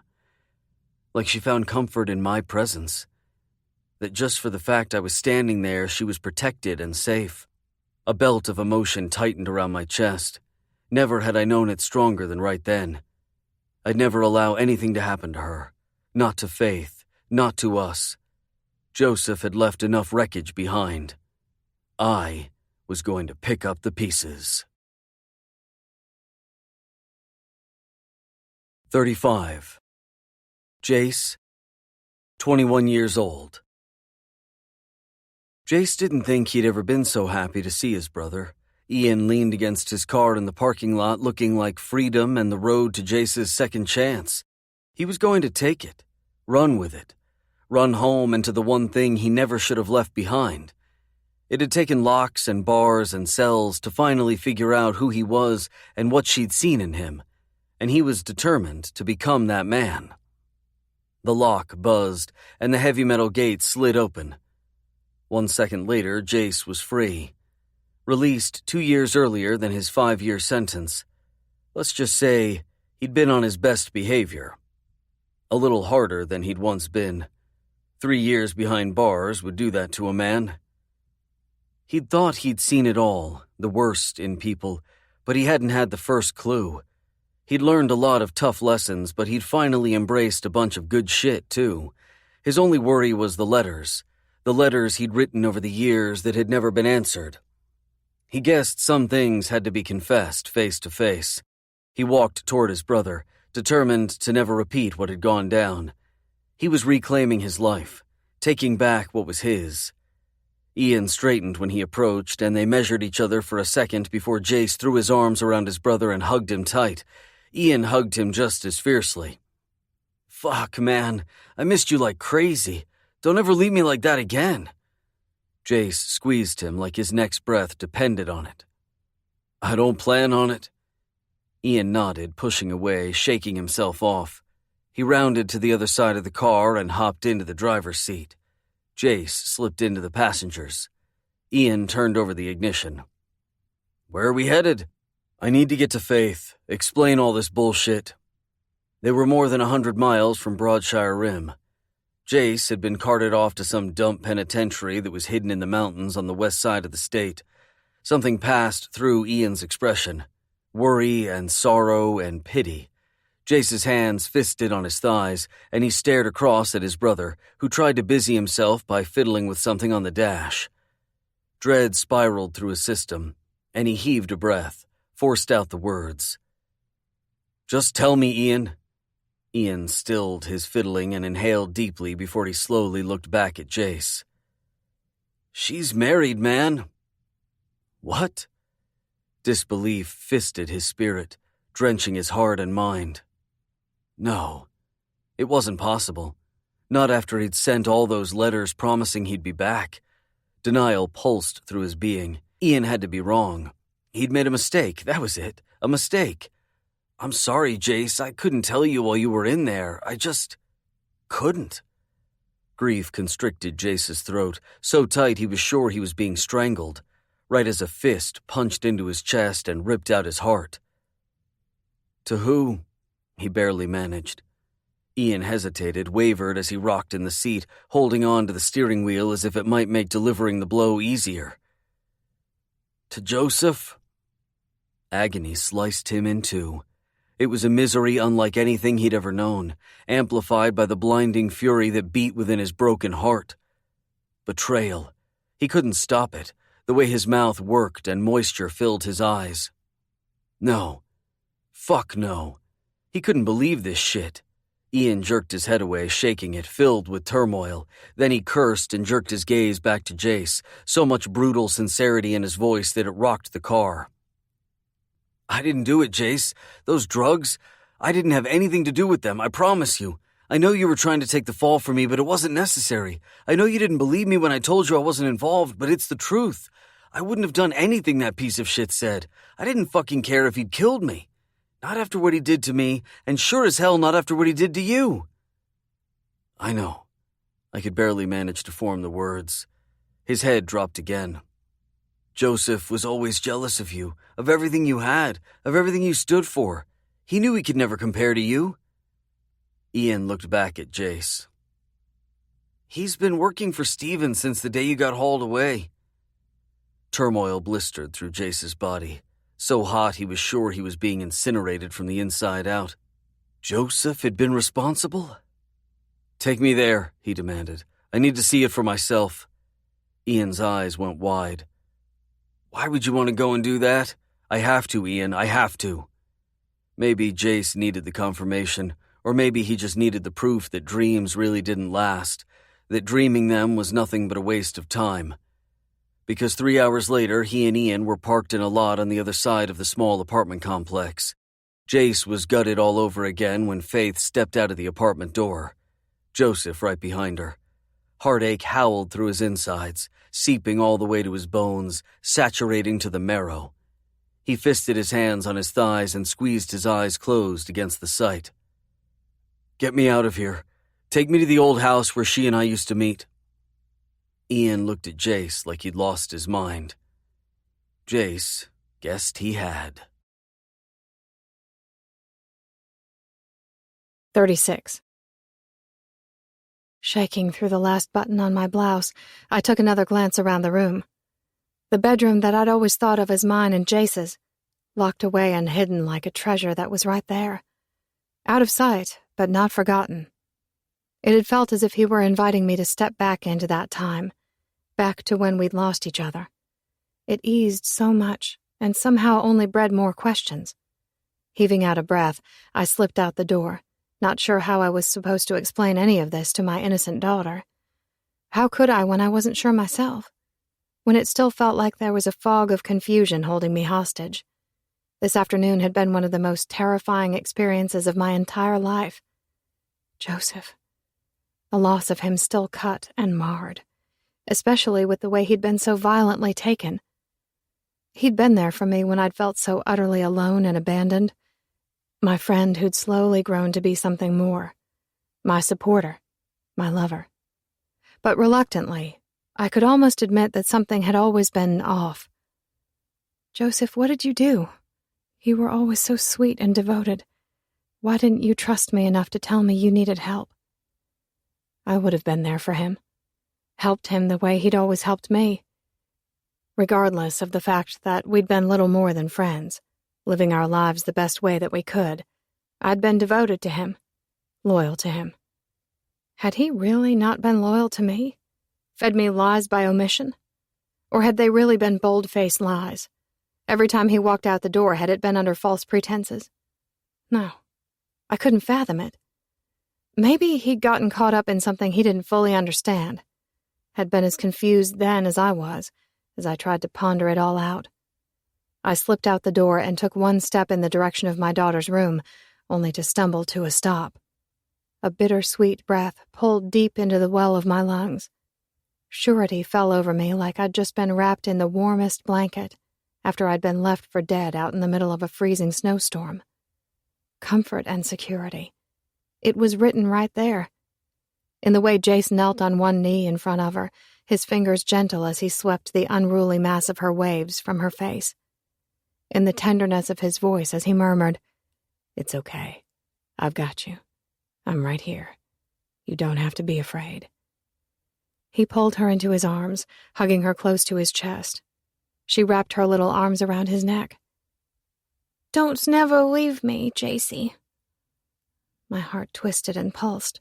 Just seeing it made it hard to breathe. So much of this felt wrong, seeing my daughter in Jace's arms, because I felt like some kind of terrible person when my first thought was it was meant to be that way all along. I won't, sweetheart. How could I ever leave my unicorn girl? You sway all the dragons? He squeezed her tight. Always. My spirit soared. So high, so high. I felt as if my feet might not be touching the ground as I followed them into her room, where he was tucking her back in. Her sweet eyes found me from the doorway. She sent me a smile that shattered me a little. The amount of love that continually burst from the middle of me when I looked at her still sometimes shocked me. And to think I could very well have lost her today. How terrified I'd been when that car had hit us earlier. I felt like I was being sucked from one direction to the other, waves coming at me from every side. Mercy and grief, pulling and pushing, both fighting for dominance, filling me with life and threatening to drown me in the midst of it. She looked back up at Jace, who was still kneeling at the side of her bed. Mommy and Bailey and Jace. She said it with a wide, wide grin, though there was no missing the question behind it. Jace turned that penetrating gaze on me. Copper eyes flashed, filled with too much. The most wistful kind of smile pulled up at the corner of my mouth. Jace turned back to her and answered for all of us. Yeah, Mommy and Bailey and Jace. He tucked her under her covers, kissing her forehead, and I edged across the room so I could tell her good night again. I peppered my love to her temple, to her nose, to her chin. Good night, my sweet girl. Night, Mommy. We're right here if you need us. Okay, she said, sleepiness falling back over her. Reluctantly, I moved back toward the hall. If I could stay right there, in the safe confines of that room, just the three of us, forever, I would. Jace seemed to be feeling the same way because a distinct wariness had taken him over when he pushed to his feet, as if the stress of the day and the last few weeks had finally caught up to him, as if, when he'd been sitting there at her side, he'd been struck with the same what-might-have-beens from this afternoon that had struck me. The torment of something happening to my baby girl more than anything I could bear. Was it wrong? It felt like a gift that he might feel some of that too, that he promised to love her as if she were his own, that I trusted him to love her and keep her, keep me. How was it possible, after all these years? How was it possible that the thought of losing him again felt like the cruelest sort of devastation? Was I nothing but a fool for allowing myself to take that chance? But not taking it was an impossibility. My love for him was so intense, so big and overwhelming, that it felt like a swelling mass growing inside me, stunning and extreme. Another of those waves coming fast. It had always been that way with him. My love had always been almost more than I could bear. Seeing that wound on his head only brought it out into the open, because I could have lost him just as swiftly as I could have lost my daughter. It shivered through me, locking my throat in the tightest ball as I stared up at the man who edged across the space, towering, his presence so vast. Jace, I started to mumble, to take us back to the moment back in that room where I needed to face what was really happening in my life, begging with him to answer that question. What do you know? What happened to my husband? Jace pinned me to the wall. Shh, just give us one day, Faith. One day to live, to be. Just, please, give me one day with the two of you. I choked over the despair that radiated from him, a new kind of trepidation taking over. Again, I could taste something vibrating in the air, an omen, a premonition. He set one of those big palms on my face, a plea on his. Please. 37. Heaven. I woke wrapped in it, floating on some kind of goddamned cloud. Comfort and grace. Could only pray that it might be strong enough to hold us up, and it all wouldn't come crashing down when I gave her everything, when I shattered her heart all over again. I was terrified of where those pieces might land. I released a heavy exhale into those soft locks of chocolate hair. Strands fluttered through the early morning light that streaked in through the window, her body so warm and right where it was tucked in the well of mine. Hadn't let her go for a second last night. Coming to her again and again, addicted to the feeling of that connection. Needing her skin against mine, a promise that she was fine, knowing all of this was coming to a head, her safety right there in the palm of my hand. Possession swelled. I would never let what happened yesterday happen again. We had to find these assholes. I felt her stir, could feel the beat of confusion that rippled down her spine when she remembered she was lying in bed with me. I felt the force of her smile as she shifted closer. Wrapped in the well of my arms. I loved that it was her first response, what came naturally. One of those smiles. Gently, I rolled her onto her back, the girl so fucking stunning with sleep still heavy in her eyes and the sting of my kisses still plumping her lips. Couldn't help but reach out and touch, relishing in that instant burn that raced through my being. "Morning," I rumbled. Shyness peeked up at the corners of her mouth, redness on her cheeks, those eyes tracing my face the same way mine had been tracing hers. "Best morning ever." She reached out, touch tentative as she traced her fingers across my lips. "It's the first morning in my life that I've ever gotten to wake up lying next to you." A growl tore out of my chest. I couldn't help it. The way her saying it made me feel like a goddamned king. Grin riding onto my face, I scrambled to crawl over her, attacking her with a bunch of kisses all over her face. Only thing I wanted to do was shower her with my love, with some reprieve, with some of the belief she'd always rained on me. Faith squealed in surprise. Laughter climbed into the air and bounced off the walls. Free. Exactly the way I was determined to make her. "Jace, what do you think you're doing?" she wheezed. Frantic giggles started to roll from her when I started tickling her sides. I couldn't resist. Couldn't resist from provoking that sound. Joy. "What do you think I'm doing?" I teased her, tickling her harder and smacking a bunch of kisses to her chin and chest as I did. She flailed and swatted at me, trying to catch her breath. "I think you've gone and lost your mind, that's what I think you're doing." Pressing my mouth up under her jaw, I slowed my assault. "No, Faith. I've gone and lost my heart." On an exhale, her fingers stroked into my hair, softly, coaxing me to look at her. "Funny, 'cause you found mine." I slowed, staring down at her, brushing my knuckles down her cheek. "Lost mine a long time ago. Been searching ever since." She tucked her bottom lip between her teeth. Awe swept through her expression. "I'm so glad you came back to find it."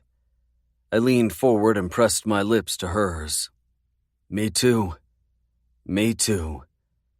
I pulled away before I let myself get distracted, body hard, nudging at me to go that direction. "Come on before I keep you in this bed all day." "Sounds like a fine idea to me." I gripped her hand and gave a little tug. "As much as I like the sound of that, I'm pretty sure that girl of ours is going to be pounding on your door in a minute or two." Yup, there I went, making those claims. Hours.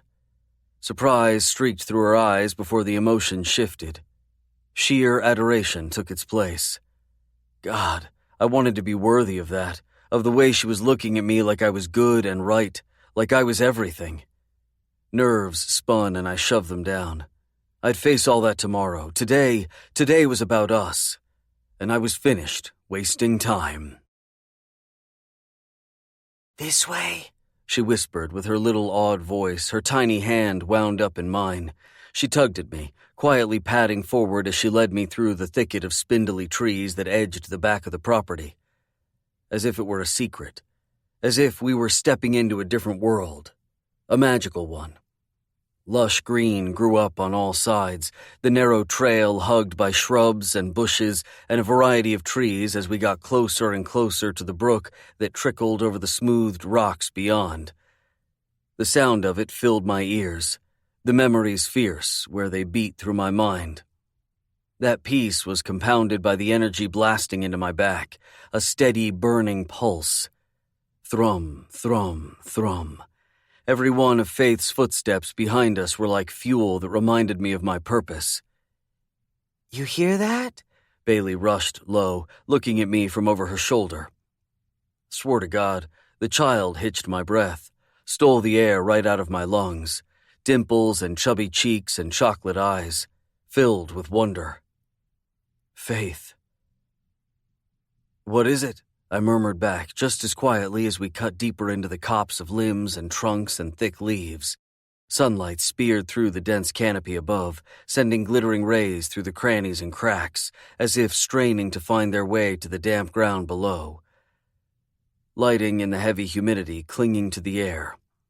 A kaleidoscope of iridescent colors scattered across the ground to merge with the scent of mud and grass and summer that wisped and churned in the slight breeze that blew through. A dragon, she whispered, faking the shudder that ran through her body. Is a bad one. The lightest laughter billowed from behind. Joy, comfort, light. A dragon? I whispered back, catching on to the child's game. I hope your unicorns are around. Don't you see them? They're everywhere. A bird rustled through the branches above. My eyes grew wide. Is that one? Yes, did you see it? It got pink wings, JC. She flies so high. Excitement billowed through her voice. I saw it, I told her. We better hurry and help her. I swung Bailey into my arms, wondering if it wasn't because I couldn't stand the thought of not holding her any longer. She squealed when I hugged her to me, and then she quieted, like she just realized she slipped out of character.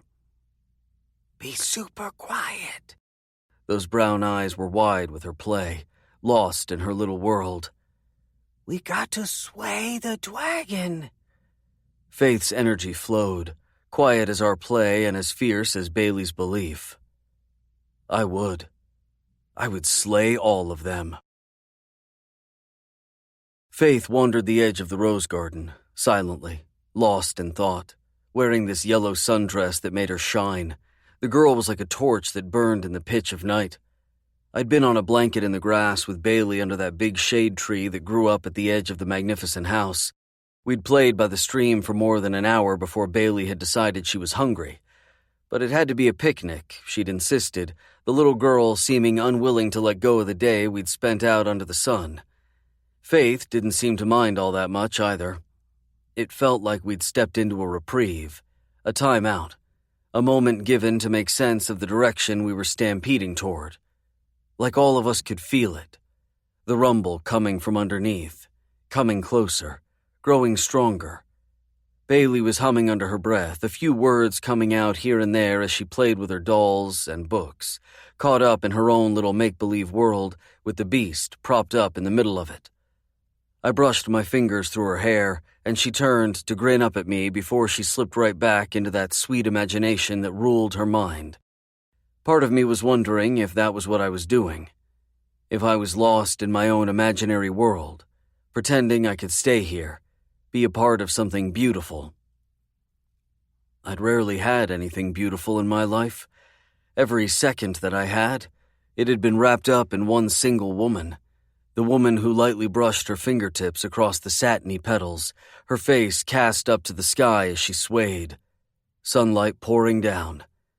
I got the distinct feeling she was gathering it, the girl taking on that energy, a reflection that glowed. Beauty. Drawn, I pushed to my feet and edged that way. Couldn't stay away a second longer. She felt me approaching. She always had. A tremor of awareness slipped down her spine, need a force that blistered across her damp, soft skin. I pressed my nose to it, to the light sweat that had gathered on her nape. I inhaled, tucked her down. Everything I was determined to keep. You are a vision, I whispered at her flesh. Chills skated. I kissed across them, gathering them on my tongue. Jace, she whispered, barely turning to look at me from over her delicate shoulder that carried so much weight. That's what she was. Delicate and strong, fragile and compelling.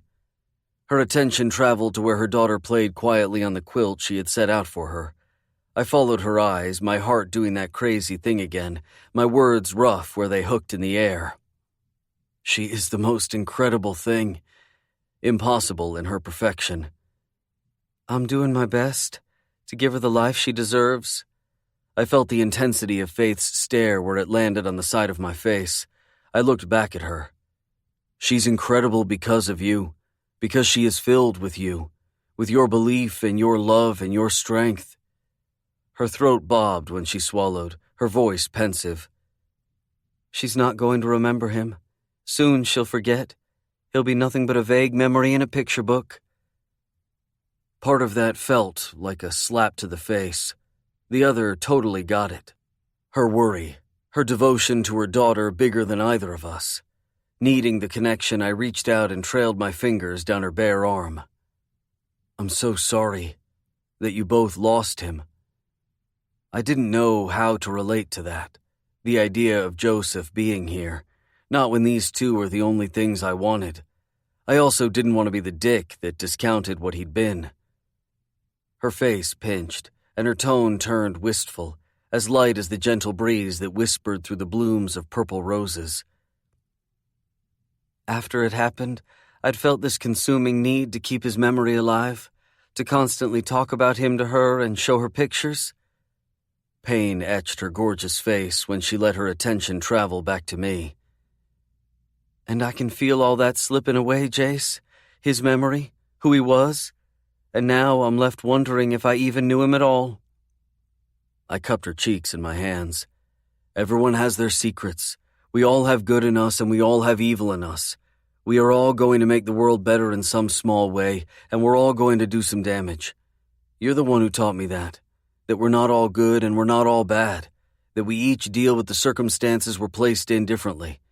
It makes us who we are, Joseph included. Why was I talking that bastard up? But it was true. He'd been who he was because of his circumstances, because he'd done it the best way that he knew how. I was the one who'd taught him that we had to do anything we had to in order to survive, and he'd been her husband, Bailey's father. I couldn't erase that truth, couldn't blot out the importance of it, no matter how badly I wanted to. Problem with Joseph? I was pretty sure the bad had spoiled the good, that every part of him was rotted. Moisture filled that knowing gaze, and she tucked one side of her bottom lip between her teeth. Her head swung to the side to look at the hedge of roses. I reached out for one, for the tiny bud of pink that was all curled up, waiting to blossom, to grow into something beautiful. My fingertip trailed down the stem, and I let it catch on a thorn, let it prick my flesh. Remember how this garden had been left for dead? Dried up and wilting? I swore that both of us could still hear it, her encouragement that had flooded my ears at that time, the girl filling me with her belief. I tried to give the same to her, my words nothing more than a breathy whisper. You are going to come out stronger on the other side, because I know how great you are. Look at all the amazing things you've achieved, and there are so many more waiting for you in the future. I know it, Faith. You just have to believe it's going to get better. I always believed in us, she murmured. I palmed the side of her head, dipped in to kiss her softly. Slowly, with the promise that I would make this right, whatever it took. I suddenly felt the tiny presence at my side. Faith and I peeled our mouths apart, though we were still clinging to the other. There stood Bailey at our feet, grinning up at us. Bailey and Mommy and Jace forever, like magic. She threw her hands in the air, casting a spell into the garden surrounding us. The little girl an enchantment all on her own. I dipped down and swooped her up, relished the weight of her in my arms. So tiny and perfect and real. No thorns to be found. Like magic, I rumbled at her head. She wrapped those little arms around my neck, squeezed tight. I love you, Jace. My heart stuttered in my chest, then took off racing like a wild beat inside me. I'd done a lot of fucked up shit in my life, deserved the pain I'd received, had done absolutely nothing to deserve the love these two were showering on me. Worst part was knowing I'd done nothing but stolen it, and I couldn't shake the uneasy feeling that I was no fucking better than Joseph. 38. Jace, 26 years old. Jace tried not to crawl right over the massive desk to the piece of shit who sat on the other side from him, sniveling the way he always had. Just like when they were kids, Jace could smell the pathetic self-pity oozing from his pores. "Jace, I'm telling you, man, I need your help. Just this once." Just this once, yeah, right. Jace was still shocked every time Joseph came crawling to him, like he should owe him any sort of loyalty when he'd offered none to him. When he'd stolen everything, framed him, and then went in for the kill. The first time Joseph had come to him for help, Jace had nearly lost his mind, went over the edge, did something that he couldn't take back, and destroyed his own future because he'd thirsted so viciously to destroy Joseph's. And like a pathetic loser, Jace had given in, helped the bastard out. Maybe it had been because in the end Jace knew it'd be helping Faith who remained his weakness. It didn't matter how many years that passed, he couldn't shuck the memory of her from his skin. Couldn't erase the marks she'd etched into his spirit. Joseph had always been a master manipulator anyway. His looks alone gave him the appearance of an innocent good kid, but he'd never been anything but a slimy cocksucker always looking out for himself. Maybe Jace had taught him that way, raised him to be a fighter, a survivor. But he'd always thought his loyalty to the kid would earn him some in return. Maybe it was Jace who'd been the fool for sacrificing anything for him, for lying and cheating and stealing for his cousin and thinking it would count for something. He hated the man in front of him, this fiery loathing that boiled inside him. He managed to pretend it wasn't seething inside him as he sat back in his massive executive chair, rocked back as if he didn't have a care in the world. "And what's your excuse this time?" Jace asked, so dry they could have been standing in Death Valley. "I'm breaking out on my own. It's time that I lived my life right, the way you taught me to do." Joseph was all eager lies. Jace almost laughed. He almost fucking laughed aloud at the line Joseph was feeding him when he knew firsthand that Joseph had gambled every last dollar away. Jace's friend Mac kept him appraised of all the bullshit that went down back in Broadshire Rim, the sordid, sleazy mess Joseph had himself entangled in. Like Jace should care. But he did. He could never rid himself of that vacant spot that throbbed inside him, could never scrape the itch from his skin, could never rid himself of the thoughts of her. His worry over the life she might be living and the cutting jealousy that he wasn't the one living it with her. Jace had built an empire, worked and strived and fought until he'd come out on top. He'd taken his brother with him, put him through college and law school, kept him close and protected until Ian could stand on his own without the threat of that seedy world pulling him back down. And still, this useless excuse for a man had everything Jace wanted.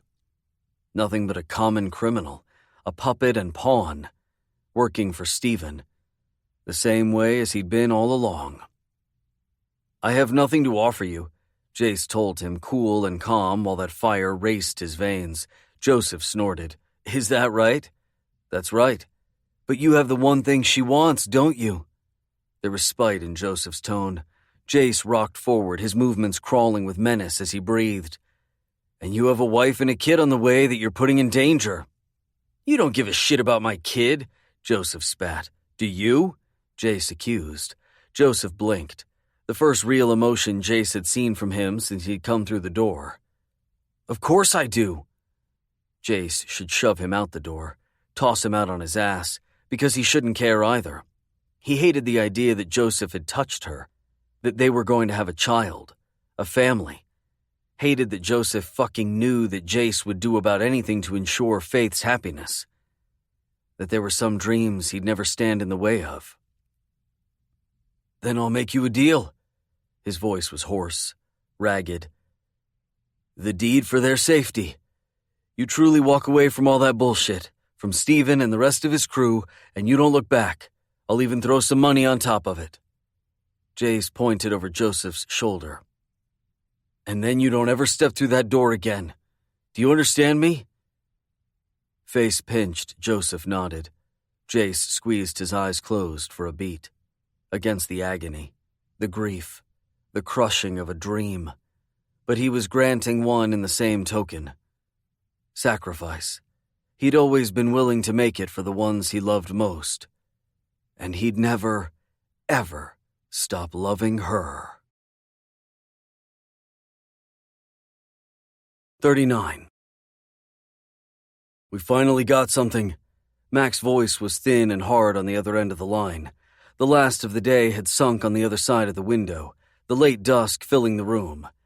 Bailey had been tucked into bed a half hour ago, the monitor positioned on the nightstand next to me. Faith had slipped away to grab a shower and wash the day from her skin. I'd been contemplating joining her when my phone rang. I immediately started to pace. God, we needed news. I just prayed it was the good kind. Any lead to grab onto that might finally point us in the right direction. What did you get? Strain pulsed through Mac's sigh. I shouldn't be telling you this. I roughed a hand over my head. Yeah, well, you probably shouldn't have told me a lot of things, but it's too late now, don't you think? I could almost see his reluctant nod. Do you remember Doug, one of the officers on the case? You met him at my birthday party. Yeah, of course. He's driven by the house quite a few times to check on things, too. He and Felix have been digging through the few bits of evidence we've been able to uncover.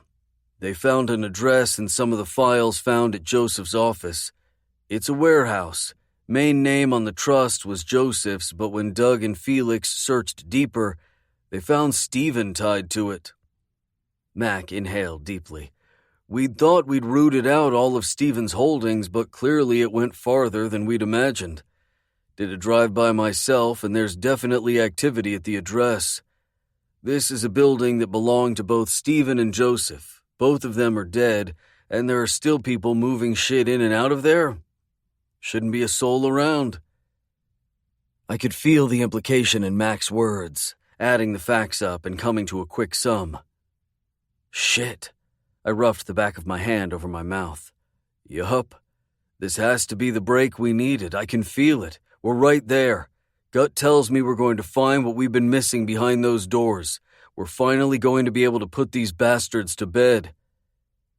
What's the plan? I asked, tone harsher than I intended. Mac hesitated. Don't try to freeze me out now. Tension rippled between them, and then Mac cursed under his breath. With 2 murder victims tied to the same building, we easily got a warrant. Going in at midnight. I'm coming. No, you're not. Yeah, I am. You can't expect me to sit here when we're this close to nailing the bastard. And the last thing I need is you getting in the way. You already know my ass is on the line for telling you any of this. You show up, it's gonna look bad. My heart stuttered when I heard the shower turn off, and I lowered my voice.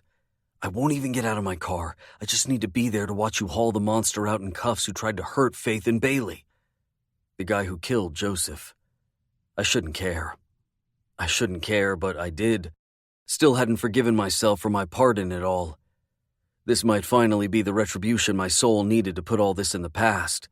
Agony splintered through me, my guilt and remorse, everything I should have done differently, all the things I'd go back and change. I couldn't. But at least I could help bring justice. For Bailey, for Faith, and maybe for Joseph too. This shit is real, Jace. Dangerous. We have no idea what we're going to come up against in there. Not up for discussion, Mac. I'm sorry, but I have to do this. You know I do. I think that's why you called me in the first place. I heard muttering on the other end of the line, Mac talking to someone else before he came back on. All right, Jace, Felix volunteered to go out and keep a lookout at the plantation while we do this, but you stay in the car. Do you understand me? I will, I promise. Be here by 11. You can ride with me. Felix will head over by then. Silence filled the space between us before he finally said, It's time. It's time, I returned. That was the hardest part. The fact that it was time. The fact that I couldn't keep it from Faith any longer. She stepped out the door, hair soaking wet and body wrapped in a towel, that energy surging when she looked at me from across the room. Beauty, grace and light and everything I'd ever wanted.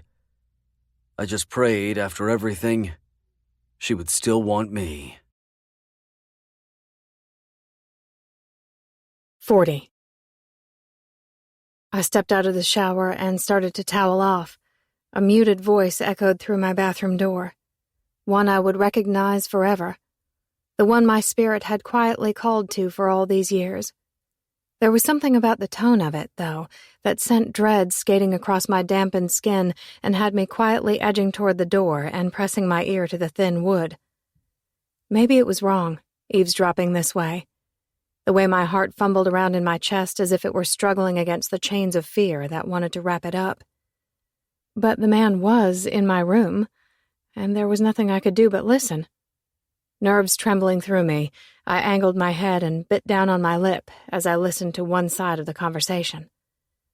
I won't even get out of my car. I just need to be there to watch you haul the monster out in cuffs who tried to hurt Faith and Bailey.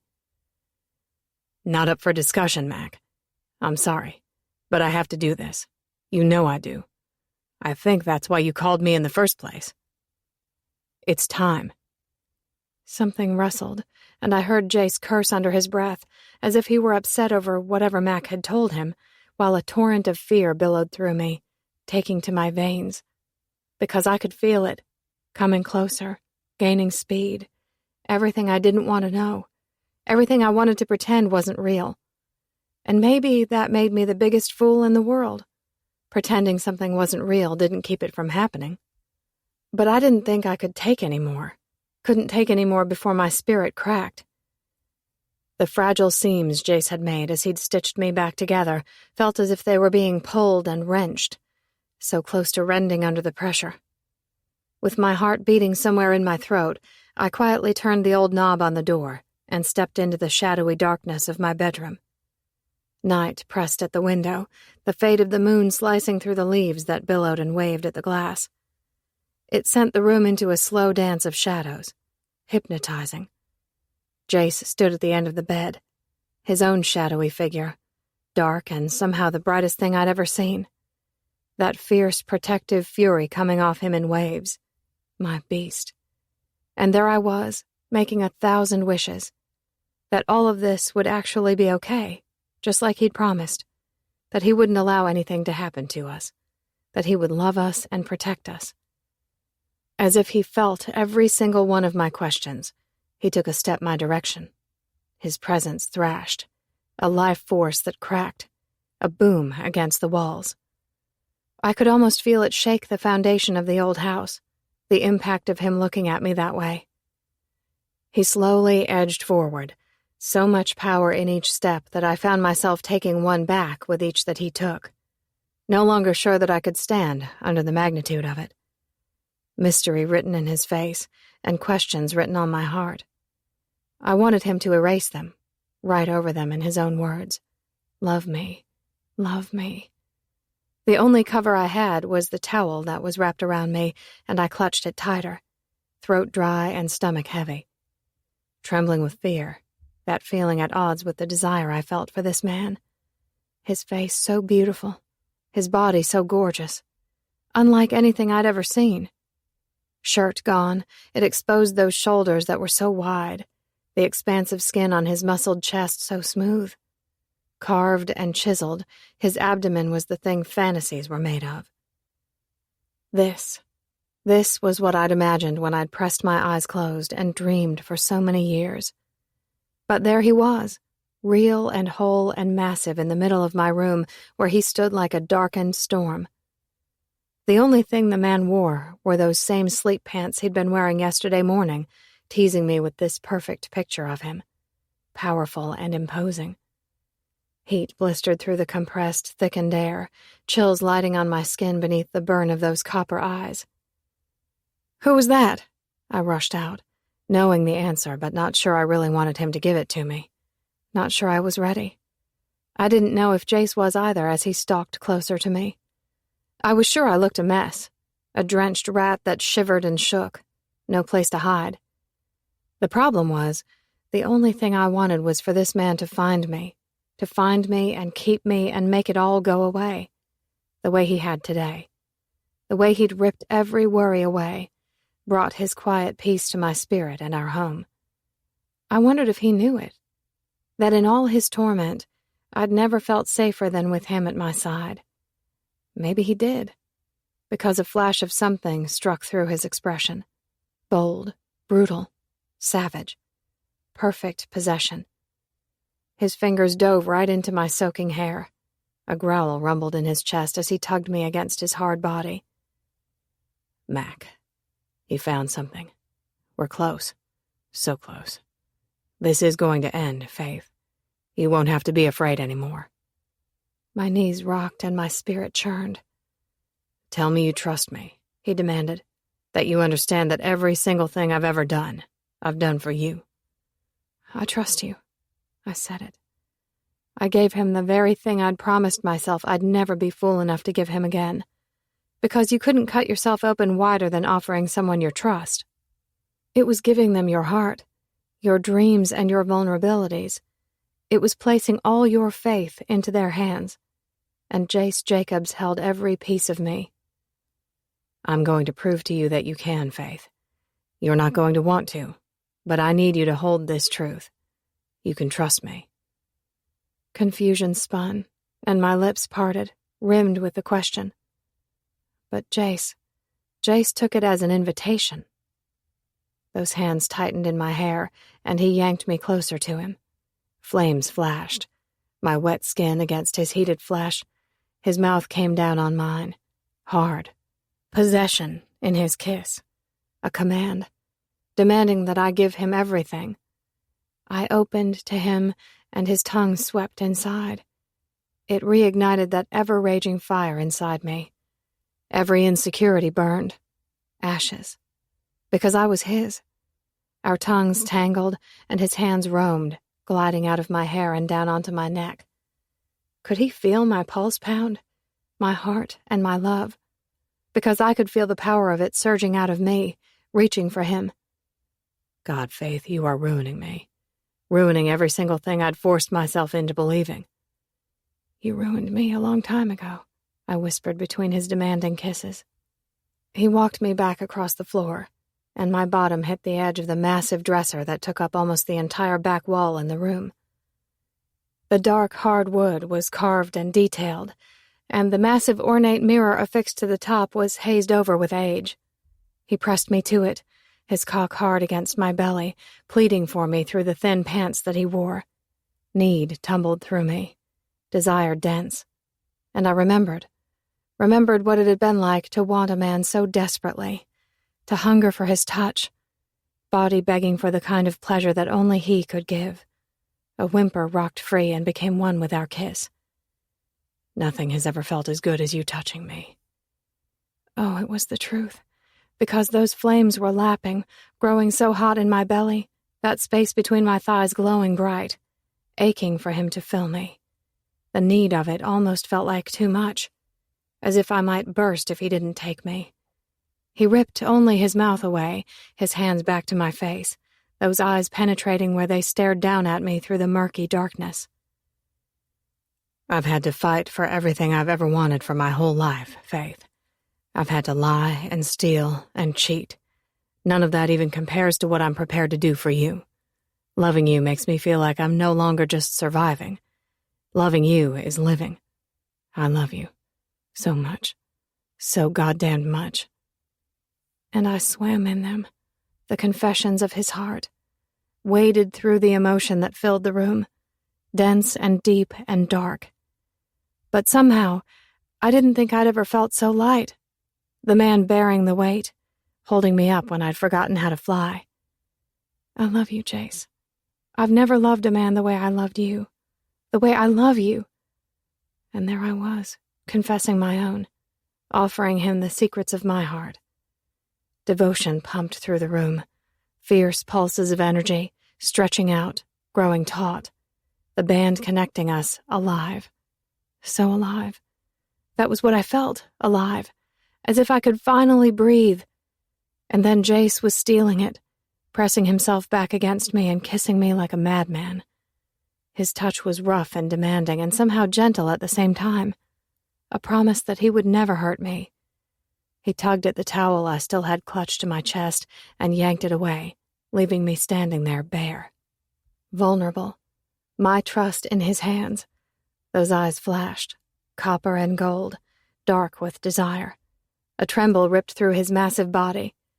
And maybe some of his trust belonged to me too, because this boy had been broken, beaten down. I was still awed and amazed that he'd clawed out of that desolate world and made a new place for himself. Yet somehow I wasn't surprised in the least. You are everything I believed you were. Everything I saw, I see it right now, staring back at me. A rumble blistered through the air, a shot of devotion, a bolt of intensity. And you are the same girl I saw that first day, peering at me like she knew she'd just stumbled into a place she shouldn't be, and wanted to go there anyway. That girl always saw something great, something amazing getting ready to be exposed. And you did. You amazed me. You still do. Shame blanketed his face. A flash before it was gone, and then he was grabbing me at the waist and spinning me around. My hands flew out and grabbed onto the edge of the dresser to keep myself steady. From behind, Jace gripped me by the waist, his fingers sinking into my skin. Look at you. The words were gruff, the lowest demand. And I realized what he was doing, turning me toward the mirror, our expressions captured in the dingy glow. Our reflections were like charcoal drawings in the muted light, both beautiful and ominous. A hand slid down my bare back, chasing the chill that crashed along my spine. My bottom jutted out, begging for his touch. He was all too eager to comply, and his big palm ran over my cheek, making me shudder when he gave a squeeze. You are what is amazing, that you look at me the way you do. My gaze caught his in the mirror. I never could stop looking at you. He angled himself over me, and my chest sank down onto the top of the dresser as he pressed his chest against my back. The hot length of him pushed at my bottom, and his lips traveled across my shoulder. Oh, God. This man was going to wreck me, because I could feel my knees trembling, could feel myself slipping more and more when it should have been impossible. That was the thing about Jace Jacobs. He'd always been more of everything. And even when you weren't there, when I closed my eyes, I still saw you. I wanted to watch you, see you, understand who you were, I admitted through a rasp of words. His heart thundered at my back, a manic boom that beat into my blood. You saw me clearer than anyone, knew me better than anyone. And that boy who was getting ready to become a man was stunning. I knew it, Jace. A hand spread around to my belly, tucking me closer, the other winding around to hold me by the front of the throat. His mouth was at my ear. No, it's you who's stunning. This body and that face and your glorious heart. You gave me more than you'll ever know. My fingers clung to the edge of the slick wood, so close to coming apart right there. I never gave you anything. The only thing I had was a young girl's love and all my naivete. I was still reeling with the grief of knowing that had been what had sent him away. He held me tight, our skin slick, so close to being one. You gave me everything. The courage to see myself as someone else than the rest of the world. You are the reason I fought. You are the reason I worked my way out of that life. It didn't matter I didn't have you. I still did it for you. Love bloomed in my chest, like the awakening of petals, a rose coming to life. Dizziness swept through my head, the man stealing reason and thought. Jace. How was it possible he could make me feel this way? He grunted, still holding me by the front of my throat as he inched back and fumbled to push the pajamas from his hips, his words low, hard, where he released them at my neck. I'll give anything for you. Anything for you and that little girl sleeping across the hall. I trust you. I trust you. The hand on my throat slipped around to the top of my back, and he pressed me tighter against the dresser. Cool wood hit my bare breasts, and one of his knees nudged my legs apart, exposing me. He ran his fingers between my thighs. A gasp pulled free, and my body arched with a pulse of pleasure. A needy sound came from the base of my throat, and I was pushing back, begging for more. No shyness found, only me and this boy. This boy who'd been mine and who'd become this intense, fierce, dominating man. And his fingers were pressing deeper, pulsing and receding into the walls of my body, winding me up so fast I couldn't make sense of it, the feeling that gathered like a ball of fire at my core. My knees came close to buckling, the man so staggering he knocked me from my feet. "Jace," I begged. I wasn't sure how much more I could take, and somehow I knew he was just getting started. And he was suddenly kneeling behind me, gripping me by both sides of my bottom, spreading me. His tongue swept through my folds, kissing and lapping and fucking and... Jace, oh, that feels so good. What are you doing to me? He bit down on one side of my bottom. Not enough to cause a whole lot of pain, but enough to shoot a spear of need through me, my body burning up, lit from the inside and those flames spreading fast.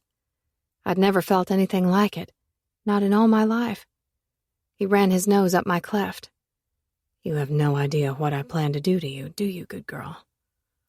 His old nickname that had been nothing less than a warning pulled from the smirk I could feel imprinted on my flesh, his mouth quirking up as he kissed up my back. Shivers rolled. He was everywhere. I met the arrogance in his eye. "Show me."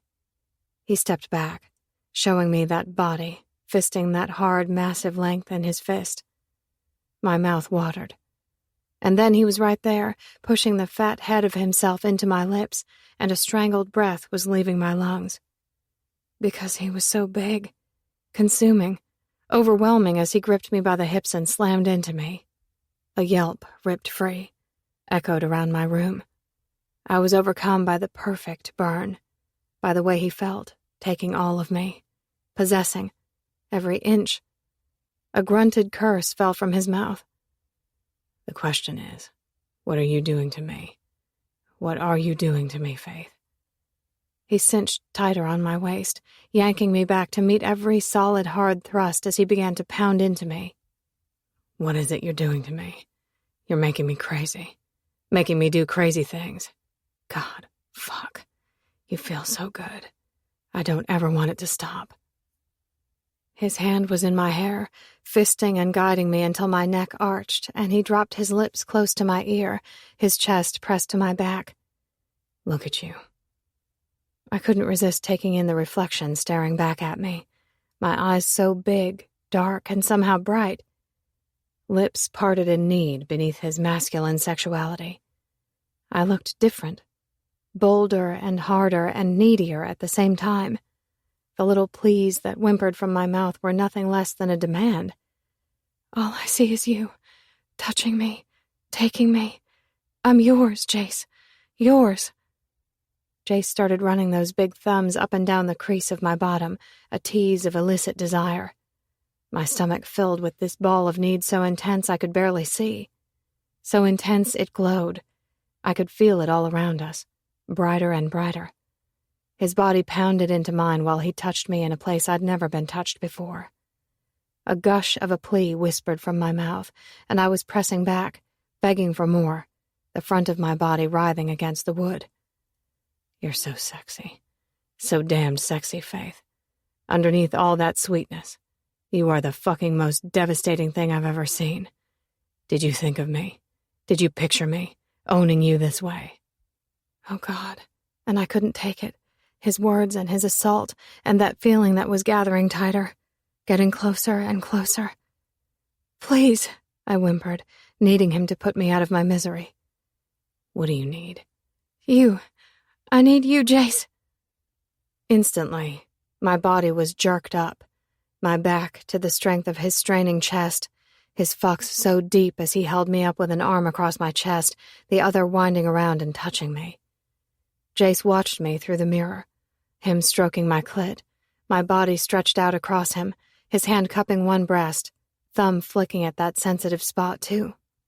He was everywhere, driving me wild, his expression devout, his thrusts relentless, hard, fast, deep, taking all of me, giving me everything, the way he promised me he would. Pleasure glowed, a shimmer in the periphery. He touched and flicked at that ball of need, every stroke sending me higher, spinning and tightening and twisting until there was no other place I could go. Pleasure cracked wide open, brilliant in the night. The orgasm ripping through me was bigger than anything I'd ever felt. Infiltrating, invading, stealing every part of me. And I could feel it. Jace weaving his way in, deeper and stronger. Those fragile seams of healing he'd made growing thicker, binding the pieces back together. I was just praying Jace would sew himself right there in the middle. Stay, stay, stay. Jace increased his pace as I was crying out his name, and he was holding me tight, angling his body as he rocked into me again and again, so big, pushing deeper, owning me. His breaths came short, jagged, and hard, and then he was trying to stifle the shout of my name as he clenched down on me so tightly I could feel every twitch and ripple of his body. The pulse of him as he shook and poured into me. And we were there together, floating through that dark, dark night, me and this beautiful boy, my beast with the brightest heart, so bright I wanted to reach out and hold on to him forever. Oh, shit. Fuck. Faith. Perfect. Perfect, he rambled at my skin. He was gasping for breath where his mouth was pressed into my neck, my head canted to the side. Then he settled me onto my feet, steadying me when I nearly slumped to the floor, limbs spent, energy gone. And he held me up, turning me around and picking me up. There was no better place than the safety of Jace's arms. He carried me to the bed and sat me on the edge of it. Carefully, he wrapped the towel around me, every touch tender as he kept looking up at me as if he'd just broken me, glancing at me often as he pulled back on his pants. Finally, he came to kneel in front of me. My heart gave a nervous kick. "What's wrong?" His lips pursed. "I'm sorry for that. I needed to touch you one more time before this night ends." "Loving me like that does not require an apology. You don't have to apologize to me for needing me." He brushed back the hair matted at the side of my head. "Yes, Faith, I do. I have so much to apologize for." I searched his face, trying to make sense of the sudden shift in his mood. Not sudden, I realized. The man had been spun up since he'd received that phone call. On edge, desperate. It was the shift in me that I couldn't keep up with. The sheer bliss that had beat through every cell in my body. That heat and devotion that rushed from him with the stark intensity of what we'd just shared, and the sinking fear I could feel settling into its place. "Is this about what Mac told you on the phone? About the lead they got?" He gave a tight nod, and he reached out a trembling hand and toyed with the end of my hair. "They found something. An office downtown that Joseph owned. One that was pretty much hidden." He paused before he said, "It was tied to a well-known drug trafficker. A man who was found dead about 6 months before Joseph was killed. That building, it should be shut down, vacant, and there's evidence of illegal activity, people moving stuff in and out." I didn't know if the news delivered relief or another punch to the gut. "What kind of illegal activity?" I chanced, my eyes dropping toward the ground, not wanting to know. "Drugs. Smuggling. It was coming in on the ships and being packed for the streets, gambling on top of it." My spirit moaned. Oh, God. How could he? How could he? Why would he do something so horrible? "Does Mac know how long he was doing it?" A stir of dread and unease whipped through the room, and Jace paused before he took me by the chin, forcing me to look at him. "He'd been involved for a long, long time." I didn't want to hold his eyes, but there was something in them that I couldn't look away from. Guilt, remorse. "How long?" "Faith," he murmured so carefully, with so much regret, that I felt it like a strike. "No, Jace. Don't do that. Tell me how long." "Since right after I left. Probably longer. I've known since I got out of prison, Faith." A frenzy screamed through my chest. Betrayal and hate and remnants of that love. Confusion, too. So much confusion. "When I got arrested," he hedged. I blinked at him, the knot in my throat so big I felt as if I were being strangled. "There was cocaine in my bag, Faith." Pain blossomed across my body. I might as well have been being beat, blow after blow.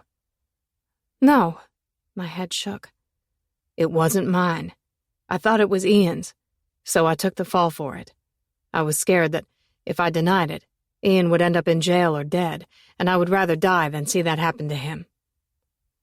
Jace scraped a palm over his face, a rigid guilt bunching up his shoulders as he looked at the floor for a beat. I have to tell you something, Faith.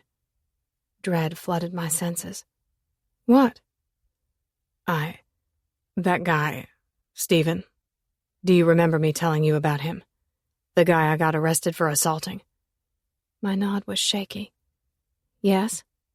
He's the one you were protecting Ian from. How could I forget that? Jace's expression twisted in shame. He forced me into moving stuff for him.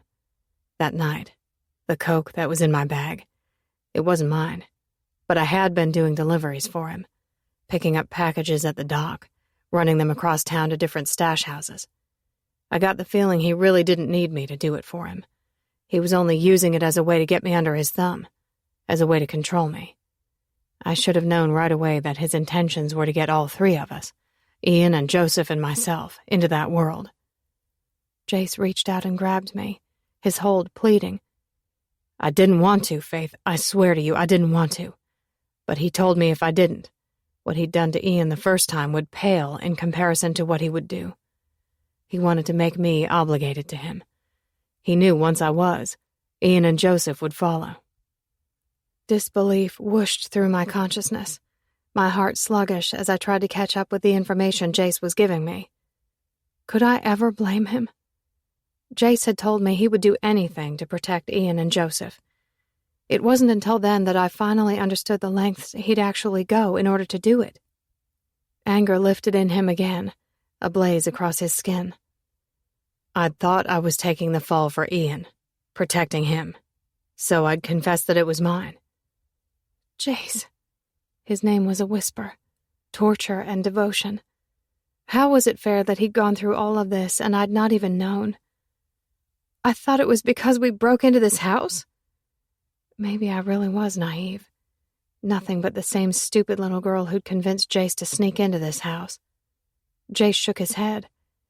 If that was all it had been, I'd have gotten away with a slap to the wrist. He swallowed hard. The day I got taken away, I made them promise me. Made them promise me that neither of them would go anywhere near Stephen again. I didn't know he'd already sunk his claws into Joseph before I left. Didn't know that Joseph was the one who'd put the drugs in my bag. I found out the day I was released from jail. I still don't know why he did it. He never would confess that he was the one who actually did. Shock jarred me back. What do you mean, never confessed it? You talked to him? Nervously, Jace yanked at the front of his hair. Yes, Faith, I talked to him. Agony sliced through the center of me, as if it were hacking through the two men I had loved, because I hadn't known Jace had even talked to Joseph in all those years. Joseph had told me Jace was dead to him, dead to us. It had hurt, but I'd had to accept that Jace had left me behind, left us behind. I'd accepted it and lived my life the best way I knew how under those circumstances. The fact it was so different sent ripples of anguish splintering through me like shock waves. He came to me through the years for money when he'd get himself into trouble. I blinked at Jace. What do you mean he came to you? You saw him? I clutched the towel around me, scrambling back a little. I couldn't stop the horror in the words, the accusation in them. But Jace hadn't mentioned that he'd ever seen Joseph. Not once in all this time he'd been here. In all we'd shared. And Joseph sure had never said he'd seen Jace in all the years that we'd been married. Hurt bottled in my chest, and unrest whipped through the atmosphere. These fierce lashes of anxiety and worry that clawed through my bones, as if I was about to get sucked away into a vortex. A hurricane I couldn't escape. One that would destroy everything. You talked to him? I asked again through a stuttered whisper, still unable to process how that was even a possibility. Pain streaked through Jace's face. Torture. Yes. Through the years, yes, Faith, I talked to him. And I knew he'd gotten himself in deep, that he was living the way he shouldn't. He'd come to me when he needed something, when he'd gotten himself into trouble and didn't know how to get himself out of it. Sorrow rushed. How could Joseph have hidden this from me? How could I not have seen it? Anger rose inside me, this slow beat through my blood that increased with each thrum. Something horrifying flashed through Jace's being, the way his big body shuddered in the moonlight, his voice going so low. I warned him, Faith. I warned him that I was done, that I wouldn't get involved anymore. My throat went dry, and I swore I could feel my heart shriveling right in the center of me. What do you mean? He came to me, and... fuck. Guilt twisted his face in a grimace of his own torment. I sent him away, Faith. He came to me, begged me to help him, told me they were going to kill him, and I sent him away. All the air was gone. The empty space it had left swelled with the most gutting kind of pain. No, I whimpered. You wouldn't do something so horrible. I don't believe you. Jace's voice turned rough with the admission. I sent him away. I told him I didn't give a shit what he'd gotten himself into, that it was his fault, and I was no longer responsible. I'd warned him that I was done. I warned him. The last cracked on his own grief. Grief that was overwhelming, slamming between the two of us. The awareness of what could have been stopped. Jace brushed his fingers over my face that was pinched with the horror of it all. With Joseph's choices, with Jace's, with what he'd ignored, what could have been stopped. I'm so fucking sorry. I winced against the feeling of his hand on my face. Was that another betrayal too? Another lie? You knew they were going to kill him, and you turned your back on him? You let him die? It was all a spill of horror, pain and guilt and remorse as tears broke free and streaked down my cheeks. You came here, knowing all of this? What Joseph was into? And you didn't tell me any of it? Why didn't you tell me the first day you showed up here what you knew? Why didn't you tell me? The last left me on a screech of confusion, with too many emotions binding up my insides. The reality of everything feeling as if it was going to finally bury me. Jace was tied to Joseph in a way I'd never known.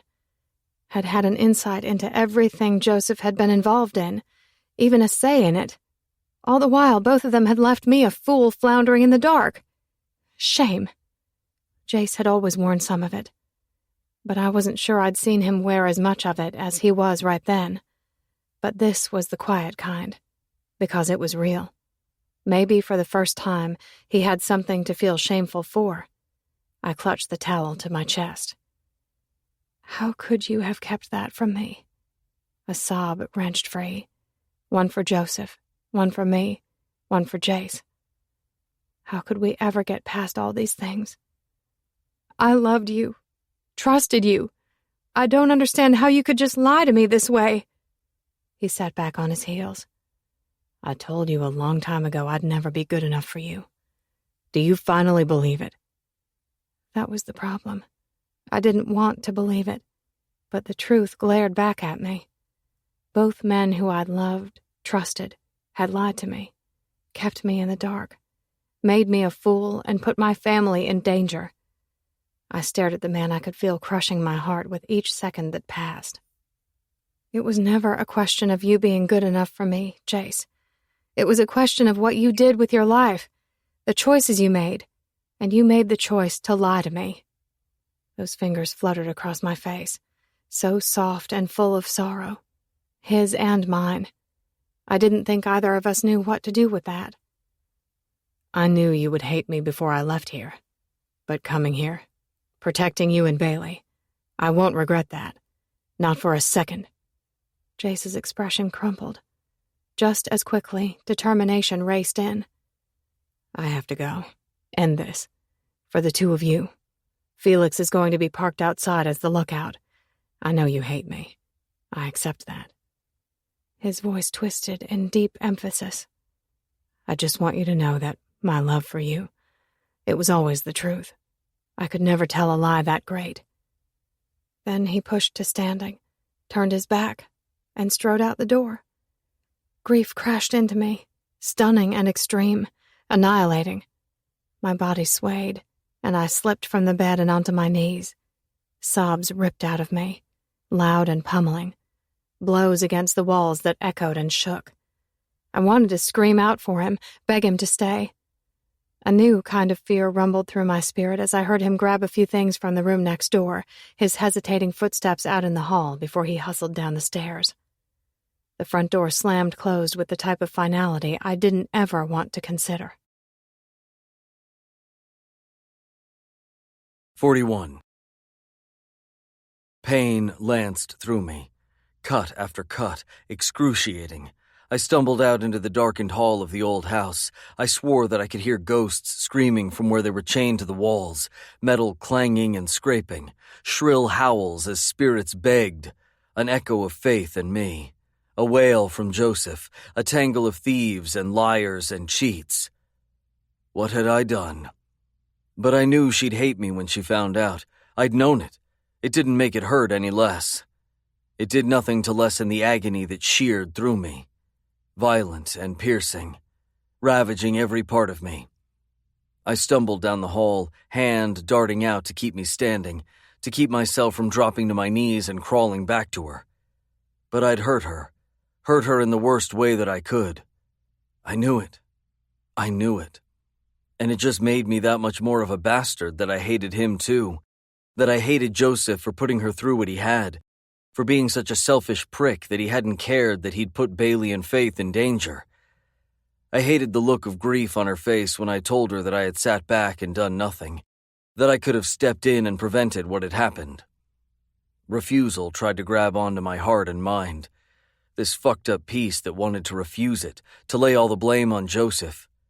I'd told him, warned him and pleaded with him to stop, gave him every chance, played his fucked up games for years before it had all become too much. Before I couldn't take any more and the only thing stopping me from coming back here and taking Faith in that little girl from him was cutting myself fully out of his life. Maybe that was what I should have done right from the beginning. Come back and taken them. I staggered into the darkness of the room where I'd been staying, quick to throw my things into my suitcase. It wasn't like I had all that much there anyway. The only things that mattered in those walls was Faith and Bailey. Faith and Bailey. My spirit roared and thrashed and demanded that I go back into her room, take her back, make her mine the way she was always supposed to be. Instead, I slung the strap of my overnight bag over my shoulder, grabbed my suitcase, and forced myself out into the hall. Heart slamming against my ribs, I tried to go directly for the stairs, but I was trapped, drawn to the door of that little girl who'd made me believe. Magic. I could feel it radiating from the room, unicorns and sunshine and fucking rainbows. I wanted to get lost in it, in the fantasy. But that had never been my world, and every single time I'd attempted it, teased myself with the idea that I could have something more, it had only brought on a greater loss. Guessed I was just a sucker asking for the pain. I set my palm to Bailey's door, imagining that I could feel it, her life beat thrumming from the other side where she was lost to sleep. Eyes pinched closed, I left the rest of what I had right there. My love and my adoration. Because I'd never love anything as purely as I loved her. Struggling for a strangled breath, I dropped my head, sucked down the pain, and forced myself downstairs. I knew the only thing I had left to give was helping Mac wipe out any threat. I tried to quietly latch the door shut, but a gust of wind slammed it, as if that storm was beating from the inside, quick to shut me out. I forced myself across the fucking porch that gleamed white. Safe. That was all I'd ever wanted them to be. After tossing my suitcase and bag into the back seat of the rental car, I climbed into the front seat. My phone rang. The only relief I got was the number that was flashing on the screen. Felix. Yo, man, you on your way out? Yeah. Good, I'm on my way. I think it's important you're there. You've been right in the middle of this mess from the get-go. I hesitated, not knowing exactly what to say, but not knowing how to just let go of the two who were inside.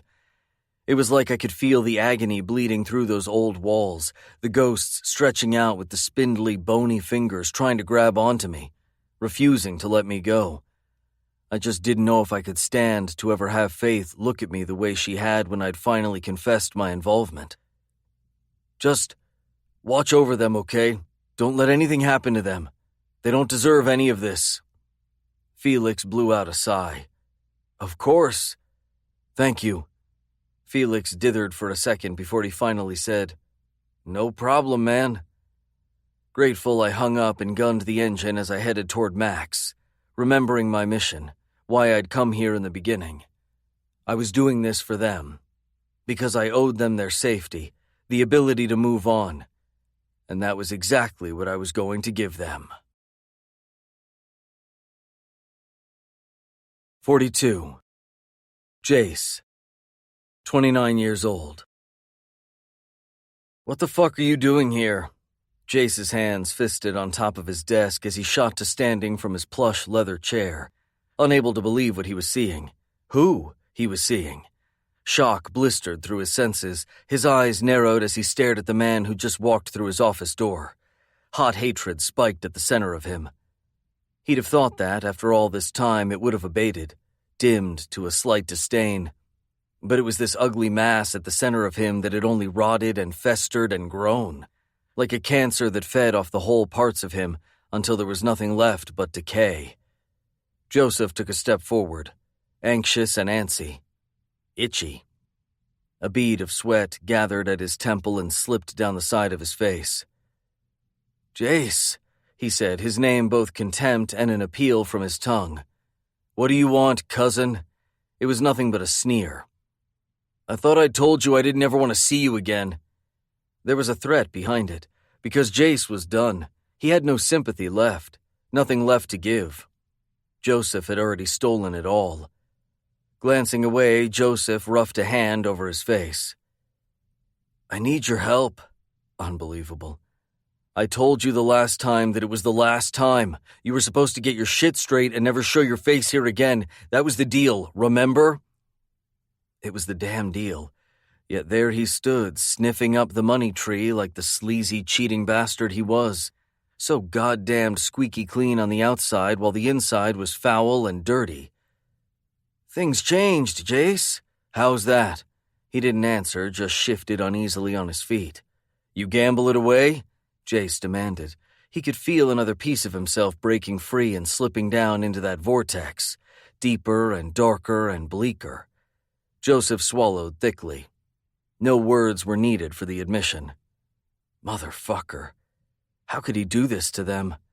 Jace wanted to end him, or maybe run to Faith and tell her everything, convincing her to walk away from her husband, wrap her up and drag her to safety.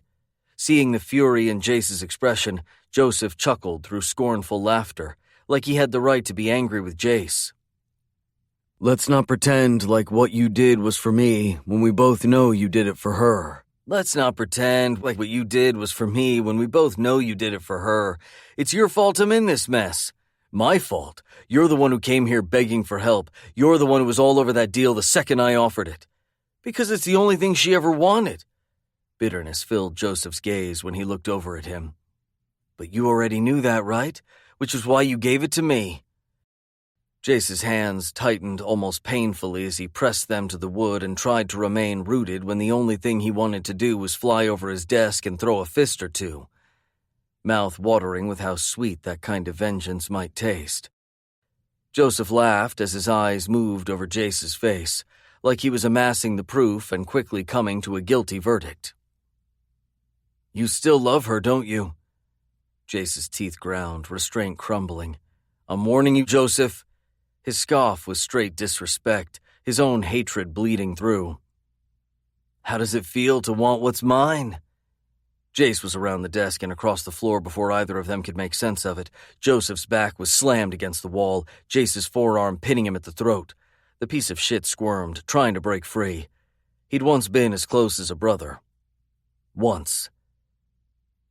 And why is that, Joseph? Why do you have what I want? Jace spat in his face. You thief. You fucking thief. He grunted his response, the answer always clear, but Jace had walked away like a fool. That day he'd gone back to Broadshire Rim, he should have flown out of Ian's car like he'd wanted to do and told Faith everything, made her see.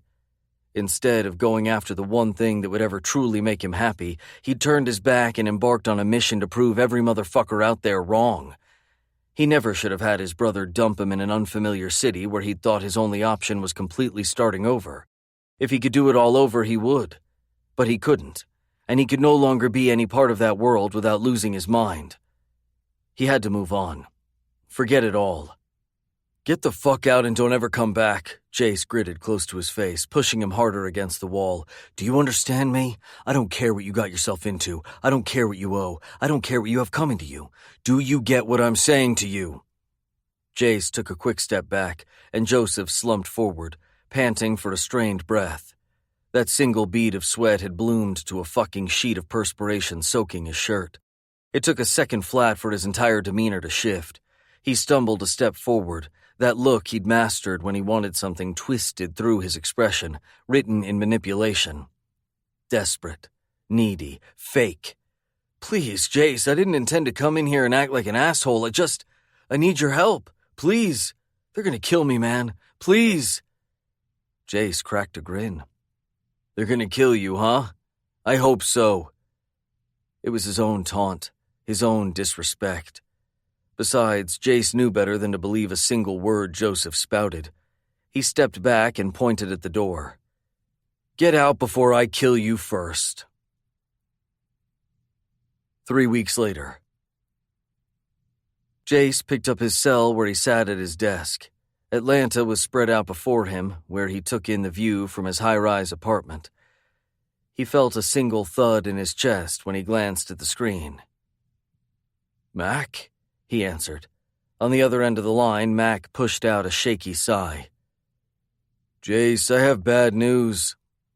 Jace's heart froze in the middle of his chest. We found Joseph in his car in front of the grocery store. A bullet through his head. A bottled sob scraped up Mac's throat. They killed him. 43. Tears kept streaking down my face where I was on my knees on the floor, the room spinning as I tried to make sense of the news I'd received. I didn't want to accept it. The betrayals that had been meted at the hands of Joseph and Jace. I didn't know which hurt worse. My phone vibrated on my nightstand, a string of blips calling out. With my insides twisted in pain, I forced myself onto my feet and stumbled that way, barely able to see through the bleariness of my eyes. Through the loss that thrummed and churned and seethed. Oh God, how was I ever going to get through this? How had I been so blind not to realize Jace knew more than he was telling me? How could he come into our home and keep this kind of secret? There was no reconciling the two. No way to patch it or glue it or fix it. Joseph was dead. Failing himself. Failing me. And Jace was caught somewhere in the middle of it. My soul cried out, horrified to realize I really hadn't known Joseph at all. That he'd been into all the things he'd promised me he never would. Promising me that he was different. That he would give me the kind of life that I deserved. Maybe it was all my fault anyway. My fault for letting myself love him, but knowing I could never love him all the way. Maybe I was the one who was truly selfish, taking something for myself and knowing I couldn't give all of myself in return. Maybe I was the one who'd betrayed and shamed and gone the wrong way. A wave of grief and guilt slammed me. My knees knocked, and a raw sob clawed out of my throat. Everything hurt. Excruciating. Blinding. I tried to pick up the phone, and it clattered back down when it slipped from my trembling hands, and I sucked in a breath as I forced myself to focus, to pick it up. To remember the only thing that really mattered was the little girl sleeping across the hall. Her safety and her future. I thumbed across the screen. Jace. Felix is on his way over to stay with you until this is ended. Jace. The last thing I will do is leave you unprotected. Jace. Even though you hate me, I won't leave either of you unsafe. Jace. I'm so sorry, Faith. So sorry. The one thing I ask is that you never forget that I truly loved you, I felt the force of his devotion through the words, his love and his regret. It nearly dropped me to my knees again. My attention moved from the words on the screen to the picture I still had at my bedside. Joseph and me on our wedding day. My insides curled with grief. How could you? I wanted to scream and shout at him so loudly he would hear my words from beyond the grave. How could you? Immediately, the words of that letter I'd found filled my mind. Faith, the first time I saw you, I wanted you. I guessed I'd always chased after the things that weren't mine. I'm so sorry for that, but I don't regret it. Do you remember the day we got married? Look at that picture, Faith. Look at me. It was the most honest day of my life. But even that honesty was tainted because you never really belonged to me. I could never regret you. The only thing I wish is that I'd done it all differently. Look at that picture, Faith. What you see there, it's the truth. Joseph. Tears blurred my eyes as I stared at the image. Both of us so young. What I felt for him so different from what I'd ever imagined for my wedding day. But I'd been happy. Happy in a resigned, compromised way, resolved to love him the best that I could. Suddenly, I was struck with an urge, a frenzied desperation as I lifted the frame and threw it against the wall. Glass shattered, the frame bent, and the picture shifted from its position. I gasped when I saw something peeking out from underneath. I dropped to my knees and grabbed the metal, shaking the glass loose, the knot in my chest expanding in this blossoming pain when the small folded piece of paper slipped out. Blinking through the bleariness, I carefully grabbed it and unfolded the letter. My heart twisted in two.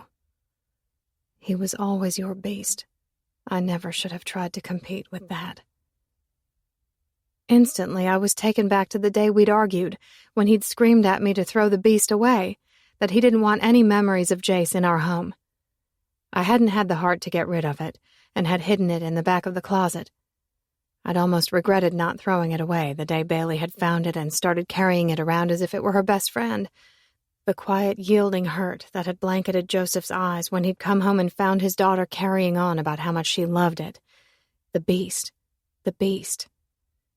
Choking over the sobs in my throat, I climbed to my feet, raced to my dresser, and pulled on a tee and sweats. Without slowing, I rushed to my daughter's room and I gently pulled the tattered stuffed animal out from under her arm, careful not to wake her as I knelt beside her bed and frantically searched, hands pressing hard over the face and arms. I froze for a beat when I patted down the blue jacket and felt the crinkle in the sewn-down pocket. Shooting to my feet, I hurried back out and into my room, fumbling for the scissors. Frantic, hiccuped sounds jetted from my mouth as I cut it open and found another note. This was a series of 6 numbers. And I remembered the key in the drawer with the letter. A trail that Joseph had left me because he'd known. Oh God, he'd known he was leaving this world. Memories flashed. Joseph and I on the top floor as we made plans to clear a few things out. He'd brought attention to the old safe up there, winked at me when he'd said, "This baby holds all my secrets." I thought he was joking, teasing me. Breaths heaved in and out of my aching lungs, and my heart stampeded, so out of control as I rushed to the drawer and grabbed the key and fumbled upstairs to the 3rd floor. Darkness spread out over the rambling open space. Antique furniture was everywhere, some covered in sheets and drapes, other pieces covered in dust. I scrambled for the old safe where it was hidden inside an armoire, hardly able to get my hands to cooperate as I shoved the ancient key into the lock, my spirit screaming as the old door creaked open. Inside was a small, newer safe, the kind that had digital numbers to enter the code. My entire body rattled as I pulled it out and tried to squint at the numbers on the sheet. Then I froze when I heard the creak from behind me. I wasn't sure what it was, what made the fine hairs at my nape stand at attention. The ugly presence that billowed through the space. Fear banged through me, so intense it whipped against my skin like physical blows. A warning. Intuition. Terrified, I turned my head to look over my shoulder. Felix stood at the top of the stairs. "Felix?" I asked, almost like a question. "Hey, hi. I'm so glad you're here." But I wasn't glad he was there. Wasn't relieved to see him. because I couldn't escape the feeling that something was off. His normal, fun-going casualness wiped away in his slow approach. He was wearing his uniform, but somehow looking at him right then, it fit all wrong. His eyes looked different, harder and meaner, as if a mask had been ripped from his face to reveal what was really hidden underneath.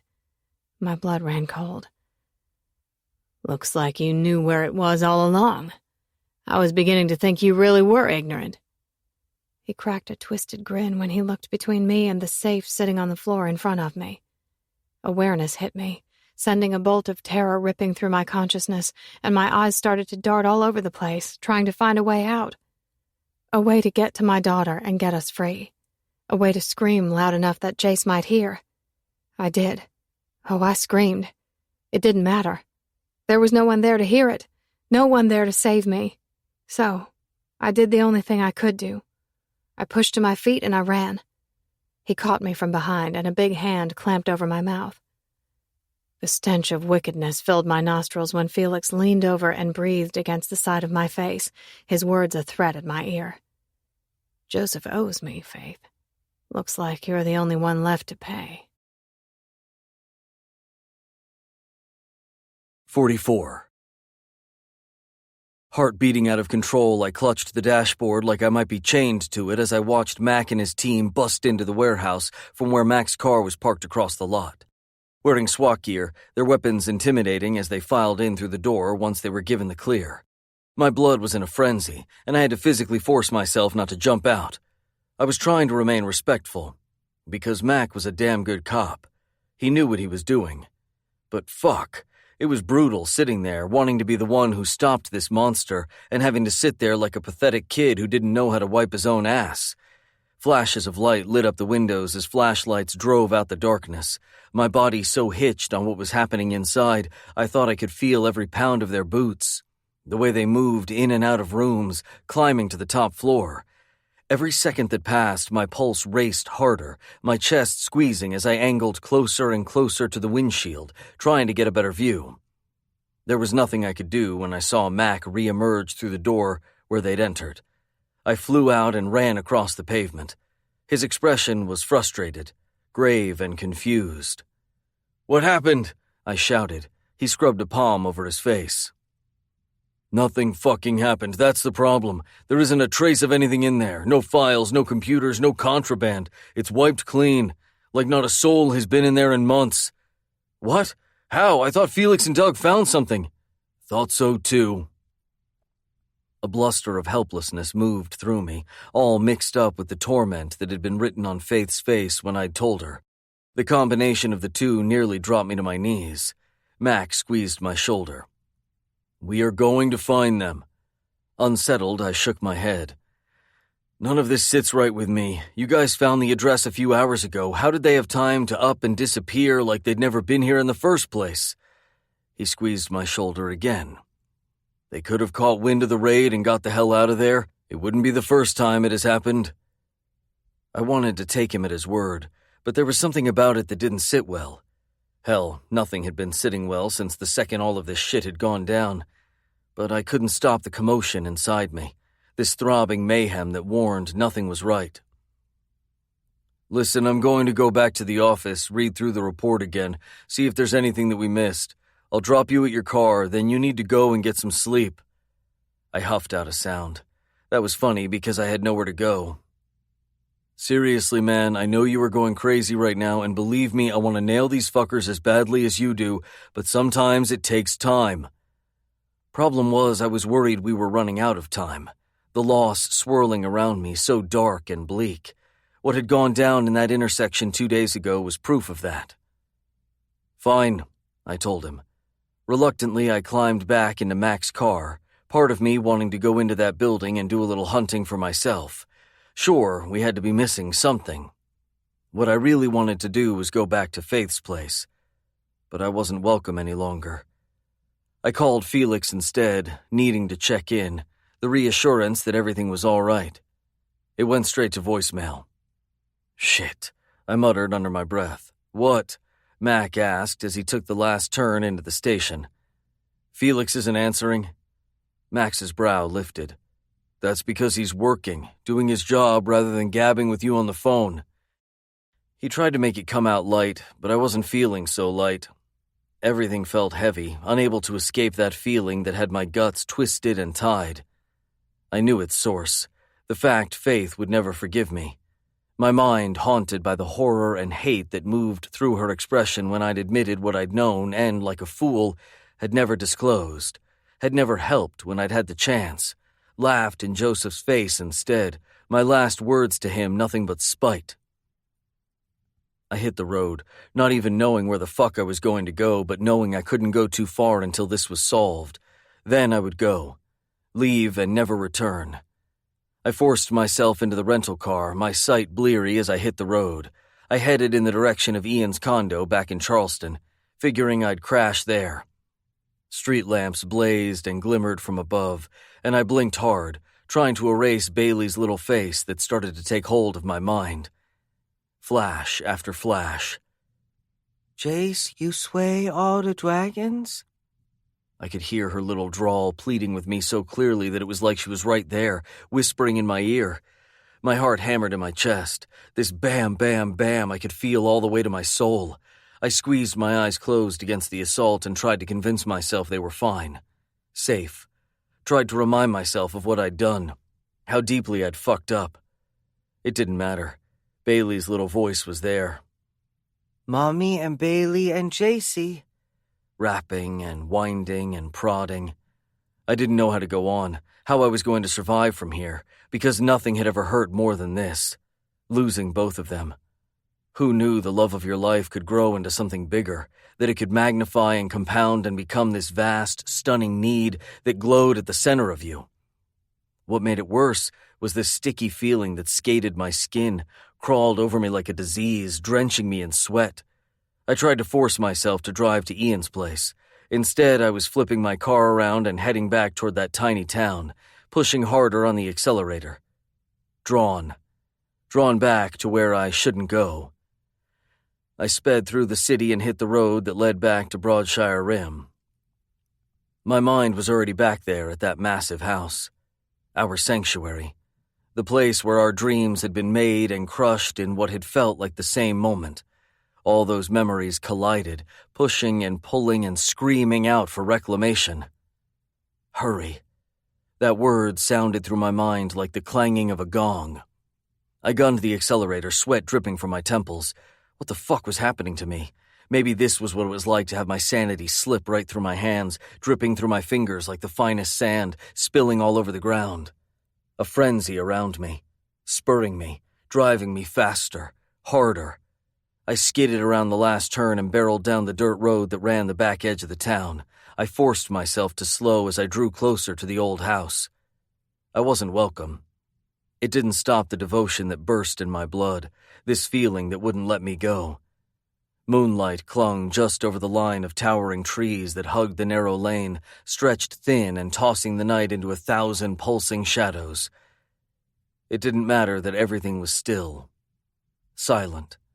I could feel the energy throbbing, thick and foreboding, screaming through the bottled hush that held fast to the air.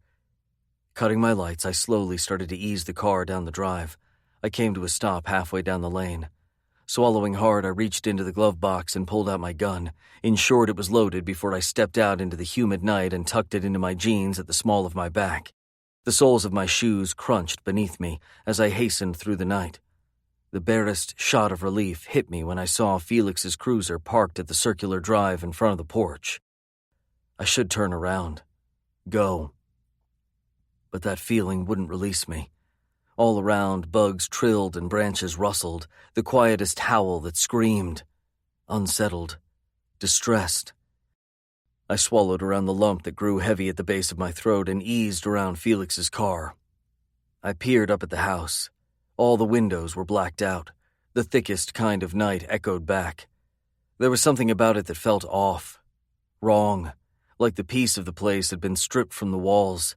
Anxiety pulsed, mixed with the driving, pulsing urge to race across the porch and bust down the door. The door. It struck me right then, and my gaze flew that way when I realized what it was that had made everything feel off. It was darkened, obscured by the sway of the shadows that moved across the covered porch. But when I looked closely, I could see that it was sitting open a crack. Terror cinched down across my chest. A vice, constricting.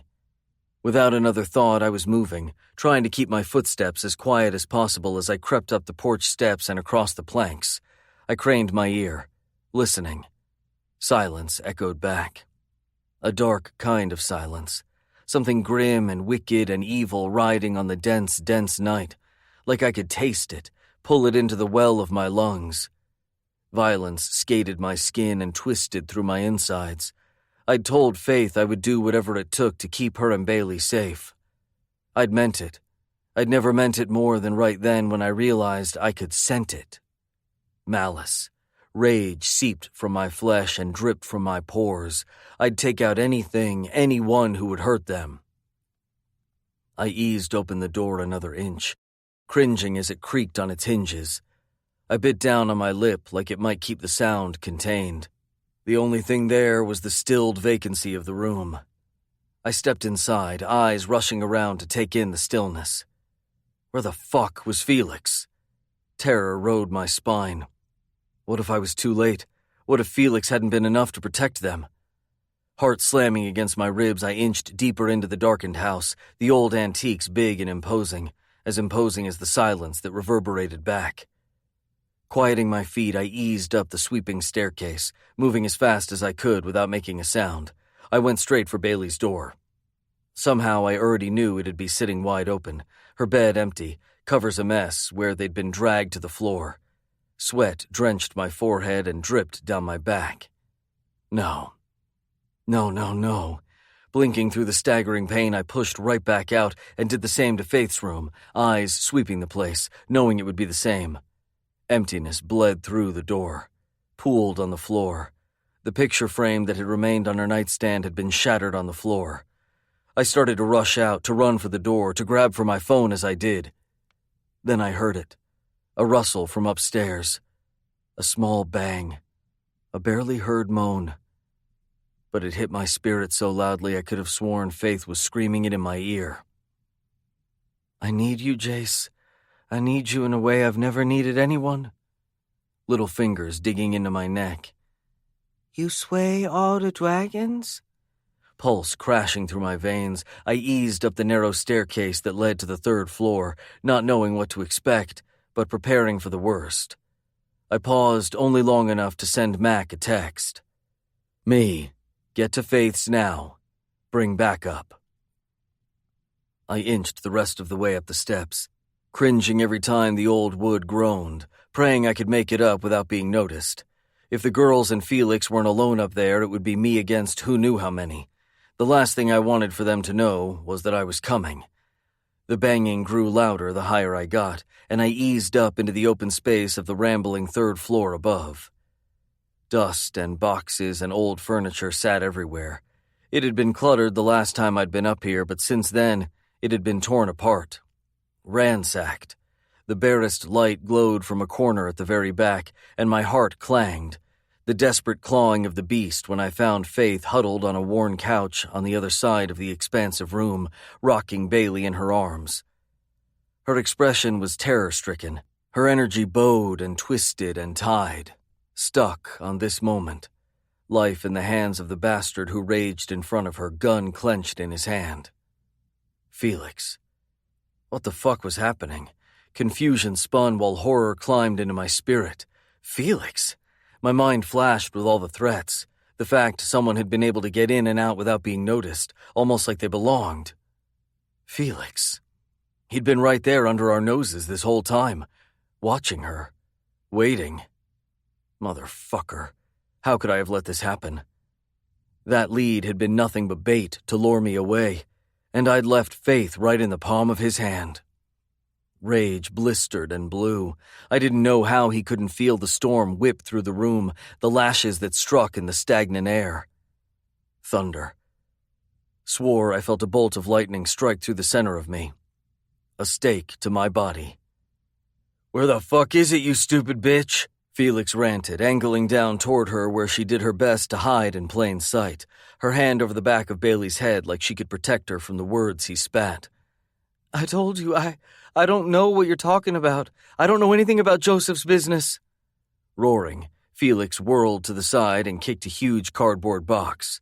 Glass shattered when it crashed onto the ground, contents spilling out.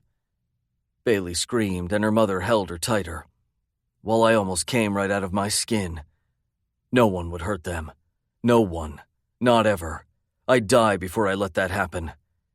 Felix was back in Faith's face.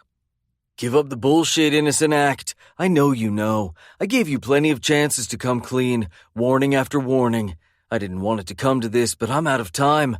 Just the same as you. Now tell me where that piece of shit hid it before I beat it out of you. Anger surged, so intense I almost went running across the room. But I held back, eyes scanning, trying to figure out the best way to lure the asshole away. Faith whimpered. I told you, I don't know anything. I swear. I'd tell you if I did. Please, let us go. I won't say anything. Malicious laughter rolled from him. You're just as greedy as that little fucker was, aren't you? This big ol' house all for yourself. Isn't that right? No, she wheezed. Please, I beg you. You can have anything. Just let my baby go. He reached out and touched Bailey's hair, his voice turning menacingly soft. She's always been the answer, hasn't she, Faith? Do I need to take it out on her to get the answer out of you? A sob wrenched from Faith's throat, and there was nothing I could do. My body vibrated with the need to destroy, to take out any threat. Gun aimed at his back, I stepped out of the shadows. I'd think twice about that. 45. Oh God, Jace was here. He was here. Maybe he'd heard me screaming after all. Because there he was, coming around an armoire that sat to the side of the stairs, gun in his hand and vengeance in his eyes. Felix whirled around, his own gun lifting. I was wondering when you'd show your dumb ass back here. Was hoping we'd be long gone by then. I guess plans have to change sometimes, don't they? I still couldn't process that it was Felix. That the man had somehow inserted himself in our lives and I hadn't suspected anything was wrong. Courtney hadn't known. Oh goodness, Courtney. My best friend. I had no idea if she was fine. If she was home sleeping and had no clue, or if this vile man had hurt her too. Jace laughed. Laughed a sound unlike any I'd ever heard him make before. Cruel and every bit as savage as the man who'd held my daughter and me hostage for the last 2 hours. Yeah, you're right. Sometimes plans change. Because the last thing I expected to have to do tonight is take you out. Yet here I am. Felix's nostrils flared, and he took a step in Jace's direction. It was as if they both were magnets, drawn to the flames that were going to burn all of us alive. Because I could feel it. Something cruel and depraved pulsing through the air, sucking out the oxygen, leaving the gut feeling that none of us were going to walk away from this unscathed. I wanted to beg Jace to go. The only thing I wanted was for him to take Bailey with him, protect her and provide for her. Because Joseph's debt had come due, and I wasn't going to let Bailey be the cost. I'd pay it. I'd pay it if it meant my baby would be okay. Jace, I whispered. For the barest moment, those copper eyes flashed to me. But in that glance, I heard a million pleas. Don't move. Don't say anything. Let me pay. Let me pay. It was my fault. I owe you this. And I wanted to take back every single thing I'd accused him of earlier. Tell him I understood. That whatever Joseph had done, he'd done himself. He'd brought all this on us. Put us in danger. Felix erased another inch of space between them. And I saw it, Jace easing back, almost imperceptibly, but I knew. I knew he was luring the man away, protecting us the way he'd always promised he would. Joseph has something that is mine, Felix said. I'm not leaving here without it. I want that log. A log? That was what he'd been looking for all this time? Breaking into my house and terrorizing us for some stupid log I hadn't even known existed? Felix had been enraged when he hadn't found it in the safe. He'd been sure I'd been hiding it all along, that I'd already removed it and had hidden it somewhere else in the house. He'd been ranting, spouting a bunch of names that I wanted to purge from my mind. Names of who I had thought had been Joseph's friends who were nothing but a disgusting family tree of organized crime. Felix thought I was still trying to protect Joseph. Never. Hate glinted in Jace's eyes. Putting a bullet through his head wasn't enough. He was responsible for my uncle being killed. He stole from our family. He knew the rules. He broke them. His grace period had run out. Then what do Faith and Bailey have to do with it? Felix shrugged. Collateral damage, I suppose. I was sure she knew where it was, that she was protecting that traitor. But I'm beginning to think she was telling the truth. It's too late now, though, isn't it? He said all of this as if none of our lives mattered. All of us expendable. Greed, the greatest game. Sickness clawed at my insides, and sitting there, I wanted to weep. Weep at the cruelness of it all. She doesn't know anything. Just put down the gun, let them go, and you and I will find that log. Right. I'm just going to let them walk out of here. She knows everything, and even if she doesn't, I can't take that chance. You don't let them go, and you're going to be the one who isn't walking out of here. Felix sneered, a hateful twist of his lips. Awful sure of yourself, don't you think? Should have taken you out the second you rolled up here like a knight in shining armor sent to save the day. There's no saving, Jace. Jace? Jace just cracked a smile that was all taunt. He was winding Felix up, stoking his anger, aiming it at himself. You're right. It's over. Over for you. Needles and knives. I could feel Jace driving them into Felix's flesh. The way rage rippled through Felix, his pinpoint focus narrowing in on Jace. But Jace's might have been more intense, his drive greater than anything I'd ever witnessed or seen. Fear tumbled through the center of me, a different kind. It was the terror of losing him all over again. It rang with finality. I could see it written all over him, what he was willing to give, what he was getting ready to do. That's where you're wrong. Stephen is dead. I find that log, and this threat to our family. I take his place. Taking out that traitor Joseph was only a bonus. Now, back the fuck up. Me and your girlfriend here are going to find that log. She cooperates, and maybe I'll let the little girl go. Oh God, that was the only thing I wanted. For Bailey to be safe. Desperately, I looked around as if it might conjure that log he was so desperate for. Maybe I could use it to get us free. The only thing inside the smaller safe had been a stack of letters. Felix had scattered them onto the floor like garbage, shooting into a rage before I'd even been able to figure out what they were. He'd dragged me downstairs to get Bailey before he'd dragged us right back up here and had begun to tear apart the third floor, screaming at me to tell him where it was.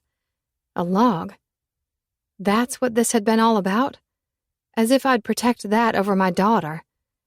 You aren't going anywhere, Jace said, and sure as hell not with Faith or Bailey.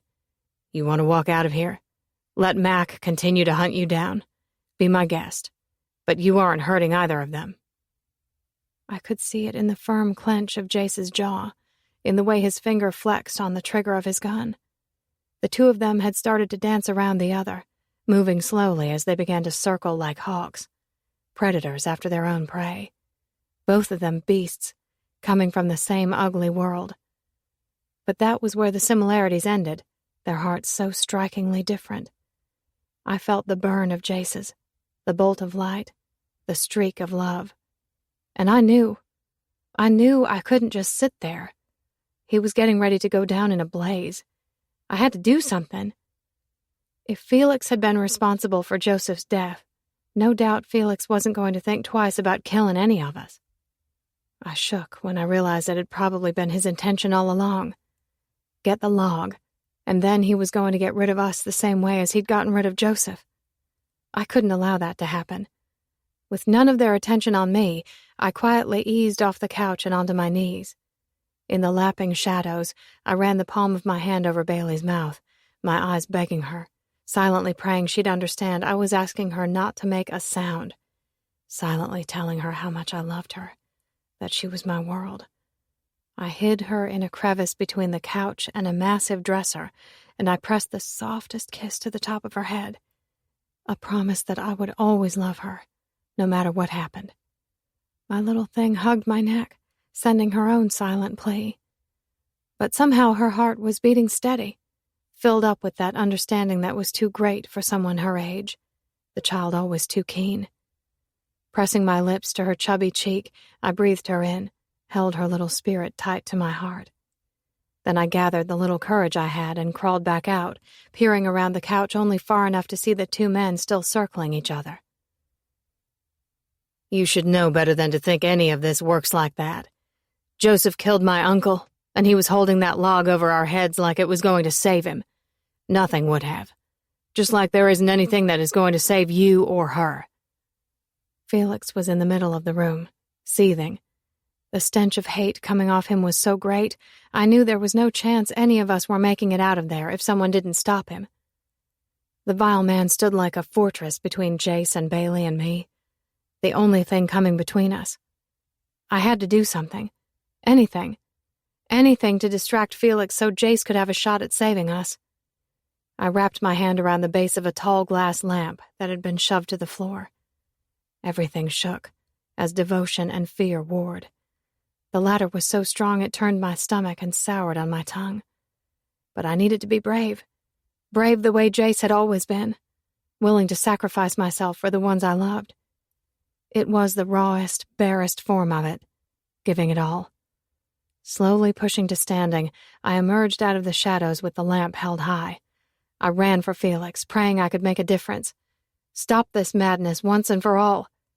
Those copper eyes flashed with terror, with the most startling kind of fear when Jace realized what I was doing. I swung. "No!" Jace screamed, and he was racing my way, flying across the floor. Gunshots rang out. The piercing sound ricocheted against the walls, deafening, agony. I swore I felt the sting of it just as I felt the impact of the lamp across the top of Felix's back. Jace was there, ramming into Felix and pushing me out of the way at the same time. Flying back, I landed hard before scrambling back and out of the way. Eyes wide as I watched the scene unfold in slow motion. Felix staggered, shock written on his face as he clutched his chest.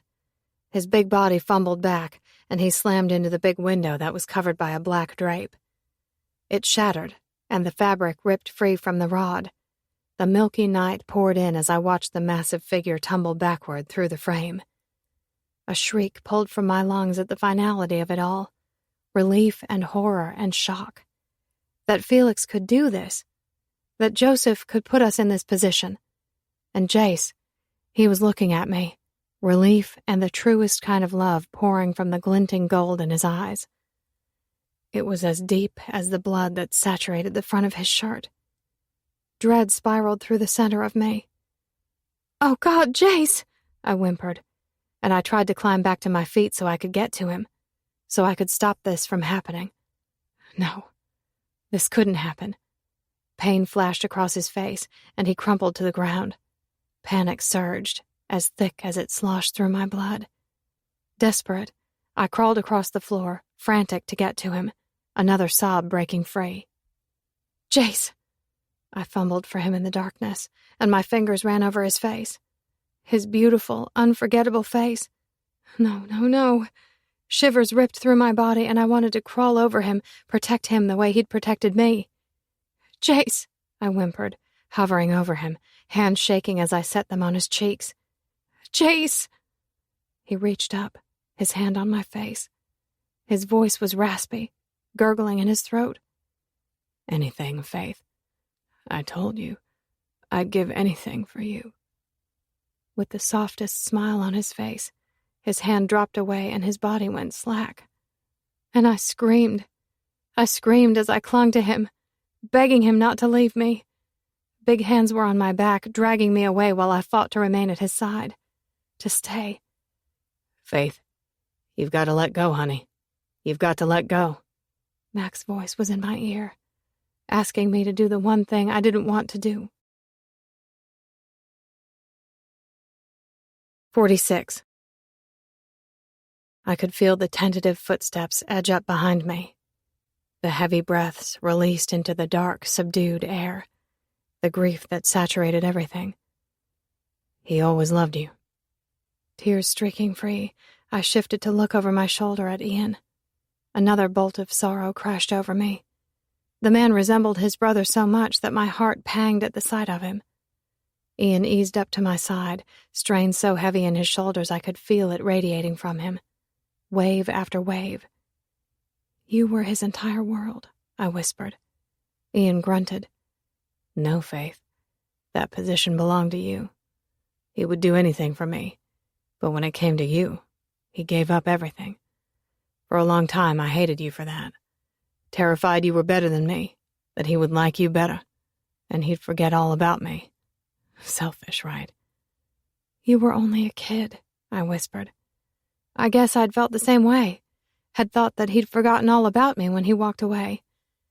I still don't understand why he wouldn't have just told me when he was getting sent away. I would have understood, would have supported him. Ian huffed out a tortured sigh. Because Jace never saw himself the way the rest of us did. He never thought he was good enough for you. He was more than enough for me. I glanced over at Ian. He was everything. I watched the grief streak across his face. He's the last thing I have, Faith. The only thing. I don't think he ever really knew it, understood it. He was everything to me, too. I wouldn't be here without him. And I knew in my heart that Bailey and I wouldn't be either.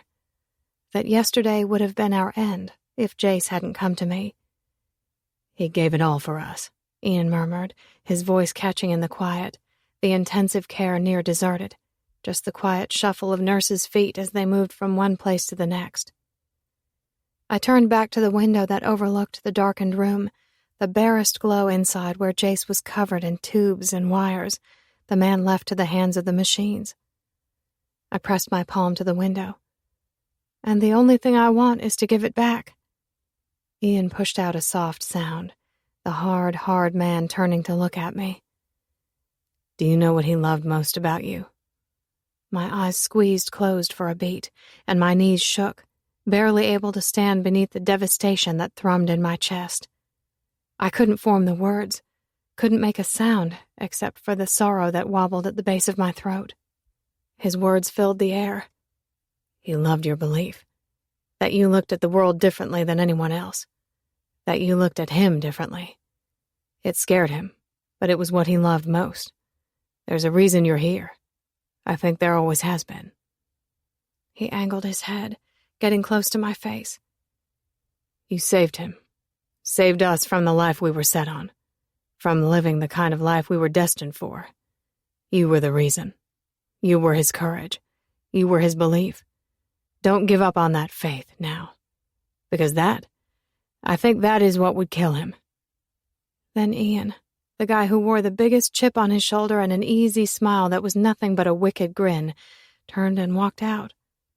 I turned back to the glass separating Jace and me, pressing my palm harder to the cool surface, praying, come back to me.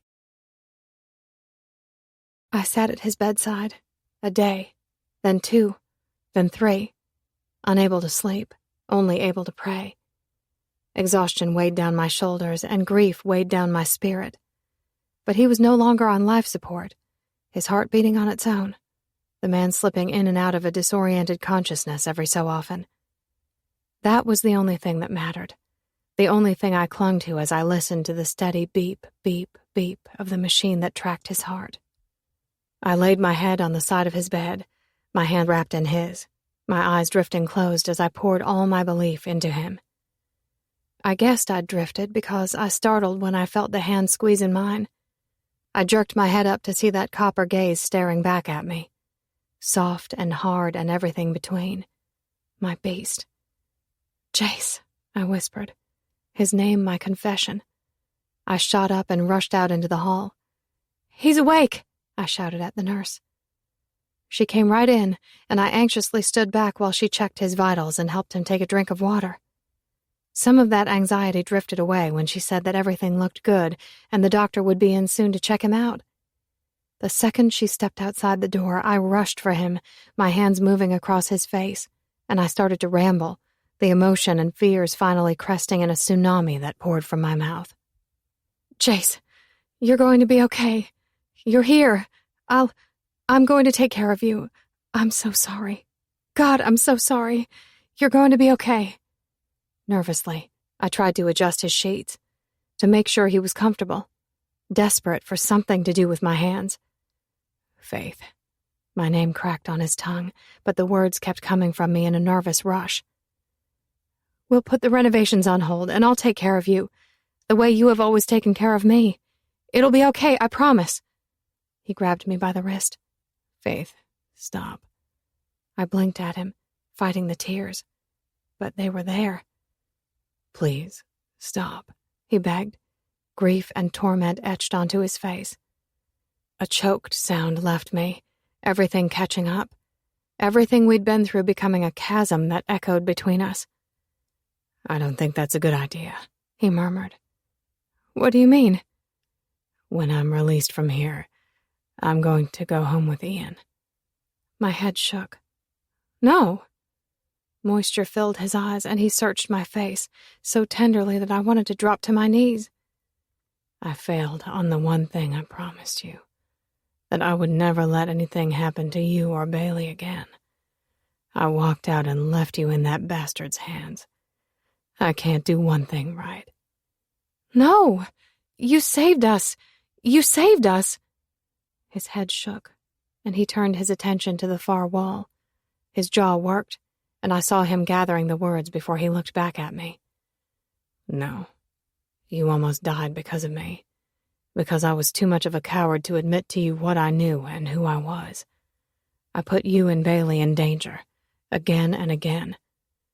I squeezed his hand as tightly as I could. No. He smiled softly at me, affection and the most intense kind of remorse. It's the truth, Faith. You know it as well as I do. I saw it written on your face when I admitted it to you.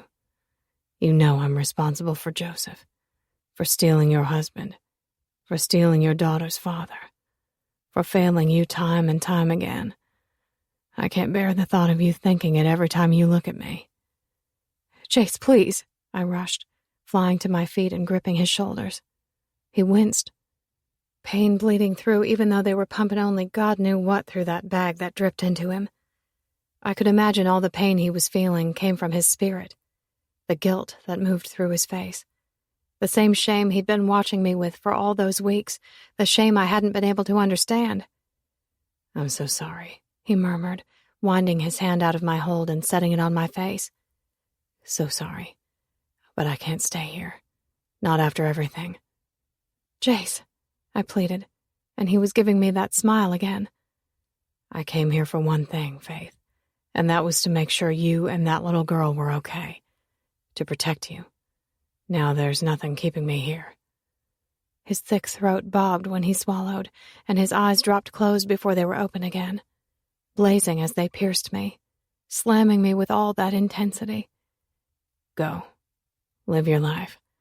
Take that house and make it something special the way you always wanted. No one is left to stand in your way. Tears streaked down my face. Jace, don't say that. Please don't say that.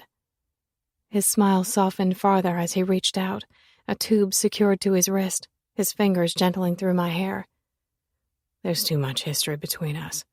Too much hurt. Too many lies. Go, good girl.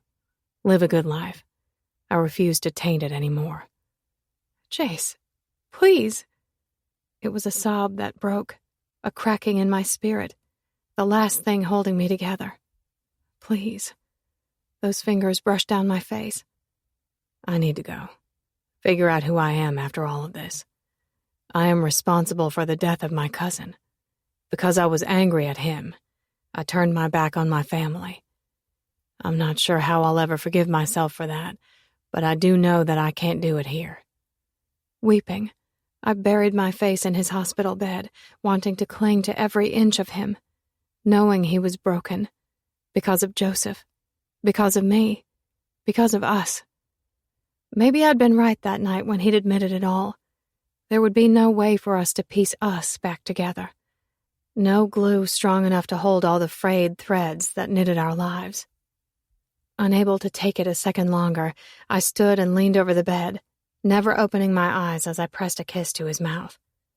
Because I wondered if he was right, if Joseph's ghost wouldn't haunt us forever, destroy us bit by bit. I ripped myself away, the most striking kind of grief stabbing me as I forced myself out of his hospital room. Because I realized right then, my heart had never truly been torn between two men, and I was leaving all of it right there at Jace's feet. 47. "What the fuck are you doing?" Mac raged behind me, asshole taking up all of the confined space in the hospital room. Didn't help that my brother was leaning against the wall with his arms crossed over his chest, both of them sucking the life out of the room. Oh wait, that was just my insides shriveling up, turning to stone. Been heading there all along. Wasn't sure why I was idiot enough to think I might change it. I threw a hard glare at Mac. "What does it look like I'm doing? I'm packing all my nice things." Sarcasm dripped from my tongue as I shoved all the bullshit the nurses and the discharging doctor had given me into a plastic bag. Bandages and scripts and care instructions and a fucking pink water pitcher that I was sure was going to go great with the decor at Ian's condo. I'd be staying at his place for at least a week while I finished recovering, and then I'd be dragging my sorry ass back to Atlanta where I belonged. "I know what you're doing, asshole. I just want to know why you're doing it." My head shook as I continued to shove the shit inside the bag with a little more aggression than necessary. "You know why."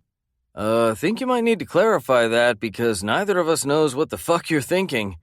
This from Ian, who was watching me the same way as I'd watched him his whole life. My head shook. "Just leave it." "Not leaving anything," Mac gritted. Anger surged, this violent twist that churned through the middle of me. All of it directed at myself. I whirled around faster than my wounded body was ready for, but I welcomed the stab of pain. Deserved it. "You want to know why I'm leaving?" My head craned to the side as I stared Mac down. "I'm leaving because I can't fucking stand the thought of her looking at me and knowing what I did." Mac shook his head. "She loves you." My voice lowered. "Doesn't matter how much she loves me. She won't ever be able to look at me the same, and I can't stand that. Knowing I can't be everything because I took part of her away? That's bullshit, man. You saved her." My chest squeezed, and I trained my attention on the floor. "Yeah, and that's what I came to do. And I promised both you and myself I'd be out of here the second she was safe. We all knew I wouldn't be able to stay, and I was a fool to think I might be able to." 48. I shifted in the chair where I sat across from Mac at his desk. It was the same spot where I'd sat when I'd made my first statement about Joseph, when he'd asked me for any details of what I might have known, and I'd felt like a complete fool because I hadn't known anything, where I'd wept and had thought I'd never been so unsure of anything in all my life. It was the same spot I'd sat when I'd come to him after someone had been in my house, after the true threat had been revealed, when I'd been given what had turned out to be a warning. Felix, believing I had actually known the location of the log Joseph had hidden and thinking he could scare the information out of me.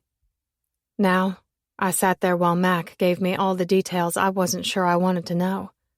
I listened numbly as he told me that Joseph had been involved in illegal activity for as long as I'd known him, quickly rising through the ranks, working for Stephen Ricci and his crooked family, the man Jace had tried to protect both his cousin and brother from.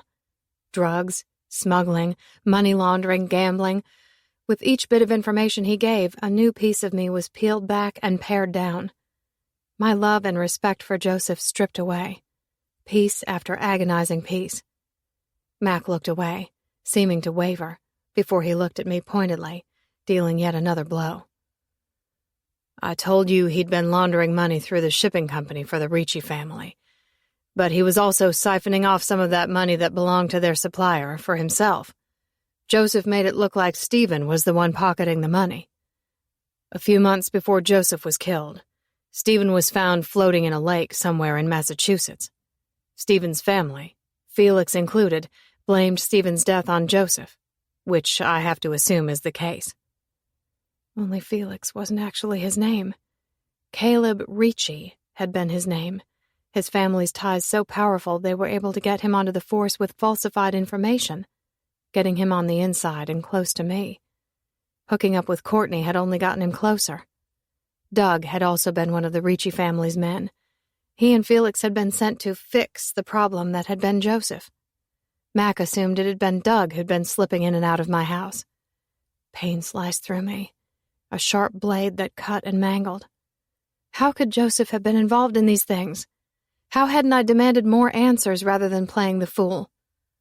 I choked over a pained sound, horrified that I'd been so blind, horrified for Courtney, who was still dealing with the guilt of bringing Felix into our lives, as if she ever could have known what the man's intentions had been. Mac swiped his wrist across his mouth, his own regret and guilt showing.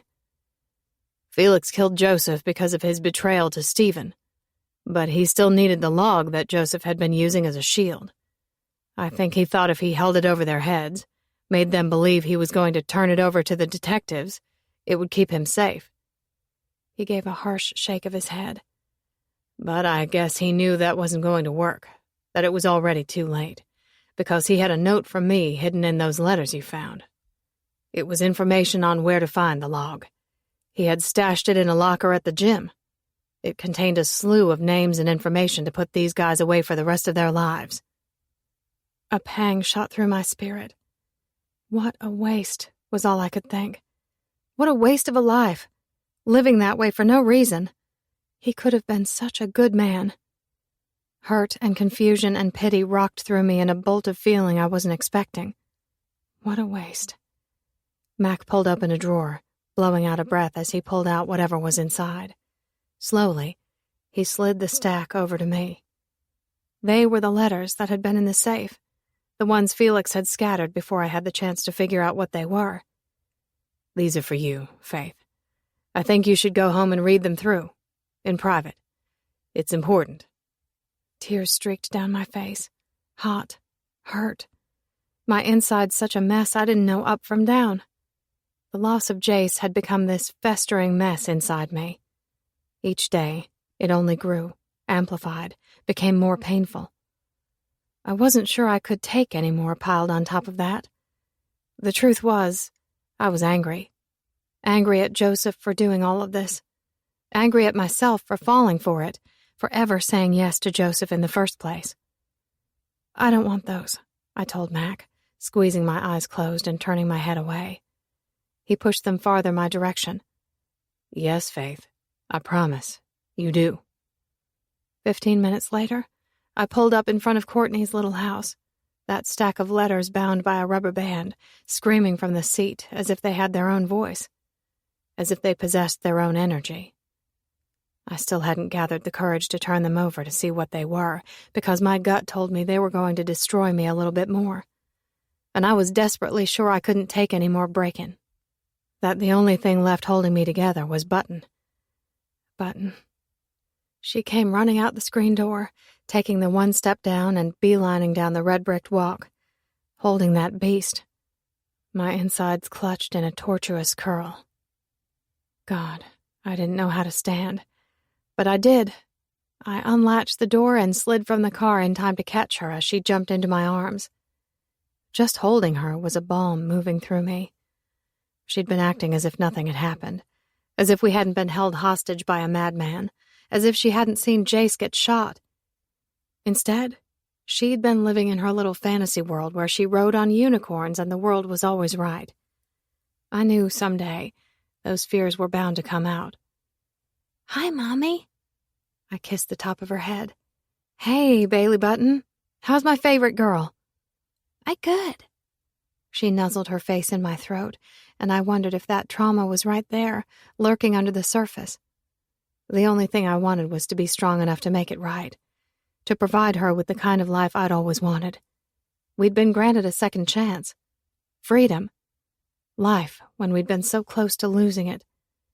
I was trying so hard to cling to that and not the loss that banged around inside me. That vacancy so vast. Jace's presence missing. Courtney had followed Bailey out, and she wandered down the walkway, her arms crossed over her chest as if she were trying to protect herself, nursing her own broken heart.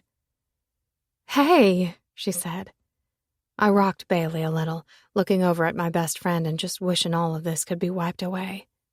Magic. "Thank you so much for watching her." Nodding, she swallowed thickly. "It's the least I could do." My head shook. "Please, don't do that." "Do what?" "Feel as if any of this is in any way your fault. You didn't know." A tear slipped out of the corner of her eye, and I knew her well enough to know she was going for sarcasm, trying to make things light the way she always did, but the words cracked. "If I didn't have such terrible taste in men, none of this would have happened." "You didn't know," I told her again. Her mouth trembled. "I should have." "I didn't know either. I guess sometimes we miss the most important things." Neither of us knew what Joseph and Felix had been involved in. The truth was, we'd been blinded, trusted too easily, saw the best in people when really there was little of it to be found. "Are you okay?" she asked. I winced, hugged Bailey closer. "No, I'm not. But one day I'm going to be. You will be too." "I know." I gave her a smile. "I love you, Courtney. You know that, right? And you know I love you." My nod was somber and true. "I know." If I didn't stop this train, I was going to break down right there, so I cleared my throat and shifted my daughter. "I'm going to get home, get her some lunch, and then put her down for a nap." "Okay. I'll call you tomorrow." "All right. If you get lonely, you know where to find us." Her smile was weak. "Oh, I'm sure I'll find some trouble I can get into." Only Courtney could make me grin. "I'm sure you will." I buckled Bailey in, drove us home to that massive house, wondering what I was going to do now. Sell it, I guessed. Turned out the ghosts living there were really too much. Too scary and dark. God, I hated the idea of someone else living there, but I didn't think I could handle all of it on my own. We went inside and into the kitchen. I made us lunch, which we barely touched, and then told Bailey about 15 stories, where I knelt at the side of her bed before she finally fell asleep. Her fears were right there, even though she wouldn't admit them. When her breaths had finally evened out, I tucked her under her covers, kissed her temple, breathed her in. Lavender and baby powder and hope. I was struggling so hard to find any of it in the middle of this. Warily, I pushed to my feet and trudged out the door and into my bedroom, moving to the massive dresser where I'd set the stack of letters, and had wondered if I'd ever have the courage to actually open them. I stared at them as if they might catch fire. But I knew I needed to put all of this in the past, to finally move on. Because I couldn't be stuck this way. I had to be strong for my daughter. To do that, I had to read what he'd written. Hand shaking, I reached out and took the stack of envelopes that were wrapped in a single piece of paper that had a single word written on it in Joseph's distinct handwriting. Faith. I carried them to my bed, where I sat on the edge. My heart hammered, banged at my ribs. Anxiety pulsed as I eased off the rubber band and the piece of paper came loose. On a gasp, tears streaked free. So fast and so intense I couldn't see. Couldn't see anything but the first envelope that sat on top. It was addressed to me. But it was where it had come from and the date that crushed me like a speeding car that had come from out of nowhere. It was from a correctional facility and was postmarked a year after I'd thought Jace had simply walked out of my life and hadn't looked back. Hands shaking uncontrollably, I flipped it over and opened the lip that had already been ripped open. Mac or Joseph, I wasn't sure. But none of that mattered.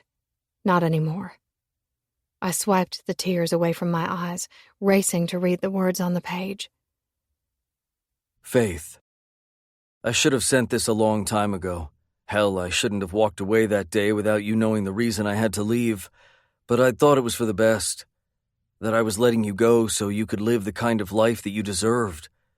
Sitting in here for the last year has made me realize that I should have known better. I know you and I belong together. I know I can be the man you believed I was going to be. I will. It might be harder than ever, but I will. I'll explain why I'm here to you when I get home. I just need you to know that's where I'll be going. Home to you. And when I get there, I'm going to give you everything. Never give up on that dream. All my love, Jace. I pressed a hand to my trembling mouth, trying to hold back the sob, but it was no use. It ripped out of me. Jace had intended to come back for me. I didn't know. Hit by a frenzy, I ripped into the next letter and the next, reading the words of his love, his confusion that I hadn't responded, his growing fear, and his mounting worry that I'd begun to think of him the same way as the rest of the world, as trash and not worthy of me. Heartbreak crested in waves, one after another, a rising tide that was going to sweep me away. Joseph had kept these from me, hidden the truth, took the chance away from us, lied to me. Not the way Jace had done. Jace had done it to protect me because he loved me. Joseph had done it to benefit himself. Hatred ran through my veins, the kind of hatred I'd never felt before. A gutting sorrow that pummeled and pounded, tearing until there would be nothing left. I felt ravaged, devastated as I devoured every word, faster and faster, poring over the letters that had come for years. It shouldn't have been possible for me to crack any further, but this one destroyed me. Faith, I'm being released in 1 week. I haven't heard from you in 3 long years. Beauty robbed from my life and a darkness taking its place. I ache. Every day I ache because I haven't heard from you.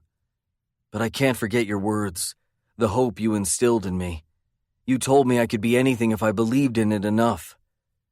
I believe in us, in our dreams. I want to live them with you. My only hope is that when I see you face to face, you'll remember exactly who I am. That boy who fell in love with a girl who became his world. The only thing I want is to give the world to you. I'll be waiting at our roses. Let's dream again. Jace. I buckled in too at the words, bent over on the bed as I wept. I imagined him there, in that garden, waiting for me. How long had he stayed, waiting and wondering and worrying? I hadn't come, because I was already married to Joseph. Oh, the hate and horror that burned through my spirit, the ugliest feeling I'd ever endured. How could he? How could he? I could hardly bear the thought of continuing, but there were 2 more letters at the bottom. These were different. They weren't from the correctional facility. Neither had a stamp or a postmark. The one on top was printed with my name across the front in Joseph's same handwriting. Part of me wanted to rip it to shreds, end it. His voice and his malice and his greed. Rocked with the greatest sort of sorrow, so deep I could feel it vibrating through my marrow, I forced myself to continue. The tears were so heavy, I could barely see through them as I unfolded the small stack of papers and began to read. Faith, I know by the time you find this, by the time you read this, I'll be gone.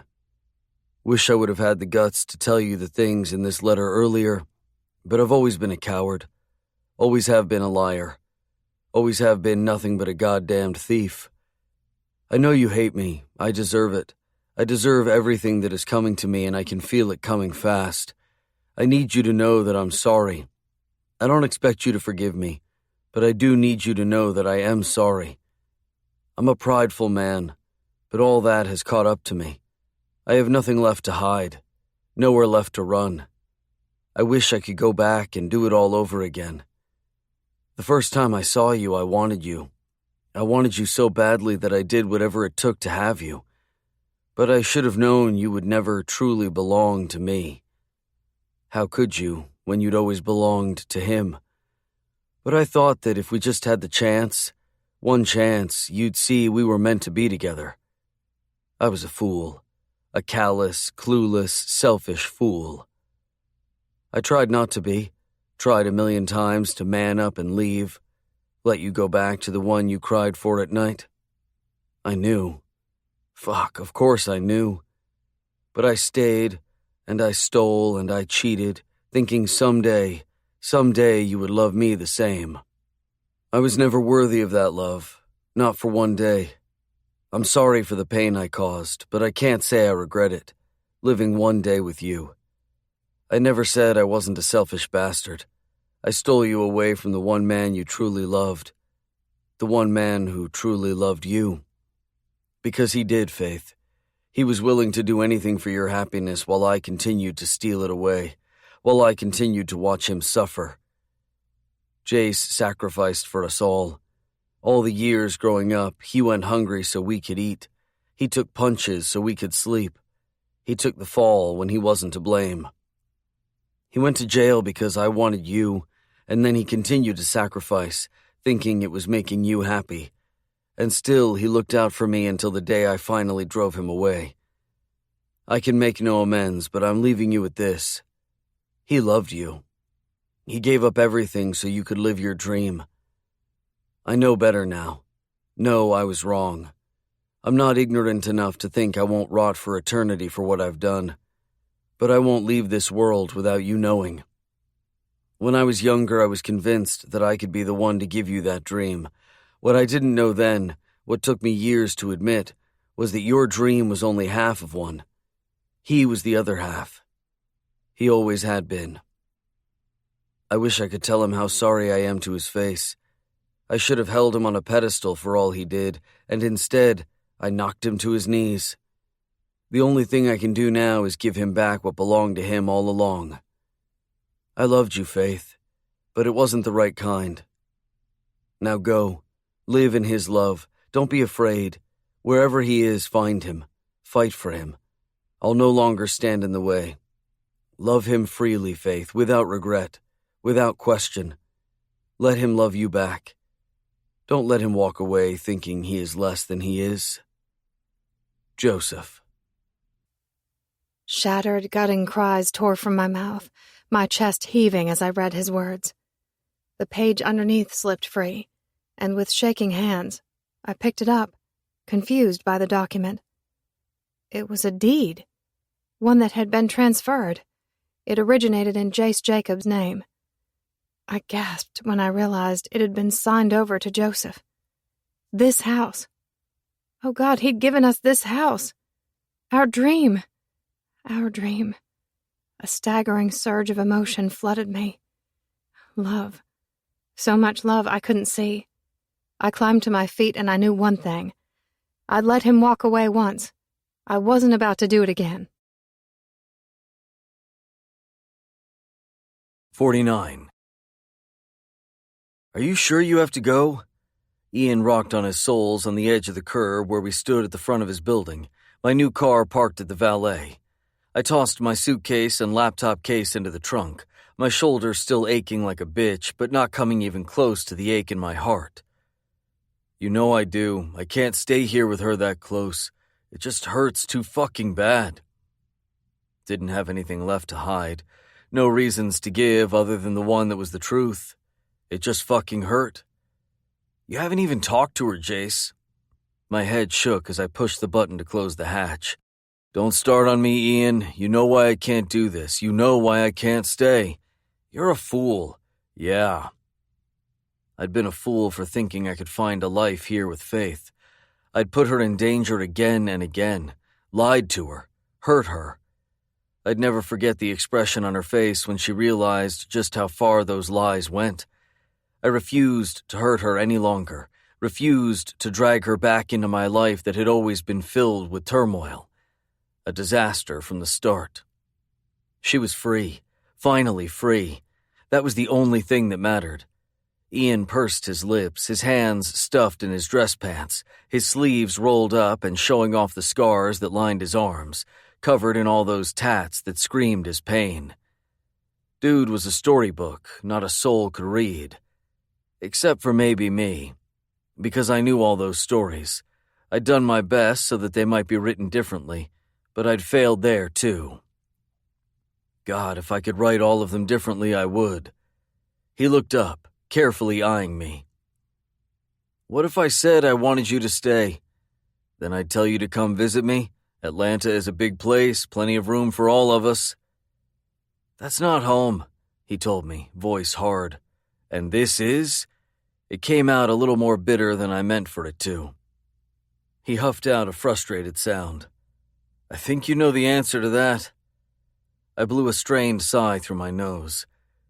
You didn't see her face, man. I saw it all the way to her soul, and she won't be able to look at me the same. I don't want to live with that. I don't. She and I both deserve better than living with his ghost.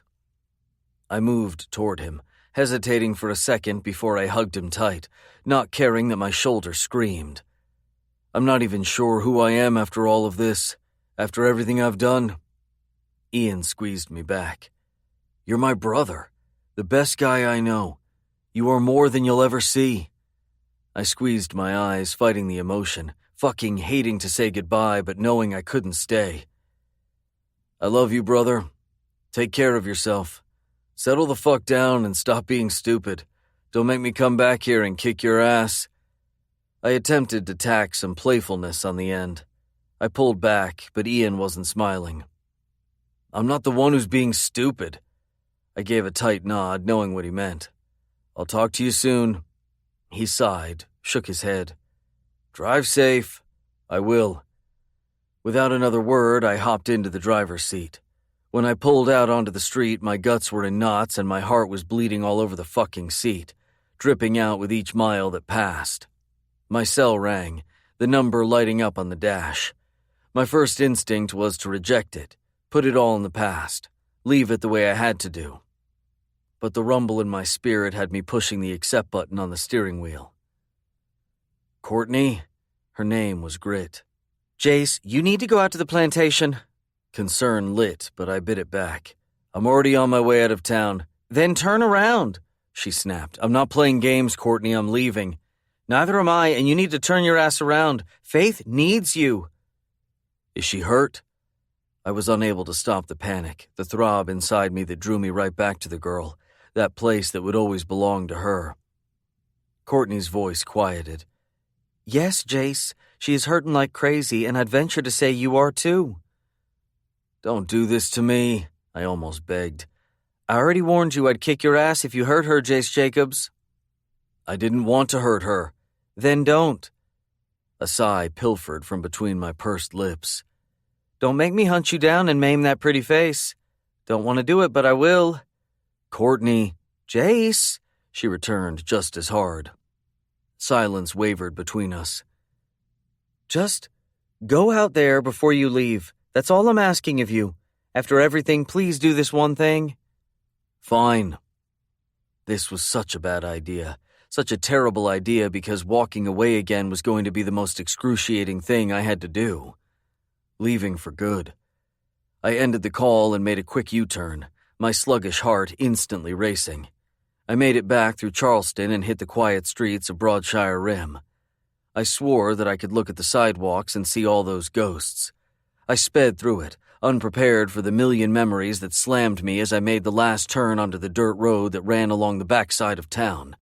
The car jostled down the bumpy dirt road, and I remembered the stake to my heart the first time I'd seen her.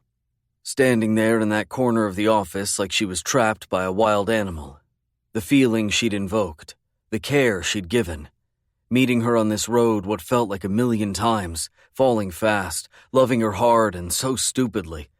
But not as stupidly as when I'd come back here, when I'd tripped into all that grace and found comfort in the one who I never could keep. I'd known it, and I'd tried to keep her anyway. But I'd always been that kind of fool. My heart hammered like a bitch as I got closer to the plantation, grief climbing my throat when I thought of seeing them again, as I worried what might be wrong. I slowed when I noticed something in the distance, right at the end of the turn to the plantation. I squinted into the bright sunlight, my pulse kicking, blood pounding through my veins. Faith and Bailey were standing at the end of the drive. A big wooden sign had been erected, painted white, an outline I couldn't make out etched over the top. Terror hit me hard when I realized it had to be a for sale sign. Everything churned when I came to a stop and killed the engine, just staring out the windshield at Faith, who was staring back. Energy thrashed, a shockwave through the humid air. Drawn, I clicked open the door and warily stepped out, that feeling rising higher. Her grace so full, her spirit so warm.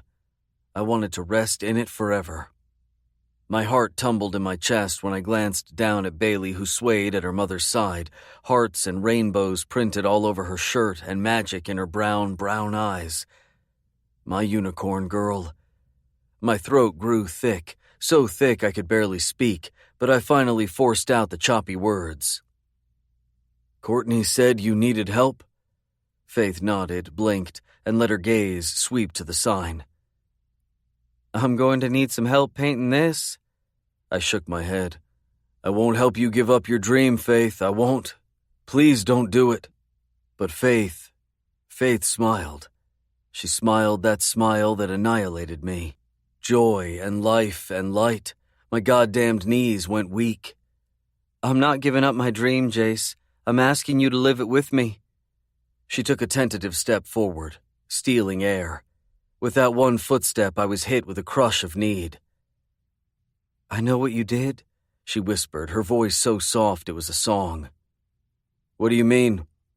She gestured toward the house that was hidden in the protection of the row of spindly trees. "You gave me this, my dream, even when you thought you couldn't be a part of it." She wasn't supposed to know. Not ever. My head shook, trying to stop her from coming closer. But she didn't stop. She just took another step while she stared up at me with those chocolate eyes. Bailey trotted along with her, holding onto her thigh, the little thing an extension of her mom. "You bought this house, didn't you? For me?" God damn it. My hand went to my chest, like I could physically rip the pain from where it lived. Reluctantly, I nodded. "It was always supposed to be yours." Her lips pursed, so soft, so goddamn soft that I wanted to dip down and taste them one more time. Her words cut off that thought.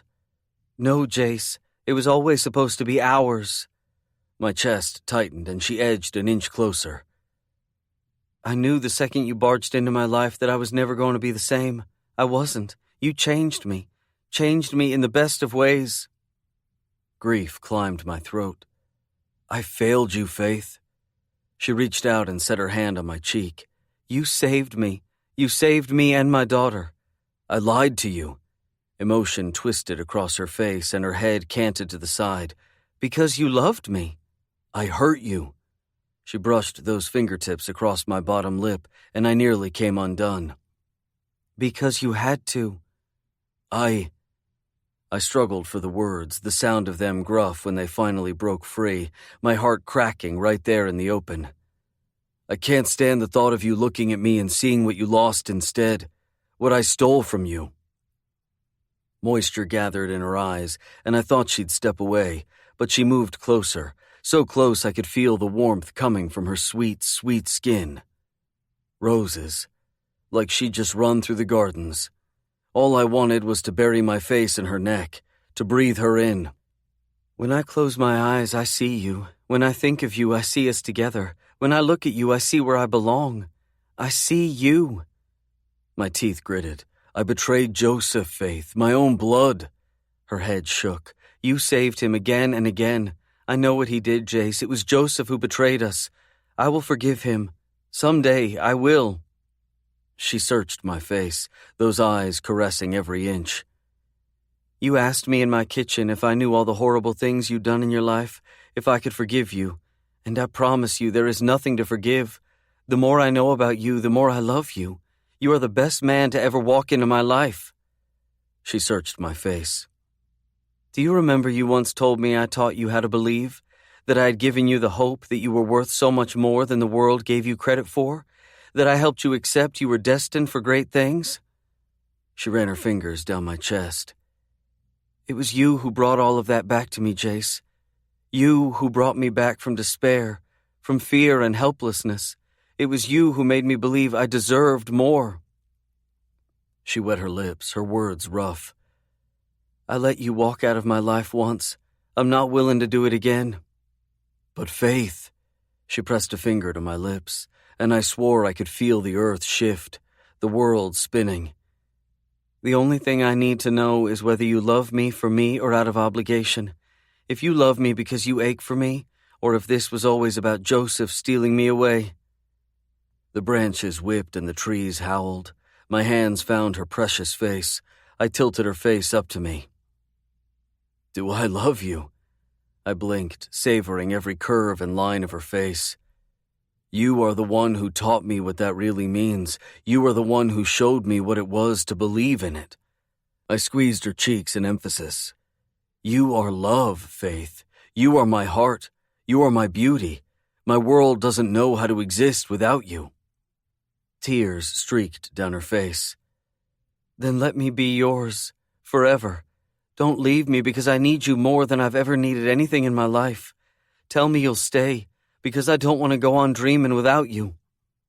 I glanced down at Bailey, who was completely wrapped around Faith's leg as she grinned up at me. Will you stay, JC? I stood there wondering if this was real, if this was possible, if I could ever be good enough. Her words from so long ago filtered through my mind. "It doesn't matter what anyone says, Jace. It's what you believe, what you see in yourself. If you want it badly enough, you can have it." "I believe in us." It came out without question, without hesitation. A tremble of a smile moved across her lips. "You became my dream. Tell me you'll live it with me. Let's dream again. Always I'll fight for you, love you, and I promise that I won't ever walk away." Faith choked out soggy laughter. "Good. Then I'm gonna need help painting that sign." I shifted that way, squinting as I peered at the outline. Broadshire Bloom's Bed and Breakfast. She inched up and whispered in my ear. "Come stay at the BBB. Well, almost." I laughed, and then I was rushing to hug her tight, hope billowing over, spilling out on the land, dream after dream after dream. A family. I wanted it, and I'd never stop fighting for it. I drove my fingers in all that lush, long hair, and I kissed her like she was my last breath. That was exactly what she was, my last breath. Every breath until the very end. Bailey tugged at my pant leg, and I ripped myself away, my heart pressing so damned full. She was lifting a full gallon of paint, her little arms straining as she curved all the way back so she could show me what she had. "You got to paint my womb all pink and tuck me in every night and sway to bad dragons. But not Mac. Mac is a good dragon." Her eyes shone with this pleading kind of awe. Magic. I dropped to my knees in front of her and I looked up at her mother, who was gazing down at us, her fingers running through my hair, before I turned my attention back to Bailey. The little girl I would forever love as my own. Never think of her as anything else. When I opened my mouth, I made a promise I would keep for both of them. "I'll slay all your dragons, and I promise I will never leave." I sat on the edge of Faith's bed, the sound of her moving around in the bathroom after taking a shower soothing me while I held the letter she'd given me to read. Torn between hatred and devotion. Swallowing down the years of resentment and anger, I turned the letter over and over in my hands, not sure if I wanted to listen to a thing he might want to say. Finally, I forced myself just to read it. "Jace, if you have this letter, it means I got what was coming to me. You taught me about karma at a young age. I should have believed its truth. I didn't. But that didn't mean I didn't respect you. Well, respect and envy are a very fine line, aren't they? I wanted to be you, and I hated you for it because I could never be that good. My heart never beat the same way as yours. Your soul ached to do good, and mine sought wickedness and greed. Stephen wanted me to prove my loyalty to him, and in turn I broke the greatest trust I should have shared with someone. I put those drugs in your backpack and made the anonymous call that I'd seen someone breaking into the plantation. I stole from you, but I'm the one who lost. I lost everything, but it was always yours anyway. Take them. Love them. Don't ever regret finally turning me away. It was what I needed, what they needed. It was time. I know you'll show Bailey what a real man is like. You'll teach her devotion and loyalty. You'll fill her with strength. Most of all, you'll fill that house with love. After all, it was always your ghost that lived there. Goodbye, my brother. That was what you were. If I could change one thing, I would have been a better one. Joseph. Grief nearly cut me in two, and I squeezed my eyes closed after I'd read his final words. Part of me wanted to hate him, but hating him would solve nothing. It would never change the path we'd been set on. The loss, the lessons, the love. Love. It creaked open the bathroom door, standing in the frame, her gorgeous face filling my eyes. I blinked at her, my throat growing thick, that feeling rising high. So high. I wanted to ride on it forever. Faith slowly walked out, her hips a slow sway. The girl so sexy, and she never knew it. I knew she'd given me time. Privacy to read through the letter that had been left for me. She came to a stop right in front of me, and I widened my knees, dragging her closer to me. She set her hand on my face, her thumb running along the hollow beneath my eye. "Are you okay?" She whispered her concern.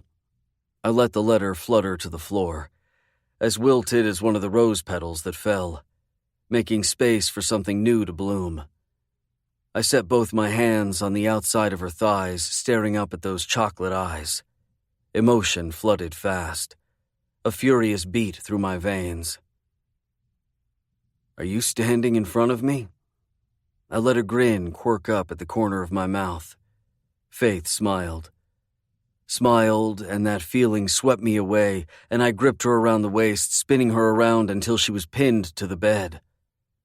I gazed down at her, at my love, my life, my hope, my beauty. She ran those fingers through my hair. "I guess that's my answer, then." I tugged at the towel she had wrapped around her body, revealing every soft, luscious curve. "You're my answer." Her fingertips fluttered, hovering over the wound healing high on my chest near my shoulder before her hand traveled to my heart, her palm pressing flat against the beat. I spread my hand over hers. Beauty. Faith didn't look away from my eyes as she pushed down my pajama bottoms, neither of us breaking our stare as I twisted the rest of the way out of them, as I crawled between her thighs. "Beast," she whispered. I pressed into the sweet warmth of her body. I loved her and cherished her, every shift of my hips as I rocked into her filled with devotion, with loyalty. I'd known the second I met her this girl was more. Forevermore, she'd be my everything. Epilogue. Spring cast its warmth across the blue, blue sky, the trees green and lush where they stretched across the narrow lane, a shadowy hedge of protection that lifted up to shield the rambling plantation that rose behind me. Now, it was completely restored, magnificent in its beauty, but there was nothing quite as beautiful as the sight laid out in front of me. The lawn shimmered with dew, and the rose gardens were in a full, fragrant bloom. Splashes of pink and purple colored the entire side of the yard, and rows of white chairs were set up on either side. In them sat our family and our friends. Bailey was running down the aisle ahead of me, tossing those petals in the air as if they might float all the way to the heavens that stretched overhead. Heads turned as I slowly walked down the steps from the side porch on my father's arm. But it was the man at the end of it all that stole my breath. A shiver raced my spine, and that energy flashed through the air. A thunderbolt, intense and potent, just like the man. More gorgeous than ever. Tall and wide and wearing a suit that made my mouth water. Those eyes were fixated on me, the color of a brand new shiny penny. A coppered shimmer that ranged between red and brown and orange. Something vibrated through the air that I could taste. The same feeling I'd felt the first time I'd ever seen him. An omen, a premonition. It was the knowledge that nothing would ever be the same, because I was stepping into forever. My daddy smiled down at me as we hit the white runner, and we watched as Bailey danced the rest of the way down the aisle and right into Jace's arms, the man who adored her, loved her to the ends of the earth, filled her with hope and joy and the truest kind of devotion. Her daddy. He hugged her, kissed her cheek, and then shifted her onto his hip as the two of them grinned our way as we slowly approached. The gentlest breeze blew through, a whip of the wind, the sweet smell of roses riding on the air, as if our dreams were swirling all around us, wrapping around us and holding us close. My heart was nearly exploding by the time we made it to the end, and my daddy kissed my cheek, whispered in my ear, "I'm so glad he proved me wrong." He gave me an encouraging smile before he stepped away, and then I turned to face Jace and Bailey. Emotion thrummed, and Jace and I just stared, lost to the other, to the culmination of this moment, to us, the way it was always supposed to be. Finally, Jace slowly set Bailey on her feet beside him. She clung to his leg, grinning up at us as Jace touched my face and then touched my swollen belly. Benton. Our family was right here. All of us present for this moment when our dreams became a reality. Because this, my family, this place, it was the completion of belief, of love and hope and faith. Jace wrapped his arm around my waist, and I took Bailey's hand as we turned to the minister, who started the ceremony. And we stood there, our hands intertwined as we promised our lives. I will love Faith Lindbrock for the rest of my life, cherish her, respect her, protect her.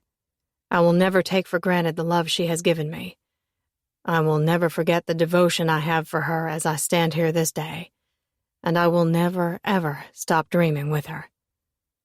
The minister turned to me, and I repeated my own. I will love Jace Jacobs for the rest of my life. I will respect him, adore him, believe in him. I will never forsake the love he has shown me. I will never forget the way I feel standing here today, at his side, promising him forever. And I will never, ever stop dreaming with him. The minister looked between Jace and I. I now pronounce you husband and wife. Kiss your bride. And oh, Jace did, right there in front of our friends and family. He kissed me in a way that he'd never kissed me before, with the most devoted kind of passion, with joy, with belief. That kiss, it felt like a signature across my soul, because this man had always been the greatest confession of my heart. This has been More of You, written by A.L. Jackson, narrated by Joe Arden and Andy Arndt. Copyright 2018 by A.L. Jackson Books, Inc. Production copyright 2018 by A.L. Jackson Books, Inc.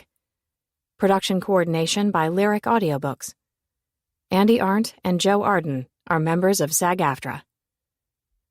To be added to the author's mailing list and keep up with new releases, visit aljacksonauthor.com.